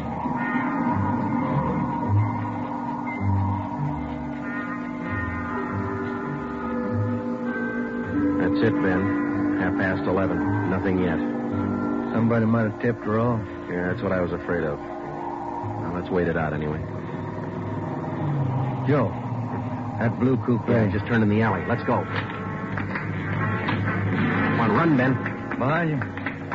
All right, off. Wait, you fella. Quit your fighting. What'd you get, Steve? Here he is. Just drove up in the coupe. Got out and called Milford Mahoney by their first names. He's in on it. What about the girl? No sign. Kid was the only one in the car. All right. Tell them in the stakeout's off for tonight. Have them report back in. We'll take the kid with us. Okay. All right, young fella, this way. What do you cops think you're doing? I ain't done nothing. Look, sport, we heard that from 54 different kids yesterday. We're tired of that line. Come on. When we got back to the office, we took the boy to the interrogation room and questioned him. He gave his name as Matthew Leiter, age 21. He wouldn't break until Vince Mahoney definitely identified him as a member of his car burglary gang and the special favorite of the red-headed woman they called Myra. Then Leiter copped out and told Ben and I that he had talked with Myra as late as 10 o'clock tonight. He told us that she had heard that the police had picked up some of the gang members, and she asked Leiter to drive down to the Chavez Alley meeting place.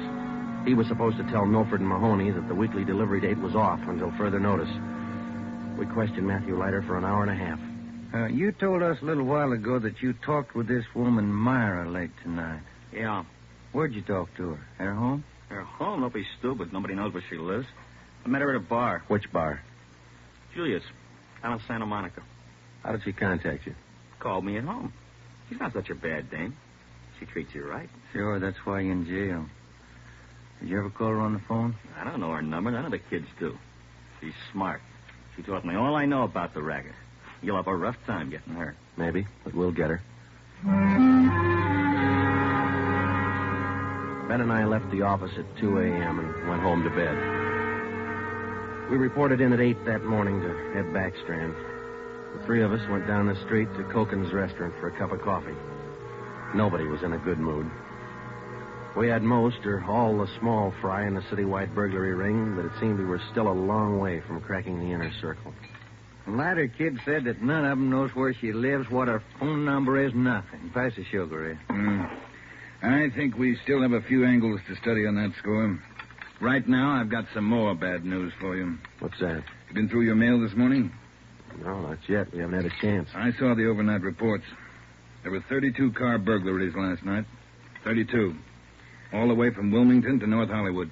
Now, you figure it. I can't. This girl Myra must have an army of kids working for her. How much did they get, Ed? Any idea? Rough estimate, about $3,000.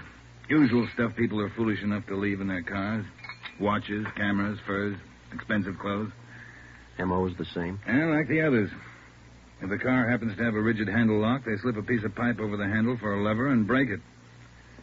If that doesn't work, they pry open the wing window. Some of the windows were smashed out. Sounds like you're in an awful hurry, Joe. Yeah, maybe this Myra wants a few big nights before she peddles the stuff and gets out. If we're going to get her, we can't waste time. Any suspects picked up last night, Skipper? None. Well, where did they hit most of the cars? Outside the Pan Pacific. A parking lot. Hockey game going on. Must have been 4,000 cars for them to pick over.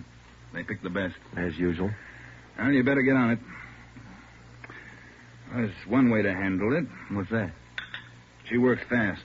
You work a little faster. We got back to the office and we went over the reports one by one.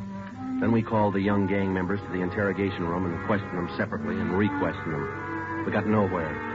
Many of them had met Myra on the street, in a bar, but not one of them had any idea where she lived. At least that's what they told us. Ben had a hunch that Matthew Leiter knew more than he was telling. We had him brought to the interrogation room, and all that afternoon until 10 o'clock that night, with interruptions for his meal periods, we talked with Leiter. He would admit nothing more than what he'd already told us. Yeah, it's got me beat, Joe. Yeah. Now, let's check with Ed. Good morning, Joe. Ben? Hi, Mike. Skipper in? Just went down the hall for a minute. Be right back. Hold it a minute, will you? Yeah. Chief of Detectives always handing. Yeah. For you, Joe. Oh, thanks. Hello? Yeah. He does? We'll be right over. Oh, we're Sergeant Hopkins over at the jail. Oh, yeah? Matthew Leiter's got something to tell us. Says it's important.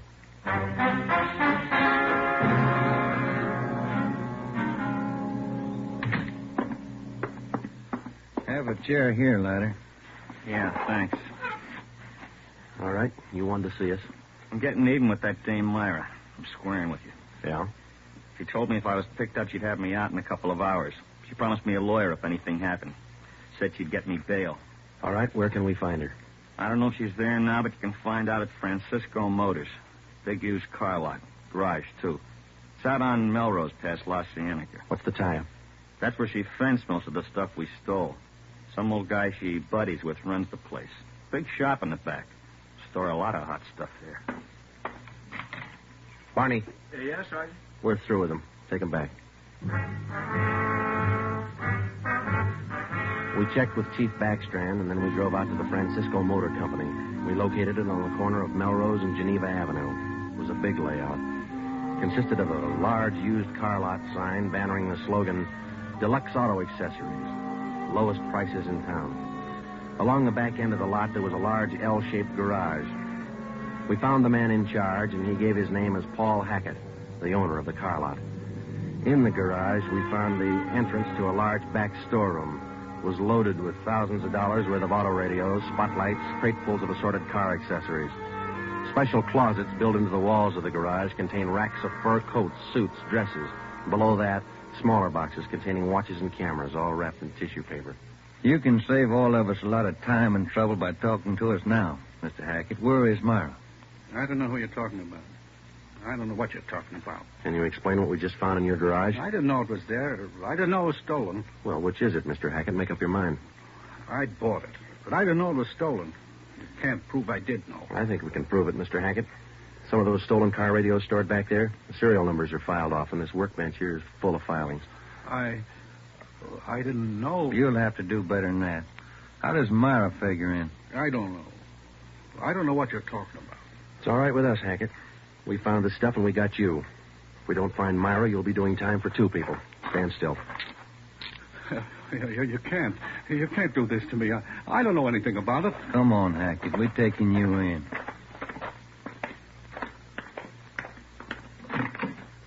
All right, get in the car. Come on, in the car. Am I going to jail? You're going to jail. All right. I'll take you to Myra. Hackett told us that Myra lived at 1345 Munich Drive in Beverly Hills. He said that he was Myra's husband. He told us that he'd been in a legitimate garage business for 10 years before he married Myra. She talked him into the racket. He identified 1345 Munich Drive as their home. When we got there, we found stores of stolen property similar to those found in the garage. Myra was not there. Hackett had no idea where she might be. We sat down in the living room and waited.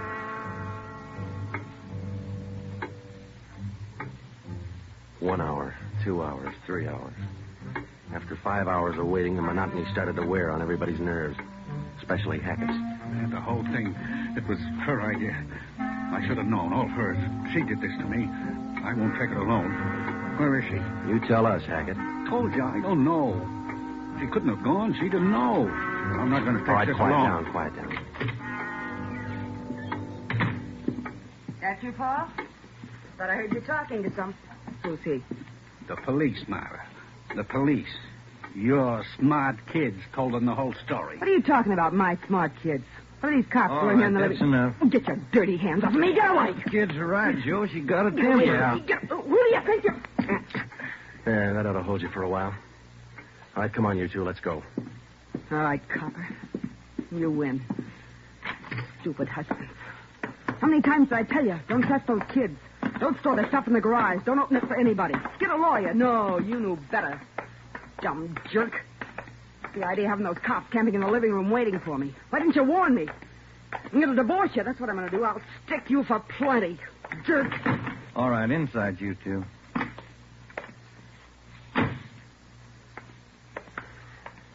You got a smoke, Ben? Yeah. Here. Thanks. I was just thinking. What? Those kids were right. She's a pretty nice-looking woman. Yeah. Nice face. Beautiful figure. Mm-hmm. Sure talks a lot, though, doesn't she? Yeah. Hey, Joe, remind me to take home some flowers to my wife tonight, will you? The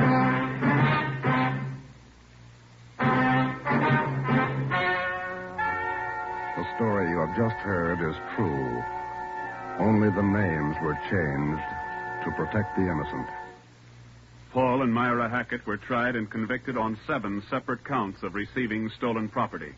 They are now serving out their sentences in the state penitentiary. Realizing that most of the young persons involved in the case were influenced by the strong personality of Paul and Myra Hackett, a separate investigation was made into the backgrounds and home life of the young offenders. In most cases, they were found to be basically good, and they were placed on probation and returned to their homes.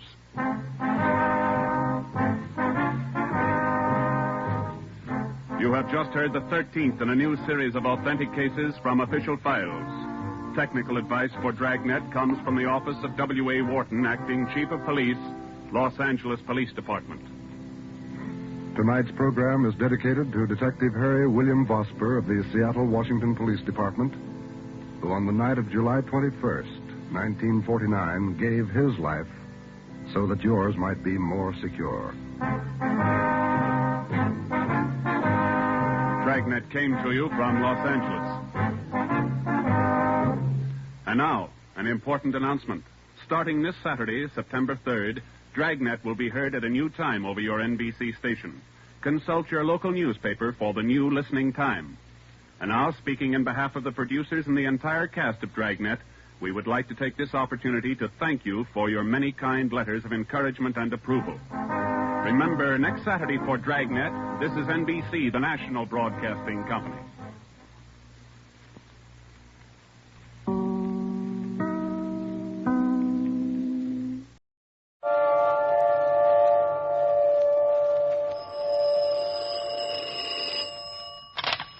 Hello, Yukon 28209. Yes, this is Candy Matson.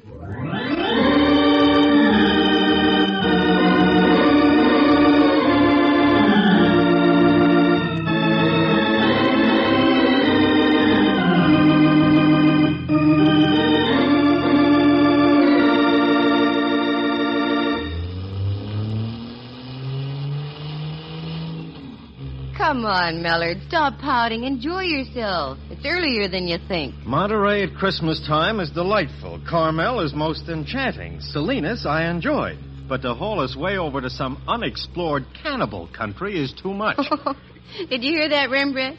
Cannibal country, he calls it. Mallard, me boy, this may come as a shock, but San Juan Bautista was founded by the Franciscan Fathers in 1797. I remember it as though it were yesterday. Don't let him bother you, Ducky. Mallard can't stand this wonderful air. He misses the gas fumes of the big city. That's not that, Candy, but I do want to get back. Relax, Max. You had a chance to take 2 days off, so make the most of them. What's the name of this town again? San Juan Bautista. You'll love it, Mellard, dear, really. The mission, all the old buildings still standing. Oh, you'll adore it. Honestly, you will. Look, Rembrandt, old friend, I may like a thing, but I'll be hanged if I'll adore it. As you will, minion. How much farther, Candy? We're just entering the town now. I thought we'd take a look at the mission first. Okay. Hey, this is a cute little town at that. That's my boy. I knew you'd warm up once I got you over here. You know, strictly from a police angle, you might be interested in knowing that Joaquin Murrieta visited here more than once. So did Three-Fingered Jack. Where's my shooting iron? I'll get the varmints. Take it easy, hop along. We're approaching the mission. Oh, for golly sakes. It's a big one. Isn't it beautiful, Mallard? And don't you get a whole flood of thoughts going through your head when you look at it? Yeah. With a little imagination, one could almost see the native Indians walking back and forth, coming into town for the evening vespers. I only hope the mission's open. Well, let's find out. Good idea. I think I see one of the fathers around the front, Candy. You can ask him. Thank you, Ducky. Yes, let's go.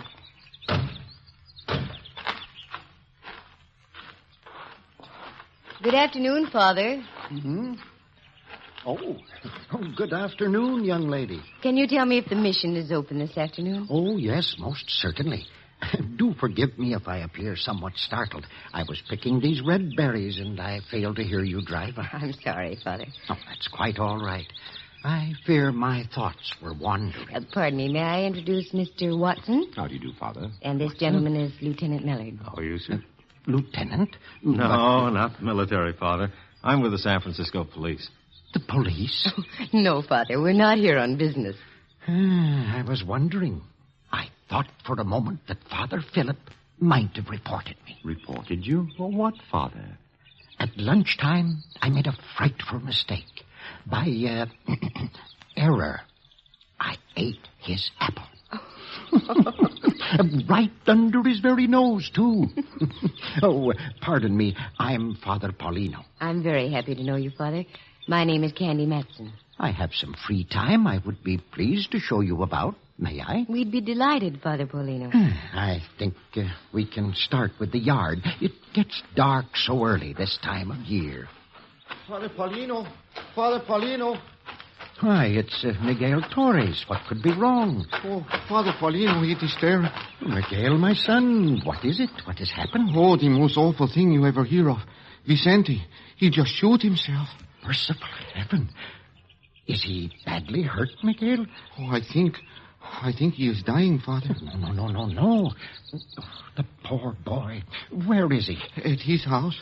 Excuse me, Miss Matson. I must leave immediately. Would my car be of any help, Father? The car. Yes, thank you.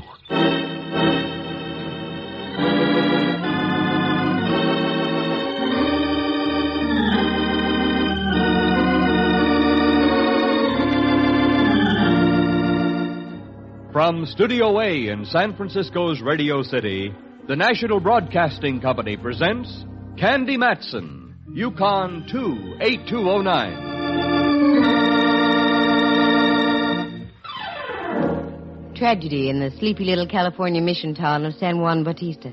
But it wasn't the first time. If you look around the side of the mission, you'll see that the place marks the mass grave of 12,000 Indians who died in a smallpox epidemic years ago. San Juan has seen knifings, too, and other shootings. It had lived a rowdy life in the dim years gone by, and obviously the rowdiness was still alive in a minor sort of fashion. We got in the car, and with Miguel directing us in broken English and Latin gestures, we made our way out on a dirt road about 3 miles outside of town near the granite quarry. We finally pulled up in front of a one-story wooden house that must have been built before the turn of the century. We went inside, and there was the prone form of a Mexican boy of about 21 or 2. There he is, Father. Is he all right? I don't know, Miguel. I'll have to see. He's gone, isn't he, Father? Yes. May his soul dwell eternally in peace. He is dead? Miguel, listen to me. His flesh is cold, yes, but his soul still lives. Do you understand what I'm saying, my son? Yes, Father Paulino. Wait a moment. Mallard, look. Here where he was shot. Well. If Vicente knocked himself off, he certainly did it the hard way. You're not kidding. Miss Matson, would you mind very much if we brought the body back in with us to the mission? I'm afraid we can't, Father. Would you step over here? I have something to tell you. Certainly, Miss Matson. You wear a look of concern. Is there something wrong? I'm afraid there is, Father Paulino. What do you mean? Well, it looks very much as though this wasn't self-inflicted. What? You don't mean that... Miss Matson, are you sure of what you're saying? Reasonably so, Father. You see, a gun held at close range leaves powder marks. Vicente's wound is as clean as a whistle. Well, I don't know what to say. I'm sorry, Father, but that's why we can't remove the body. We'll have to call the sheriff's office in Hollister. Can you tell me where I can find a phone? Yes, there's one at the mission. If you don't mind, I'll stay here. I have work to do.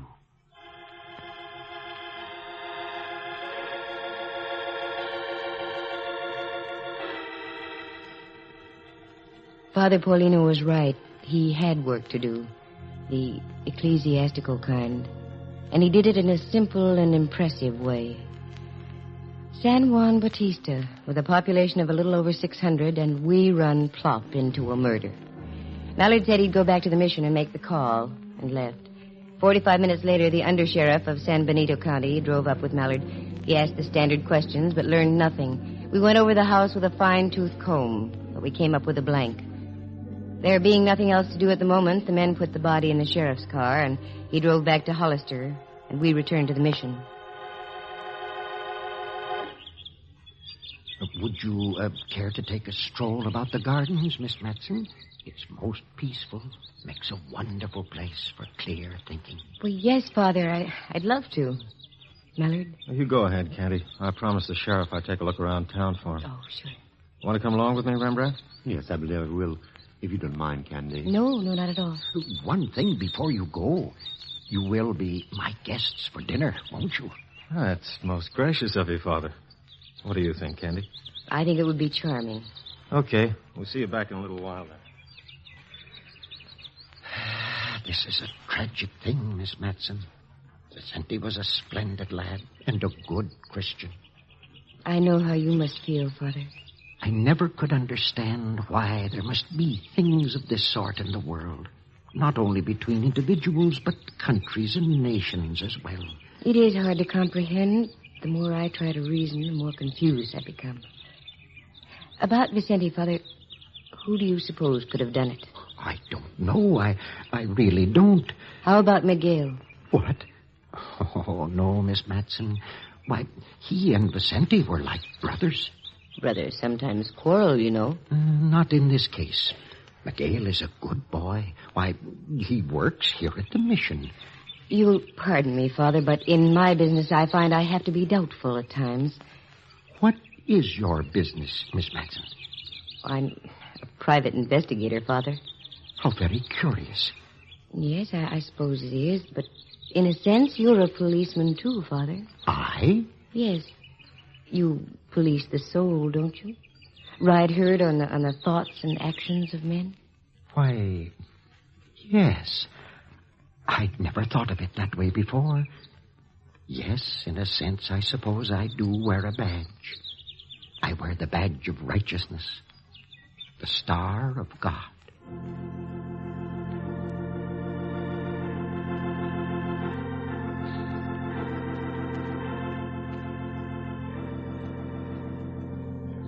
Father Paulino was a wonderful man.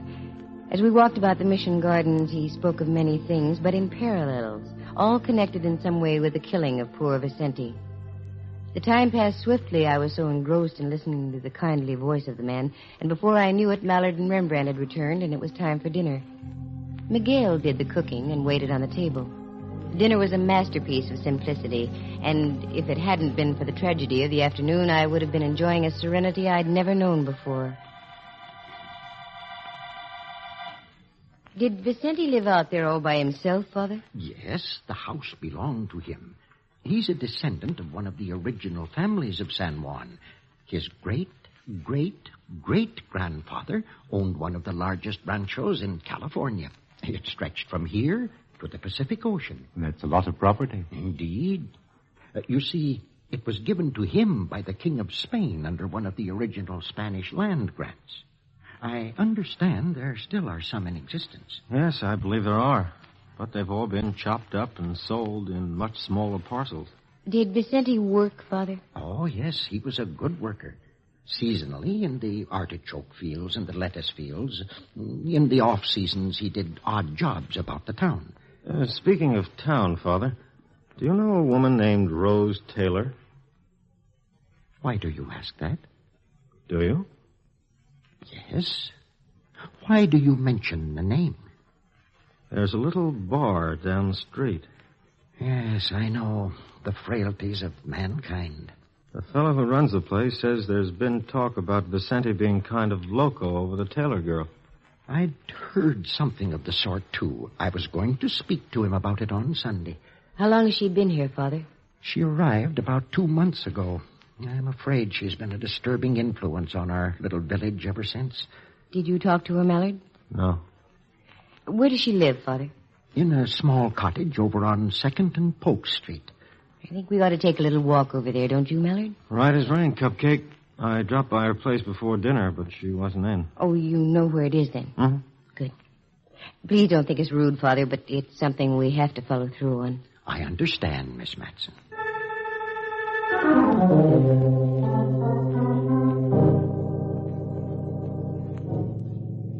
We got up from the table and went outside the mission.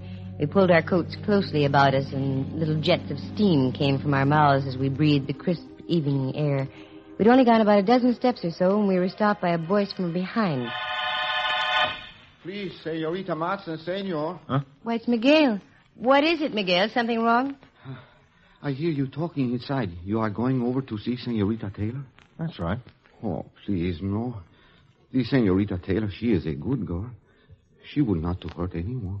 That's not what Father Paulino seems to think. Oh, the good father, he does not know much about the outside.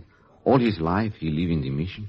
He is, how would you say, is secluded? The good father may be secluded, Miguel. But I have a strong hunch he knows more about what's going on around here than anyone in town. Oh, but please, you believe me? Senorita Taylor, she is a good person. Look, Miguel, you want to find out who killed Vicente, don't you? Oh, she? Well, that's what we're trying to do. Now, you be a good boy, Miguel, and don't get yourself all in the stew.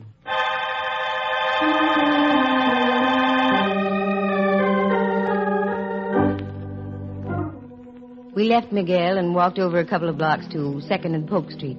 We found the cottage and saw a light in the front window. Mallard knocked. And what opened the door would have been a delight on any movie screen, if you like your beauty the hard way. Rose Taylor, it was obvious, could raise an awful lot of havoc with the local swains. Something you wanted? Yes, we'd like to talk to you for a moment, if you don't mind. Yes, I do mind. I'm kind of busy. I'm sorry, Miss Taylor, but you'll have to unbusy yourself. This is the police. Police. Always the police. Why can't you let me alone? You've been in trouble before?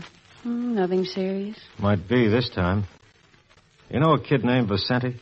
Yeah, I heard what happened. These crazy kids. They have a yen for knifings and shootings. Don't they just? This is Lieutenant Mallard. He tells me he was by here this afternoon and you weren't in. That's right. I went into Salinas to do some shopping. We can prove that, can we? Absolutely. Well, what have we here? A very cozy little .32 revolver. And also nicely cleaned and oiled. You always keep it this immaculate, Miss Taylor? Certainly. When some character gets too much tequila under the belt, you don't know what's going to happen. And the suitcase on the bed. Are you getting ready to go somewhere? Wait. If you're trying to make out that I knocked off Vicente, you're just whistling Dixie in 4 flats. Look, a telegram. If you'll take the time and the courtesy to read it, you'll find that my sister in Los Angeles is a very sick girl. I was going down to spend a week or so with her. What is this, a convention hall? Come in. Buenas noches, senorita. Miguel, beat it. I'm busy. I am sorry. I am sorry. I have a message for Senorita Matson and for you, senor. Father Paulino sent me. A message? What is it, Miguel? The sheriff in Hollister just called on the telephone. He said to tell Senor Mallard that the bullet that killed Vicente was from a .32 caliber gun.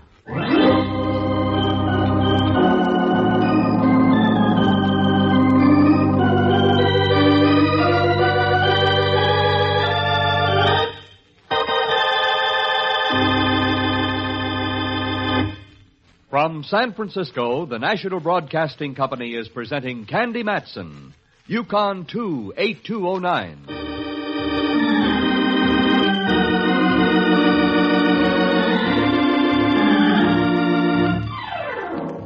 Well, now, a .32 slug had killed Vicente, and Miss Taylor owned a .32 gun. It looked practically tailor-made.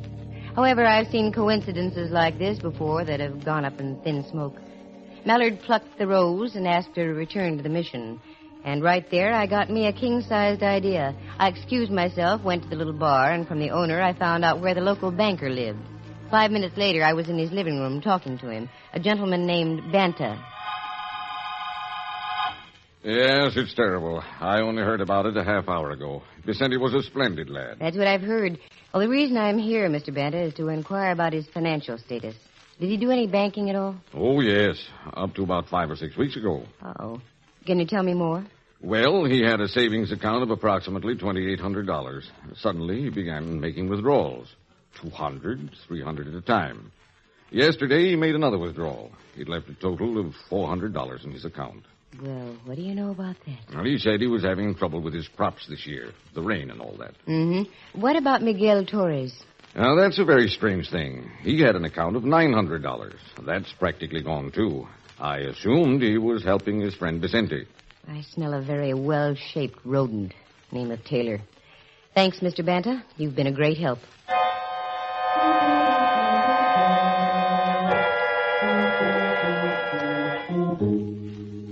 Things seem to be taking shape. It looked like the old story of a no-good playing both ends against the middle. Both ends being Vicente and Miguel. The no-good? Rose Taylor. Scattered pieces of the puzzle were beginning to fall in place. Father Paulino. At first I couldn't believe it. And I wondered what his reaction would be. Next step, the bartender at the village pub. I walked in and caught him at a good time. The place was empty. Good evening. What can I do for you? A package of cigarettes, please. Sure. How are these? No, the others, if you will. All right. Thank There you are. Anything else? Mm-hmm. Information. Yeah, what do you want to know? Miguel Torres and a kid named Vicente. Did they come in here often? Who are you? Private investigator. Here. My merit badge. Yeah, that's a new one, a lady cop. Ah, the world is ever-changing, Buster. Now the answer. Yeah, they used to come in about once a week. Usually on Saturday nights. Drink much? Nah, good kids, both of them. When were they in here last? Well, let's see. Yeah, night before last. Any arguments? They're so soft-spoken, those kind of guys, it's hard to tell. But now that you mention it, I think there was a bit of a rhubarb going on. Who was taking the lead? Torres. I gather he was sort of griped about something. Not too loud, not much fire. That's when it gets dangerous. And they weren't drunk? Nope. And I can spot a lush at 40 paces. They each had a beer and left. Thanks, mister. Here, buy yourself a cup of Christmas cheer. Well, thank you.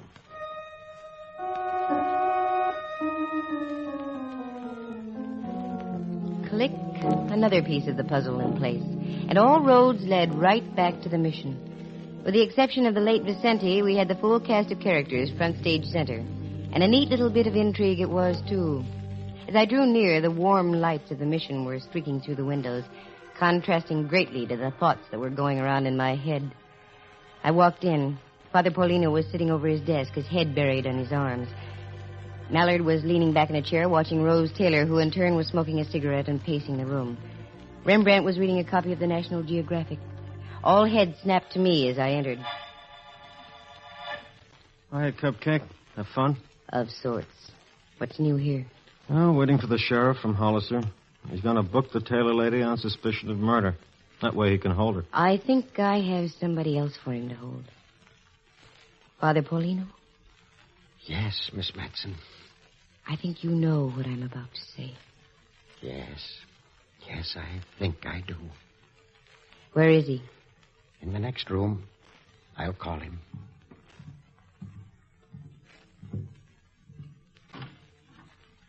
Miguel, my son. Si, Father. Come in here, please. Si.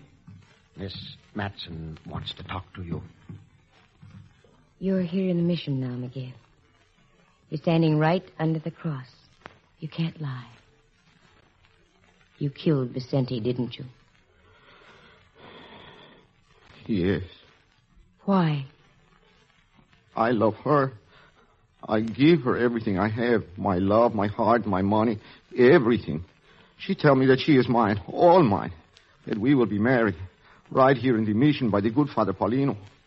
Then last week, I find she is also making the pretend love to Vicente. I almost went crazy. You told Vicente to stay away. See, that is right. But last night, I stand across the street from Senorita Rose's house. Vicente was there. And as they say goodnight on the front porch, she kissed him and pat his cheek, just as she did to me. And so you shot him this afternoon. With a .38. And when the sheriff called, you told us it was a .32, knowing that Rose also had a .32. See, that is right. But you would never get me for it. Mallard, Father, come on, don't let him get away. There he goes, up on that wall. Miguel, stop. You can't run away for the rest of your life. I have no life, Father. Miguel, watch out. You're going to...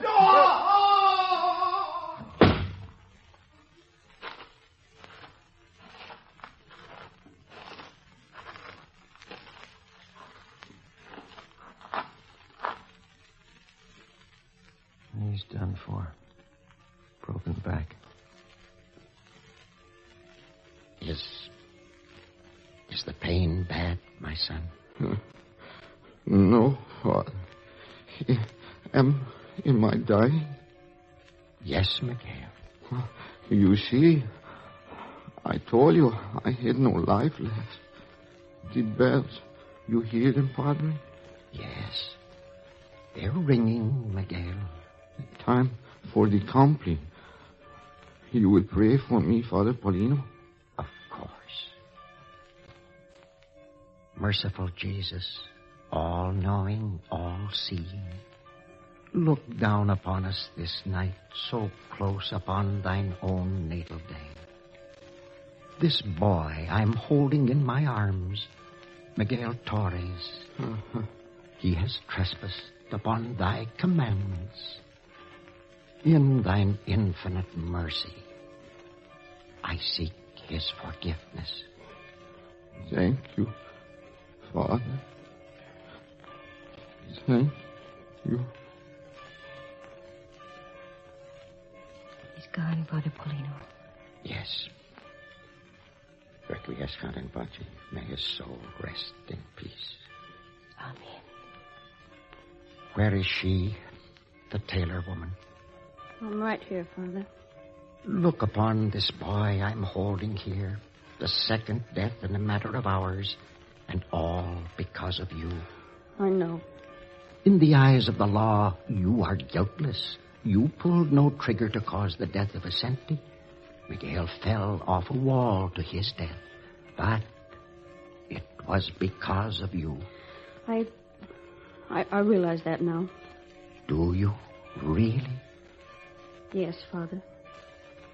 And perhaps in this hour of dark tragedy, something has been salvaged after all. This is the Yuletide, the anniversary of the birth of Christ.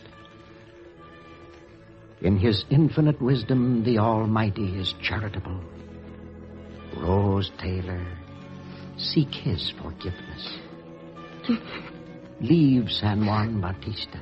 I'm sure Miguel and 𝒆𝒐 would want it that way. Start anew. Lead a penitent life. It is not too late. Tell me, child, do you recall Mary Magdalene? I do, Father. Need I say more?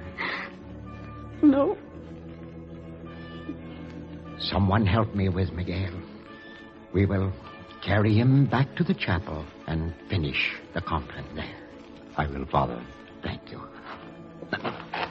Yes.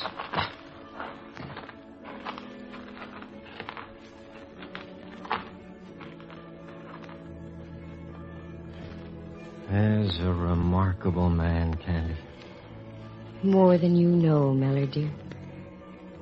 Peace on earth, goodwill toward man and woman.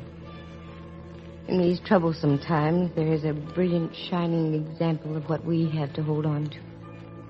You know, I wish there was a Father Paulino in every country of the world. We'd have more time for raising kids than for killing them. My point exactly. Come on, Mellor, dear. Let's get back to San Francisco. I have a special star to put on my Christmas tree tonight. For all the Father Paulinos that ever lived.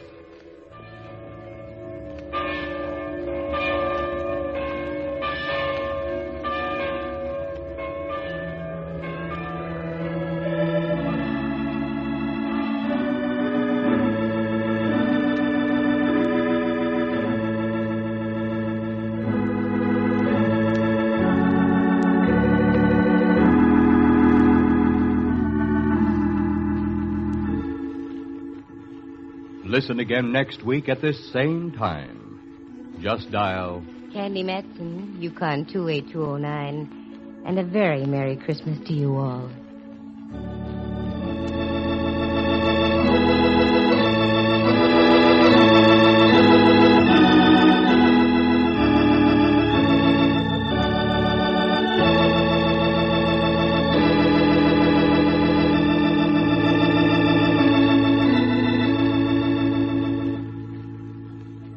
Featured in the story were Hal Burdick as Father Paulino, Lou Tobin as Miguel Torres, and Jane Bennett Carnell as Rose Taylor. Henry Leff is Lieutenant Ray Mallard, and Jack Thomas plays Rembrandt Watson. The program stars Natalie Masters as Candy and is written and directed by Monty Masters. Sound effects are created by Bill Brownell, and Eloise Rowan is heard at the organ. Our engineer was Clarence Stevens. The characters in this story were entirely fictitious. Any resemblance to actual people is purely coincidental. The program comes to you from San Francisco. This is Dudley Manlove speaking.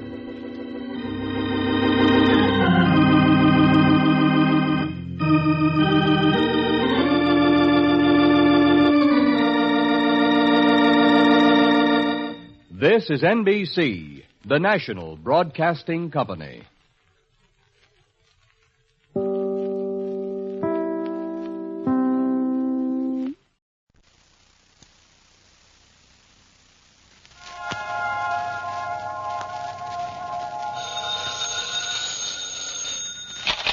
Hello, Yukon 28209. Yes, this is Candy Matson.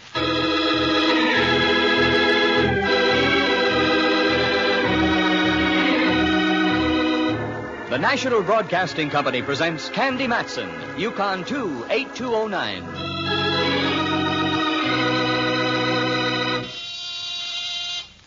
Just a moment. Oh, people can barge in on you at the... Now, where's that... Oh, it's better than nothing. Wait a second. Hi, Candy. Well, Millard, my favorite foot flap. You caught me at the wrong time. Depends on your viewpoint. Shall I leave? No, come on in. What brings you up to Telegraph Hill, Millard, dear? You? An interesting subject. Care for a drink? No, I'm on duty. You mean I'm being honored with an official call? Sort of. In that case, you can leave. No, seriously, Candy. You can help me if you will. Well, the mountain coming to the mountain. Oh, you're not so large. Now you can leave. Only kidding. Here's a pitch. An acquaintance of mine, Gordon Ayres, has a little problem on his hands. He needs your help. What is this? Oh, don't get excited, Candy. He's an insurance adjuster for an aviation outfit here in San Francisco. A couple of months ago, a guy and his wife took off in a private plane from one of those little airports down the peninsula and crashed. She burned to death. Ayres investigated and okayed the claim. A rather fancy amount. But his company doesn't like it. They don't think the crash was legit. It gets interesting. Well, he has to prove he was right. He came to me. He wanted us to verify the facts. But we're the San Francisco police, and that's out of our jurisdiction. So? So, I mentioned you. Oh. He wants to meet you and have a little talk. If you can get the guy out of the soup, there's a nice little hunk of cabbage in it for you. Millard, I'll take it, but there's something phony. Well, how do you mean, Candy? This is the first time you've ever given me a helping hand in my private eyeing. Could be there's a reason. Could be a reason why I'm going to take the case, too. Must be the rabbit in me. I love to nibble on large hunks of cabbage. Do you recall the lyrics from that old song, the one that goes, "He floats through the air with the greatest of ease"? Well, that's what happened to Candy Matson, one of San Francisco's better-known private investigators. She found herself floating through the air all right, but not with the greatest of ease. As a matter of fact, it was one of the most hair-raising experiences this pert little gal detective ever ran into. Well, why go on about it? Here she is to tell you about it herself. Well, that's the way it started. Inspector Ray Millard, an old friend of mine, and that's all I can call him, darn it, an old friend of mine, dropped by and insisted I meet this Gordon Ayres, an aviation insurance adjuster. Two things induced me to take the deal: Millard's big spaniel-like eyes and the money angle. It was right after Christmas, and I was a bit short. Millard left, and I took the slip of paper he'd given me with Ayres' phone number on it, sat down by Amici's pet aversion, and doodled with the dial. Good afternoon, Pacific Seaboard Fidelity. How do you do? Is there a Mr. Gordon Ayres there? Speaking. Inspector Millard suggested I call you Mr. Ayres. This is Candy Matson. Oh, Miss Matson, yes. Happy to know you. I imagine Mallard explained my dilemma. Not in detail, no. Well, the situation is quite complicated. I was wondering if we could meet and discuss it at length. Can we get together this afternoon? If you say so, yes. Time is of the utmost importance, Miss Matson. All right, you call it, Mr. Ayres. Splendid. I'm just leaving the office now. I have an appointment down the peninsula in an hour. Do you have a car? Yes, I do. Could you meet me at the San Mateo Airport? Cranston Flying Service. That's okay. About an hour and a half? Hour and a half, fine. Goodbye, Miss Matson. This I didn't like. Already I was money in the hole. San Mateo Airport. Right on the water next to Bay Meadows, separated by the highway and a couple of salt marshes. Why should I have to meet the guy down there? Oh, me. Well, I drove down to the San Mateo airport, found the Cranston Flying Service building, and got out of the car and waited. It was a nice afternoon, so I stood watching some of the planes take off and land.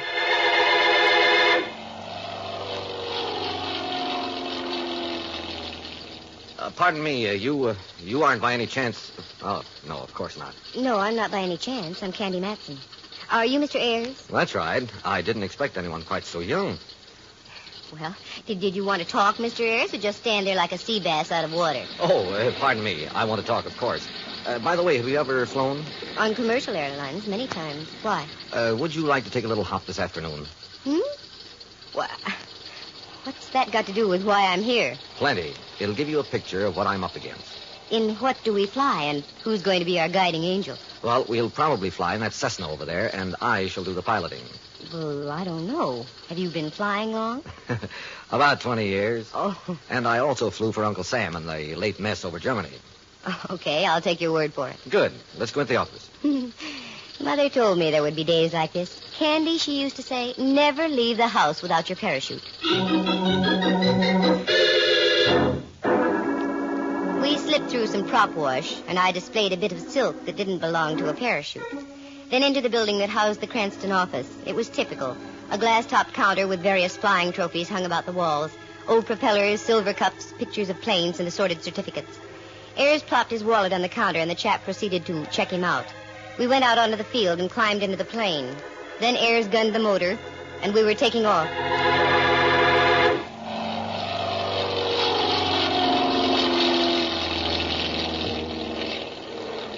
This is all very cozy, Mr. Ayers, but what's the idea? There's a very definite reason for it, Miss Matson.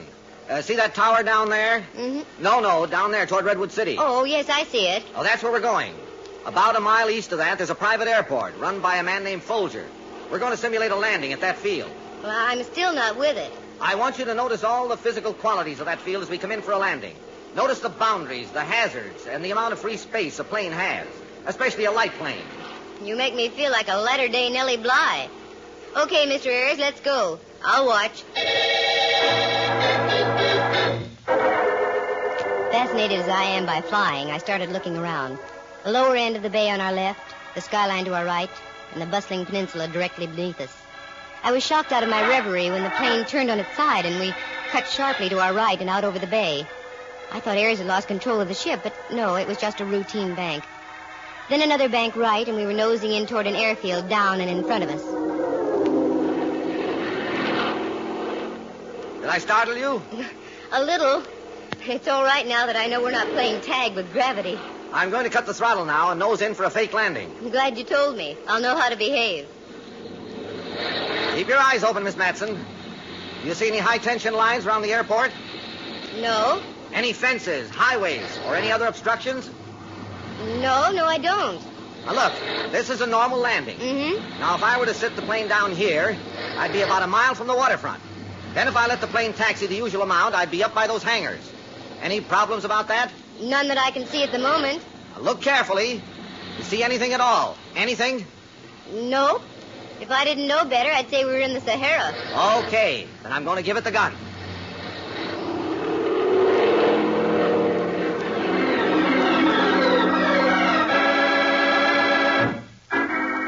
Without the wheels touching the ground, we were climbing into the sky again and back toward the San Mateo airport.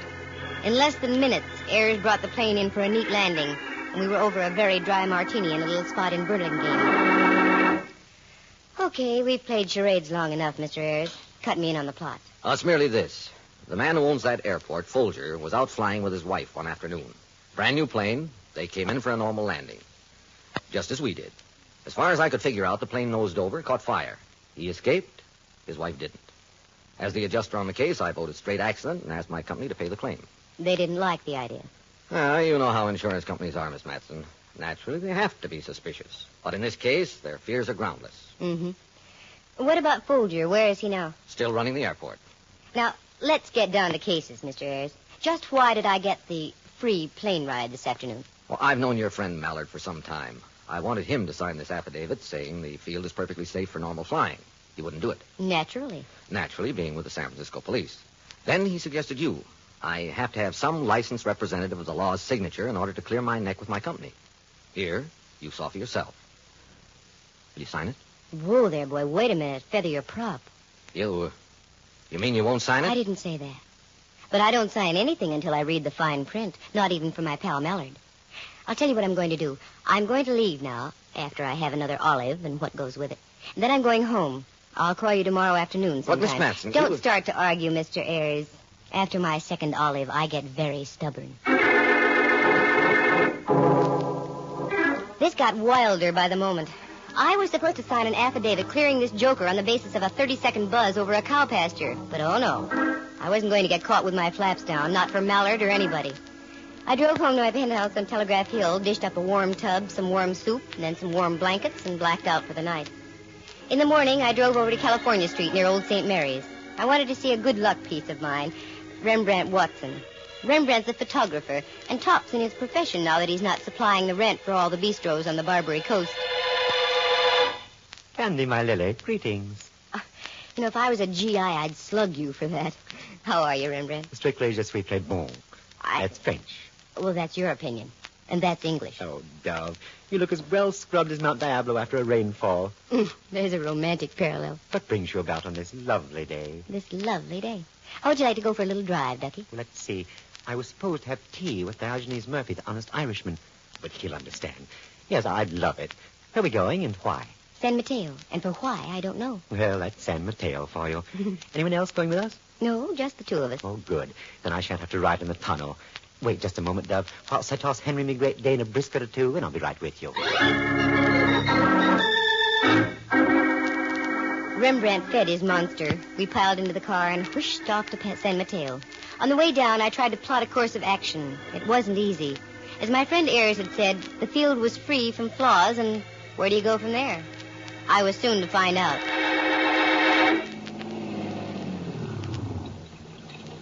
Is this our destination, Dove? That's right.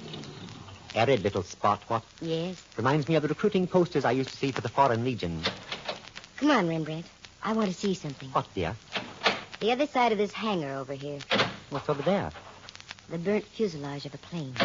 Candy girl, your sense of the macabre knows no bounds. Can't help it. This is business. Is that the one? I should imagine so. Quite a mess, isn't it?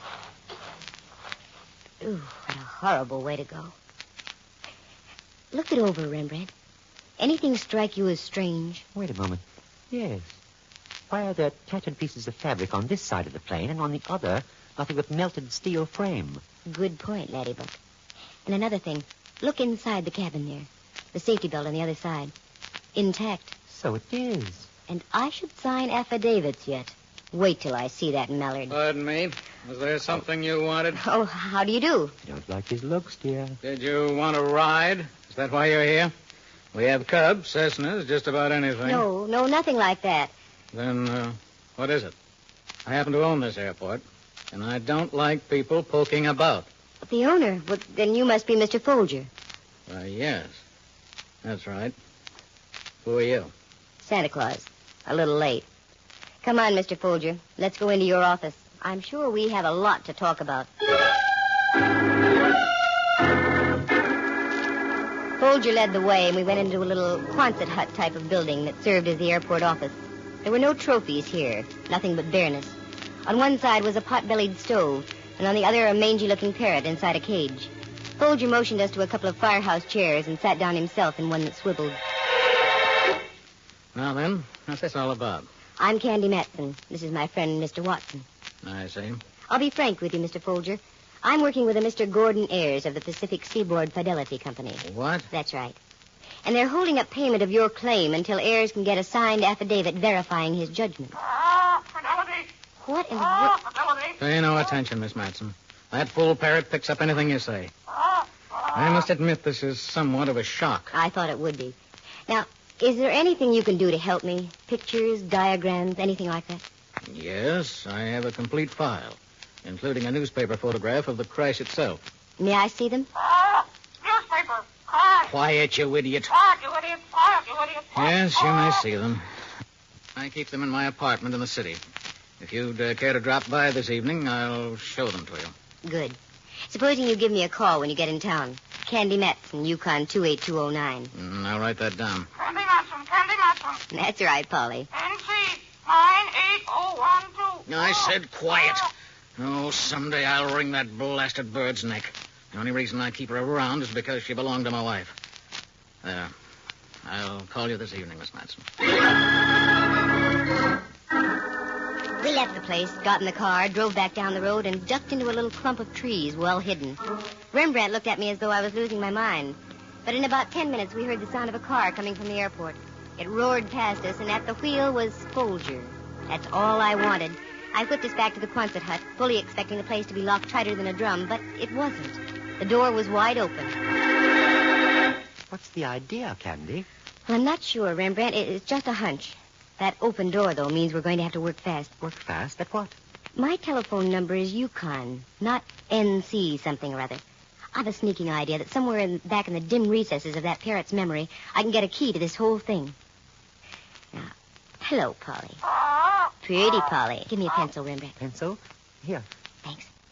Pretty Polly. Candy Matson, Yukon 28209. Pretty Polly. Candy Matson, Yukon 28209. Candy Matson. NC. NC 98012. 98012, that's it. Thanks, Polly. Come on, Rembrandt, let's get gone with the wind. I left Rembrandt off at Diogenes Murphy's place on Van Ness Avenue and drove downtown. I ran into a present-day miracle by finding a place to park, then took the elevator up to the offices of the Pacific Seaboard Fidelity Company. I spotted Ayers' office and walked in. Well, Miss Matson, sit down. You're as good as your word. Thanks. Got anything for me? I may have, but first I want to know if you've got anything for me. Some little piece of information you've been holding out. From your own company, for instance? I don't quite understand you, Miss Matson. I'll come to the point, then. How in the name of Kitty Hawk could you honestly pay a claim on that wreck at Folger's Airport? The plane was obviously burned only on one side, the passengers. And also, the passenger's safety belt was still intact, tightly fastened. You're a suspicious little thing, aren't you? Well, I'm like the insurance companies. I made the same mistake myself. That fuselage you saw was a training plane. It cracked up on a routine flight. No one hurt.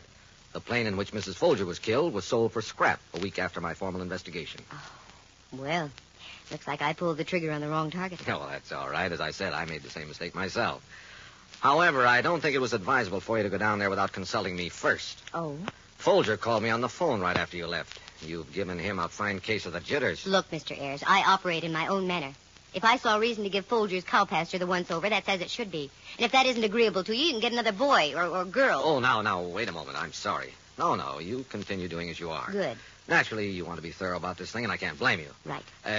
Now then, what's the next step, Miss Matson? Well, offhand, I really don't know. I'll call you first thing in the morning. First thing in the morning, fine.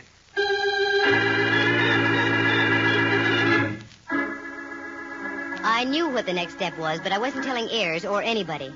This was more than just working for a commission. I felt I was onto something now, and I was going to follow through.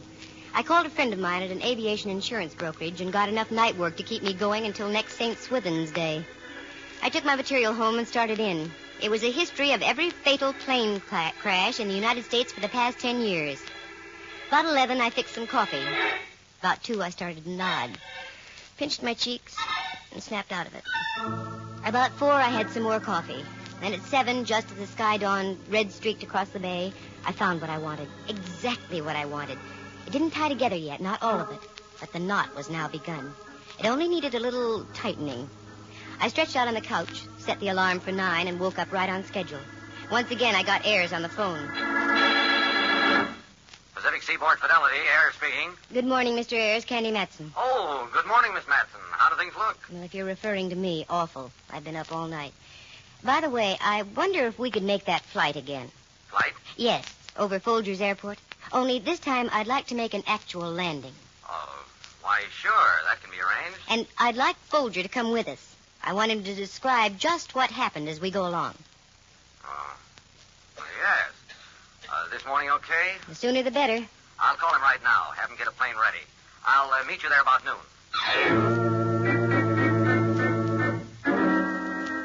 Now I had to work fast.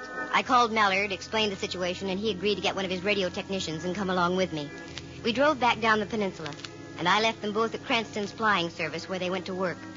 Then I continued to Folger's airport. It was a little before noon, and Folger had the ship out on the runway warming it up. Hi there, Mr. Folger. Seen anything of Ayres? Yeah, he's in the office. He'll be right out. Come on, you can get in. Okay. Here comes Ayres now. Here, let me give you a hand. Mm-hmm. You can sit up front, and I'll sit back here. All right. Thank you. Right on time, I see, Miss Matson. Yes. Got the plane gas, Folger? Yeah, I'll sit. Well, I guess we can take off. Here we go.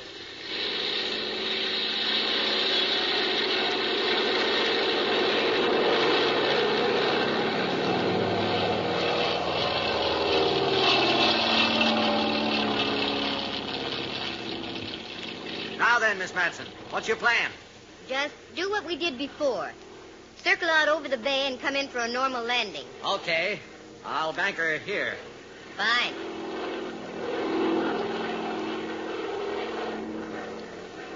Now, is there any way for Folger to take the wheel? I beg your pardon? I said, is there any way for Folger to take the wheel? Why, no, I don't think so. He's back there. That's because he can't fly, isn't that right? Isn't that right, Folger? What's she talking about, Ayres? I don't know. She must be out of her head. I'm not taking any chances with her. I'm going to set the ship down right now. The way you set it down with Folger's wife in it, so she burned beyond recognition? Why, you... I can get the whole story, Ayres. Look at Folger, white as a sheet. He's ready to talk right now, aren't you, Folger? Yes. I'll talk. I'll tell everything. Including the story about the same kind of crash in Toledo, Ohio? All right, you two, don't move. I assure you this gun is very deadly. You, Folger, open the starboard door. Go on, open it. Gordon, you don't know what you're doing. Oh, yes, I do. And neither one of you are going to live to tell about it. Go on, Folger, get up by the door. Go on. Gordon, please, don't do it.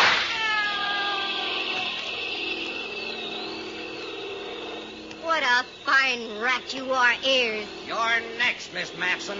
Just a little too darn smart for your own good, aren't you? I should have known better than to try to use a dame for the fall guy. Go on, stand up by the cabin door. Sure. Okay. I'll stand up by the cabin. Oh. Well, Candy Girl, let's see you get yourself out of this one. I hope Mallard's still listening to this mic. Mallard, you big dumb cock, can you hear me? I can hear you, Candy. What's wrong? I had to tap Ayres over the head. What do I do now? I don't know how to fly this thing. Wait a minute. I'll put Cranston on. Miss Matson, listen carefully. Take the wheel and hold it in the middle. Get your nose up a little. That's it. How am I doing? Fine. Now look down at the horizontal bar at your feet. Press the left one ever so slightly and turn the wheel left at the same time. Like this? Keep your nose up. Up. So it's just above the horizon. That's it. Keep it there. Better. Now straighten both the bar and the wheel. Slowly. Slowly. I got it. Now you're headed towards San Mateo Airport. Now try to drift off to your right a little, using the opposite technique. Better? You're doing fine. Hang on, Candy. You're going great. Now look for the protruding gadget on the right side of the dashboard. Mark throttle. Push it in about a third of the way. I'm falling. Mallard, I'm falling. No, you're not. Just do as I say. You're coming in for a landing. Now, don't move the wheel or the bars until I tell you to. Oh, the ground's coming up awfully fast. You're coming in just right. Now, ready? Move back the wheel just a little. No, not too much. That's it. Okay, gal. Right her on in.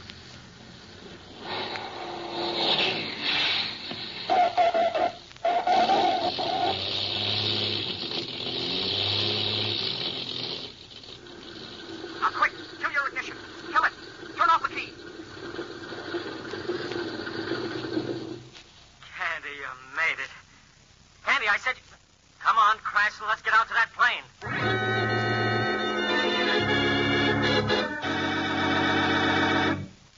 All right, kid? Yeah. My knees feel like I did the conga from here to L.A., but otherwise I'm all right. The boys will take care of Ayres. Come on, we got a report to make. Report? Sure. I sicked you onto this Ayres guy purposely. What? Sam and Teo didn't want to scare the guy off until they solved the case.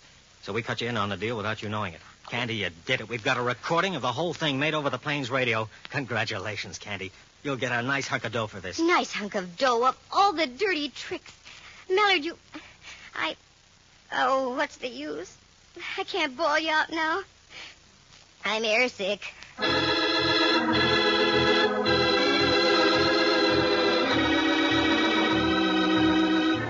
It was a very slick deal. Ayres was a top-notch insurance boy. About 5 years ago, he met up with Folger. This was in Toledo, Ohio. Folger was married to a very wealthy gal, but couldn't get his hands on any of the money. Ayres hit upon a pretty little method of mayhem back there. He took out a license plate under Folger's name, fireproofed his half of the plane, also the passenger's safety belt. Then one fine day, he came in for a landing, deliberately pancaked the ship, left the motor running, and let the crate burn, with Folger's wife in it. They collected plenty. In those days, they had the names of Smith and Jones or something like that, and Ayres was the insurance adjuster. They moved on to California, took the names of Ayres and Folger, and set about to do an encore on the same old act. Folger met another wealthy gal, married her, and set himself up in the airport business. Ayres got himself a job with a San Francisco insurance outfit, and voila, they were ready for another crack-up. My suspicions were first lit up when I saw Ayres' face. He had more scars and stitches than a well-seasoned hockey player. And that broken-up fuselage behind Folger's airport, that was another giveaway. It was a test model they'd used to make sure their plans were all set. But the real giveaway was the Parrot. What a memory. NC 98012 was the license number of the plane that crashed in Toledo, killing Folger's first wife. The Parrot was also her pet, and Folger had kept it for sentimental reasons. He shouldn't ought to have done it, though, because through the Parrot, I traced the whole thing. It was a nice one-time racket, but they should have quit before the police tripped them up. Oh, yes, Ayres was convicted. And Pacific Seaboard Fidelity rewarded me quite handsomely. But that Mallard, deliberately using me for bait. I got even with him, though. I made him take me deep-sea fishing about a week later. Oh, did he get sick. Seasick. And I just stood there and laughed and laughed and laughed and laughed. Listen again next week at this same time. For excitement and adventure, just dial... Candy Matson, Yukon 28209. Heard tonight were Lou Tobin as Ayres, Harry Beckville as Folger, and Jack Cahill as Cranston. Henry Leff as Inspector Ray Mallard, and Jack Thomas plays the part of Rembrandt Watson. The program stars Natalie Masters as Candy and is written and produced by Monty Masters. Sound effects were created by Bill Brownell and Jay Rendon. Eloise Rowan is heard at the organ. The characters in tonight's story are entirely fictitious. Any resemblance to actual people is purely coincidental. The program came to you from San Francisco. Dudley Manlove speaking.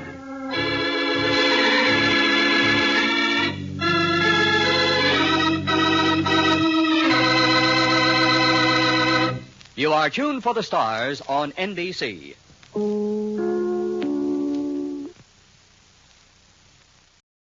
For the safety of your smile, use Pepsodent twice a day. See your dentist twice a year.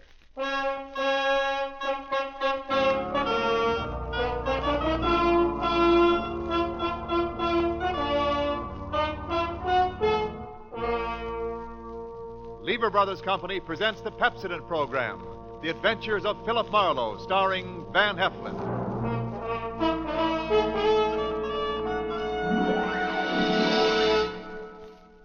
Philip Marlowe, the screen's most famous private detective, created by Raymond Chandler and brought to you on the air by Pepsodent, and starring MGM's brilliant and dynamic young actor, Van Heflin.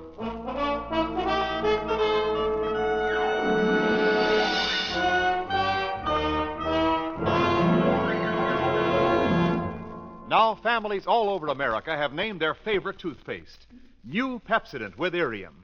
New, fresh-tasting Pepsodent with a new, cool, minty flavor. Yes, in a recent test, New Pepsodent was preferred 3-to-1 over any other toothpaste. It's true. With families all over America, New Pepsodent is the favorite 3-to-1. Families from coast to coast recently compared New Pepsodent with the toothpaste they were using at home. They preferred new Pepsodent by an overwhelming average of 3-to-1 over any other brand they tried. These families, 3-to-1, said new Pepsodent tastes better, makes breath cleaner, makes teeth brighter. Yes, in a recent survey, families 3-to-1 said new Pepsodent tastes better, makes breath cleaner, makes teeth brighter. Get new Pepsodent toothpaste for your family right away. Now we invite you to hear Van Heflin as the Hollywood private eye, Philip Marlowe. Quiet. Quiet. You there, Marlowe. Quiet. Oh, I'm Quiet, you're on a bell.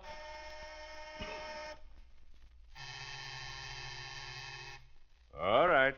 Roll 'em. Speed. Action.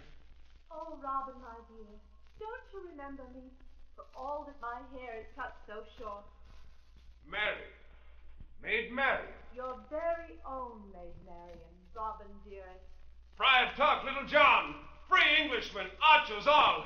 It's Maid Marian. Cut. That's it. Print it. All right. That's a wrap up here. Move over to stage 3.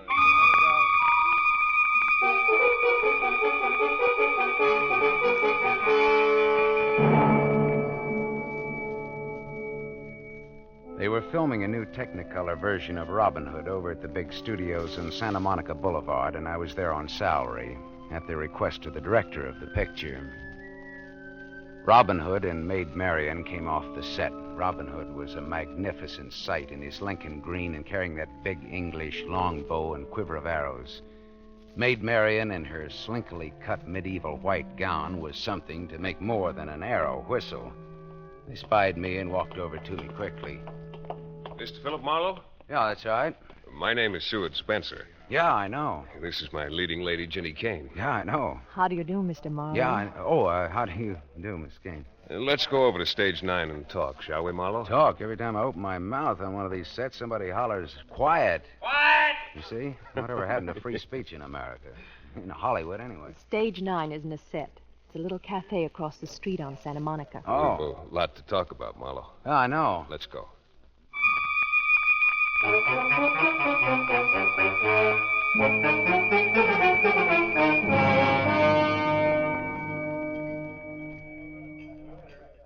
You see, Marlowe, Demetrio Sador, my director, hired you for what is to me a very embarrassing reason. It seems I'm supposed to protect you. And I feel very well able to take care of myself. Well, it's not safe with that half-mad brother of yours at large. Did Mr. Sador tell you the whole story, Marlowe? He said for me to get it from you. Well, it was my fault that we ever sent for Caxton. But he's my brother, and he looks like me, and he's an absolutely terrific archer. Seward here is much better looking, though. Seward is the bow, but Caxton is the bowman, huh? Oh, they could have faked the scenes where I'm supposed to perform marvels of archery, but, well, we were all against that. Then I remembered my brother, a sporting goods salesman in Philadelphia, and a champion archer. And so you suggested that they send for Caxton to double for you in the shooting scenes, huh? Yes, in spite of the fact that Caxton hates the sight of me. Go on. I told Mr. Sador he could get the shots he needed with Caxton doubling for me. I'd go to my lodge at Big Bear during those 3 days. Caxton always resented Seward here because he made good and Caxton didn't. Now, let's see. There was something about Caxton leaving Hollywood, only not leaving Hollywood. What about that? Well, he never picked up the return ticket that the studio reserved for him at the airport. So you figure that Caxton's still in town, then, huh? Definitely. You think he'd pick a fight with you? He picked a fight with Freddie Cole. Who's Freddie Cole? A perfectly harmless makeup man on the lot. And all Freddie asked was for Caxton to wear brown contact lenses over his eyes so he'd look like Seward here for the medium close-ups. My brother has blue eyes, you see. And he wouldn't wear the brown contact lenses, huh? No, he refused flatly. He said, let my big-shot brother wear blue contact lenses. What an unreasonable creature. I don't know. It sounds reasonable to me. You said that he fought with the makeup man, huh? Yes, but not for long. Freddie's half Caxton's size, but he knocked my brother kicking. Ooh. I suppose your brother swore to get him for that. How did you know? I don't know. Instinct. Philip Marlowe. Philip Marlowe. Here, Mr. Sador, here. Oh, Mr. Marlowe, this is terrible. Simply terrible. They just found Fred Cole in Sherwood Forest. He's been shot. Shot? What? How? Who? I don't know who. But there's 2 feet of arrows sticking out of his back. Oh. You better show me where Fred is, Mr. Sador. Come on, let's go on the double.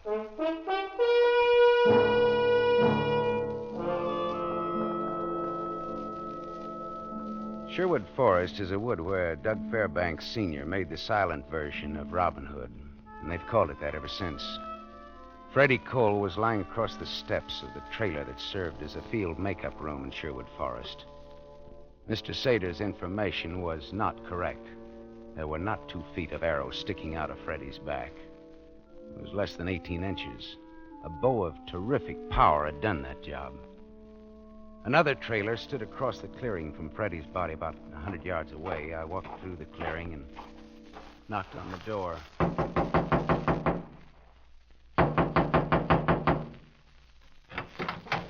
Yes, sir?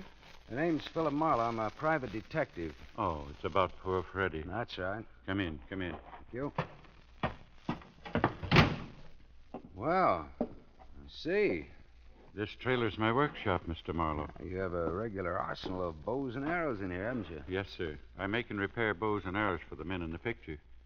Say, it's about 100 yards from here to where Freddie was shot, isn't it? Just about.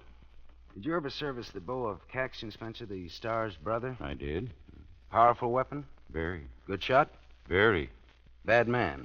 Yes, very. Mm-hmm. Okay, well, thanks, Dad. I'll see you. What was that you said? I said I'll see you. You called me something. Oh, Dad. Yes. So long, Mr. Marlowe. So long, Dad. So long, son. So long.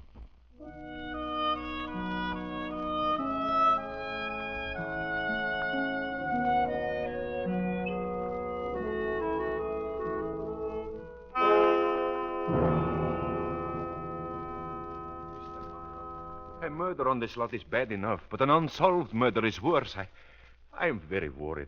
About your star, Seward Spencer, Among other things, Mr. Marlowe. Well, why doesn't he leave town while this homicidal brother of his is still around? Oh, he wouldn't go even if I asked him. Besides, every day lost now means money. And the bank wouldn't tolerate any more delays making this picture. Any more delays? Have there been delays? I started making Robin Hood 4 years ago. I got the sets built and then had to stop because I couldn't find the ideal man to play Robin Hood. What was the ideal type for the part, Mr. Well, he had to be romantic, good-looking, powerful. And it would have been helpful if he could shoot a longbow, huh? Yes. Well, Seward Spencer couldn't shoot a longbow 4 years ago any better than he can today. Now, why didn't you hire him 4 years ago? He wasn't a big enough star then. Oh, he's big enough now, though. Tremendous. He's another Gable. So he doesn't have to know how to shoot a longbow now. No, especially since his brother, who resembles him closely, could shoot a longbow. Tell me, where did Spencer stay while his brother was whooping it up here at the studio? Spencer had a lodge up at the Big Bear. Why? Any ideas? Maybe. Look, Spencer is known all over the world, right? That is correct. Now, his double would have a hard time hiding out unless he hid in places where people expected Seward to be, right? I hadn't thought about it. Where exactly is Spencer's lodge at Big Bear? You think his brother may be up there, posing as Spencer? I don't know. It's an idea. Where did you say that lodge was now?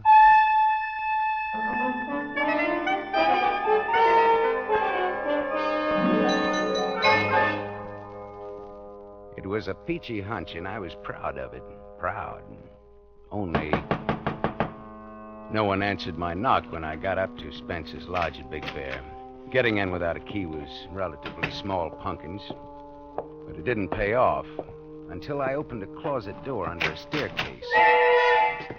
A body didn't fall out, but something else fell out, and I grabbed it before it hit the floor. It was a beautiful example of the bowmaker's art, curved and recurved and polished like glass under the thin layer of dust. I looked closely at the maker's name because I was beginning to get an idea. And then the grandfather of all hornets zinged past my ear. A fraction of an inch from my cheek quivered the shaft of a wicked-looking arrow, its steel head almost buried in the solid oak paneling behind me. A man was standing in the open doorway. Now then, Mr. Marlowe. Hey, what's the idea? Make a move towards your gun, Marlowe, and I'll pin your hand to the wall. Caxton. Yes. Caxton Spencer, right? Yeah. He was a little taller than his celebrated brother. His cheeks were a little more sunken, and his eyes, unlike his brother's, were an icy, glassy, deadly blue. He shot that second arrow as fast as I could think. Believe it or not, that second arrow split the first one right down to the head. There was another thing about this lad that was different from Seward Spencer. He could shoot a longbow. Brother, could he shoot a longbow. Well, aren't you going to reach for your gun? Well, Robin Hoodlum of Sherwood Forest, huh? You know what might be fun? A contest. The old versus the new. Medieval archer versus 20th century gunman. You know, you're just as crazy as your brother thinks you are. I see Seward's been talking too much again. Look, Caxton, tell me just one thing. You've got your archers mixed up. I'm Robin Hood, remember? Not William Tell. What was this dusty bow doing in the closet? That's mine. Well, how did it get in this closet? I was out here 4 years ago. Oh, you and your brother were a little friendlier then, huh? My brother wasn't such a big shot then. Beginning to get it. Your brother sent for you 4 years ago to teach him how to shoot. You were looking for someone to play Robin Hood. Your brother wasn't a big enough name then, but he figured if he learned to shoot a longbow well enough, it might make up for other shortcomings. Not bad, genius. The Robin Hood picture was shelved before Seward could learn to shoot, so now he had to send for you again. But you had to quarrel with Freddie Cole and plant an arrow between his shoulder blades. Maybe somebody was celebrating Arbor Day and planting things. That's very amusing, Caxton. But let me say this. Don't say anything. Just get off this case, understand? Else what? Else this. Only next time, 4 inches more to the left. Catch? I catch. All right, don't forget it. Just don't you forget it. So long. So long. Keep your bows clean. Hello, operator. Operator. This is a police call. Connect me with the Santa Monica Boulevard studios of Rheingold Pictures. I want to talk to a Mr. Seward Spencer. It's a matter of life and death. And that's no mere figure of speech.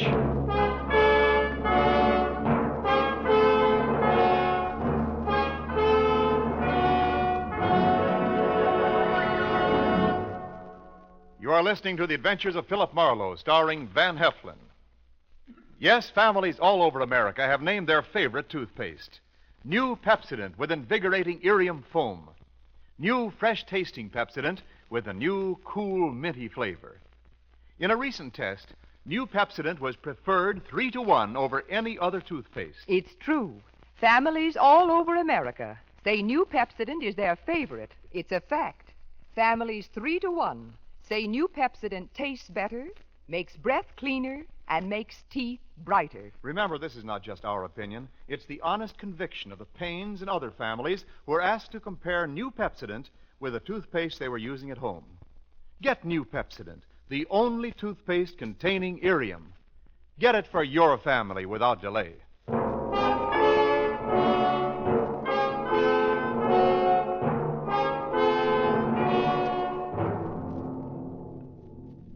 We continue with The Adventures of Philip Marlowe, starring Van Heflin, who appears by arrangement with Metro-Goldwyn-Mayer, producers of The Romance of Rosie Ridge, starring Van Johnson.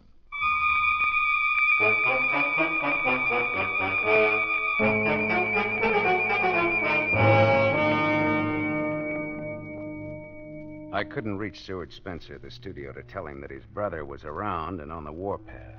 I hung up for a second. And I tried something else, just for fun, just another hunch. Hello, operator. Give me Western Union, please.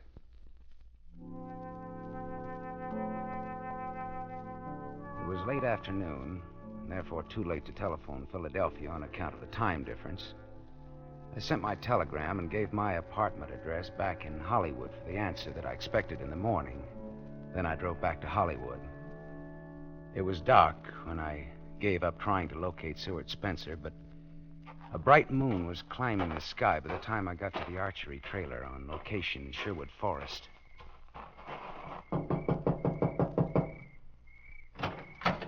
Yeah? Hello, Dad. Oh, Mr. Marlowe. Come in, Philip. Come in. Thanks. I'll leave the door open for a breath of air. You don't mind a late visitor? Mind? I'm crazy about it. It's mighty lonely, Philip. Yeah, it would out here in this wilderness. Yeah, it does any place for old people. Oh, can I offer you some hot coffee, son? Well, thanks, Dad. I'd appreciate it, but I'd rather have some information out of you. What is it, my boy? Tell me, is it possible for an expert archer to conceal the fact that he's deaf with a long bow? I think so. Well, can he conceal the fact that he can handle a bow at all? Oh, no. No matter how clumsy he was, he'd be too clumsy. Oh, I get it. Like a guilty man trying to look innocent, he overdoes it. Huh? Exactly. Yeah. Look, Dad, I'm going to pick up a bow, and I'm going to string it, put an arrow in it, and draw it. Now, I want you to stop me at any point where you can tell that I can't shoot a bow. All right. All right, I pick up this bow here. Well, you can stop now. Well, I didn't do anything yet. You picked up the bow, and you're holding it upside down. You mean there's an upside and a downside to these things? Does it matter? It matters very much. You might at least have played along with me a minute. After all, even a detective has his pride. You asked me to stop you, and I did. Oh, sure. I was just kidding you, Dad. Dad, is anything wrong? No, nothing wrong. Excuse me. It's just that everybody else calls me Pop. Oh, well, look now, if you'd rather I call you No, that, I hate it. It's what smart, strong young people call old fellas like me. Pop. Treating us like children. Old folks ain't idiots. Who says they are, Dad? No, Dad, that's different. It's got respect and love in it. Well, that's what we keep on calling you. You see, I haven't any children. Not anymore. Oh? I had a daughter, but not anymore. I'm sorry. Oh, no, it's not what you think. She's alive. She just didn't want anybody to know she had me for a father. What? Just like she didn't want anybody to know she was married to a plain makeup man at the studio. It might hurt her career, her doggone old career. Dad, is your daughter in pictures? She's in this picture. She's playing Maid Marian. Jenny Kane is your daughter? Yes, and I'm telling you because you treat an old man respectful. Well, how could Jenny be your daughter and be so different? Well, people are like bows, son. The same flesh and bone and blood, but entirely different. Now, look at this graceful little bow here. English yew wood. Pulls only 40 measly pounds, but it'll shoot as straight and as far as that 85-pound bow made out of the same material. Why? Workmanship and design. In people, it's called character. And your girl Jenny got too big for Freddie, your makeup man husband, huh? Too big for him and too good for me. Dad, is Jenny in love with Seward Spencer? Son, the girl's vain and proud and foolish, but she didn't kill Freddie. She couldn't pull that size bow. But you just said that a 40-pound bow of good design will do the work of much heavier bows. She didn't do it, boy. All right. Look, you've seen Seward shoot after a fashion. Does he handle a bow like a man who could do better but is concealing his real skill? Dad? Yeah, I know what you're thinking. You're thinking if Seward Spencer loved my girl, but she already had a husband that had to be got rid of. I'm asking you if Seward is faking his clumsiness with a long bow. No, son. The lad just can't handle a bow. He's the world's greenest archer. Well, then that puts the rap right back on his brother Caxton, I guess. He had a motive. He threatened Fred Cole. Marlowe! I thought I told you something a few hours ago. I spun around. Caxton Spencer stood outside of the trailer in the yellow light flowing out of the doorway. He stood there casually, and casually balancing that powerful longbow in his left hand. I wondered how he'd found me here, of all places, hours after he'd left me at his brother's mountain lodge. He took a step near the trailer door. I told you to get off the case, didn't I? Why, it just slipped my mind. Now, what do you want? I went back to the lodge after you left. Yeah? You sent a telegram to Philadelphia. Maybe. Not maybe, you did. I got the reply. That reply wasn't going to come in until morning into my apartment. Slight error, genius. You wired the public directory of Philadelphia asking about Caxton Spencer. It so happens they have a department that's open all night. They wired back to the lodge. Funny thing, Marlowe. They say that no one named Caxton Spencer lives in Philadelphia. How did you find me here? I called the big director, Mr. 𝒆𝒔. He said you might be out here. That's funny. I knew that 𝒆𝒔 never would have told that voice my whereabouts. He'd have called the police. I looked with new interest at Caxton standing just outside of the trailer doorway. My examination got down to his shoes. The shoes were almost new, and his ankles were a full 1.5 inches above the tops of his Oxfords. Caxton Spencer was wearing elevator shoes to make him look taller. Well, figured me out yet, Marlowe? I put it all together. I put it together fast. Caxton moved. He whipped an arrow into his bow, and my left leg shot out and kicked the door of the trailer shut. I jumped to the window and opened fire. Did you get him, son? No, I missed him. Missed him a mile. He's beat it now. Can't you see him anywhere? No. Yeah. I don't know. The moonlight out there in those bushes. Turn out the lights. Got us on the hook, ain't he? Turn out the lights and get down on the floor. Got him. Got him. Get down. Get out. All right. All right. We're safe in here. He can't shoot through these walls. He's good, but he's not that good. Don't know, son. What do you mean you don't know? Might. He could get to us even in here. With a bow and arrow? He's smart and he's mean and he knows his way around this here for us. Can't shoot through this trailer. He can shoot through the windows. Well, we don't have to stand at the windows. He don't have to hit us. I don't get it. We got some scenes a while back while Caxton was with us. Robin Hood's men shooting flaming arrows into some old castle. Flaming arrows? Arrows soaked in pitch and set on fire. Old medieval custom. Oh, fine. And there's plenty of that pitch still around here. Where? Out yonder, barrels of it. What did I tell you? There it is. There's the first of your flaming arrows. Come on, let's put it out. He'll pick us off if we try that. Well, then let's get out of here. Yeah, let's just do that. Look, I'll go out first. You follow me and lose yourself someplace. You understand? Old folks ain't idiots. All right, follow me. Now keep low. Right after you, son. Keep low now. Yes. All right, run for it.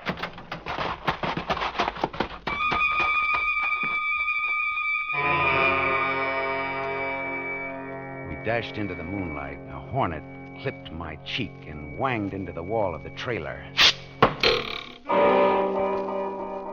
Run, Dad! Lose yourself! See you later, son. See you later.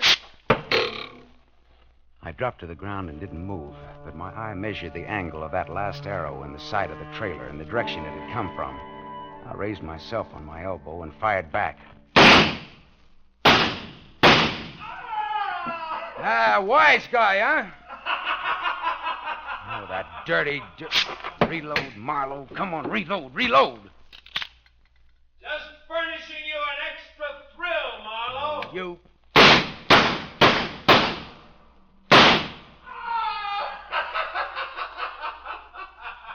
Or is that one getting stale, Marlowe? 2 shots left. 2 shots. I've got 2 more arrows, Marlowe. That means 1 more is for fun, and the last one's for real, huh? 1 shot left. 1 shot. 1. Now, Marlowe, any last words? Any brave, quotable quotes? Any remarks for posterity? You cheap 10, 20, 30 ham!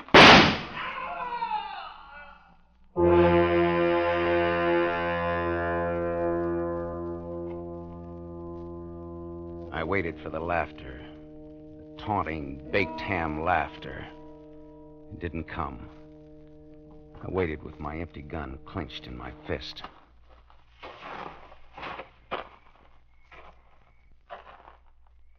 He was coming toward me. He knew I'd fired 14 shots and that I was finished. He could hit me from any distance. Why was he moving in on me? What was new? What was dirty with Caxton now? I jumped to my feet and drew back my arm to throw my gun at the first thing that walked out of those bushes ahead of me. Don't throw it, son. What? Hold it. Oh, Dad. You all right, son? Where's Caxton? Dead. I got him then. With my last shot, I got him. Hate to disappoint a smart young lad like you, son. Oh, no, you said he's dead. I didn't say you killed him. What? He's got a 28-inch arrow in his chest. Looks good, too. How did you... When I followed you out of the trailer, I grabbed some arrows in that 40-pound bow. I've been hunting, son. And let me tell you, for what? There never was a Caxton Spencer. Do tell. Caxton Spencer fought against wearing brown contact lenses over his eyes for a very good reason. He was already wearing blue contact lenses. Seward Spencer never had a brother. He'd learned to shoot a longbow 4 years ago, but he kept it a secret when they finally decided to film Robin Hood. He had a better use for his skill with a bow. He was already planning Fred Cole's murder and invented a non-existent brother to pin the murder on. Clever, very clever. I knew it all the time. What? That's what. Well, then why did you tell me that Seward Spencer couldn't shoot? Seward Spencer corrupted my girl and turned her against her rightful husband and her daddy. I wanted to get him myself. And you did. Fair and square and in defense of an officer of law. That's right. Well, I see that flaming arrow trick fizzled. It went out. Oh, yeah, so it did. Like to step inside and have that coffee now, son? I sure would. Then come on. You know, like you said, Dad. Watch your step. Just like you told me. Old folks aren't fools. Not by a long shot, Dad.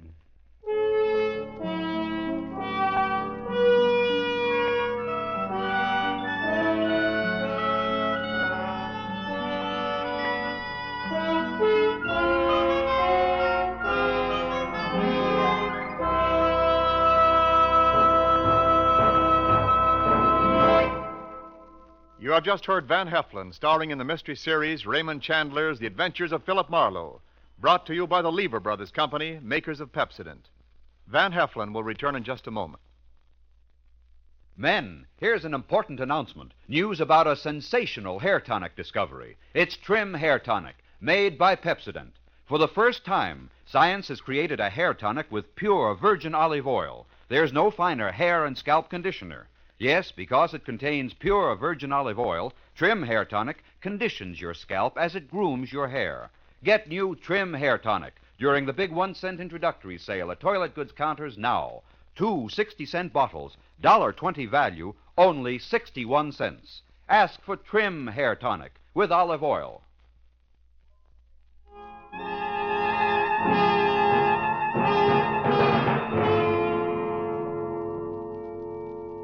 Now, concerning next week, here again is Van Heflin. Philip Marlowe paused in the stealthy darkness of the deserted brewery. There was invisible death lying in wait for him down in the bottom of the unused fermentation vat. But a very visible, dancing death was approaching behind him, dancing and weaving. And at the two risks, Philip Marlowe, unarmed and stunned, preferred the invisible one at the bottom of the great wooden vat.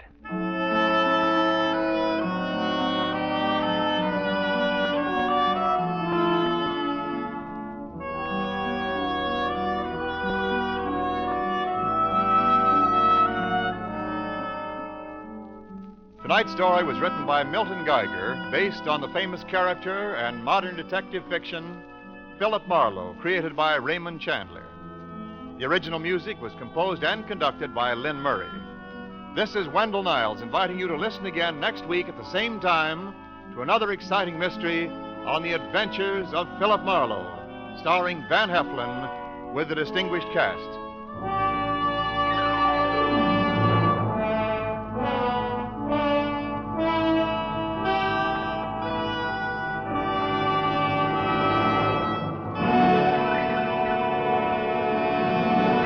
This is NBC, the national broadcasting company.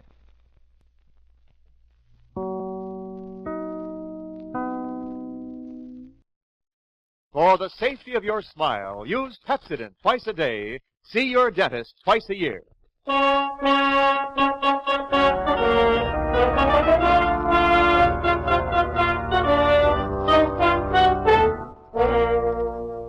Lever Brothers Company presents the Pepsodent program, The Adventures of Philip Marlowe, starring Van Heflin.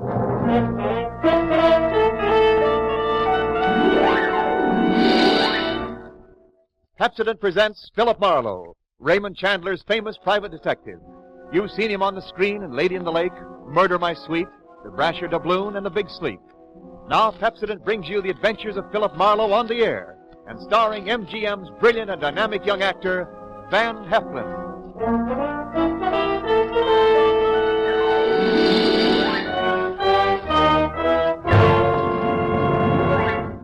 Now, families all over America have named their favorite toothpaste. New Pepsodent with Irium. New, fresh-tasting Pepsodent with the new, cool, minty flavor. It's the 3-to-1 favorite over all other toothpastes. Yes, in a recent test, families from coast to coast compared new Pepsodent with other toothpastes at home. And by an overwhelming vote, by an average of 3-to-1, these families preferred new Pepsodent over all other toothpastes on all these counts. They said new Pepsodent tastes better, makes breath cleaner, makes teeth brighter. Yes, on all these points, families 3-to-1 declared new Pepsodent better than the average of all other toothpaste they tried. Get it for your family right away.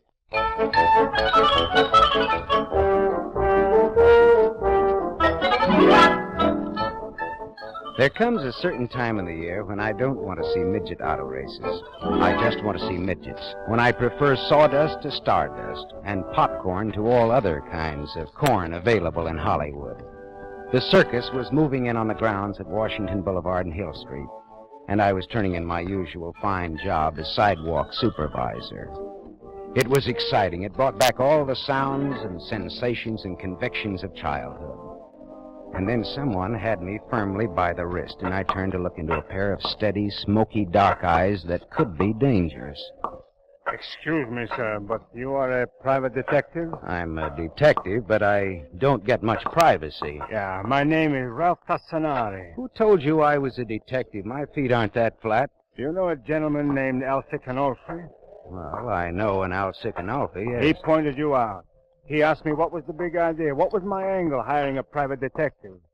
He gave me an idea. When has Alcicanolfi had any ideas to spare? Mr. Marlowe, besides owning 1/3 of this very fine little circus, I am Tassanari. Of Tassanari, the Swede, and Glorian. The trapeze stuff. The most brilliant aerial act in the business. I own this circus with Glorian and the Swede. Well, where does Alcicanolfi fit in here? Now, the Swede gets drunk and gambles fantastic sums of money. This circus is worth $250,000. Already the Swede has gambled away much more than his third of the circus. And a partner may sell out his other partners without even consulting them. Oh, you're afraid the Swede will sell you out to pay for his debts? Yeah, and if he did that, I should not hesitate to...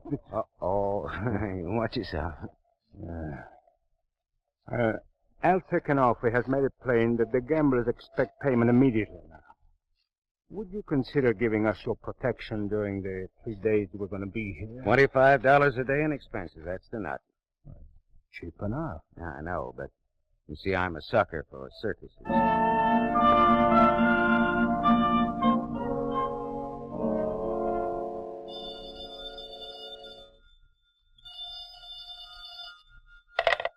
Yeah? Is this the office of Philip Marlowe? Better still, this is Philip Marlowe. Ralph Tassanari hired you this morning, didn't he? Go ahead. This is his partner, Glorian. I'm in a downtown bar with a Swede, and he's terribly drunk. I know this isn't your job, but won't you come down and help me get him sobered up for the night? Please? All right. Mother Marlowe will be right down.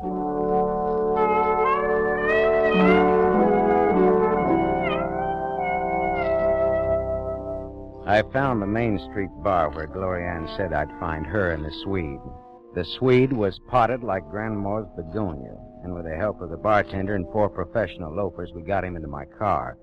I told Glorian to drive. Yeah, leave me alone, will you? I'm all right. Well, just take it easy. Where shall I drive, Mr. Marlowe? Georgia Street Receiving Hospital. I'll stay back here and wrestle the Swede for the championship. I just left him alone for an hour to do some shopping.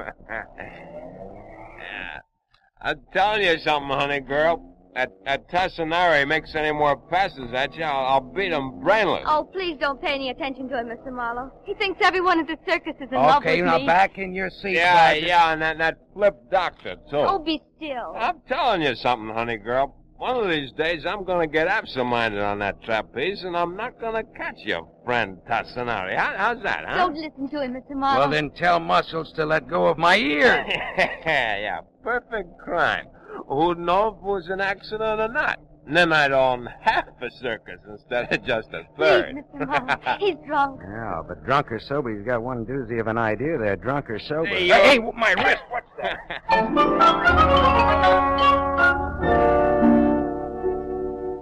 I knew some interns at Georgia Street Receiving Hospital who obliged with some oxygen and a mask. A half hour of breathing that oxygen deeply, and the Swede was stone cold sober and back in my car again. He was making certain cagey explanations. Marlowe, you don't want to take that stuff I was mumbling about seriously, you know. I was drunk. I'm certainly were. After all, Glorian's my wife. Oh? Naturally, I don't like other guys giving her the eye. But that screwy talk about me dropping Tassanari accidentally on purpose. Oh, Forget it. Oh, no. Yeah, the perfect crime. Oh, I was only talking, Marlowe. I wouldn't do that to Tassinari. Of course not. You'd be all broken up about it, wouldn't he?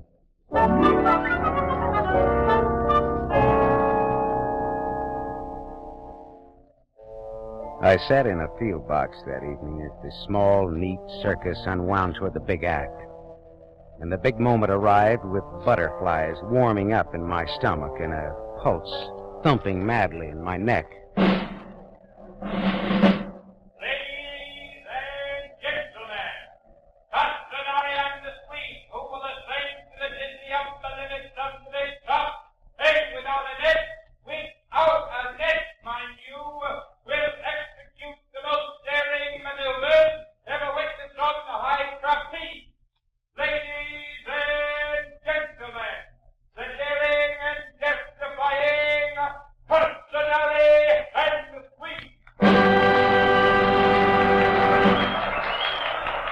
Tassinari and the Swede came bounding into the arena and over to the two spidery ladders that zoomed up into the very peak of the big tent.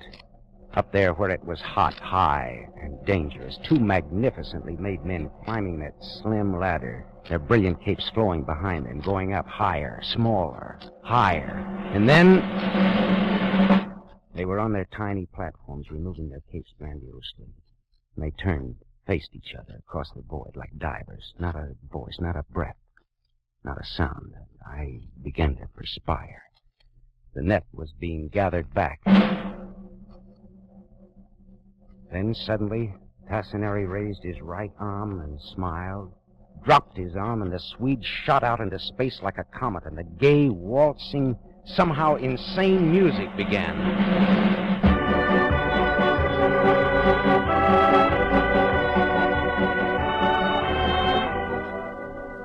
It was all the announcer said, at least to me. Daring and terrifying. Whirl and spin and contact. Swing, swing, swing, and spin. Spinning and whirling, contact and break. Hands locked to rosined hands. Contact and break. Spin, whirl, cartwheel, and contact. Swing, swing, swing, and leap. Split-second timing and the split-second split again, with trapeze bars flying into place where and when they were needed. I looked away, my head drumming and swimming. And I looked up again. I looked up, and the thing that had been tying my stomach in cold, hard knots, the thing I was afraid of, happened. Look out!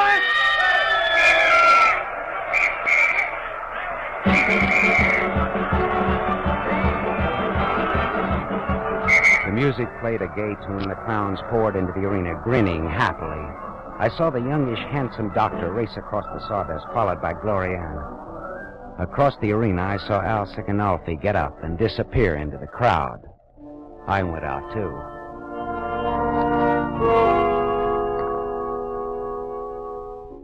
Outside, I managed to get a shaking match to a quaking cigarette. In my mind, I heard again and again the drunken voice of the flying Swede come back to me. One of these days, I'm going to get absent-minded on that trapeze, and I'm not going to catch you, friend Tassinari. How's that, huh? Only it was all wrong. It didn't add up. Because the body that had plummeted to the ground hadn't been the body of Ralph Tassinari, but of the man who had plotted the perfect crime, Glorianne's husband, the flying Swede.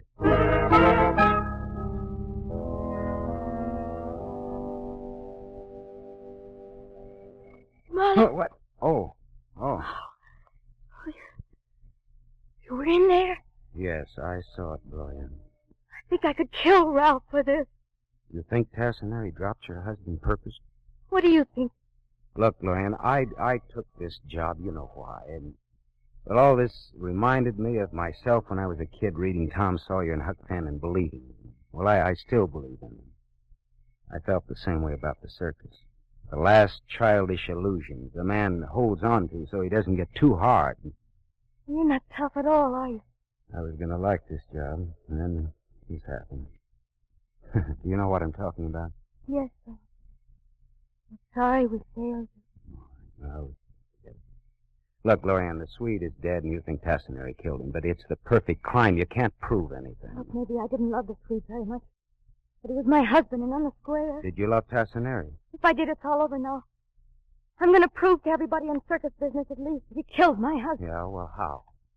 You'll see, little boy. Tonight.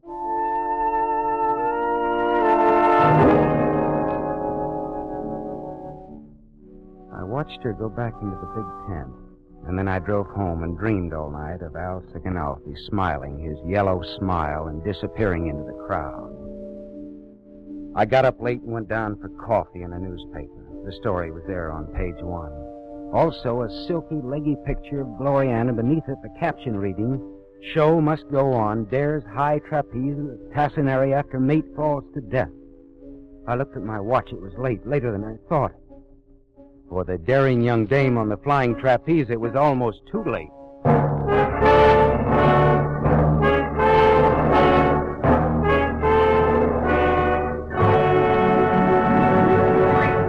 You are listening to The Adventures of Philip Marlowe, starring Van Heflin. Yes, families all over America have named their favorite toothpaste. New Pepsodent with invigorating Irium foam. New fresh-tasting Pepsodent with the new cool minty flavor. It's the 3-to-1 favorite over all other toothpastes in recent home tests. Like families from coast to coast, the James M. Sinclair family, East 2nd Street, Tulsa, Oklahoma, like new Pepsodent better than any other toothpaste. In fact, Mrs. Sinclair says, "This new Pepsodent's made a big hit with our whole family, especially my son, Jimmy. He's so crazy about that Pepsodent flavor, it's less of a problem getting him to brush his teeth now. My husband likes the way Pepsodent leaves his mouth feeling so much cleaner and his breath fresher. And as for me, I've never found any toothpaste better for brightening my teeth." yes, families from coast to coast by an overwhelming average of 3-to-1 say new Pepsodent is better than any other toothpaste they tried. Better for taste, better for cleaning the breath, better for brightening teeth. Remember, this is not just our opinion. It's the honest conviction of the Sinclairs and other families who compared new Pepsodent with brands they had at home. So why not have your family try new Pepsodent, the only toothpaste containing Irium? Get it without delay.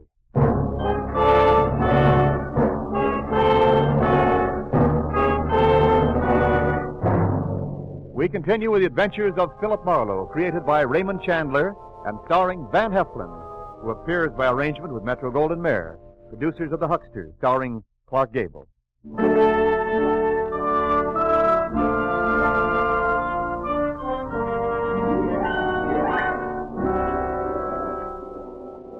The lion act was going on when I arrived at the circus grounds and practically ran to Gloriana's tent. She was in her tights and cloak, ready to go on. Look, Gloriana, you're kidding. This is a gag. You're not going up there. In 1 minute, little boy. Well, you're out of your mind. I'm going up with Tassinari to prove you to kill the Swede. You add that up. My arms are full of bundles. Tassinari agreed to go up with me. Why? Why aren't his nerves shattered after yesterday? Because he knows he didn't make a mistake yesterday. He knows he dropped my husband purposely. And not because his timing or reactions were wrong. Do I make sense? Up to a point. You're thinking he may drop me purposely. And I wouldn't like that. He won't drop me. What makes you so sure? Because Tassinari loves me. He wants me. Does that make sense? Yeah. Yeah, that makes a lot of sense. Well, go to it, little girl.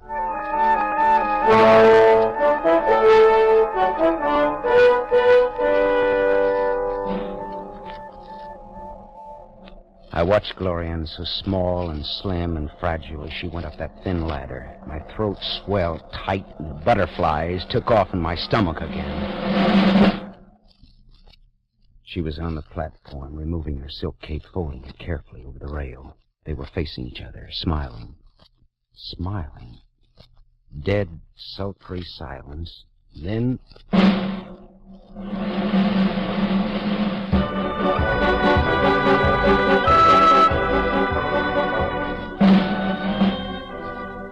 For minutes I sat there, petrified, watching her, cold sweat channeling down my back. For 10 minutes I stopped breathing. I died. Once, only once, I had to close my eyes, and in that second I heard the crowd roar. Everyone was standing up, screaming and goggle-eyed. I groped to my feet, and there she was. bowing and laughing and throwing kisses into the crowd and at Tassinari and at me. Then she pirouetted and ran up the ramp to her dressing tent. I got there with Tassinari. Her eyes warmed for me and then froze again for Tassinari. Come in, little boy. And you, Tassinari. Tassinari? Ralph also is the name I bear. Today I talked to Tassinari. Now I want Mr. Marlowe to hear what I have to say to you. Which is first that I'm through with you. Gloriana. Not because of the accident. Yes. But because it was not an accident. You don't believe that? May I suggest that maybe Alcic and Alfie has a meaty part in this picture? No. Tassinari here killed the Swede. Gloriana, that's not true. Dr. Stowe seems to think as I do. Ah, yes, Dr. Stowe. I did pass your tent last night after the accident. Accident? I heard you and the cap-eyed, unsuccessful doctor speaking together, oh, so intimately. There your insult, Tassinari. Speaking together, deciding conveniently, perhaps, that I killed the Swede. Richard never accused you. He only said Oh, he's the one, eh? Richard. Get out. If I wanted to murder a man, it would be easy to take my gun from my trunk and shoot him. Yeah, but that wouldn't be the perfect crime. Why should I want to kill the Swede? Because he might have sold you out to pay his debts. Because you'd get half of his share of the circus. Because you were in love with his wife. I see. You think you have a case, huh? I hope not. Gloriana knows what I mean. Only perhaps Tassinari had better go now. Yeah. I'm very sorry, Gloriana. For all of us. Good day. Good day, Mr. Marlowe.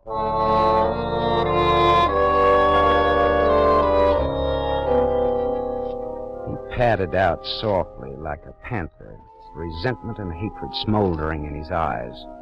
That was horrible, little boy. I better lie down now.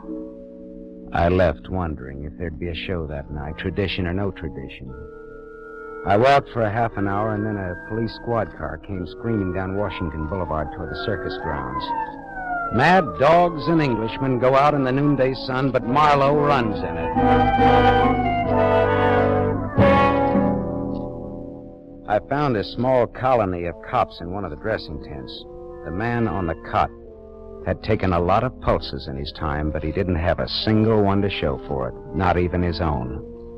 Good-looking, youngish Dr. Richard W. Stowe was dead.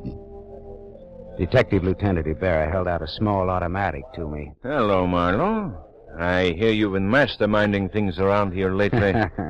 Ever see this gun before? I may have heard of it. A man named Ralph Tassinari, connected with this show, has disappeared. Know something about that? He was fresh from a lover's quarrel last I saw him. Ah? Or maybe just out walking it off. Possibly. But the dead doctor and Tassinari both went for a pretty little trapeze queen named Gloriana. Was anything stolen here? No.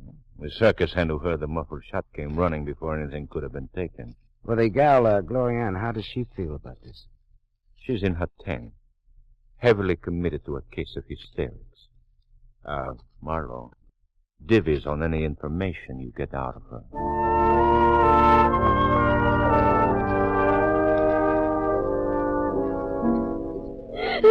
Look, Gloriana, you can't go on like this. Now let me get something for you. I'll be all right. Just a sedative to settle your nerves. Oh, no, we never take that thing. It's bad for going up on the track. No, I'll sleep. That's the best thing. Sleep. But you can't go up there tonight. Anyway, Tassinari's missing. I'll go see what I can find for you.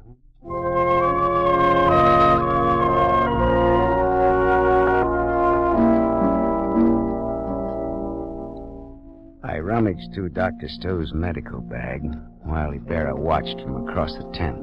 I found a small black book. I leafed through it with my hand still hidden in the bag. It was a small case history book with sketchy data about his cases, the treatment given, the medication prescribed. I very quietly tore out the last page, palmed it, and slipped it in my pocket as I creaked to an approximate upright position. Find anything to quiet the little woman, Marlowe? No, not a thing, Lieutenant, not a thing. I'll try a drugstore.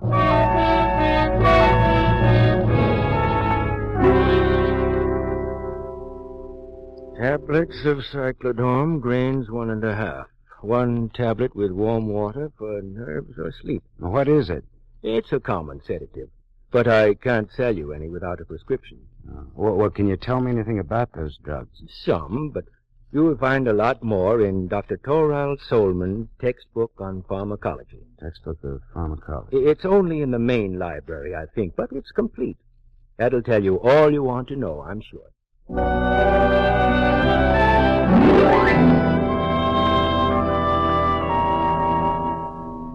The druggist was right. The textbook of pharmacology told me all I wanted to know. Also, this was a very limited edition. It was probably the only one of its kind that had on the page devoted to cyclodrome a smudge of lipstick in the shape of a woman's fingerprint.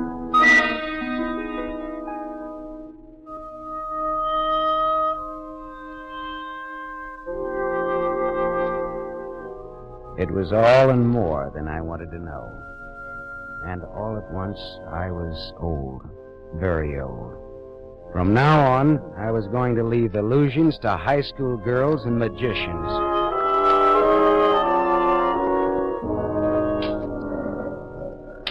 Hello, little boy. Back again. I see you're dressed for work, Glorian. Has Pastor returned? I wouldn't know. But I think I do know who killed the Swede. Tassinari. I gravely doubt that. Well, then who? Not Elphick and Alfie. Glorian, you're a dainty little thing, and that's a particular reason why you should break yourself of little unsightly habits, like touching your fingers to your mouth to turn back pages in books. Are you all right, little boy?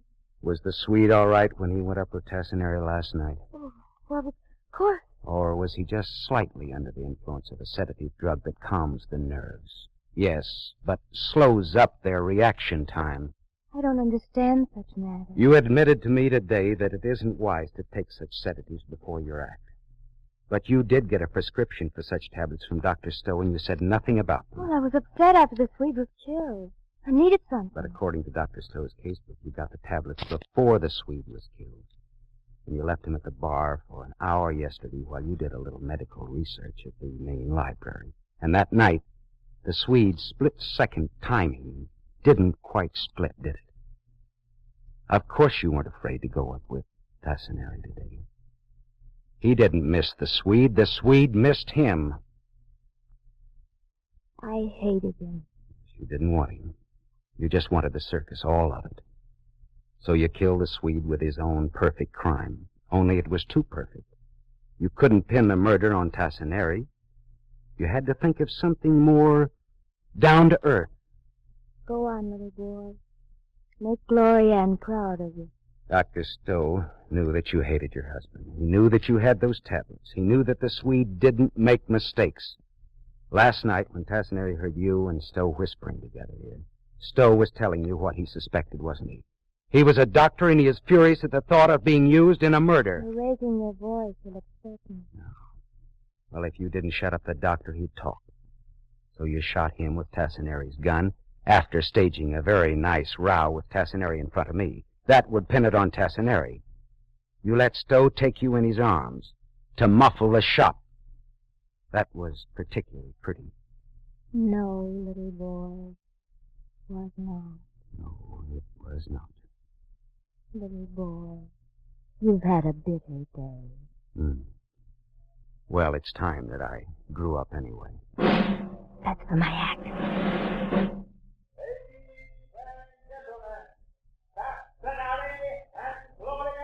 And Glorianne. I've sent for the police, Glorianne. They'll be here pretty soon. Little boy! Tassinari is there. He's waiting in the runway across the arena. He came back. He doesn't even know he's wanted, probably. Oh, little boy, I have let you down. Let me make it up a little. Let me go out there. Will you come down again? Yes, of course. By the ladder, I mean. I won't let you down again, little boy. I promise it. We circus people won't disappoint you again. Please. They're waiting. Well, the show must go on, mustn't it? All right, go ahead, lady. They're waiting. She ran out, laughing and throwing kisses, and I walked out after. Stood in the runway watching. I watched the small, delicate figure going up the ladder. Then she was at the platform. Rosin on shoes, rosin on the hands and wrists. And sultry silence, not a voice, not a breath. And then she was raising her hand in a gesture of exquisite grace and sureness and smiling at Tassinari. Smiling. And there it was. This was it. There.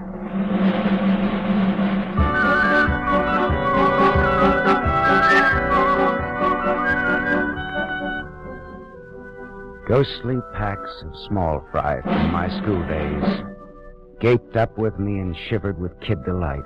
I was a kid again, gawking up at the circus guy and the circus lady, the daring young dame on the flying trapeze, Tassinari and Glorianne, for positively the last performance anywhere on earth.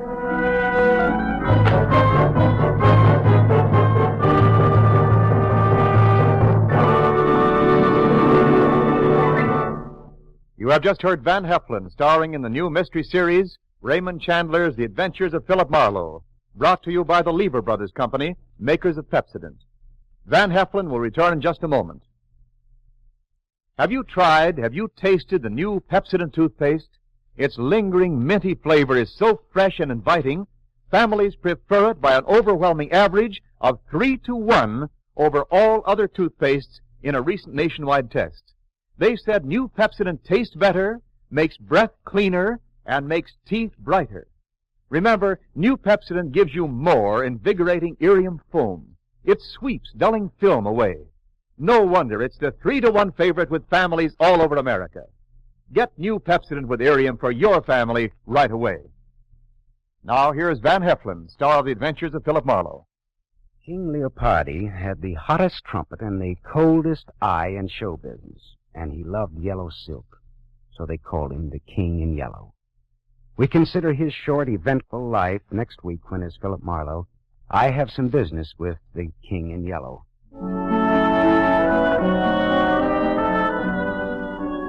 Tonight's story was written by Milton Geiger, based on the character of Philip Marlowe, the screen's most famous private detective, created by Raymond Chandler.